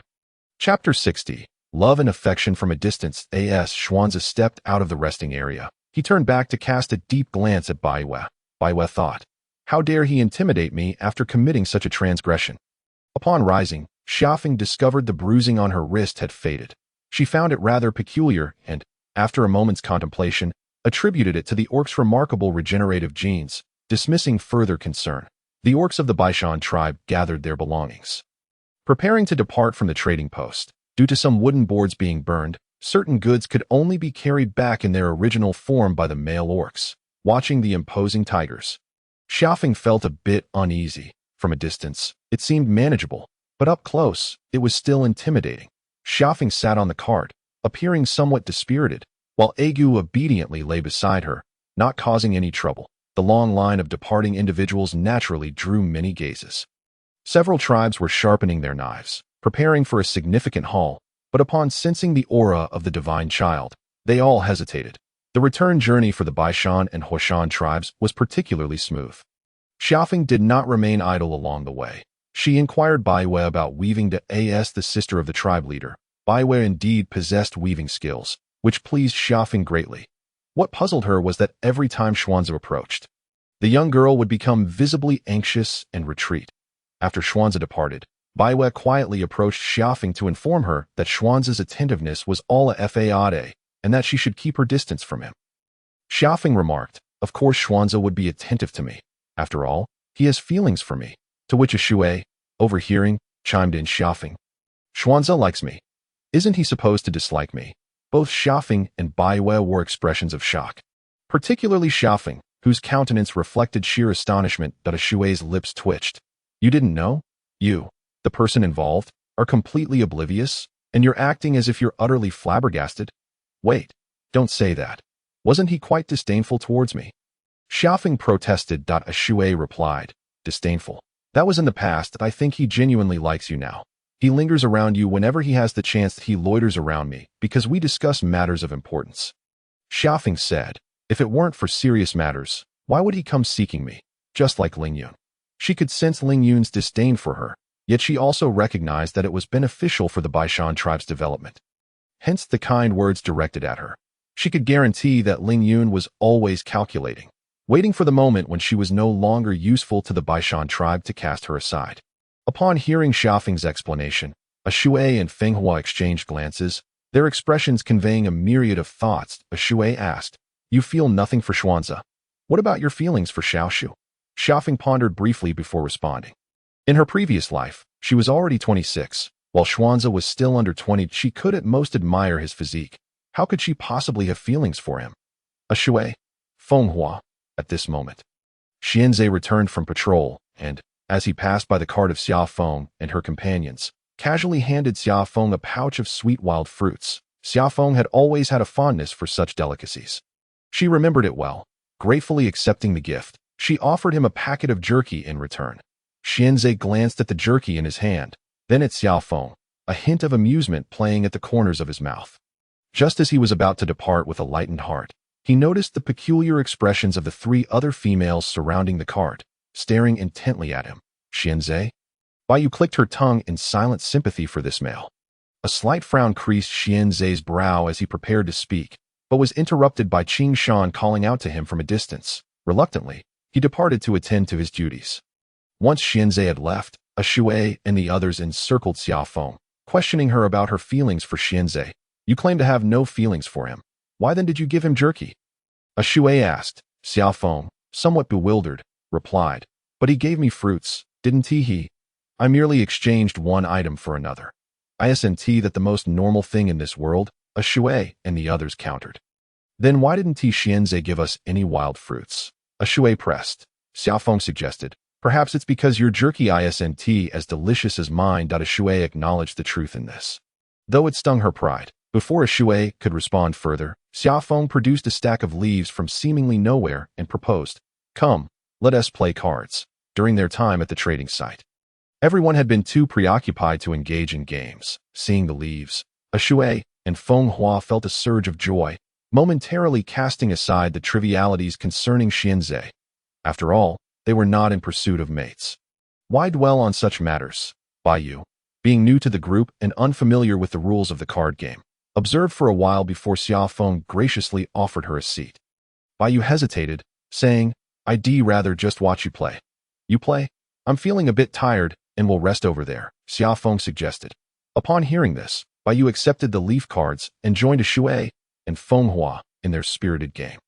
Xia Feng settled on one side of the card, gazing at the vast grasslands and the sacred mountain in the distance. Holding the wild fruits that Xianzi had given her, a contemplative expression crossed her face as she unwrapped the leaves encasing the fruits, which still bore droplets of water, likely from being washed. She took a bite. The sweet and tangy flavor was quite delightful. "Does Xianzi like me?" Xia Feng pondered, her gaze fixed on the horizon as she mulled over this question. She had never considered it before. After all, Xianzi had always despised the original owner of her body. Why would he suddenly develop feelings for her? Was it merely because she could cook well? As she reflected on her experiences since arriving in the Beastman continent, the more she thought about it, the more plausible it seemed. Truth be told, Xianzi was quite handsome, an attractive and charismatic man. If he were to be considered as a partner, he would indeed be quite appealing. However, he was younger than she. Xia Feng found herself deeply conflicted. She had no intentions of marrying or bearing children in this world. Her sole aspiration was to cultivate the land and amass wealth. After all, in such a primitive and perilous environment, childbearing posed significant risks. She did not wish her second life to be marred by the challenges of childbirth. Perhaps she should first improve the conditions of the Baishan tribe. Would it be possible to cultivate penicillin or something similar? Speaking of which, in this world, the healers were essentially priests. Was there a tribe with professional doctors? Suddenly, Xia Feng began to plan various aspects of her future. As evening fell, the group found a sheltered slope to set up camp for the night. As usual, Xianzi approached Xia Feng. She glanced at him before looking towards Qing Shan. "Who was beside a Xianzi? Do you like me?" she inquired, feeling the need to clarify this matter that had been lingering in her mind, causing her considerable discomfort. As her words hung in the air, Shui and the others fell silent, their eyes wide with intrigue. Xianzi appeared bewildered. "Huh? What did you say? Me? Like you?" His tone was laced with confusion and uncertainty. Chapter 61. Xianzi is rather naive. After more than 10 days of travel, The group finally returned to the Baishan tribe, their cart laden with goods, which brought a lively atmosphere to the once quiet settlement. Xia Feng, cradling a gua, jumped down from the cart and told a Shui, "I'm heading home first." A Shui nodded in acknowledgement. Xia Feng hurried away, and by the time Xianzhe approached, she had already vanished from sight. Frowning slightly, Xianzhe held the wild fruits in his hand. A Shui, Feng Hua, and Bai Yu exchanged disdainful glances in his direction. "Xianzhe, what did I do wrong?" Meanwhile, Xia Feng sprinted home, panting heavily. Agua, delighted to return, leaped down and began surveying his kingdom. Xia Feng paid him no mind, her expression stern as she fetched water, boiled it, and prepared to bathe. Submerging herself in the tub, she buried her head in her arms and screamed. "What a disaster! I can't believe it." Xia Feng, overwhelmed by a torrent of expletives, never imagined that after 26 years of never stumbling in her previous life, she would so thoroughly trip in this backward and ignorant world. Recalling Xianzhe's utterly perplexed expression when he asked, "Do I like you?" made her feel as if she wished to disappear. How mortifying, she thought. Forget romance. Why not focus on developing my career instead? After mentally chastising herself, Xia Feng resolved to regard Xianzhe as simply another vegetable in her garden. Speaking of which, if memory served her correctly, ancient methods of sugar production involved two primary sources, one from sugar beets and the other from sugarcane. Given that sugar beets are closely related to radishes, finding radishes might lead her to sugar beets as well. Moreover, the adults and children in this tribe were illiterate. She would need to teach them. With winter approaching, bringing with it heavy snowfall that would hinder planting, Xia Feng changed into a clean beast hide skirt and stepped outside, gazing at the lush green wheat seedlings. These winter wheat plants had been sown before their departure and were now sprouting. Worried that the harsh winter might prove too cold for the seedlings to survive, Xia Feng had only planted a small plot as an experiment. If this acre of winter wheat could endure the winter, they could plant it again next year without fear of food shortages in spring. "Sister," a cheerful voice rang out as Xia Shu came running towards her. "Xianzhe asked me to call for you. He wants to hold a meeting." Xia Shu relayed Xianzhe's message. Xia Feng had just uprooted the tiny sprouting seedlings when she heard Xianzhe's name, and her heart remained unperturbed. The meeting would address two primary matters: the tribe's winter preparations and the issue concerning Ling Shui. The presence of the divine child generally deterred other tribes from attacking Baishan. But caution was still needed. As for Ling Shui, her deliberate harm against fellow tribe members was unforgivable. Even though Ling Yun was a priestess, she could only lead Ling Shui to a cave in the mountains behind the tribe in front of numerous witnesses. "I don't want to go to that wretched cave, mother," Ling Shui cried, struggling fiercely against her mother's grip. However, the strength of a female could not match that of a male, and she was inevitably taken away to be confined in the cave. Since someone had to guard the cave, Ling Yun arranged for a male beast man to stand watch. Shortly after Ling Shui was confined, Ling Yun arrived with food. "Mother, I don't want to stay here." Ling Shui's voice trembled with tears. Ling Yun, visibly angered, replied, "You will stay here for a few days to calm down. I don't want to." Ling Shui screamed. Ling Yun firmly stated, "I've already told you. You cannot touch Xia Feng right now. How many times must I say it? I only mentioned the Baiyu tribe so you could avoid such troubles, yet you've gone and applied their customs to Xia Feng. You cannot touch her. You cannot touch her." Ling Shui seethed with anger. "You said you would handle her, and look what has happened. She has almost stolen my Xianzhe. How can I not act against her?" Her delicate features twisted with rage and jealousy. "I won't allow it. Xianzhe is mine. He is mine." A sharp slap froze Ling Shui's expression, and Ling Yun took a deep breath. Regaining her composure, "Are you calm now? You hit me." Ling Shui clutched her face, bursting into tears. Ling Yun crouched down, taking her hand gently. "Ling Shui, I've always ensured you got what you wanted. Think about it. Everything Xia Feng has, you also have." After a pause, Ling Yun continued, "You wanted to be the daughter of a priestess, and I did everything I could to make that happen for you," gently touching Ling Shui's reddened cheek. She added, "I will always help you get what you desire. Just trust me." "Mother," Ling Shui cried out, her voice breaking. "She hit me 3 times. Ling Shui sobbed into her mother's embrace. "Don't worry, she will pay for it in due time." Ling Yun replied, a cold gleam flashing in her eyes as she softly patted her daughter's back. "Everything she has will eventually become yours. Mother, I do not wish to remain in this cave. It is utterly terrifying." Ling Shui wept. "You must stay here for now. Winter has not yet arrived if you do not remain. When summer phone calls for you in the winter, it will be even more distressing. Ling Yun replied, my daughter, bear with it. She will not fare well in the days to come. Really? Yes. Just like her mother, Ling Yun's voice was chilling, causing Ling Xue to shudder. Summer Feng's mother? Lord A Xing. It is nothing. Ling Yun concealed her emotions and reassured her. Do not worry. I will ensure that someone watches over the cave at all times. You need not fear. Indeed, Xuanzi sensed something amiss. Recently, the wild fruits given to Summer Feng have gone uneaten. He sat by the riverbank with a solemn expression when Qingshan happened to pass by and patted his shoulder. Brother, what troubles you? Before he could finish, Xuanzi swiftly clasped Qingshan's hand. Upon realizing it was him, Xuanzi released his grip. What is the matter? You seem off lately, Qingshan inquired. With Xuanzi's strength, he should have recognized him from afar. Summer Feng, why has it come to this? Hearing his brother's words, Qingshan gazed at him in shock. Are you contemplating Summer Feng? Yes. What are your intentions regarding her? The wild fruits I recently picked for her. She has consistently refused. Qingshan replied. How could she possibly want them? Wait. What is your current mindset? You claim to have no feelings for her, yet you continue to gather wild fruits for her. What gives? She is a divine envoy. It is only right to treat her well. Xuanzi responded earnestly. Qingshan remarked, how did I not notice before that you are quite the simpleton? Chapter 62. The mother pig prepares to give birth. So, your kindness towards her is solely because she is a divine envoy. Qingshan looked at him in astonishment. Xuanzi found his expression peculiar and retorted, otherwise, what? Do you not have feelings for her? Qingshan pressed further. Xuanzi replied, of course not. Before he could finish, Qingshan interrupted him. With a grave tone, Qingshan advised, consider your feelings carefully. What do you truly feel for Summer Feng? Xuanzi pondered. What feelings? A fine divine envoy, he mused. Qingshan sighed. There is no saving you now.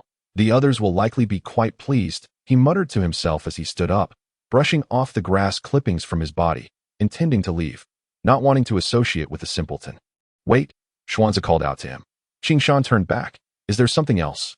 Why do you all think I have feelings for Summer Feng? Xuanzi asked hesitantly. It is not about why we think. You should ponder this yourself. Qingshan replied. Xuanzi fell silent. Qingshan continued. All right, let me pose a hypothetical. If Summer Feng were to bond with another male beast man, what would your feelings be? Qingshan decided to rephrase his question. Xuanzi looked utterly perplexed. What does it matter to me? Qingshan sighed deeply, patting his shoulder, and chose not to say anything further before departing. There is truly no hope. Xuanzi watched his retreating figure until it vanished from sight. He glanced at the wild fruits in his hand. Do I truly have feelings for Summer Feng? Impossible. That fellow. Not to mention anything else. Xuanzi's brow furrowed in confusion. He had once detested Summer Feng, yet now he found no animosity towards her. Present-day Summer Feng could create delightful dishes and lead the tribe to unprecedented heights. Being an exceptionally competent divine envoy. Moreover, she possesses a charming smile that as Xuanzi regained his composure, he realized his tail had somehow emerged, swaying happily. Could it be that she does not like these wild fruits? He pondered aloud, picking up a wild fruit and placing it in his mouth. The moment he tasted it, his usually tranquil expression contorted, sour, astringent, bitter. Xuanzi spat out the wild fruit and furrowed his brow as he scrutinized the fruit in his hand. It was small, easily consumed in a few bites, with a bright yellow hue that emitted a sweet aroma. Xuanzi did not particularly enjoy wild fruits, thus rarely indulged in them. But as winter approached, edible wild fruits were becoming increasingly scarce. He had searched extensively to find these fruits, expecting them to be delectable, and oh wonder, Summer Feng refused them. They are indeed unpalatable. I shall seek out other wild fruits. With that thought, Xuanzi decisively tossed the handful of wild fruits into the river and stood up, heading towards the forest outside the tribe, hoping to discover wild fruits that Summer Feng would enjoy. Meanwhile, Summer Feng was exceedingly busy. On this day, she found a moment to visit the pig pen, observing the loud grunting sows within. Summer Feng stroked her chin. Are they about to give birth? Yes, Feng Tao replied with gleaming eyes. These wild sows, after being meticulously cared for over the past half-year, had finally adjusted to domesticated life. They had recently conceived as well. Thus, Feng Tao chose to remain in the tribe, focusing on tending to this group of expectant sows. If they could give birth to 7 or 8 piglets, it would be wonderful. Feng Tao expressed his hopes. Summer Feng glanced at the sow with its bulging belly and remarked, I believe there will be more than just 7 or 8. Really? Feng Tao looked at her in delight. Summer Feng replied, I was merely speaking offhandedly. Do not take it to heart. No.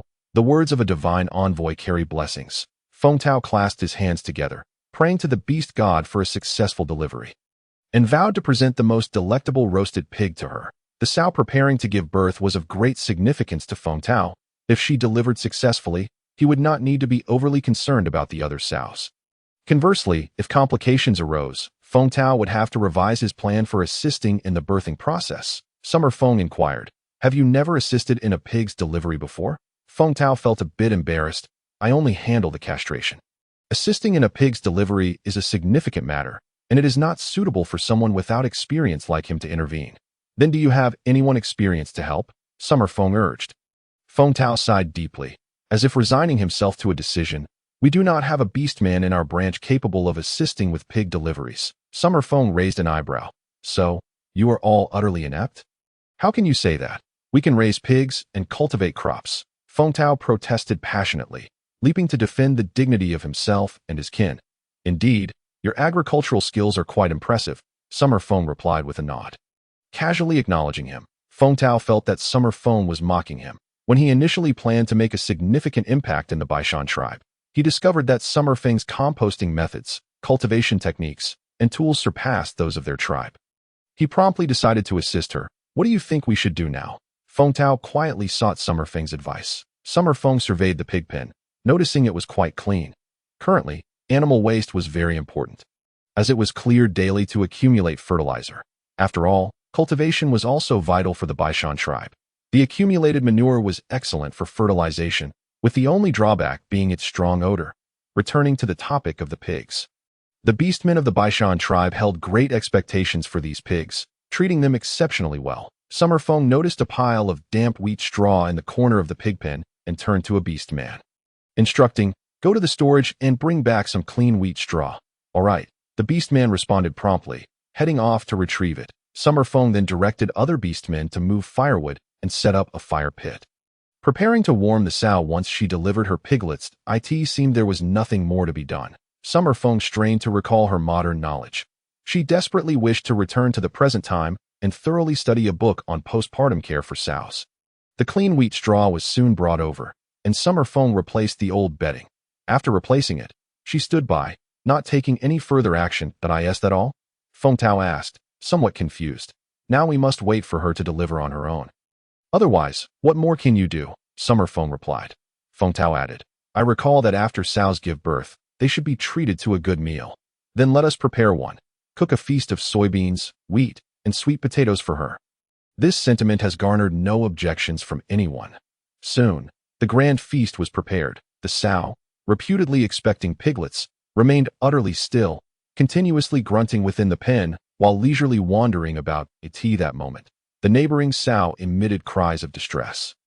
It was about to give birth to piglets. This realization instilled a sense of urgency among those present.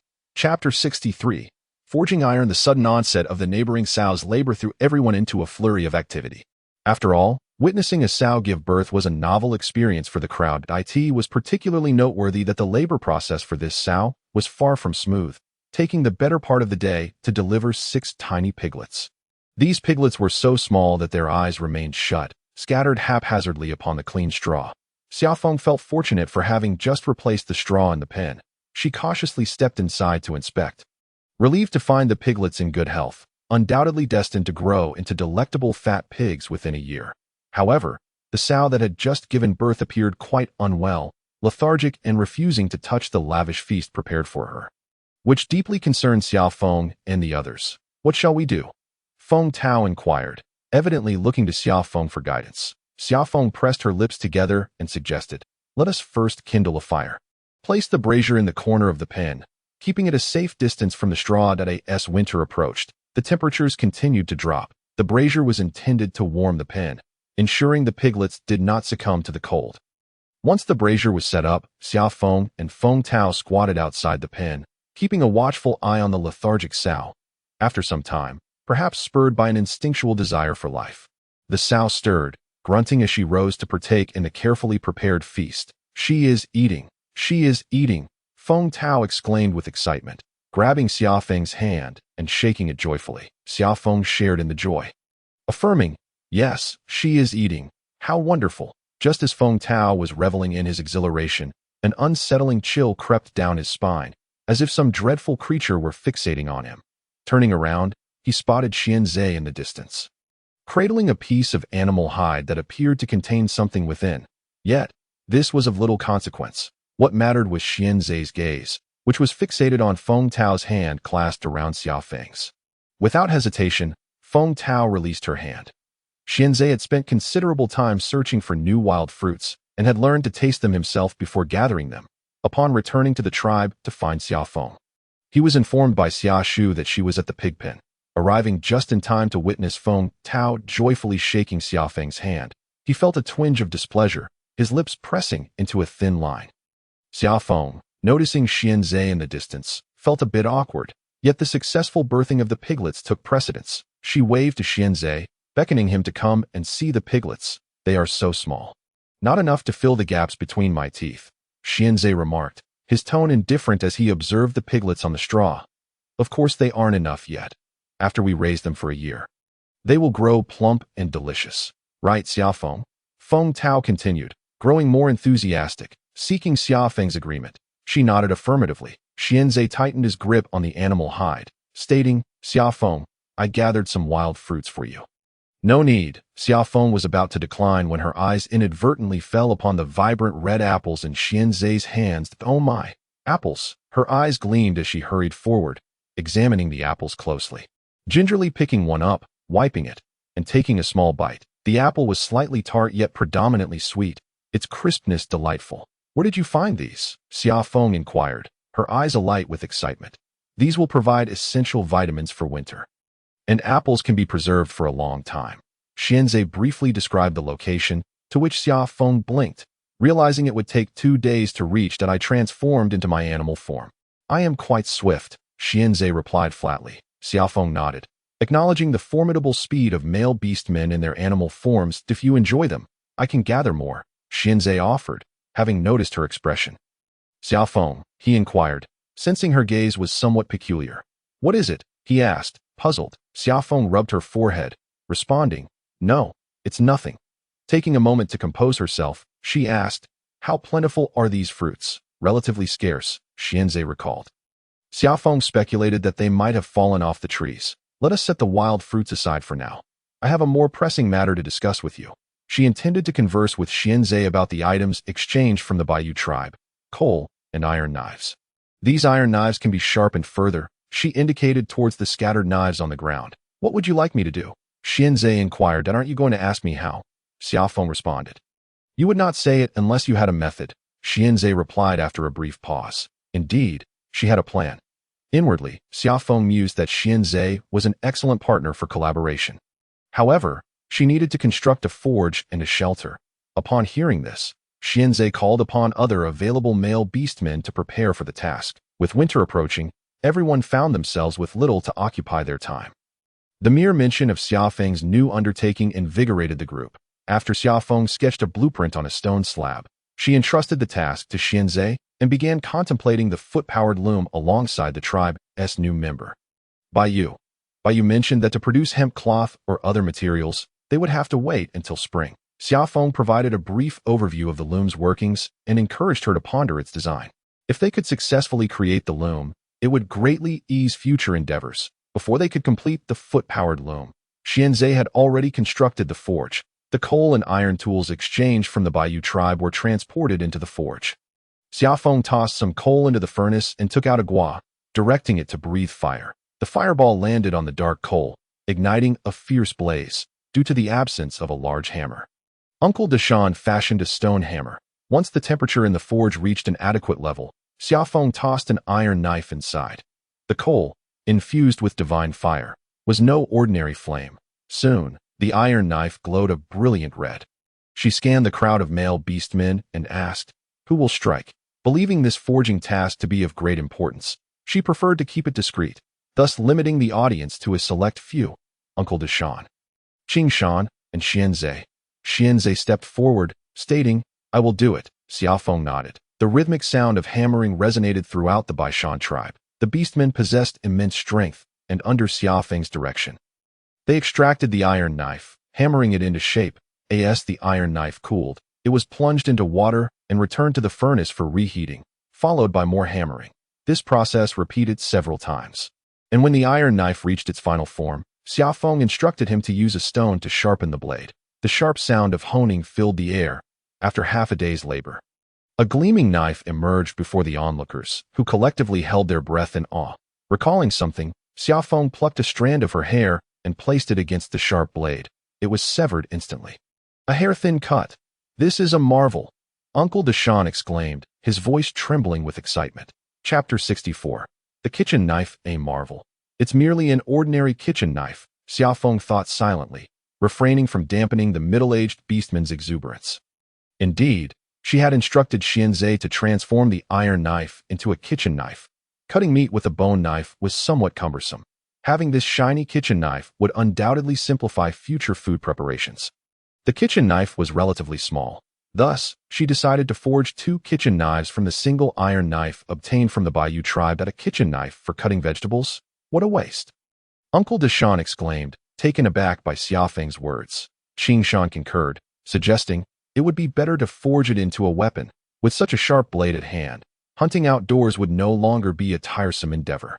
Xia Feng contemplated this notion and deemed it reasonable. She had previously erred. In this era, while agriculture held significance, martial prowess was equally crucial. Without strength, no matter how much land one cultivated, it would be of no avail. After some reflection, Xia Feng resolved to divide the batch of iron blades into 2 parts, one for crafting swords and the other for forging farming tools. Both martial power and agriculture must be equally prioritized. Taking into account the towering stature of the orcs, she sketched designs for swords and spears, creating prototypes for each weapon type, allowing Xianzhe and others to test which suited them best. Ultimately, the orcs unanimously favored the great sword, purportedly because wielding such a weapon exuded a more imposing presence. Given the limited iron supply, she stored the well-crafted swords and agricultural tools carefully. Let us first distribute these blades among the most distinguished warriors of the tribe, Xianzhe remarked, observing the gleaming edges of the great swords. The tribe boasted many male warriors, yet the quantity of swords was scarce. Not everyone would have access to one. The mightiest warriors deserved superior weaponry, as they were the ones who could safeguard the tribe. Ling Yun gazed at the array of brilliantly polished blades, utterly astonished. Upon hearing Xianzhe's proposal, she nodded in agreement. Indeed, these magnificent weapons should be bestowed upon the strongest among us. With the blades in hand, it was imperative to craft sheaths. Otherwise, they risked injuring themselves while hunting. Xia Feng, accompanied by a Shui and others, chose durable cowhide of suitable hardness, boiling it in water before stitching it together. The cowhide was exceptionally tough, remaining rigid even after boiling, making it challenging to sew. Xia Feng managed to stitch a sheath, albeit poorly, and noticed her fingers turning red from the effort. It was indeed a daunting task. She glanced at the crooked sheath she had produced, then looked up to see a Shui and the others crafting theirs with precision and skill. That it was evident that this endeavor was not her forte. A nearby female orc, unable to watch any longer, suggested that Xia Feng roll wool, taking the cowhide from her to continue sewing.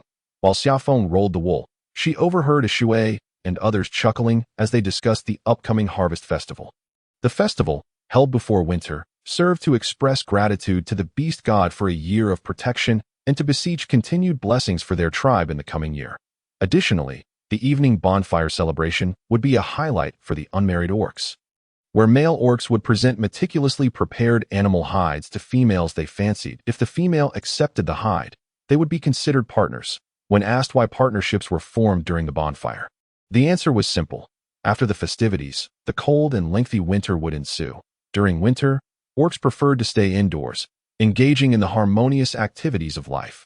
Next year, our tribe should welcome many new cubs, remarked an elder female orc, reflecting on the improved living conditions compared to previous years. The newly born cubs would not perish from lack of food, unlike the elder's child who had succumbed to hunger years ago. Prompting her to wipe away tears, a Shui and the others quickly consoled her. This year, many male orcs will surely present hides to Xia Feng. Whose hide do you plan to accept? One female inquired. Winking at Xia Feng, She merely wishes to remain a silent observer. Another interjected To, asking that is futile. Xia Feng will undoubtedly accept Xianzhe's hide. Another chimed in. Indeed, the chief has been quite close to Xia Feng lately, bringing her wild fruits daily. How delightful. A Shui, Feng Hua, and Bai Yu fell silent. By the way, they were unaware that Xianzhe had explicitly stated he did not harbor feelings for Xia Feng. I do not intend to seek a partner, Xia Feng declared. The group was momentarily taken aback. Why not? You're not that young anymore. Yes, you'll be 17 next year. Currently, I serve as a divine envoy. I wish to focus on the tribe's development before considering other matters. Xia Feng had already prepared her excuse. Upon invoking her title, the others fell silent, hesitant to press further. Wait, why wouldn't he like Xia Feng? Feng Hua pondered aloud, growing increasingly frustrated. She idolized Xia Feng, believing that her declaration of not seeking a partner this year stemmed solely from Xianzhe's disdain. He doesn't like her, yet continues to appear before her. What nonsense! Feng Hua declared to her friends. I shall find a suitable partner for Xia Feng, making Xianzhe regret it for life. As Shui cautioned, do not be hasty. I believe Xianzhe has feelings for Xia Feng. Bai Yu whispered. I think so too. Then why would he say that? Feng Hua pressed. The two friends were momentarily at a loss for words. Indeed, why had Xianzhe made such a statement? As the harvest festival approached, the tribe grew increasingly lively. This year, the Baishan tribe experienced a bountiful harvest, evident in the beaming faces of the orcs. However, the day before the festival, a troubling incident occurred at the pig pen. Several piglets, previously lively, were discovered dead by the morning. The grieving sows wailed incessantly. What has happened? Xia Feng's expression darkened upon arrival. The newborn piglets were of great importance to her. She had visited them just the day prior. And now, to find several litters gone overnight was infuriating. Who was on duty last night? Xia Feng inquired of Feng Tao. Feng Tao's face mirrored her distress that I was supposed to be on duty. But I swapped shifts with a Sheng. Xia Feng was unfamiliar with this name. Where is he? Xia Feng scanned the vicinity that he has already been sent for. Upon seeing a Sheng, she found him somewhat familiar, recalling he had been closely following Ling Shui, one of her loyal admirers. What's the matter? A Sheng appeared bewildered as he was summoned, still looking as if he had just awakened. Upon seeing the crowd outside the pig pen, he froze. A Sheng, where were you last night? Feng Tao's irritation simmered. That I was sleeping at home, a Sheng replied stiffly. Chapter 65. The quarrel sleeping? I swapped shifts with you. You were supposed to be watching the piglets. Feng Tao retorted angrily. Now several litters have perished. What? The piglets are dead? A Sheng's expression shifted in shock.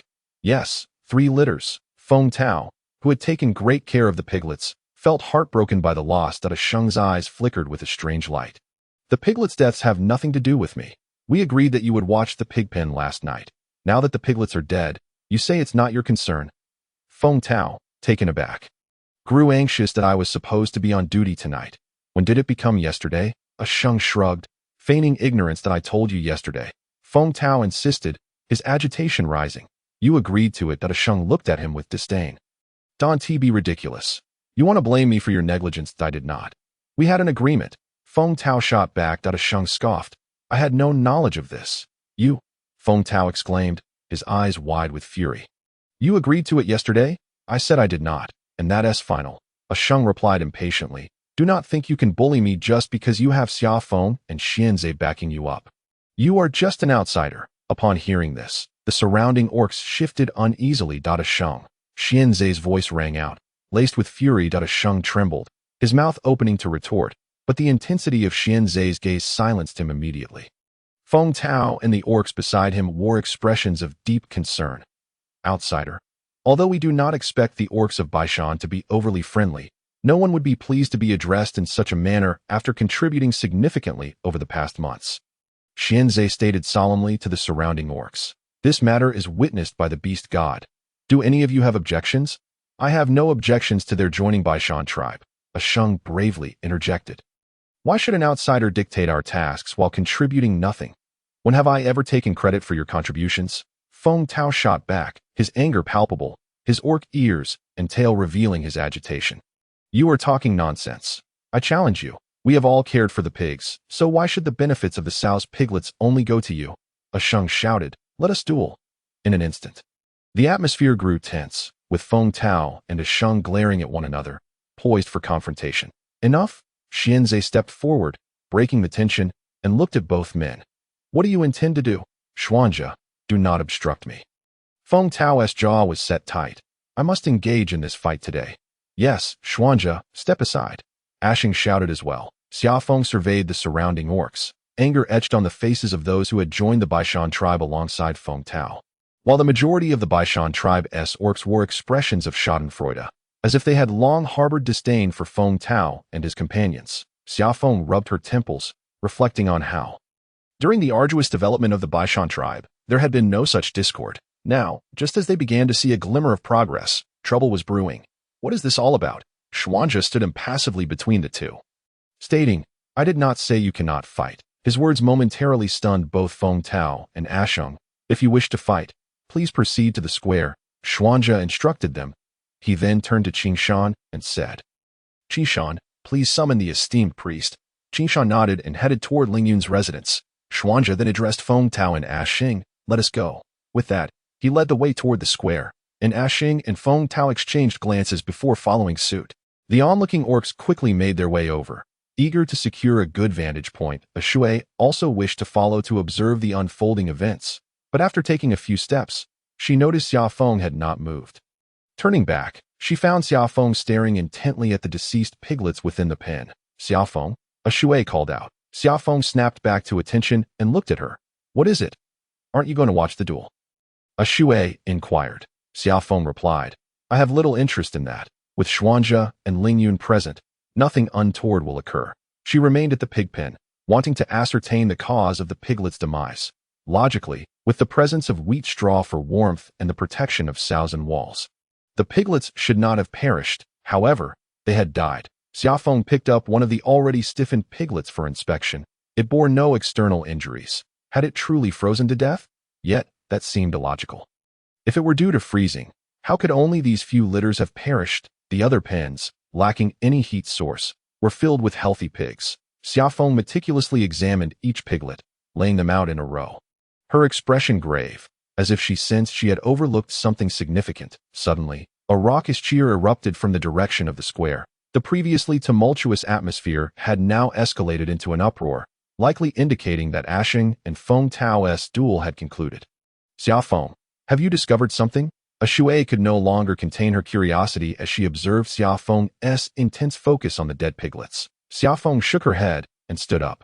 No, I am not a professional veterinarian. Where are you going? Shui asked, hastily following her. To address the troublemakers, Xia Feng replied. Regardless of how those piglets had died, the incident last night had indeed stemmed from a lack of supervision at the pig pen. Today's events were prompting Xia Feng to initiate a plan she had long harbored. Currently, the situation within the Baishan tribe demanded collective action, whether in farming or livestock rearing. The harvest, to varying degrees, would be shared among the entire tribe, with every member rotating through the fields, valleys, or herds. However, individuals like Xuanja, Lingyun, and Xia Feng were exempt from these duties due to their unique statuses. All others, including the capable male orcs, were required to participate in these tasks. Why was Ashing so incensed with Feng Tao? Likely due to Feng Tao's status as a skilled technician. Technicians often received preferential treatment. Seeing himself toil diligently, yet unable to match Feng Tao's seemingly effortless accomplishments, Ashing naturally felt a sense of inequity. He had likely harbored resentment towards Feng Tao for quite some time, but now, after bottling it up, something must have provoked him to erupt as they approached the square. Ashing's voice rang out. Yes, I refuse to accept this. Why does he get a great sword while I do not? His words were laden with dissatisfaction and grievance. The great sword. Xia Feng hesitated momentarily, recalling the earlier conversation between Xuanja and Lingyun. Gaining some understanding. Is it because of this that you deliberately neglected your duties last night? Xuanja asked Ashing sternly. Yes, indeed.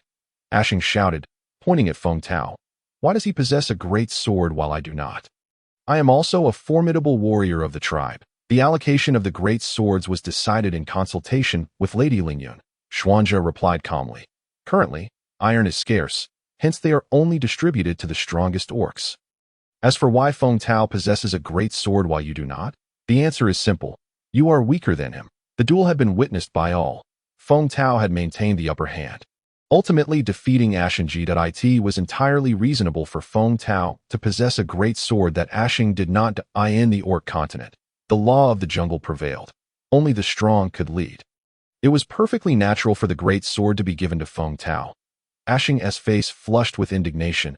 I will not accept this. You may have another chance to fight, Xuanzhe offered.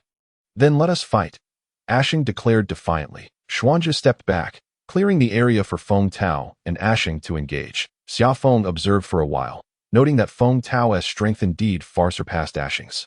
The battle was overwhelmingly one-sided. Feng Tao did not hold back in his strikes, landing a punch that caused Ashing to spit blood and lose a tooth. Ashing staggered back, shaking his head, his eyes fixed on Feng Tao. Feng Tao spat blood, sneering at Ashing. Come on, let us continue. Ashing's pupils dilated, and he let out a low growl as he lunged at Feng Tao. Xia Feng's eyes widened in shock. Had he transformed into a formidable beast? Indeed, Ashing had morphed into a 2-meter-long golden-furred tiger with black stripes, charging toward Feng Tao with its massive jaws agape. The ensuing scene was one Xia Feng hesitated to witness. Closing her eyes, a terrified howl pierced the air. When she opened her eyes, the anticipated scene of bloodshed had not unfolded. Upon closer inspection, she saw the golden-furred tiger being relentlessly attacked from its back by a creature Xia Feng recognized. Compared to the Lingyun leaned on her cane and questioned Xia Feng. I am unclear, hence, I must investigate now. Lingyun sighed. Then I shall leave this matter in your hands, that I cannot take responsibility for this. Xia Feng replied. You may seek assistance from others. Lingyun was taken aback, seemingly unprepared for such a response. Why? I believe it would be better for Feng Tao and Ashing to look into it, Xia Feng stated. Clearly, someone is attempting to frame them. Lingyun disagreed with her assertion. How can they investigate? As a divine envoy, you should contribute to our tribe. Great priest, Xia Feng smiled gently. Why not let you take charge of this matter? I am preoccupied with the preparations for tomorrow's harvest festival. Then let Feng Tao and Ashing handle the investigation, Xia Feng suggested. Lingyun refrained from further comments. Xuanzhe proclaimed, let us settle on this. He then glanced at the 2 orcs still lying on the ground and kicked them lightly. Did you hear? Those 3 litters of piglets were deliberately killed. You should investigate thoroughly. Damn it! Who dares to kill my piglets? I will slaughter him, Feng Tao exclaimed in anger, although Ashing did not voice his outrage. His fury matched that of Feng Tao. They had painstakingly tamed the wild boars that constantly rammed into the fence, and after much effort, they managed to mate the sows and boars to produce those 8 litters of piglets. It was absolutely unacceptable that someone had secretly harmed 3 of them. They would not let the mastermind behind this escape unpunished. After Xia Feng tossed the matter aside, she handed a stone tablet to Xuanzhe. Upon receiving it, he examined the strange patterns drawn in charcoal and looked up in confusion. What is this? It is writing, Xia Feng declared, her words striking like thunder on a clear day, shocking those around her. Chapter 67. Preparing to learn writing. Writing is the literacy method taught by the beast god to the envoys. Only the priests of the great tribe comprehend it. The priests of the Baishan tribe only possessed knowledge passed down orally through generations. It could be said that no one in the Baishan tribe was literate. Now, Xia Feng unexpectedly proposed to teach them writing. How could they not be astonished? You can read. Lingyun's hand trembled slightly as she held her sacred staff. If Xia Feng truly knew how to read, then their plans would need to be adjusted. Xia Feng lifted Agu and exaggeratedly claimed, the Divine Sun has always taught me. I can almost recognize it all now. And I believe I can teach everyone to Agu's shield is both useful and simple. However, Ashui hesitated. But isn't writing only for the priests to learn? As her words fell, the joyful expressions on the faces of the crowd froze.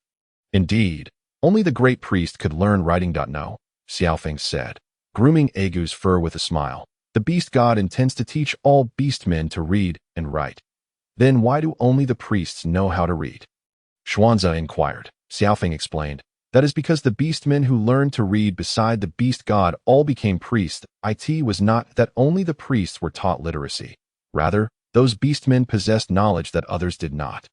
Which is why they became priests. Over time, those who could not read began to believe that only the great priest could learn writing. Xiao Feng's explanation illuminated the faces of the beastmen present. As they realized the truth, seeing their acceptance of this explanation, Xiao Feng continued, do you wish to learn writing? I do. Ashui was the first to respond, her eyes shimmering with excitement, that I want to learn too. With the first voice raised, others quickly followed suit. No one was unwilling to learn. Writing had always been perceived as a privilege reserved for the priests of the great tribe, and now the opportunity to learn it lay before them. The beastmen were not fools and would not miss this chance. Very well, after the harvest festival, we shall begin learning to write, Xia Feng declared. After the harvest festival? Qing Shan was momentarily stunned. Xia Feng nodded. Yes, after the harvest festival. Winter is approaching, and hunting will be impossible, making it the perfect time to learn writing. The beastmen exchanged glances in silence. Xia Feng noticed their expressions and added, Of course, there are too many people in the tribe for me to teach alone. We will select some capable individuals to learn first. Upon hearing this, the eyes of the beastmen sparkled with determination, their fists clenched. They were eager to be among the first to learn writing. Xia Feng had long intended to teach literacy, but had been preoccupied with various matters since arriving in this world. Furthermore, the beastmen were also busy and could not spare the time, now that winter was approaching. With little to do, it was indeed an opportune moment for learning. As for whether the Baishan tribe's beastmen should busy themselves with procreation, that was a matter Xia Feng chose not to concern herself with. Ling Yun returned to her dwelling and set down her sacred staff, pacing thoughtfully. Ling Xue was still confined in the cave on the back mountain, leaving her alone in the house. Her steps were light, but her brow was furrowed with worry. The prospect of learning writing was a tremendous temptation for her. She had initially thought the tribe was on the right track and no longer required Xia Feng's assistance. Now, Ling Yun halted her pacing, seemingly resolute, and approached the sun-dried herbs. Picking up a bundle of dried herbs, her eyes glinted with cold determination. Very well. Consider it your lucky day. After winter, you shall not live to see another day. Ling Yun cast the bundle of dried herbs into the fire. The flames flared up momentarily, reducing the small bundle to ashes. On the morning of the harvest festival, the entire tribe bustled with activity. Water was boiled, cattle were slaughtered, and sheep were killed, while a high platform was erected in the square, surrounded by towering stacks of firewood. The harvest festival was a celebration to express gratitude to the beast god for a year of protection. The high platform was designated for placing offerings of food to the beast god: golden roasted lamb, delicious steamed fish, tender and savory stewed beef, and crispy roasted meat pies. In abundance of food adorned the high platform, and the enticing aroma wafted throughout the Baishan tribe. Xia Feng crafted a windmill for Xiaoshu from leaves, and he joyfully ran around with a group of children. Surrounding the square, tables were set up, and dishes began to arrive. As the weather turned cool, the food on the tables soon chilled. Observing the cooling dishes, Xia Feng stroked her chin. A hot pot could be arranged. Carrying agu, Xia Feng wandered around, encountering smiling beastmen who greeted her and agu warmly.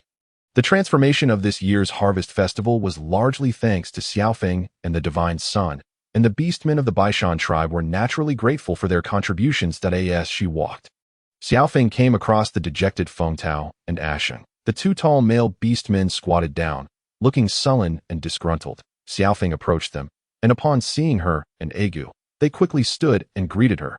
What troubles you? Xia Feng asked. We cannot determine how those 3 litters of piglets died, Feng Tao replied, his frustration evident. Yes, there are no external injuries, so it cannot be a beast attack, Asheng echoed, equally troubled. They also showed no signs of poisoning. They drank only the milk from the sows. If they had been poisoned, the sows would not have survived either, Feng Tao added. They had even examined the sweet potatoes and slop fed to the sows. Finding no issues whatsoever, Xia Feng had inspected the piglets' corpses as well. They were stiff, without any signs of struggle, as if they had simply passed away in their sleep. Xia Feng's brow furrowed slightly. Could it truly be that they froze to death? However, if that were the case, it would not explain why only 3 litters perished. Let us focus on enjoying the harvest festival today, Xia Feng advised the 2 beastmen. They felt deeply grateful for her words. The harvest festival commenced in the afternoon, with priest Ling Yun chanting mysterious incantations around the high platform. Xia Feng, standing nearby, found the language somewhat familiar, though she could not discern its meaning. She tapped her head. Feeling perplexed, the language of the beastmen was not the same as that of the modern world, so how could she possibly recognize the priest's words? After finishing her prayers, Ling Yun raised her sacred staff and shouted, "Thank you, beast god." The other beastmen echoed her, their voices growing louder and more harmonious. Gradually, The entire tribe resonated with their synchronized chants. Xia Feng stood among the crowd, cradling ague, feeling her blood surge with exhilaration at their fervent calls. Chapter 68. The Beastmen delivering animal hides. After joining Ling Yun in her call, Xuanzi stepped forward, wielding a freshly forged great knife in one hand and dragging a bleeding ram in the other. With a swift motion, he brought the knife down, blood splattering as he proclaimed, "Blessings of the beast god! Blessings of the beast god!" Observing the fervent expressions on the faces of the orcs, Xia Feng silently sighed. Each winter, the tribe would witness orcs succumbing to the bitter cold or starving to death. Any protection granted by the beast god felt hollow. Reliance on oneself was the only true assurance. Naturally, Xia Feng had no intention of voicing such sentiments, for the orcs of this world were fervent devotees of the beast god, and she wished to avoid a collective backlash. Speaking disrespectfully of the deity would likely leave her with no savior. Not even Aguo. Once the festivities honoring the beast god concluded, the sky transformed into a tapestry of vibrant colors, and the bonfire was ignited. The tribe members commenced their revelry, indulging in food and drink. Xia Feng sat in the center, cradling Aguo, flanked by Ling Yun and Xuanzhi. Presently, the most revered figure in the tribe was none other than the son of the god, and Xia Feng's position at the center was entirely due to the son's grace. As the merriment continued, the young males and females of the tribe began to stir with excitement. Hand in hand, they encircled the largest fire and began to dance, singing hymns in praise of the beast god. The atmosphere grew increasingly lively. Xia Feng remained seated, consuming her food while feeding Aguo, occasionally glancing at the dance, finding this life tolerable. Before long, a young female approached Xuanzhi, who was seated across from her. Xia Feng recognized her, but couldn't recall her name. With a bashful expression, the female invited Xuanzhi to dance, but he politely declined. Disappointed, she retreated, casting a glance at Xia Feng, who was engrossed in her snack of melon seeds. "Why is she looking at me?" Xia Feng pondered. Just then, Feng Hua appeared before her, sweat beading on her forehead from the heat of dancing. "Let us go dance together," she urged. Xia Feng shook her head, declining. While embracing local customs was commendable, she simply felt lethargic. Dancing was the last thing on her mind. Feng Hua pouted. "Come on, let us go. I'm feeding the sun." Xia Feng indicated her shield. "Aguo." "Meow," Aguo chimed in. Feng Hua, feeling a bit defeated, said, "Fine, I'll go dance by myself." The lively dancing soon reached a crescendo when a dashing male orc presented a beautifully prepared hide to his beloved female, who accepted it with blushing cheeks. The crowd erupted in cheers as the accepted male orc beamed with delight, lifting the female for a passionate kiss, which elicited a chorus of laughter. After the kiss, the female playfully struck the male's chest, and he, undeterred, embraced her and hurried off toward his home, the laughter growing louder. Xia Feng stared, dumbfounded, at the scene before her. It wasn't until the couple disappeared into the night that she averted her gaze. She was no naive child. She understood quite well what would transpire next. She also knew that during the harvest festival, pairs of males and females would unite. Yet, was it truly necessary to rush home immediately after becoming a couple? Such haste was bewildering. Just as Xia Feng was lost in contemplation, Delicacies approached her, holding a hide. "Xia Feng?" he stammered, his face flushed, whether from embarrassment or the fire-esque glow, she couldn't tell. "Will you be my partner?" he asked, extending the hide toward her. Xia Feng looked down. The hide was exquisite, likely polished many times over. "I'm sorry, but I'm not considering that at the moment," she politely declined. Delicacies' disappointment was palpable. Yet he persisted. "Do you have a male you like?" "No." Xia Feng was taken aback by the question and shook her head. His observation of her hesitation prompted a bitter smile from Delicacies as he retracted the hide. "You still like him, don't you?" "Like whom?" Xia Feng questioned, perplexed that I won't give up, Delicacies declared before turning to leave. "Wait, who do I like?" she called after him, puzzled. Unbeknownst to her, since the banquet began, Delicacies had been attentively observing her every move.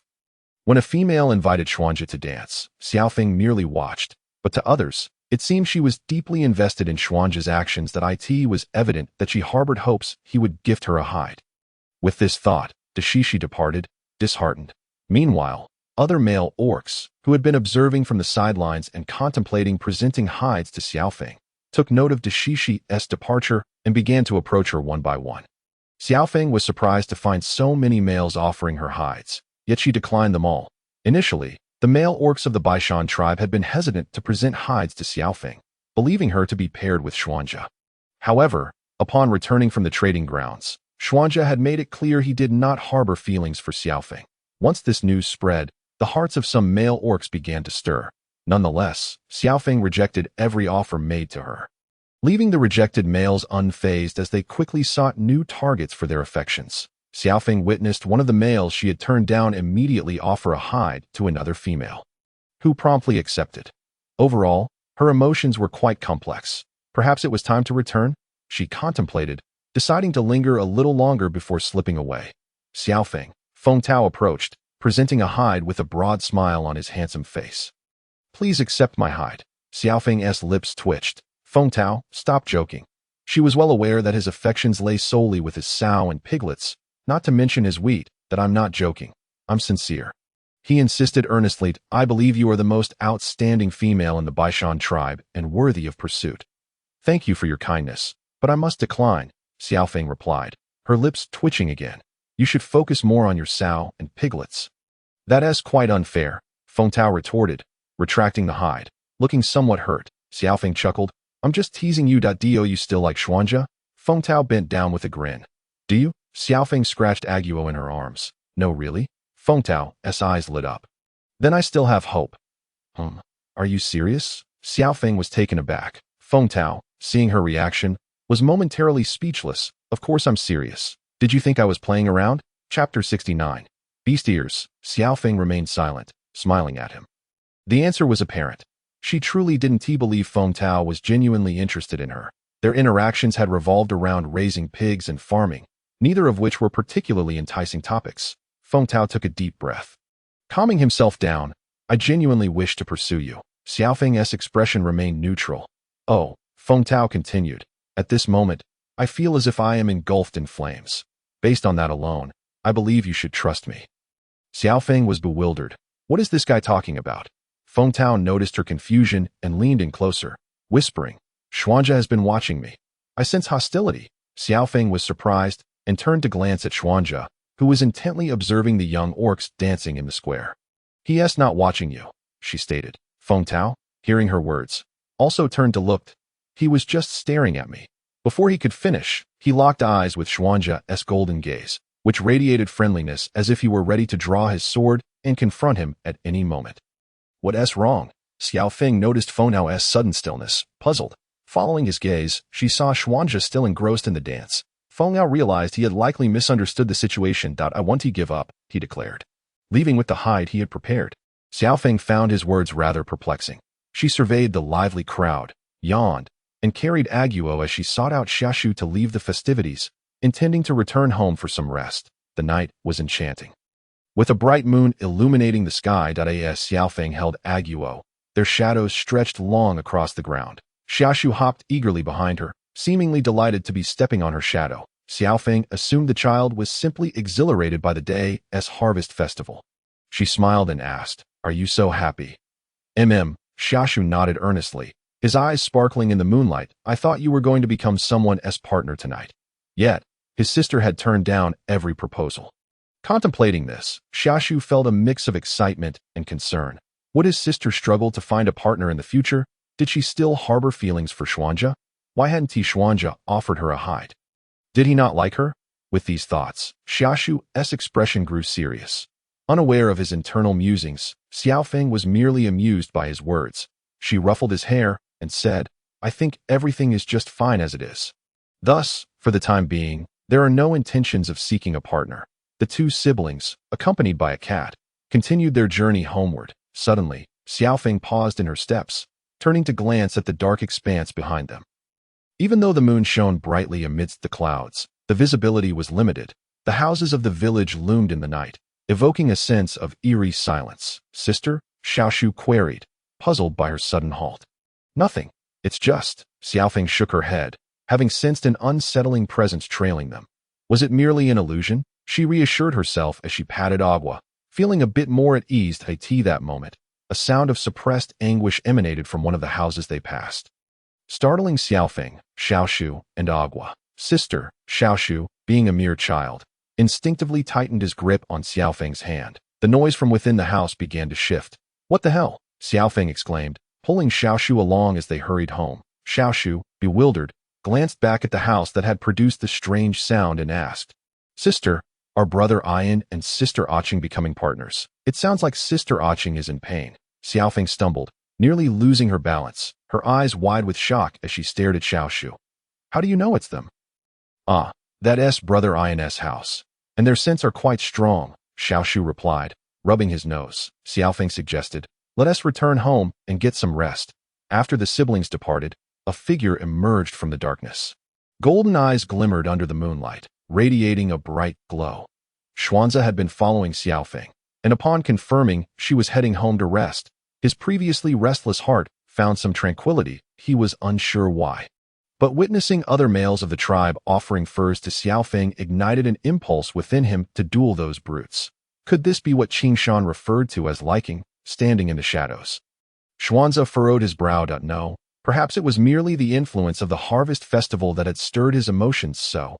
Xuanze gazed up at the moon hanging in the sky, his eyes shimmering with an inexplicable light. Xia Feng slumbered soundly until dawn. As she crawled out of her warm bed, a chill enveloped her, prompting an involuntary sneeze. She rubbed her nose, musing to herself how fortunate it was that the harvest festival had occurred yesterday. Otherwise, enduring the cold while dining in the square would have been pure torment. Rising to dress, she noticed Og was still fast asleep and made her way to the kitchen to prepare breakfast, savory pancakes, and soy milk. After finishing the meal, Xia Feng realized Xiaoshu had yet to awaken, so she ventured into his room to rouse him. Xiaoshu, it's time for breakfast, she called while lifting the animal hide at his door and stepping inside. Sister, Xiaoshu groaned, sitting up groggily from the bed, rubbing his eyes as he yawned. Goodness, Xia Feng exclaimed.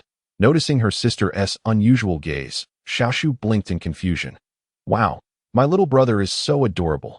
Internally, Xia Feng was excited, though her expression remained calm.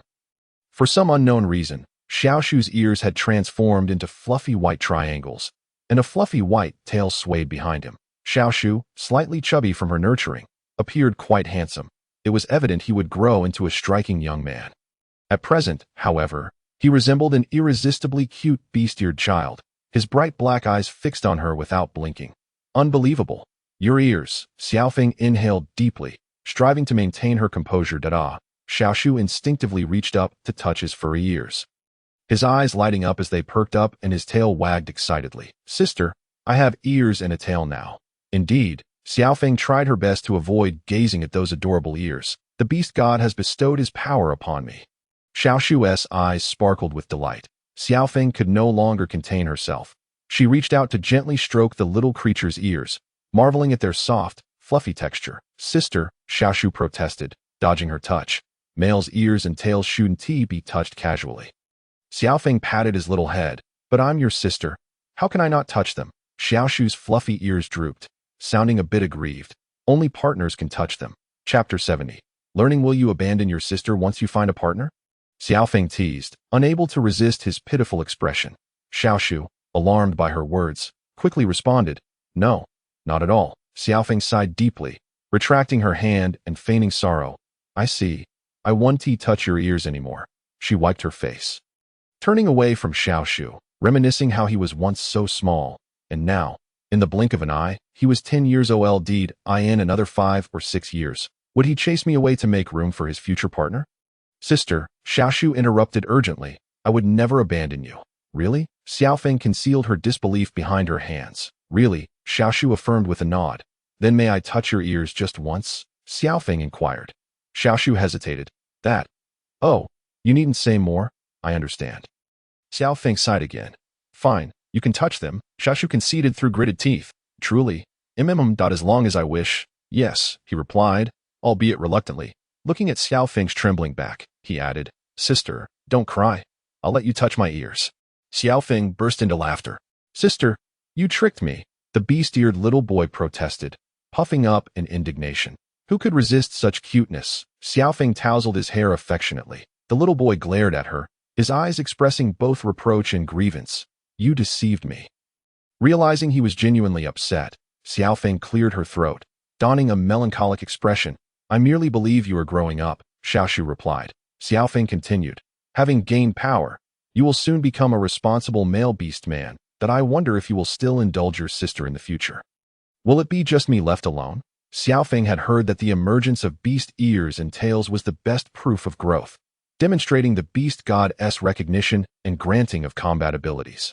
I am not one to indulge you, Xiaoshu pouted, recalling the scenes from the Harvest Festival, feeling a bit awkward as he said, even if you don't seek a partner, I will care for you for a lifetime. Thank you, Xiaoshu, Xia Feng beamed, knowing that feigning sorrow was effective, her smile radiant as she cast another glance at his fluffy white ears. Then may I touch your ears? Yes, Xiaoshu seemed resolute, straightening his back. The sensation of his fluffy ears was delightful. Xia Feng stroked them and ceased her teasing, urging him to rise, wash up, and eat breakfast as previously agreed. Once the Harvest Festival concluded, they would commence learning to read and write. Xia Feng selected a group of intelligent beastmen to begin their studies. While Xia Feng and Xiaoshu enjoyed breakfast, Feng Hua and Bai Wei arrived, having come together. Upon entering, they noticed Xiaoshu, and their eyes lit up. Xiaoshu, you have beast ears now, Feng Hua exclaimed in surprise at him. Xiaoshu, now wary, eyed the two females, concerned they might behave like his sister and touch him without permission. Thankfully, Feng Hua and Bai Wei were not so reckless. After breakfast, Xiaoshu returned to his room for a nap. Following the Harvest Festival, the beast goddess power spread across the beastman continent, causing those who received it to revert to their half-beast forms, with some transforming back to their original shapes. During this time, they often experienced peculiar urges, such as the need to sleep or eat. Xiaoshu felt an overwhelming desire to sleep, which was shared by Agua, who was still deep in slumber. Perhaps the divine child is also in a growth phase, Feng Hua speculated. Xiao Feng and the other two waited in the living room for quite some time, but no one else arrived. That's strange, Xiao Feng remarked. Feng Hua pondered. Males might have reverted to their beast forms or half-beast forms due to the beast goddess power. They are likely quite sensitive now and wouldn't wander about carelessly. What then shall we learn? Bai Wei asked. What about Ashui? Wasn't she eager to study? Feng Hua smiled mysteriously. What do you think? Bai Wei looked puzzled. What is wrong with her? Feng Hua chuckled. Qingshan probably won tea, let Ashui out. Bai Wei's fair complexion flushed bright red. Xiao Feng, expressionless, replied, Ah, understood. She glanced outside, sensing no one else was around, and began preparing to teach the two. Starting with the basics of numbers from 1 to 10.1 is a horizontal line. 2 consists of 2 horizontal lines. 3 has 3 horizontal lines, and 4 Xiao Feng, lacking teaching experience, was quite casual in her instruction. She planned to teach language in the morning and mathematics in the afternoon. I know, 4 is 4 horizontal lines, Feng Hua exclaimed excitedly. This is too easy, Xia Feng. No, she said, while Feng Hua awkwardly scratched her head. At that moment, another sound of footsteps echoed, and the trio looked up towards the door, where they beheld Ling Yun, who held a sacred staff in her hand. She had come to learn the written word. However, with Ling Yun's arrival, the previously relaxed atmosphere in the house dissipated. Nonetheless, Ling Yun was particularly diligent in her studies, and her earnest attitude garnered Xia Feng's admiration. They had learned the numbers 1 to 10 in the morning, taken a break for lunch, and continued their studies in the afternoon. To Xia Feng's surprise, Ashui also arrived in the afternoon. Her neck bore several vivid marks, and she was complaining to Feng Hua and Bai Wei, saying, It's as if I had to kick him like a dog just to get him to listen. Xia Feng. In the afternoon, they studied Arabic numerals from 1 to 10. The subsequent time was devoted to teaching Chinese characters, followed by basic arithmetic, beginning with addition and subtraction. Xia Feng gradually imparted knowledge to them, and she was pleased to see that her students were earnest and hardworking.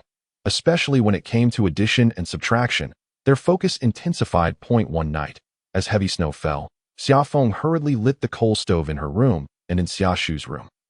Before long, the heated area became warm and cozy. Xiaoshu's eyes widened in disbelief. Previously, he and Xia Feng would shiver in the cold every winter. Now, wrapped in animal skins, they sat on the heated bed, sipping hot soy milk and preparing to enjoy a comfortable sleep. Xiaoshu couldn't quite articulate this feeling. He simply felt at ease. Thanks to the awakening of his powers, he sighed for a moment before drifting back to sleep. At dawn, Xia Feng opened the door to find a thick blanket of snow at her doorstep. She tested the depth and discovered it reached her thighs. Gazing at the vast, white expanse, she felt fortunate that the houses in the Baishan tribe were made of stone, sparing them the worry of collapse under the heavy snow. With such a snowfall, the roads were blocked, preventing others from coming for lessons. Xia Feng retrieved the stone pot that she had prepared earlier. Intent on making a hot pot meal, although Agua and Xia Shu were still sleeping, it did not dampen her desire for hot pot. She relished the thought of enjoying it alone. Xia Feng began to butcher a chicken, separating the bones to make broth and slicing the meat into thin pieces for the hot pot. She also prepared dumplings that it was a pity that the snow had sealed off the roads. Otherwise, she would have slaughtered a sheep for lamb rolls and caught a couple of fish from the river for fish balls, making the hot pot truly perfect. Chapter 71. A discovery of an owl. Oh right. I should go to the cellar and fetch some corn. Unfortunately, there are no vegetables or mushrooms. Next time, I must gather some fungi to cultivate myself. Speaking of vegetables reminded Xia Feng of the winter wheat she had attempted to plant in the fields. With so much snow, should she go see how it was faring? After a moment's hesitation, she ultimately donned her self-made military coat and leather boots, wrapping herself up like a penguin before stepping outside. The entire tribe was quiet. Xia Feng's house was quite close to the fields, and standing at the edge, she could only see a vast expanse of white snow, the tips of the wheat seedlings completely obscured. Xia Feng sighed, uncertain if the wheat would survive once the snow melted. Suddenly, her gaze halted, perplexed. What was that? In the trial field of winter wheat, there was a small creature that it first. Xia Feng did not notice it due to its snow-white coat. But she observed it flapping its wings in the snow, unable to take flight. Upon closer inspection, she realized it was an owl. That a snow-white owl was indeed a rare sight. After flapping its wings a few times, the owl seemed to tire, collapsing in the snow, motionless. Xia Feng approached, using the stick in her hand to steady herself in the deep snow. The owl, which was not large, measured less than 20 centimeters from head to tail. It seemed to hear her approach, tilting its head to look at Xia Feng. Its amber eyes reminded her of the moment she first encountered Agua. Don't worry, I'll take you to a warm place to rest. Xia Feng whispered to the owl, whether it understood her words or was simply frozen in place. The owl did not resist when Xia Feng lifted it from the snow. The owl was remarkably light, much lighter than Agua, which explained why it had collapsed in the snow, likely due to lack of food. Xia Feng carried the owl back to her warm home. After removing her military coat and leather boots, she brought over 2 chairs, one for herself and one for the owl, positioning it near the fire to warm up. After a while by the fire, Xia Feng felt much improved. She stood to check on the soup, intending to eat if it was ready. As she rose, the snow-white owl turned its head to look at her, its large eyes fixated on Xia Feng. Xia Feng smiled, saying, I'm going to prepare something to eat. After a period of bustling about, she brought the lit stove, stone pot, and ingredients to the dining table. Xia Feng mixed a simple spicy sauce using chili, minced garlic, scallions, salt, and chicken broth, seeing the milky white soup bubbling. She added the chicken slices she had prepared earlier. After a few moments, she took them out and dipped them in her makeshift spicy sauce, feeling a wave of emotion wash over her. While it could not compare to the hot pot of her past life, she felt truly satisfied. What could be happier than enjoying hot pot on a cold day? Nothing. Xia Feng ate joyfully. But halfway through, she felt as if someone was watching her. Turning her head, she discovered that the owl had somehow flown onto the dining table, standing there with its large eyes fixed on her, looking rather adorable. Are you hungry? Xia Feng speculated, trying to recall what owls typically ate. She fished a piece of corn from the stone pot. The kernels were plump and golden, placing the piece of corn on the table for the owl. She watched as it peered down at the corn, then back up at Xia Feng, shifting its claws slightly away from the corn. Xia Feng, is it that you find me lacking? Did the owl disdain her? She tentatively offered a piece of chicken and placed it in front of the owl. Once more, the owl remained silent, shifting its position again. Are you not hungry? Xia Feng mumbled to herself. The owl, upon hearing her words, flapped its wings in what seemed like annoyance. The expression and posture were increasingly reminiscent of her dear Agua. After some thought, Xia Feng set a bowl before the esteemed owl, filling it with chicken slices and corn. The owl tilted its head, scrutinizing the bowl for a moment before bending down to peck at the contents. This owl is no ordinary owl, Xia Feng mused as she observed it eat. A sudden thought struck her, and she sprang to her feet, making quite a commotion. The owl lifted its head, tilting it to watch her. Xia Feng stepped back a few paces and asked, Are you a male beast man? The owl glanced at Xia Feng before resuming its meal. Xia Feng understood that the owl was once again looking down on her, its eyes seemingly conveying that a male beast man could not possibly be compared to it. Just then, a fluffy creature appeared at her door. Meow. The sleeping Agua was roused by the aroma of food. With graceful strides, it approached Xia Feng's feet. She bent down to pick it up. Stroking its head as she asked, Agua, are you awake? Are you hungry? Meow. Agua nuzzled her palm. I'm hungry. We're having hot pot today, Xia Feng replied with a smile. Meow meow. The latter half of Agua's lazy meow transformed into an irate squeal. Xia Feng, puzzled, noticed Agua glaring at the owl on the dining table. It raised its paw and tapped Xia Feng's hand, then pointed at the owl in a distinctly human-like manner, seemingly asking what was going on. I found this one in the snow. It was frozen stiff, Xia Feng explained. Meow. Agua seemed displeased. It leaped from Xia Feng's embrace, heading straight for the owl. The owl, not to be outdone, flapped its wings and took flight, extending its sharp claws to grasp Agua's back. Goo. Meow. The cat and the bird were soon entangled in a fierce scuffle, fur and feathers drifting through the air. First, Xia Feng was taken aback. It was her first time witnessing Agua display such emotions. She grasped a stick, intending to intervene, but the two little creatures remained locked together, and she was afraid of accidentally hitting Agua. So she could only watch from the sidelines. Finally, the owl flapped its wings and took off. Xia Feng, quick on her feet, seized its wing. Meow. Goo. Both Agua and the owl froze mid-fight. Xia Feng, holding the owl's wing, looked sternly at it and said, Don't bully my cat, or I will stew you. The owl, Agua called out, seemingly in support of Xia Feng's threat to stew it. Sister, Xia Shu's weak voice came from behind Xia Feng. Xia Feng turned to see Xia Shu, with beast ears and draped in animal skins, looking at her in bewilderment. Xia Shu, you're awake, Xia Feng, holding the owl in one hand and waving with the other, beckoned him that we're having hot pot today. Come quickly. Xia Shu blinked, glancing between the owl and Xia Feng's grasp, and Agua licking its paws at the table, seemingly confused. Shensi, how did it become two? Xia Feng. What Shensi? Chapter 72. Another Shensi? Xia Feng gazed in astonishment at the snow-white owl cradled in his hands. Could this creature truly be a divine child? Although both it and Agua bore the character for cat, they were clearly not of the same breed. Locking eyes with the owl's large, round orbs, Xia Feng had to admit that the owl appeared rather endearing. Agua, meanwhile, calmly groomed its paws beside him. After clearing his throat, Xia Feng gently set the owl down and inspected Agua for any injuries. Following a fierce scuffle, Agua's fur was tousled and disheveled, a rare sight given its usual elegance and meticulous grooming. Suddenly, Xia Feng recalled where he had seen Agua in such a state before. Every time it returned from the Baishan tribe with cat food. It looked just like this. Had it been seeking a snack to incite a battle with this owl? Meanwhile, Xiaoshu had also regained consciousness. He stared in shock at the owl, then glanced at Agua, cautiously inching closer to his sister and whispering, Sister, why is there another divine child? Found it in the snow, Xia Feng replied. Clearly, the two divine beings were already acquainted. Agua mewed incessantly, expressing its discontent, while the owl responded defiantly, flapping its wings in a show of resistance. What brings you here, you foolish bird? I merely passed by on my way back to the holy mountain. Your servant forcibly brought me here to Ta. If you hadn't been wallowing in pity in the snow, my servant wouldn't have picked you up. Humph, it's her fault for meddling. I merely wished to lie down in the snow. You shameless creature. I knew you were trying to steal my servant. Who needs a servant?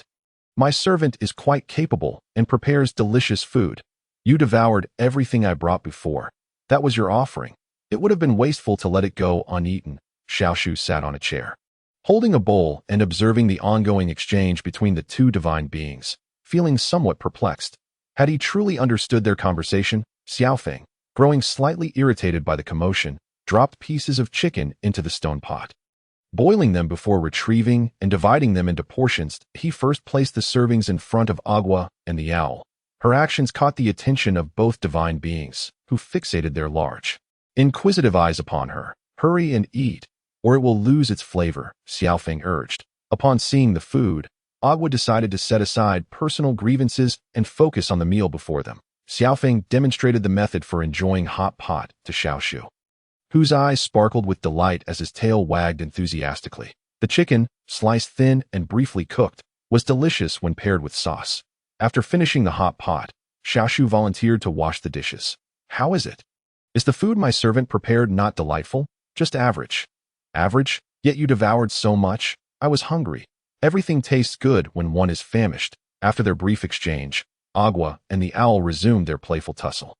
Xiaoshu paused, glancing back at the two divine beings, hesitating for a moment, but ultimately saying nothing. Xia Feng observed the chaotic scuffle, choosing not to intervene. The long winter days were rather dull. Xia Feng retrieved a bundle of wool, intending to weave a new woolen carpet, as the previous two had been sold to the beastmen of the Bayou tribe. Now, she planned to craft one for her own room. She first rolled the wool into long strips, slowly beginning her weaving. After washing the dishes, Xiaoshu grew drowsy again and returned to his room to continue sleeping. As Xia Feng wove, she sensed something amiss. Looking up, she noticed Agua and the owl had fallen asleep in a playful entanglement. Was this a sign of their growing strength? Concerned that they might grow cold on the floor, Xia Feng pondered for a moment before picking them up and placing them in the cozy cat bed she had prepared for Agua earlier. The bed was lined with soft animal skins and a woolen blanket, spacious enough to accommodate both little ones. After covering them with a small blanket, she moved the cat bed closer to the hearth, ensuring they could enjoy a comfortable slumber. Xiaoshu and the two little creatures slept soundly for several days. During this time, Xia Feng fashioned a simple shovel and cleared the accumulated snow from the yard, providing fresh wheat chaff for the chickens and ducks to shield them from the chill. Out of boredom, she rolled the snow into several round snowmen. After completing her tasks, although the skies had cleared, much snow remained. Xia Feng gazed outside, contemplating whether she should check on the sheepfold and pigpen to prepare for the harsh winter. The Bai Mountain tribe had constructed shelters for the sheep and cattle. Returning home early from the harvest festival, beastmen visited daily to feed them. However, Xia Feng began to realize she had underestimated the severity of the cold here. She felt a growing concern for the cattle, sheep, and pigs, worrying they might freeze to death. If they did perish, it would be an opportunity for meat, lamb rolls, beef rolls, and meatballs. Ugh! Thinking too far ahead, she chastised herself. Stepping onto the thick snow, she discovered it had solidified, making walking atop it manageable. She wrapped herself tightly in her cloak and, clutching a wooden stick, headed toward the cattle and sheep pens. After surveying the surroundings, she found both the cattle and sheep pens to be in good condition. The animals were adept at keeping warm, and they were regularly fed. Observing the lively cattle and sheep, Xia Feng felt a tinge of regret, but reminded herself that it was not the right time to disturb them. The pig pen was also warm, with the piglets and sows appearing healthy. Noticing the fire in the hearth was dwindling, Xia Feng picked up some nearby firewood and added it to the flames. The winter is long. They must be provided for, she thought. As she exited the pig pen, she encountered Xin's. In contrast to Xia Feng's bundled appearance, Xuanzhe appeared quite relaxed that he remained barefoot, donned a fur skirt that reached his thighs, draped a fur cloak over his upper body, and wore a hat on his head without any other garments. Isn't it cold? Xia Feng inquired. Xuanzhe looked surprised. What brings you out here in such frigid weather? Just worried. Came to check on things, Xia Feng replied. I've been keeping an eye on this area.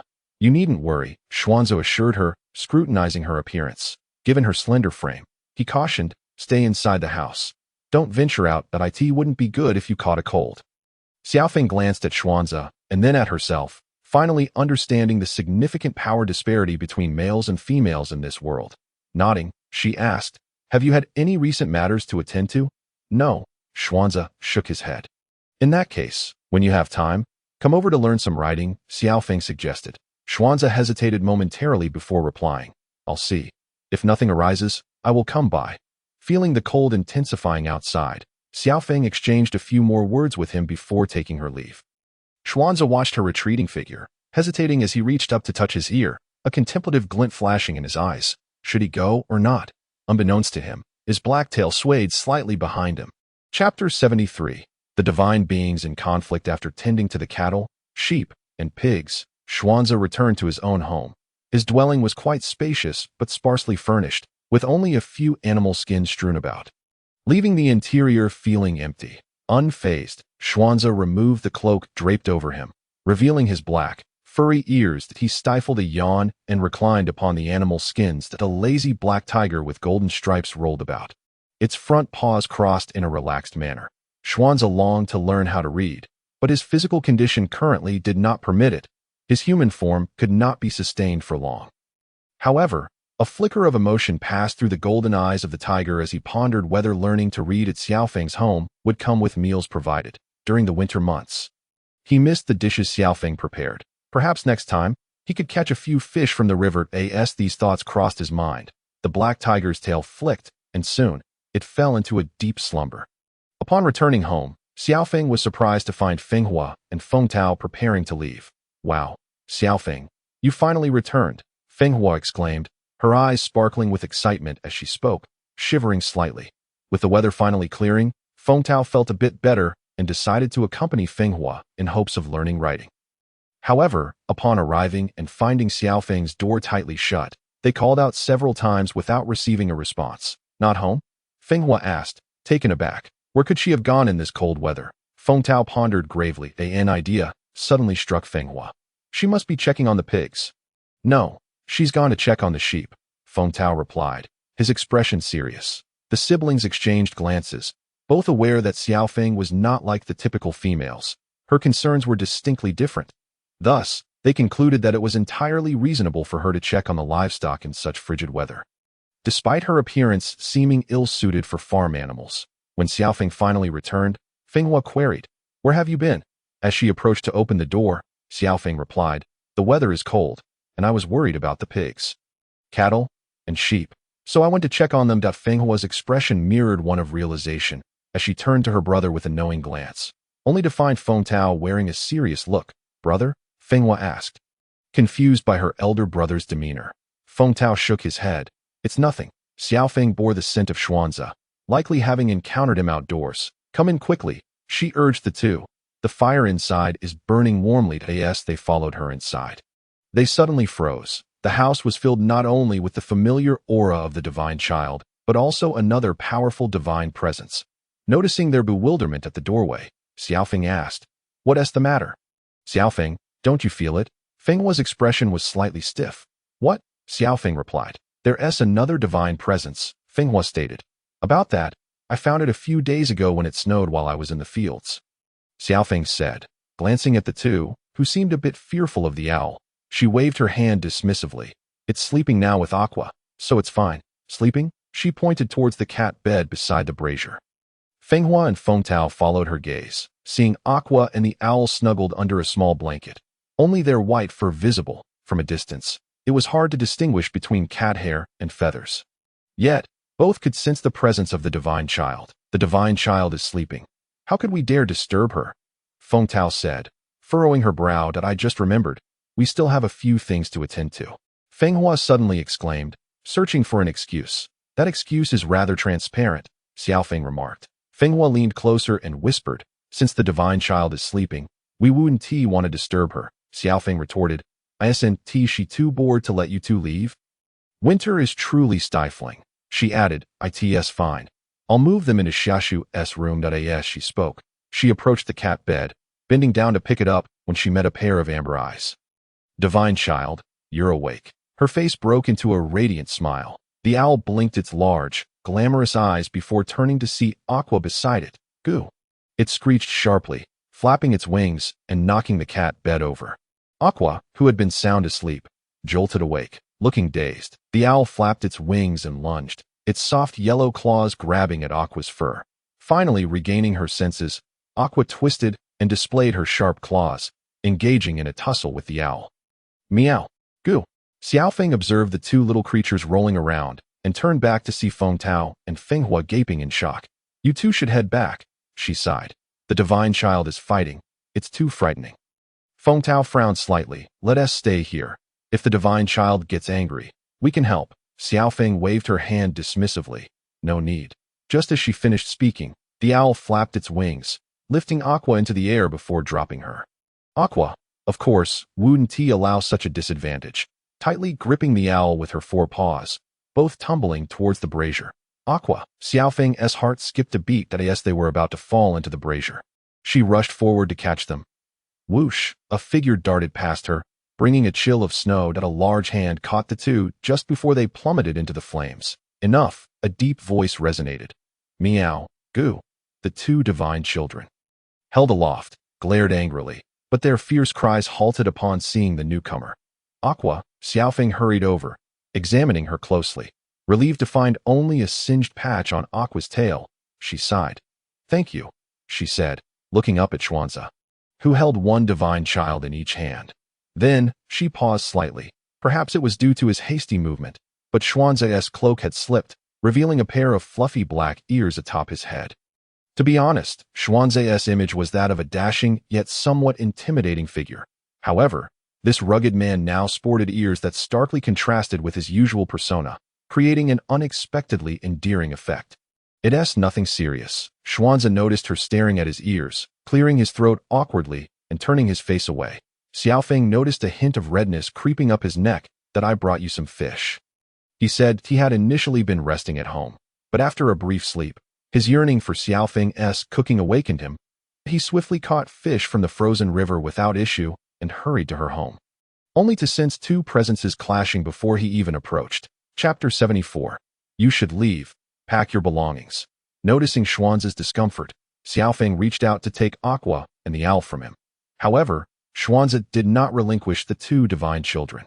Instead, he said with a serious tone, "It's too dangerous. I'll hold on to them." Xia Feng observed how the previously fierce and combative little ones were now quiet as mice in his grasp.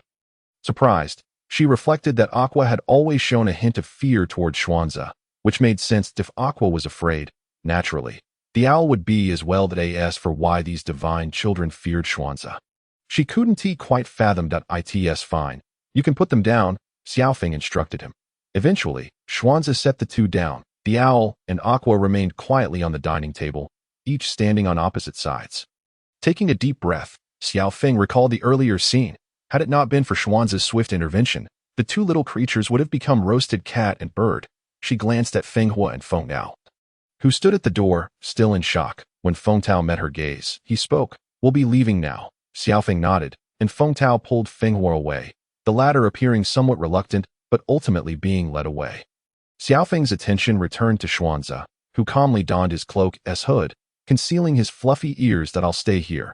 I can help if anything arises." The two little creatures indeed seemed intimidated by him.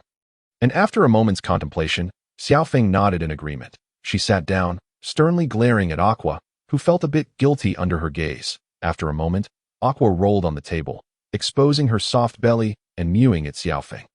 The owl regarded her companion with disdain, thinking, how embarrassing for a divine child to act like a servant.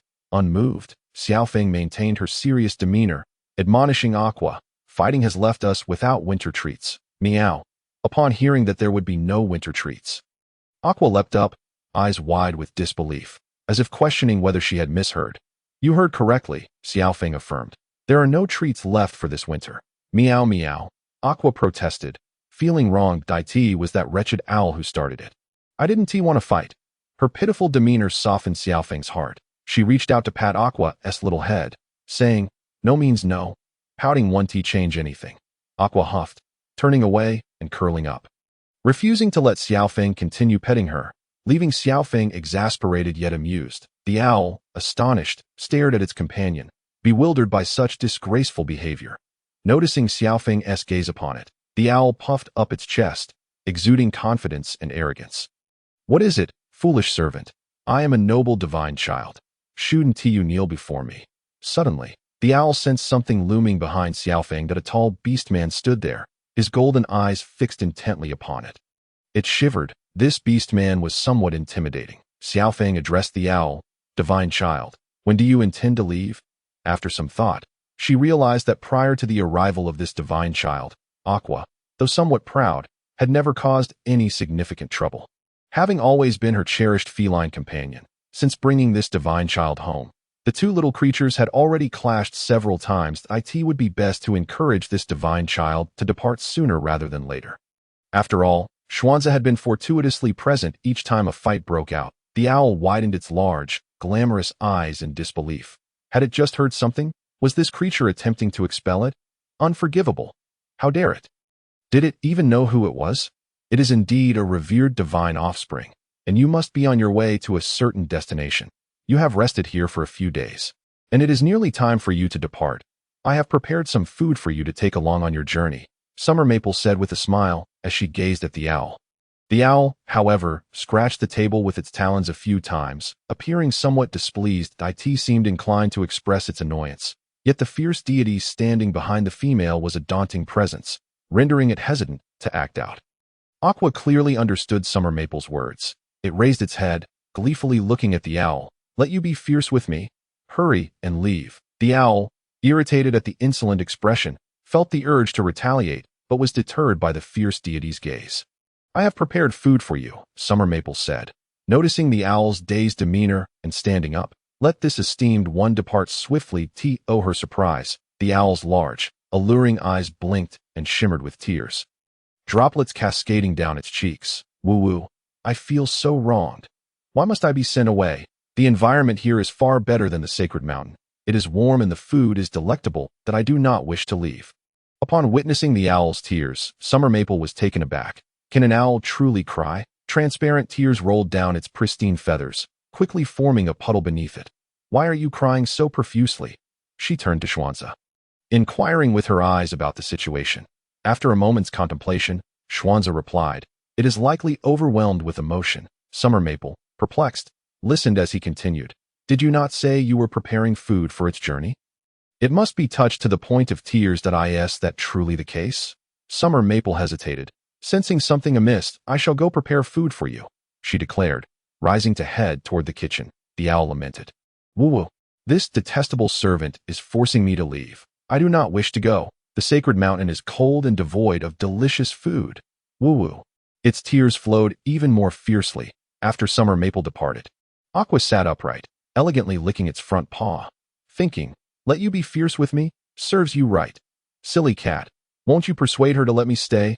Aqua refused without hesitation. No, you must leave swiftly, it thought. Once this wretched owl departs, it could then feign cuteness and coax treats from Summer Maple or Summer Tree. I have helped you before, the owl protested. Aqua retorted, That was in the past. Upon hearing this, the owl felt the urge to fight again. If you dare to strike me, I shall ensure Summer Maple gives you not a morsel of food. The owl felt aggrieved, for there was a fierce deity nearby, and it would not dare to raise a paw. Aqua glanced at the owl with an air of superiority, lifting its chin and declaring, You might as well return to the sacred mountain for the winter. This warm abode filled with delicious food belongs to me. And so do the treats. Xuanzi observed the two divine offspring with a calm expression, his thoughts inscrutable. Before long, Summer Maple returned, bearing a bulging animal skin bag larger than the owl itself. Divine offspring, do see if you can carry this. That I could not prepare much food on short notice. These are all Aqua's treats, yet they will suffice for sustenance. Meow. Aqua's earlier confidence evaporated in an instant. Those are my treats. Chapter 75. For the treats, let us collaborate. Summer Maple noted Aqua's astonished expression and calmly explained, Did I not mention that your winter treats are all accounted for? It would be a waste not to share them with the divine offspring during the journey. Meow. No, those are my treats. Aqua attempted to charm its way back to its snacks, but Summer Maple remained unmoved. Aqua's eyes darted around as if plotting. Summer Maple examined the contents of the animal skin bag, which contained only dried meats and fish. Simply meat will not suffice. We need some corn as well. Both meat and vegetables are essential. With that thought, Summer Maple turned to fetch some corn from the cellar. Seizing the moment of her absence, Aqua straightened its posture, approached the now crying owl, and playfully patted it. Meow, stop crying. Woo-woo, I am being sent away, and I cannot even shed a tear. You don't want to leave, do you? Let us collaborate. What? I said, let us collaborate. The two little beings huddled together, whispering incessantly. The owl, upon hearing Aqua's scheme, hesitated.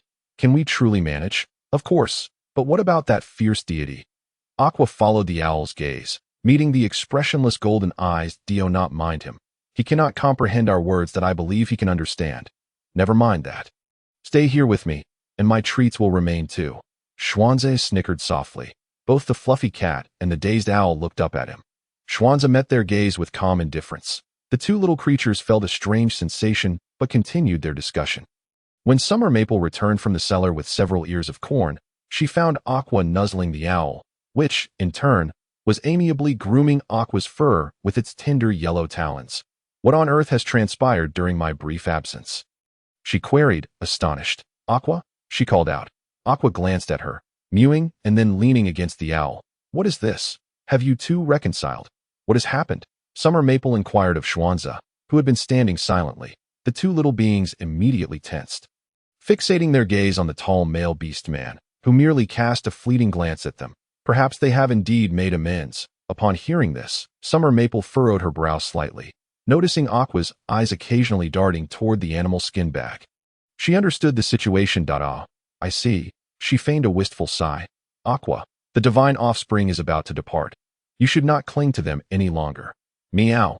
Both the cat and the owl feigned an inseparable bond. Summer Maple struggled to suppress her laughter while maintaining a facade of surprise. What? You do not wish for the divine offspring to leave? Meow. The little cat nodded vigorously, but you were always at odds with each other.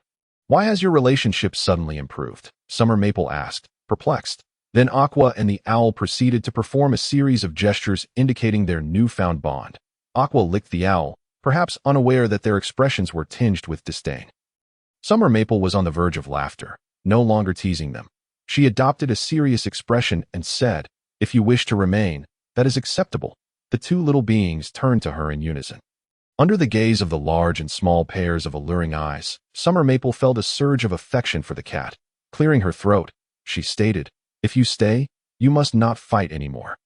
Do you understand? The two little creatures immediately agreed. Since they were to remain, Summer Maple pondered and decided to give the owl a name. Adai. Aqua. Adai. Those are lovely names. Having settled the affairs of the two little beings, it was nearly noon, and time to prepare for a meal. Summer Maple glanced at Xuanza, who was still standing, and recalled that without him, she would have ended up with roasted cat and owl. She invited him to join her for lunch. Xuanza accepted with a nod, then seemed to remember something. He stepped outside and collected several grass fish that had begun to freeze in the snow. Fish? Summer Maple's eyes brightened with surprise. Did you catch these? Yes, Xuanza affirmed with a nod. The river has frozen over, and I presume the divine offspring's fish would have been consumed by now. They have indeed been consumed. Summer Maple replied, winking at Xuanza. Let us prepare a hot pot today and turn these fish into fish balls. With Xuanza around, making fish balls became a simple task. He busied himself in one corner of the kitchen, while Summer Maple prepared a chicken for plucking nearby. Under their combined efforts, the meal was ready in no time. The dining table was adorned with a steaming stone pot, and Xuanza observed the pot. Noting that a small fire burned beneath it, the pot contained a white, bubbling broth. Summer Maple checked on Summer Tree and discovered he was still fast asleep, unable to be roused, with a furrowed brow. She stepped outside. He has been sleeping for quite a while. Is everything all right? Her tone carried a hint of concern. Xuanza, upon hearing this, went to check on Summer Tree. Upon entering the room, he found it pleasantly warm. With Summer Tree sprawled comfortably on the Kong, fast asleep, he had not reverted to his original form, which surprised Xuanza. In winter, males typically transformed back to keep warm while awakening their powers. However, Xuanza touched the warm Kong and, with a thoughtful expression, reassured Summer Maple. The longer the sleep, the greater the evidence of his awakened power. There is nothing to worry about. That's so? Summer Maple sighed in relief. She beckoned Xuanza to sit down and prepared bowls for Aqua and Adai. Placing them before the two little creatures, Xuanza took a seat, and Summer Maple inquired, glancing at the animal skin cloak draped over him. Would you like to remove your cloak first? Xuanza hesitated for a moment, then replied, no need. Humph, he simply cannot maintain his human form and lacks the courage to shed it. Truly useless. Xuanza cast a fleeting glance at the two deities whispering nearby. The latter, caught off guard by his penetrating gaze, felt a twinge of guilt and ceased their chatter, obediently waiting for their meal. This time, Xia Feng had slaughtered 2 chickens and 2 rabbits, and prepared egg noodles, complemented by a large bowl brimming with fish balls made by Xuanza. Ample sustenance to satisfy their hunger.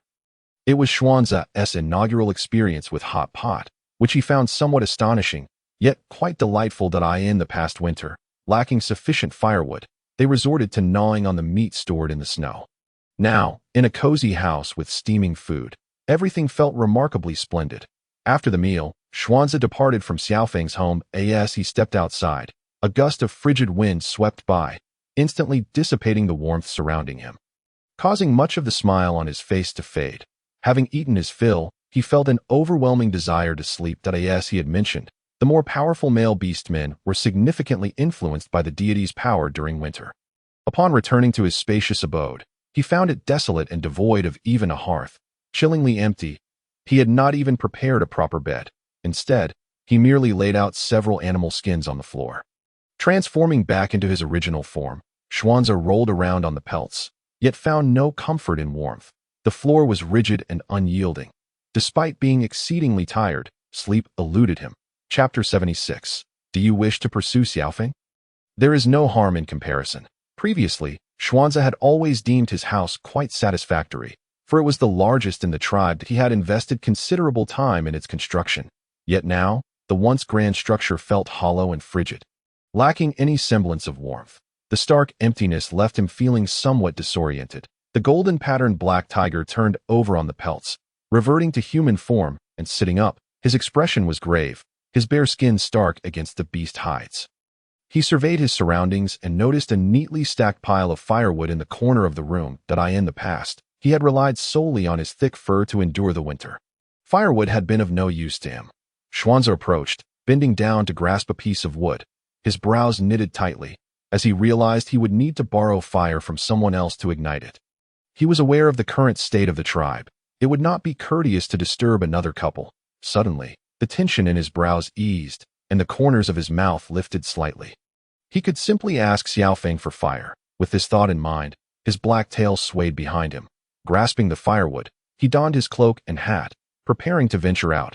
Fenghua sat beside the fire, roasting sweet potatoes, which had been cooking for a while, gradually releasing a sweet aroma into the air.